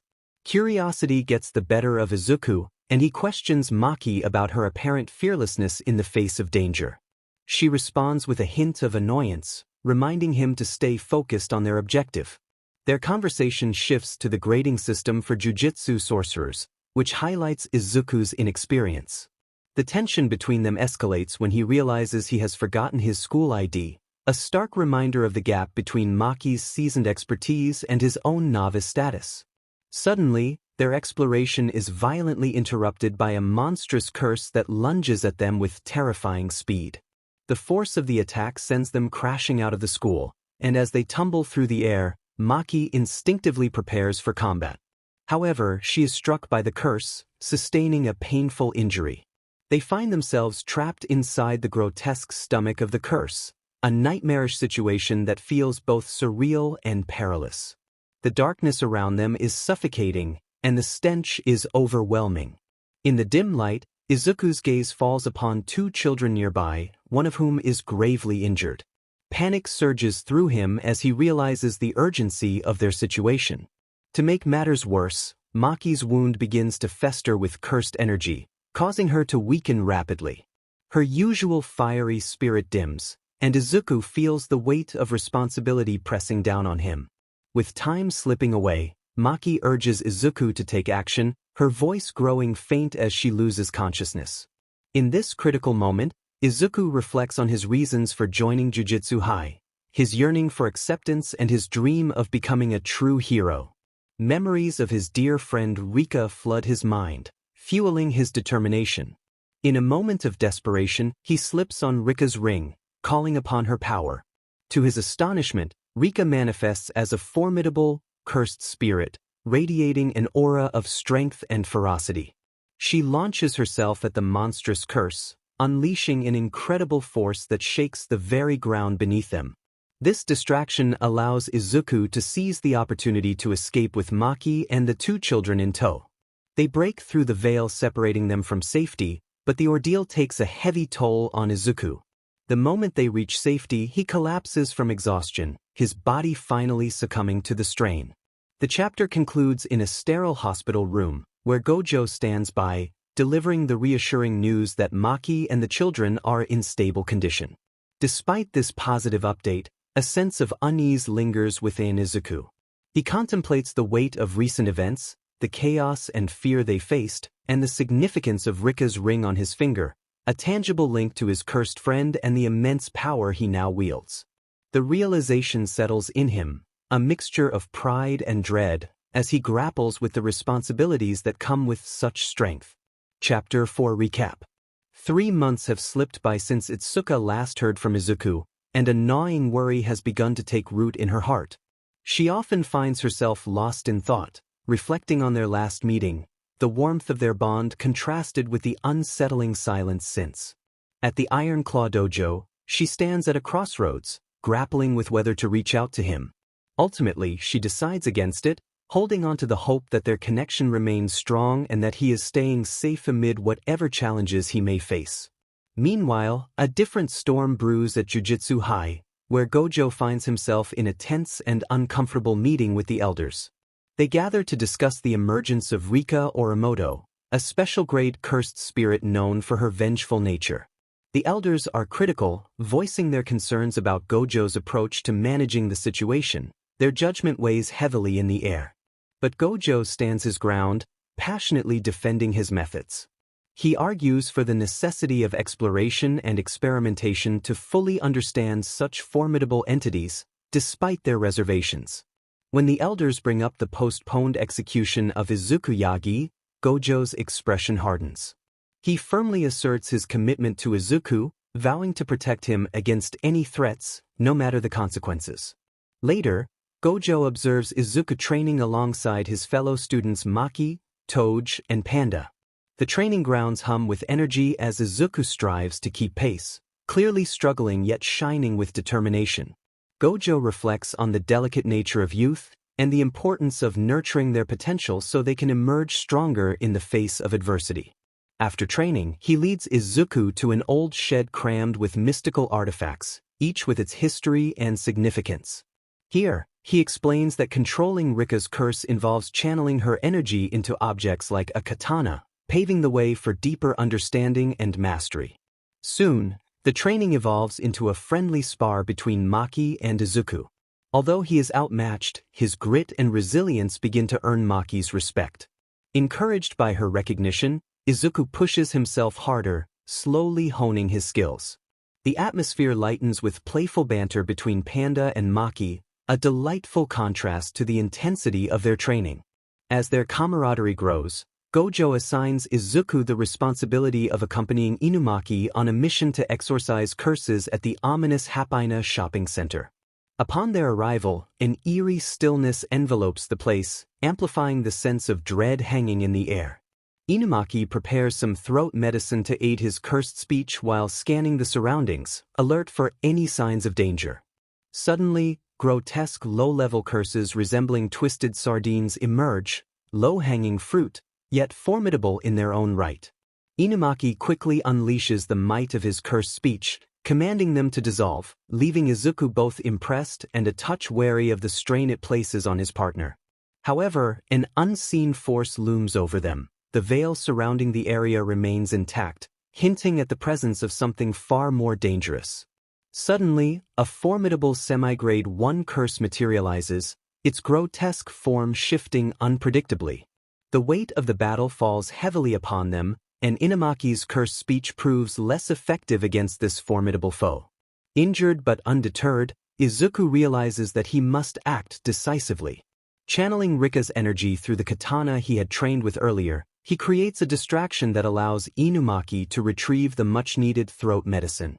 With renewed determination, Inumaki unleashes a powerful command that lands a crushing blow, vanquishing the curse in a triumphant surge. Celebration ensues as they revel in their hard-fought victory, laughter echoing in the air. Yet, unknown to them, an enigmatic figure lurks in the shadows, holding Izuku's student ID and expressing a sinister interest in meeting him and Rika, an ominous foreshadowing of challenges yet to come. Back at Jujutsu High, Ijichi approaches Gojo with an apologetic demeanor, revealing that another veil has been cast over his territory.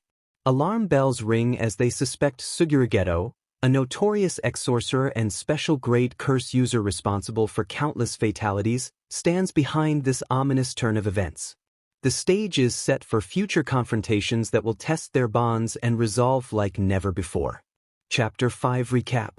The serene estate stood as a living testament to traditional Japanese architecture, its elegant structure nestled amidst a sea of vibrant cherry blossoms and towering maples. Sunlight filtered through the dense foliage, casting dappled shadows on the meticulously maintained grounds. Inside, the air was thick with anticipation. Saito and her daughter knelt on soft tatami mats, their gazes locked on a small red box before them, the room silent except for their shallow breaths. Geto's arrival was both disarming and chilling. His outward charm masked an unsettling coldness that lingered in his eyes, sending a shiver down Sato's spine. As he spoke of the curse afflicting her daughter, his words dripped with honeyed malice, each syllable carefully crafted to stoke their fears. The curse itself was a grotesque sight, a writhing, shadowy mass that clung to the young woman like a second skin, suffocating her spirit. When Geto removed it with practiced ease, the relief on her face was almost tangible, her shoulders sagging as though a great weight had been lifted. Yet, the ease with which Geto handled such malevolent energy was unsettling, raising unspoken questions about his true nature. Outside, the cracks in Geto's facade began to show. His polished demeanor slipped, revealing glimpses of his disdain for those without power, a thinly veiled contempt for the very people he pretended to help. His interaction with Mr. Kanemori was particularly chilling. The businessman's desperate pleas for assistance were met with cold indifference. What followed next was brutal in its precision. Geto consumed the cursed object with a disturbing grace, unleashing a torrent of curses upon the hapless Kanemori. The man's screams tore through the tranquil air, a harrowing contrast to the estate's beauty. Momoka, watching the scene unfold, displayed an eerie calmness. Her gaze reflected not horror but deep curiosity, her musings on humanity's nature adding a philosophical layer to the grisly tableau. In the meeting room, Geto's charisma was on full display. His followers hung on his every word as he painted a vision of a new world order, one where jujitsu sorcerers would reign supreme. The atmosphere crackled with energy, the room brimming with anticipation as Geto outlined his plan to dismantle Jujutsu High and reshape the world. As the chapter closed, the seeds of conflict had been sown.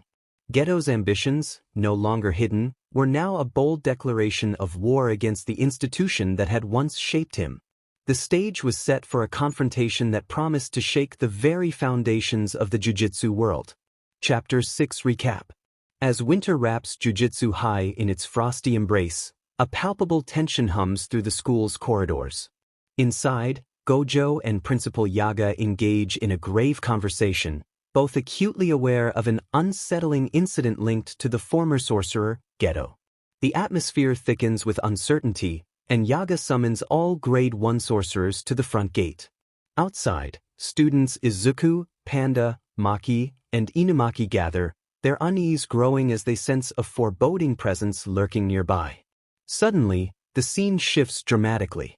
Geto, accompanied by his ominous entourage, descends atop a grotesque, cursed pelican, the sight sending a shockwave of confusion and alarm through the students.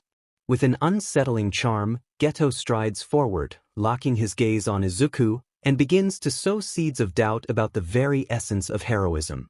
A twisted smile plays on his lips as he reveals his sinister ideology, a ruthless plan to eliminate non-sorcerers and those lacking quirks. Tensions mount as Gojo steps into the fray to confront Geto. Their past friendship starkly contrasts with the animosity that now fills the air. Unfazed, Geto boldly declares his intention to ignite a war, chillingly outlining the details of an impending curse attack that promises chaos and destruction. The atmosphere grows heavy with his menacing threat, teetering on the brink of explosion. Just when it seems the tension could shatter, the unexpected arrival of Nanako, Mimiko, and their quirky companion injects a jolt of levity into the grim scene. Their playful antics starkly contrast the looming danger, momentarily distracting Geto and underscoring the surreal nature of the moment. As the conflict escalates, Maki, Panda, and Inumaki spring into action against Geto. Yet, the overwhelming might and strategic cunning of their foe soon become apparent. Geto counters their every move effortlessly, his taunts echoing in their ears. Maki suffers a severe injury, quickly followed by Panda and Inumaki's swift defeat, leaving Izuku to confront Geto alone. Watching his friends falter, an unwavering wave of determination swells within Izuku. Memories of past tragedies surge forward, fueling his resolve to protect those he holds dear. In a moment of profound clarity, he calls upon the spirit of Rika Orimoto, signaling a pivotal shift in the battle's momentum. Izuku's cursed energy flares to life, hinting at the monumental clash that lies ahead. With Rika manifesting beside him, Izuku undergoes a striking transformation, embodying a fierce rage and an unbreakable commitment to safeguard his friends from Geto's tyranny. The chapter culminates in a tense standoff, culminating in a suspenseful crescendo that underscores the impending confrontation between Izuku and Geto, a battle poised to redefine their fates and reshape the very fabric of their worlds. Chapter 7 Recap. Izuku charges into the fray, his heart pounding as he faces a relentless horde of curses. By his side is Rika, his cursed spirit companion, her feral energy radiating an almost tangible intensity. Their movements are a seamless dance of destruction, each strike and counter perfectly in sync, a testament to their unbreakable bond and formidable power. Rika's raw, unbridled ferocity complements Izuku's calculated precision, and together, they carve through the swarm of curses with devastating efficiency. From the shadows, Geto watches with a twisted smile curling on his lips, his dark curiosity ignited by Izuku's rapidly growing strength. As the final curse crumbles to nothingness, Izuku's moment of triumph is shattered when his gaze falls upon his friends, Maki, Panda, and Inumaki, lying battered and broken on the blood-streaked ground. The sight of their injuries pierces him like a dagger, and anguish floods his chest. Without hesitation, he channels his cursed energy, his hands trembling as he works to heal them. Relief begins to wash over him as their wounds close, but the reprieve is fleeting. Chaos erupts again in an instant. Maki is snatched away in a blur of motion. Rika's eyes blaze with possessive rage, and with a guttural roar, she launches herself into the air, tearing through the space between her and Maki's captor.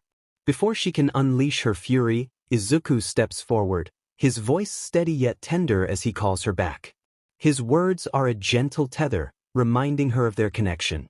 Slowly, Rika's composure returns, her fury tempered by Izuku's calming presence. The air thickens with tension as Izuku turns to face Geto, his emerald eyes burning with determination. His voice cuts through the chaos like steel as he declares Geto his enemy. The battle reignites with explosive ferocity. Izuku and Rika unleash a relentless barrage of attacks, the hairstyled power shaking the battlefield. Izuku amplifies his cursed speech through a megaphone, his words reverberating like thunder, obliterating Geto's summoned curses in a dazzling display of strength. But Geto is no ordinary adversary. With a sinister smirk, he counters every move with cunning strategies and overwhelming cursed energy, forcing Izuku to push himself beyond his limits. Flashes of his grueling training with Gojo race through Izuku's mind, each memory a spark of inspiration. He steadies his breathing, focusing every ounce of his strength. In a moment of perfect clarity, he executes a flawless black flash, the strike landing with an impact so immense it shakes the very ground beneath them. The battlefield trembles, and for a moment, it seems the tide has turned. Yet, Geto refuses to yield. His sinister grin widens as he summons a monstrous curse, its grotesque form towering over the battlefield. With deliberate precision, he begins preparing his ultimate technique, Uzumaki, a swirling vortex of destruction that radiates pure malice. Desperation claws at Izuku's resolve, but he refuses to falter. With trembling hands and a voice heavy with emotion, he turns to Rika. His words are raw, filled with vulnerability as he professes his love for her and pleads for her full strength. Touched by his heartfelt plea, Rika's power surges, her true form erupting with radiant energy. Together, they channel their combined might, creating a massive energy beam that crackles with unrestrained force. The air seems to shatter as their attack collides with Geto's Uzumaki in a cataclysmic explosion. The ground quakes, the sky splits, and the battlefield is consumed in a blinding light. When the dust settles, Izuku stands victorious, though barely. His body pushed far beyond its limits, gives out, and he collapses to the ground, utterly spent. Across the battlefield, Geto lies gravely injured but alive. With a pained grimace, he retreats into the shadows, his voice a venomous promise of vengeance as he vows to return stronger. However, his escape is cut short. Gojo intercepts him, his presence a beacon of calm amidst the chaos. The two former friends stand face to face, their gazes heavy with unspoken words. Bitterness and regret spill forth as they exchange their final words, the weight of their shared history pressing down on them. With a heavy heart, Gojo makes the ultimate decision. In a decisive moment, he ends Geto's life, his expression a mixture of sorrow and resolve. Silence falls over the battlefield, broken only by the faint echoes of a battle fought with unwavering courage, unyielding love, and profound sacrifice. Chapter 8, Season 1 Finale. Izuku finds himself consumed by a suffocating darkness, haunted by a vision of his younger self during the tragic day of Rika's funeral. The apparition accuses him of being the one tethering Rika to the living world, demanding her freedom. As the vision crescendos with an anguished cry, Izuku is abruptly pulled back to consciousness, awakening on the battlefield of Jujutsu High. Surrounded by Maki, Panda, and Inumaki, he struggles to reconcile the emotional weight of his vision with the physical toll of their recent battle. The group assesses their injuries, with Izuku displaying concern for his friends despite his battered state. As tensions ease, Rika appears in her true, ethereal form, expressing gratitude for the time Izuku gave her.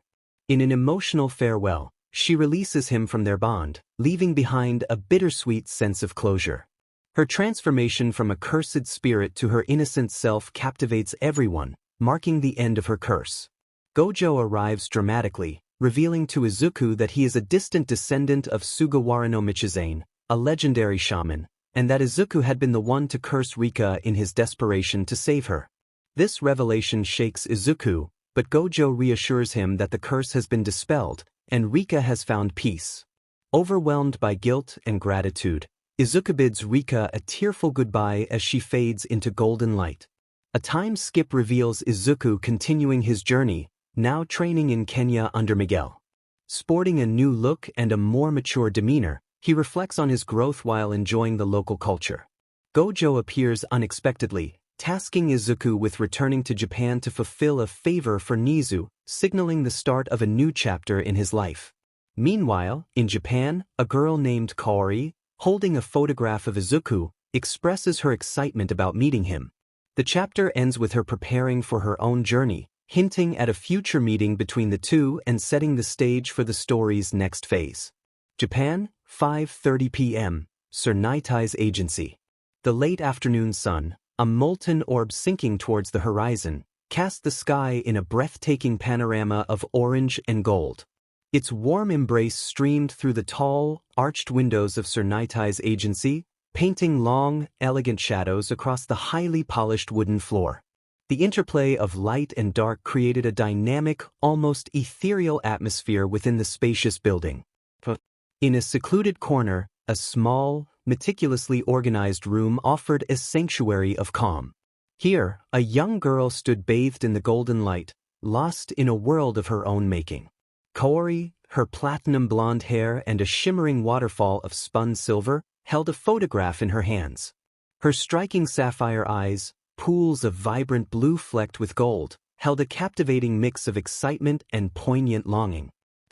The image in her grasp was a family portrait, the Yagi family, but her gaze was fixed on a single face, a young boy with unruly black hair, a smattering of freckles dusting his cheeks, and a smile that hinted at mischief and boundless energy. "Izuku-naiden," she whispered, the name a tender caress on her lips, weighted with years of anticipation and deep, unspoken affection. A shy smile played on her lips as she envisioned their upcoming meeting, a torrent of questions swirling in her mind. How much had he changed? What kind of person had he become? Had his unwavering spirit remained as bright as she remembered? Her fingers, slender and delicate as spun glass, traced the outline of Izuku's face, committing every detail to memory. His bright, infectious smile and the determined sparkle in his eyes seemed to leap from the photograph, filling her with a surge of admiration and profound curiosity about the boy who held such a significant place in her heart. "Kaori!" A sharp and clear voice cut through the quietude, jolting her from her reverie. "Coming," she replied, her voice a soft counterpoint to the sudden interruption. Reluctantly, she tore her gaze away from the cherished photograph, carefully placing it on her neatly made bed and smoothing out a slightly curled corner with gentle, loving care. "See you at you, hopefully," she murmured, a hopeful whisper tinged with a trace of nervousness. The prospect of finally meeting Izuku at the prestigious UA High School, a beacon of heroism and opportunity, sent a thrilling wave of excitement coursing through her veins. With one last lingering glance at the photograph, a silent promise hanging in the air, Kaori squared her shoulders, a newfound resolve settling over her, and stepped out of her room, ready to face whatever lay ahead. Scene change, Sir Nitai's office. Kaori stood before the imposing door to Sir Nitai's office, her heart pounding with anticipation. The polished wood gleamed in the soft light of the hallway, reflecting her nervous expression. She took a deep breath, inhaling the faint scent of lemon-scented cleaning products that permeated the air. She smoothed down her platinum blonde hair with a trembling hand, tucked a stray strand behind her ear, and knocked gently. "Come in," came the calm, authoritative voice from within. As Kaori stepped into the room, she was immediately struck by the meticulously organized space. Bookshelves lined the walls, filled with neatly arranged tomes on hero law, Quirk science, and strategy. The late afternoon sun streamed through the large windows, casting long shadows across the polished hardwood floor. Sir Nitai, also known as Mirai Sasaki, sat behind his imposing oak desk, his presence commanding attention. His tall, lean frame was accentuated by his crisp white suit, a stark contrast to his dark green hair with its distinctive yellow streaks. His piercing yellow eyes, framed by triangular glasses, seemed to look right through Kaori as she approached, causing her to involuntarily straighten her posture. "Kaori," he acknowledged with a slight nod, gesturing for her to take a seat in one of the plush chairs facing his desk. As she sat down, smoothing her skirt nervously, Sir Nightai leaned forward, his fingers interlaced on the desktop. "I just finished speaking with Principal Nizu," he said, his voice measured and calm, but with an undercurrent of significance that made Kaori's heart race. "Izuku will be returning soon for the UA entrance exams." Kaori's eyes widened in shock, her breath catching in her throat. The news she had been waiting for had finally arrived, and it felt both exhilarating and terrifying. Her mind raced with possibilities and questions. How had Izuku changed? Was he ready for the challenges that lay ahead? As she processed this information, her gaze drifted to the window, where the bustling city of Tokyo sprawled out before her. The world she lived in, a world of heroes and villains, of extraordinary abilities and crushing inequalities, seemed to pulse with energy and possibility. In Qingqing City, she thought to herself, recalling the history lessons she'd learned, where the impossible became every day, the luminescent baby sparked a revolution. She could almost see it in her mind's eye, a glowing infant, surrounded by awestruck doctors and nurses, heralding the dawn of a new era. Quirks spread across the world like wildfire, turning ordinary people into living marvels. Her thoughts turned darker as she remembered the harsh realities of this new world. The gleaming skyscrapers and colorful costumes of pro-heroes often overshadowed the struggles of those less fortunate. Not everyone is equal in this society, she mused, her brow furrowing slightly. Those with powerful quirks are celebrated as heroes, while others with less useful or villainous quirks, or no quirks at all, are often left behind. A painful memory flashed through her mind. A young Kaori, huddled in a corner, watching helplessly as her mother suffered abuse at the hands of her father. The sound of raised voices, the crash of breaking glass, and her mother's muffled sobs echoed in her ears. The image steeled her resolve, her hands clenching into fists in her lap.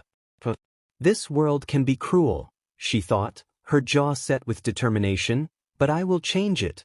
My goals are clear. Become the #1 hero in Japan, seek justice for my mother, and put my so-called father behind bars where he belongs." Kaori's eyes refocused on Sir Nightai, determination blazing in her gaze. The pro-hero raised an eyebrow slightly, sensing the shift in her demeanor. "And my final goal," she thought, picturing a future where she, Izuku, Izumi, and Inko live together as a happy family, sharing meals, laughter, and support, is to reunite this broken family. Beat my little half-sisters but for not helping Izuku and creating the home we all deserve. Kaori straightened her posture with newfound purpose, squaring her shoulders and lifting her chin. The doubt and nervousness that had plagued her moments ago melted away, replaced by an unwavering resolve. "Sir Knight," she said, her voice clear and steady, "I'm ready. I won't let Izuku or anyone else down." A hint of a smile tugged at the corner of Sir Nightai's mouth. "I believe you, Kaori," he replied, his tone softer than before. "But remember, the path of a hero is never easy. It will test you in ways you can't imagine." Kaori nodded, her blue eyes shining with determination. "I understand, sir. And I'm prepared to face those tests head-on." As she stood to leave, Kaori made a silent vow to herself. "This is my declaration," she thought, her heart swelling with purpose.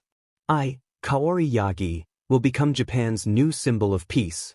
And I'll do whatever it takes to make that dream a reality." Scene change, Narita International Airport, Tokyo. The bustling Narita International Airport pulsed with life as travelers from every corner of the globe rushed to and fro. Amidst the sea of faces, two figures stood out, a tall man with striking white hair and piercing blue eyes hidden behind dark sunglasses, and a young boy with unruly black hair and a smattering of freckles adorning his cheeks. Satoru Gojo and Izuku Okkotsu navigated the crowded terminal, their luggage trailing behind them like faithful companions. They had just returned from a year-long training expedition in Africa, and the fatigue of their long journey was evident in their slightly slumped shoulders and the dark circles under their eyes. As they approached the exit, the scent of coffee and freshly baked pastries wafted through the air, mingling with the unique blend of jet fuel and anticipation that permeated airports. Gojo turned to Izuku, a hint of curiosity dancing in his voice. "So, Izuku, how was your one-year training with Miguel?" Izuku's eyes lit up, a stark contrast to his tired appearance. The memories of his time in Africa flooded back, bringing with them a surge of excitement that seemed to push away his fatigue. "It was incredible, Gojo-sensei," he exclaimed, his voice filled with enthusiasm. "The sights, the sounds, the people, everything was so different from what I'm used to. And the food." He closed his eyes for a moment, savoring the memory. "I never knew there could be so many flavors in one dish. I need to go back to Africa again someday." His expression grew more serious as he continued, "But more importantly, I learned so much about different curse techniques and how to control my cursed energy better. Miguel-sensei pushed me to my limits every day, but I could feel myself growing stronger." Gojo nodded, a small smile playing on his lips. The pride in his student's progress was evident in his eyes, even behind his dark glasses. "I'm glad to hear that, Izuku. You've come a long way since we first met. Miguel is one of the best, and I knew he'd be able to help you unlock your potential." Izuku's expression softened, a mix of gratitude and determination shining in his eyes. "Thank you, sensei. I couldn't have done it without your guidance and support. You believed in me when no one else did." As they stepped out into the warm Tokyo evening, the city's vibrant energy engulfed them. The neon signs of nearby shops and restaurants painted the streets in a kaleidoscope of colors, a stark contrast to the natural beauty of the African landscapes Izuku had grown accustomed to over the past year. The familiar sounds of cars honking and people chattering filled the air, a cacophony that somehow felt like home. Izuku's mind wandered to the challenges that lay ahead. The UA entrance exams were just around the corner, a daunting hurdle that would test everything he'd learned. The weight of his dreams and the expectations of those who believed in him settled on his shoulders, a heavy but not unwelcome burden. "Gojo-sensei," Izuku began, his voice tinged with a hint of nervousness. "Do you think I'm ready for the UA exams? It's been so long since I've been in a normal school environment. What if I've fallen behind in my regular studies?"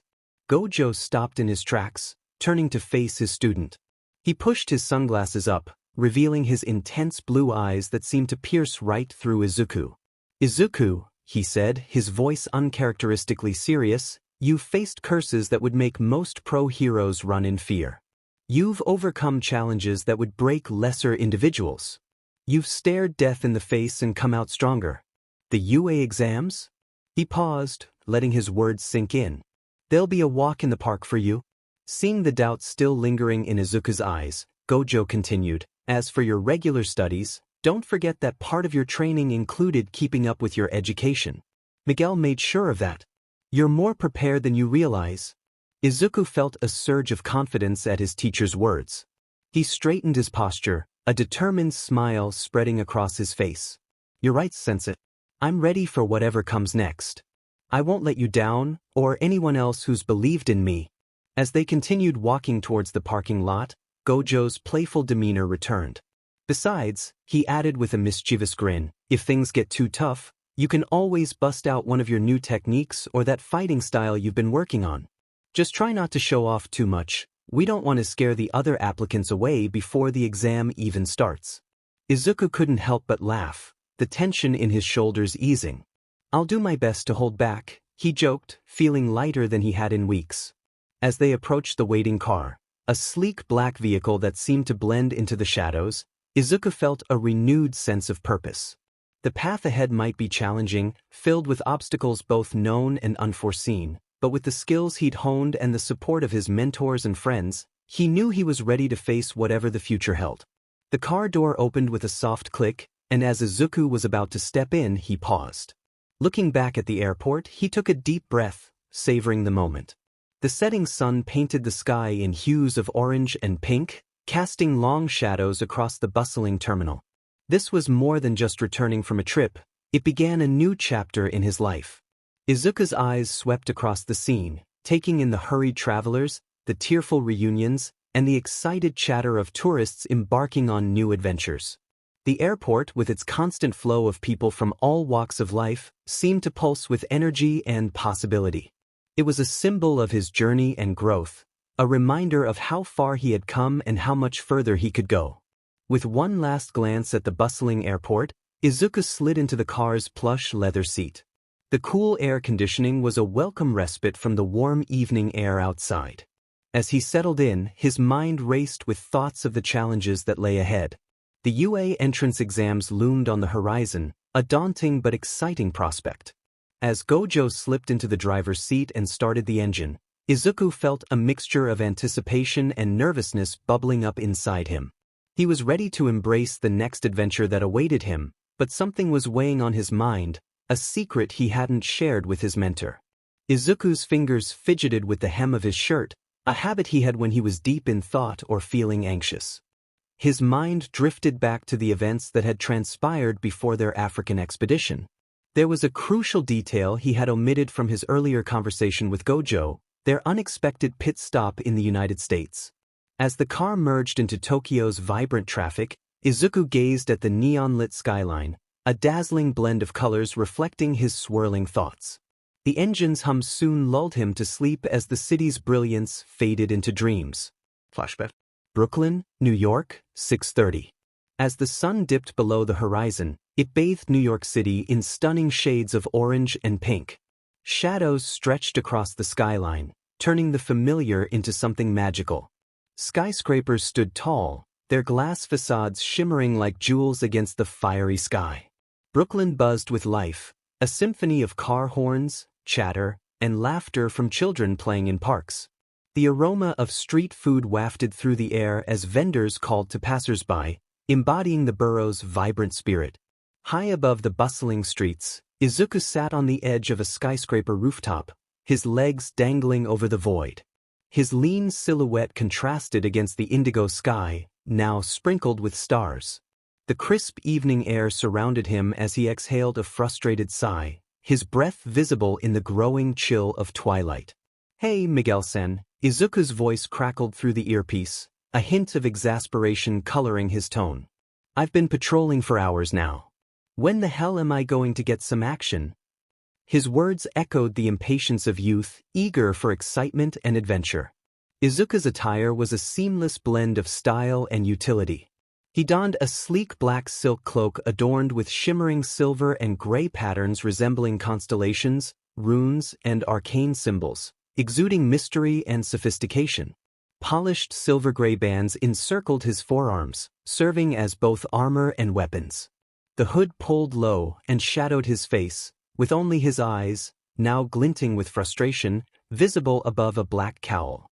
Atop the hood, a raven emblem symbolized rebirth and transformation, mirroring his journey.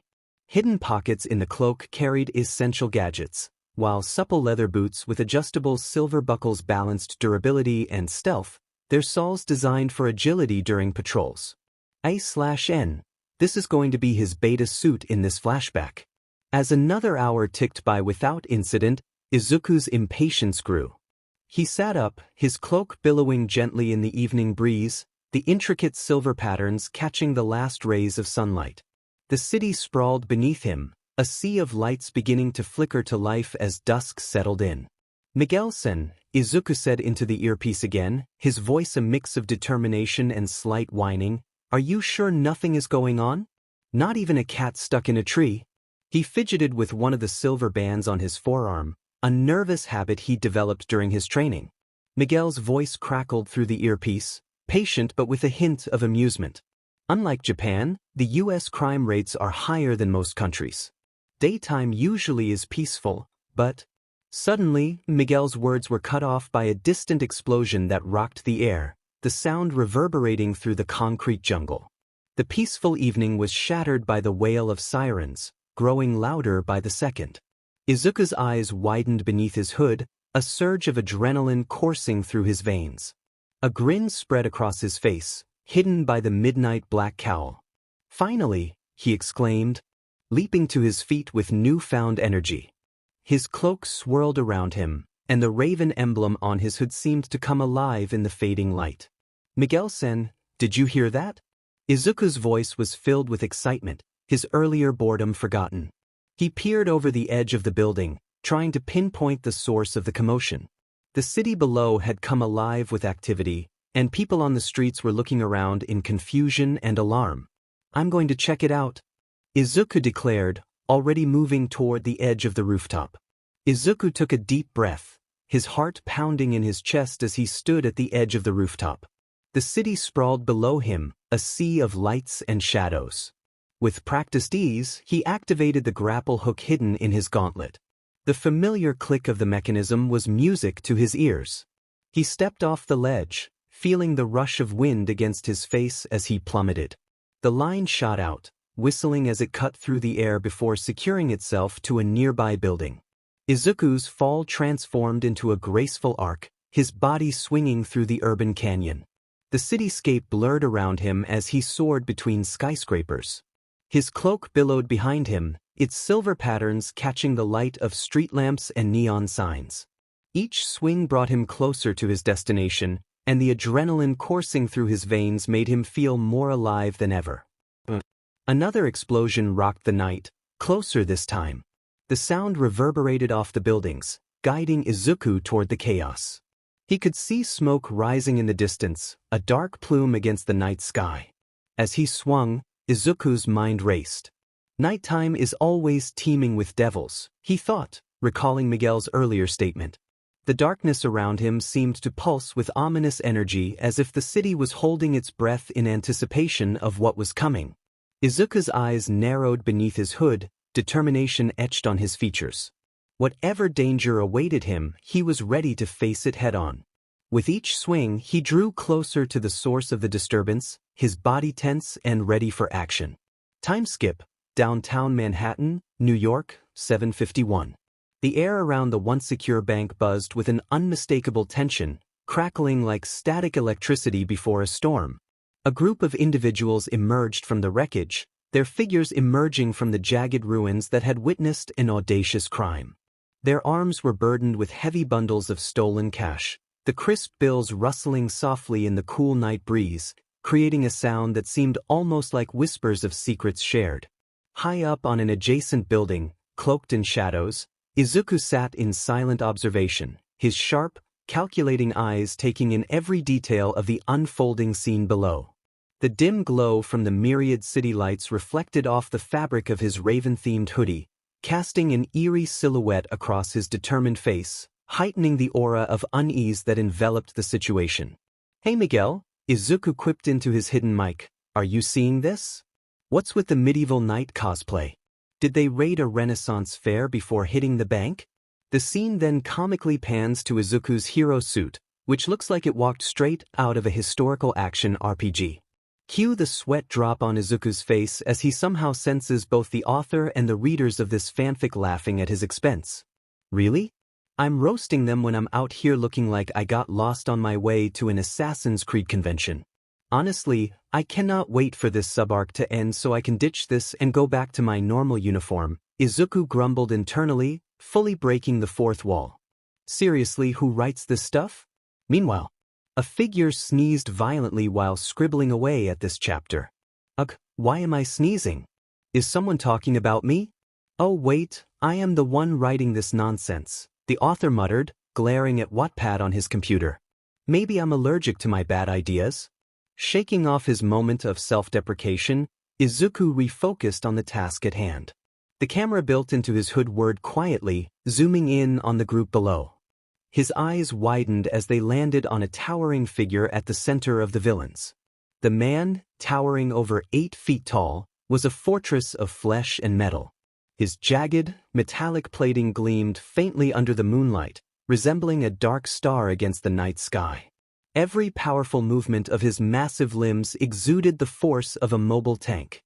An exosuit of crude metals encased him, amplifying his immense strength and durability. What unsettled Izuku most was not just his size or armor but his face, partially hidden by a battered steel helmet scarred by countless battles. Only his glowing red eyes, like embers in a dying fire, pierced the darkness. As the Titan Bastion flexed his enormous clawed hands, the faint metallic creak seemed to echo, as if the air itself yielded to his presence. Miguel's voice crackled in Izuku's earpiece, calm but laced with concern. That's Hakamura Goro, alias Titan Bastion. He's dangerous, prison escapes, clashes with law enforcement, the works. Containing him won't be easy without countermeasures for his quirk. Izuku's brow furrowed, curiosity and worry flickering across his face. What's his quirk? He asked, leaning forward as the cool night air carried the acrid scent of smoke and charred metal from the shattered bank facade. Miguel spoke steadily amidst the tension. Quirk, Iron Fortress. Hakamura's body generates a regenerating steel exoskeleton that thickens with each hit, making him tougher the longer he fights.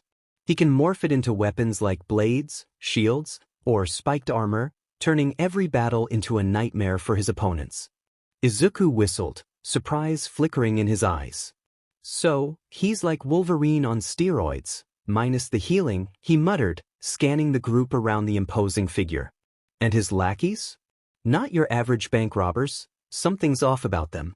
As the camera panned over the scene, a projector in Izuku's gauntlet displayed data. His eyes gleamed with determination as he analyzed the foes before him. Blitzkrieg, a wiry man with cybernetic limbs, caught his attention first. His torn jacket bore lightning bolt patterns, and sparks flickered from his joints. Quirk, shockwave dash, Izuku muttered. Blinding speed, sonic shockwaves, dangerous in close combat. Next was Mortar Etis, a towering woman with grenade launcher arms and explosive canisters on her belt. Flame tattoos writhed on her skin. Quirk, boom burst, Izuku noted with a smirk. Keep my distance, she's like a Bakugo clone. Shadehound followed, a shadowy figure in a tattered coat, glowing purple eyes, and clawed hands radiating energy. Void shift, Izuku thought. If I use Rika to draw blood, I could replicate it. A potential game changer. Finally, Barricade, a massive brute with armor-plated skin and a riot shield. His stoic demeanor made him a living fortress. Wallmaker, Izuku observed. Their support and defense. Neutralizing him is critical. Izuku took a deep breath, adrenaline surging as he flexed his fingers, the weight of his gear grounding him. The night air crackled with tension, the city bracing for chaos. Time to stop these fools, he muttered, determination gleaming in his eyes. Pulling his hood lower to meld with the shadows, he felt Rika stir within, ready to unleash their power. A sardonic smile tugged at his lips. At least this patrol won't be boring, he thought, excitement fueling him as he prepared to dive into the fray. To be continued. Author notes, I've created some original characters, OC, as villains for a sub-arc spanning 2 chapters. In the second chapter, I'll include content from the first chapter of Jujutsu Kaisen, JJK, specifically focusing on Gojo and Megumi's conversation about obtaining Sukuna's first finger. Initially, I planned to split this into 2 separate chapters, but I combined the content into one cohesive chapter instead.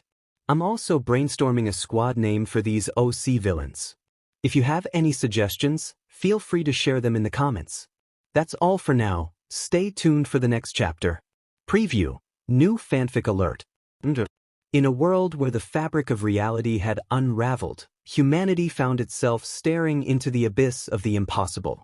Interdimensional portals, shimmering and alive with otherworldly energy, began to puncture the skies and landscapes of our planet. We called them gates, luminous thresholds that pulsed like the heartbeat of some alien force, tearing through the seams of existence. Beyond these portals lay realms we named dungeons, nightmarish domains crawling with monstrous entities that defied logic and haunted the deepest recesses of our minds. As the world reeled from this cosmic upheaval, a new kind of savior emerged amidst the chaos. They were the hunters, individuals who had awakened to extraordinary powers, their abilities as varied and unpredictable as the dungeons themselves. These brave souls ventured into the gates, risking their lives to shield humanity from the horrors lurking within those shadowed realms. A man named Izuku Midoriya, and he's one of these hunters. But unlike the legendary figures whose exploits dominated the news and inspired awe, My story is not one of triumph or greatness.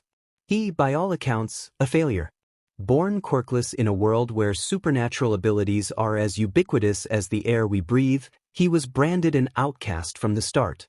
His lack of power relegated me to the lowest rung of the hunter hierarchy, an E rank, the weakest of the weak, barely surviving the most basic of dungeon expeditions.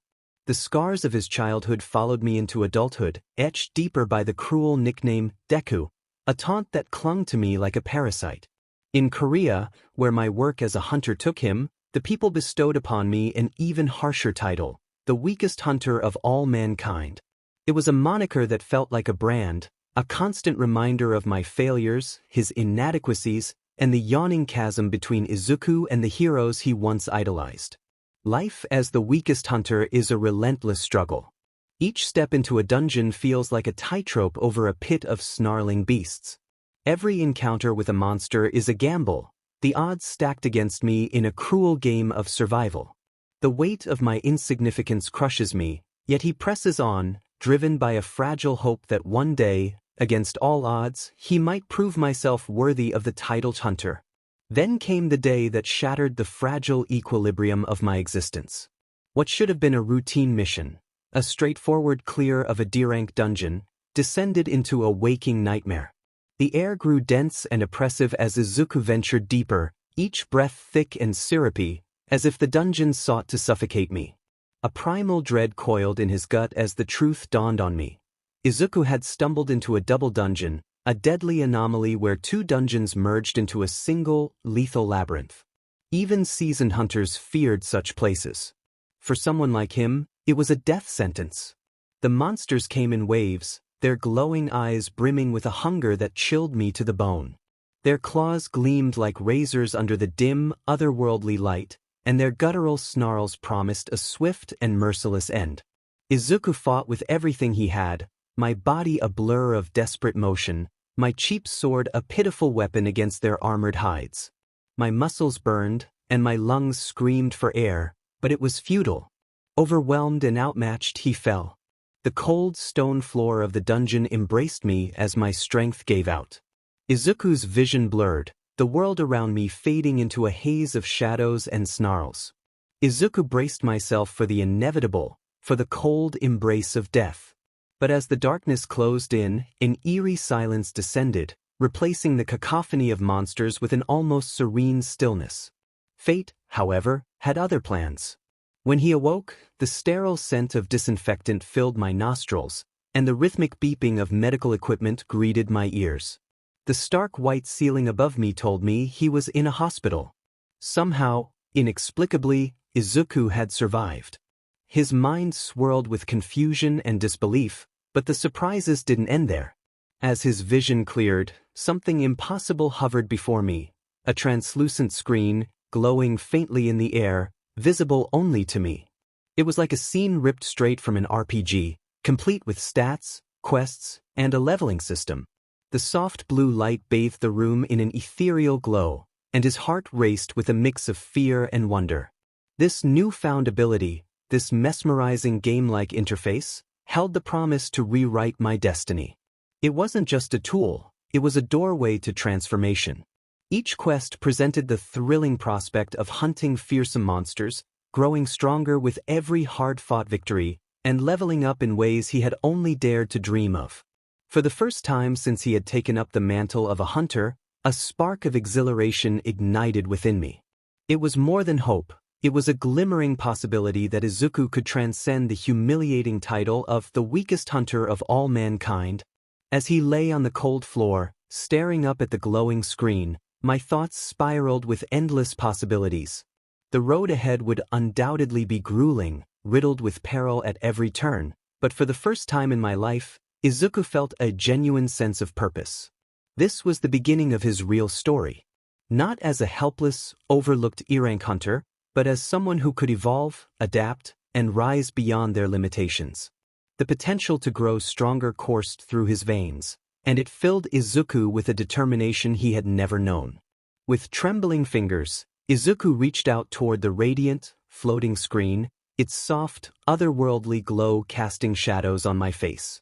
The interface responded instantly to my touch, emitting a melodic chime that resonated deep in his chest. A new quest materialized before my eyes, its words brimming with challenge and promise. Izuku's heart pounded as he took a deep breath, steeling myself for what lay ahead. No matter how daunting the trials came, he was ready to confront them. The weakest hunter was about to embark on a journey to defy all odds, to claim a destiny that no one believed possible. His path to becoming the strongest was about to begin. System prompt, new quest. Becoming humanity's strongest hunter. Will you accept? Yes/no.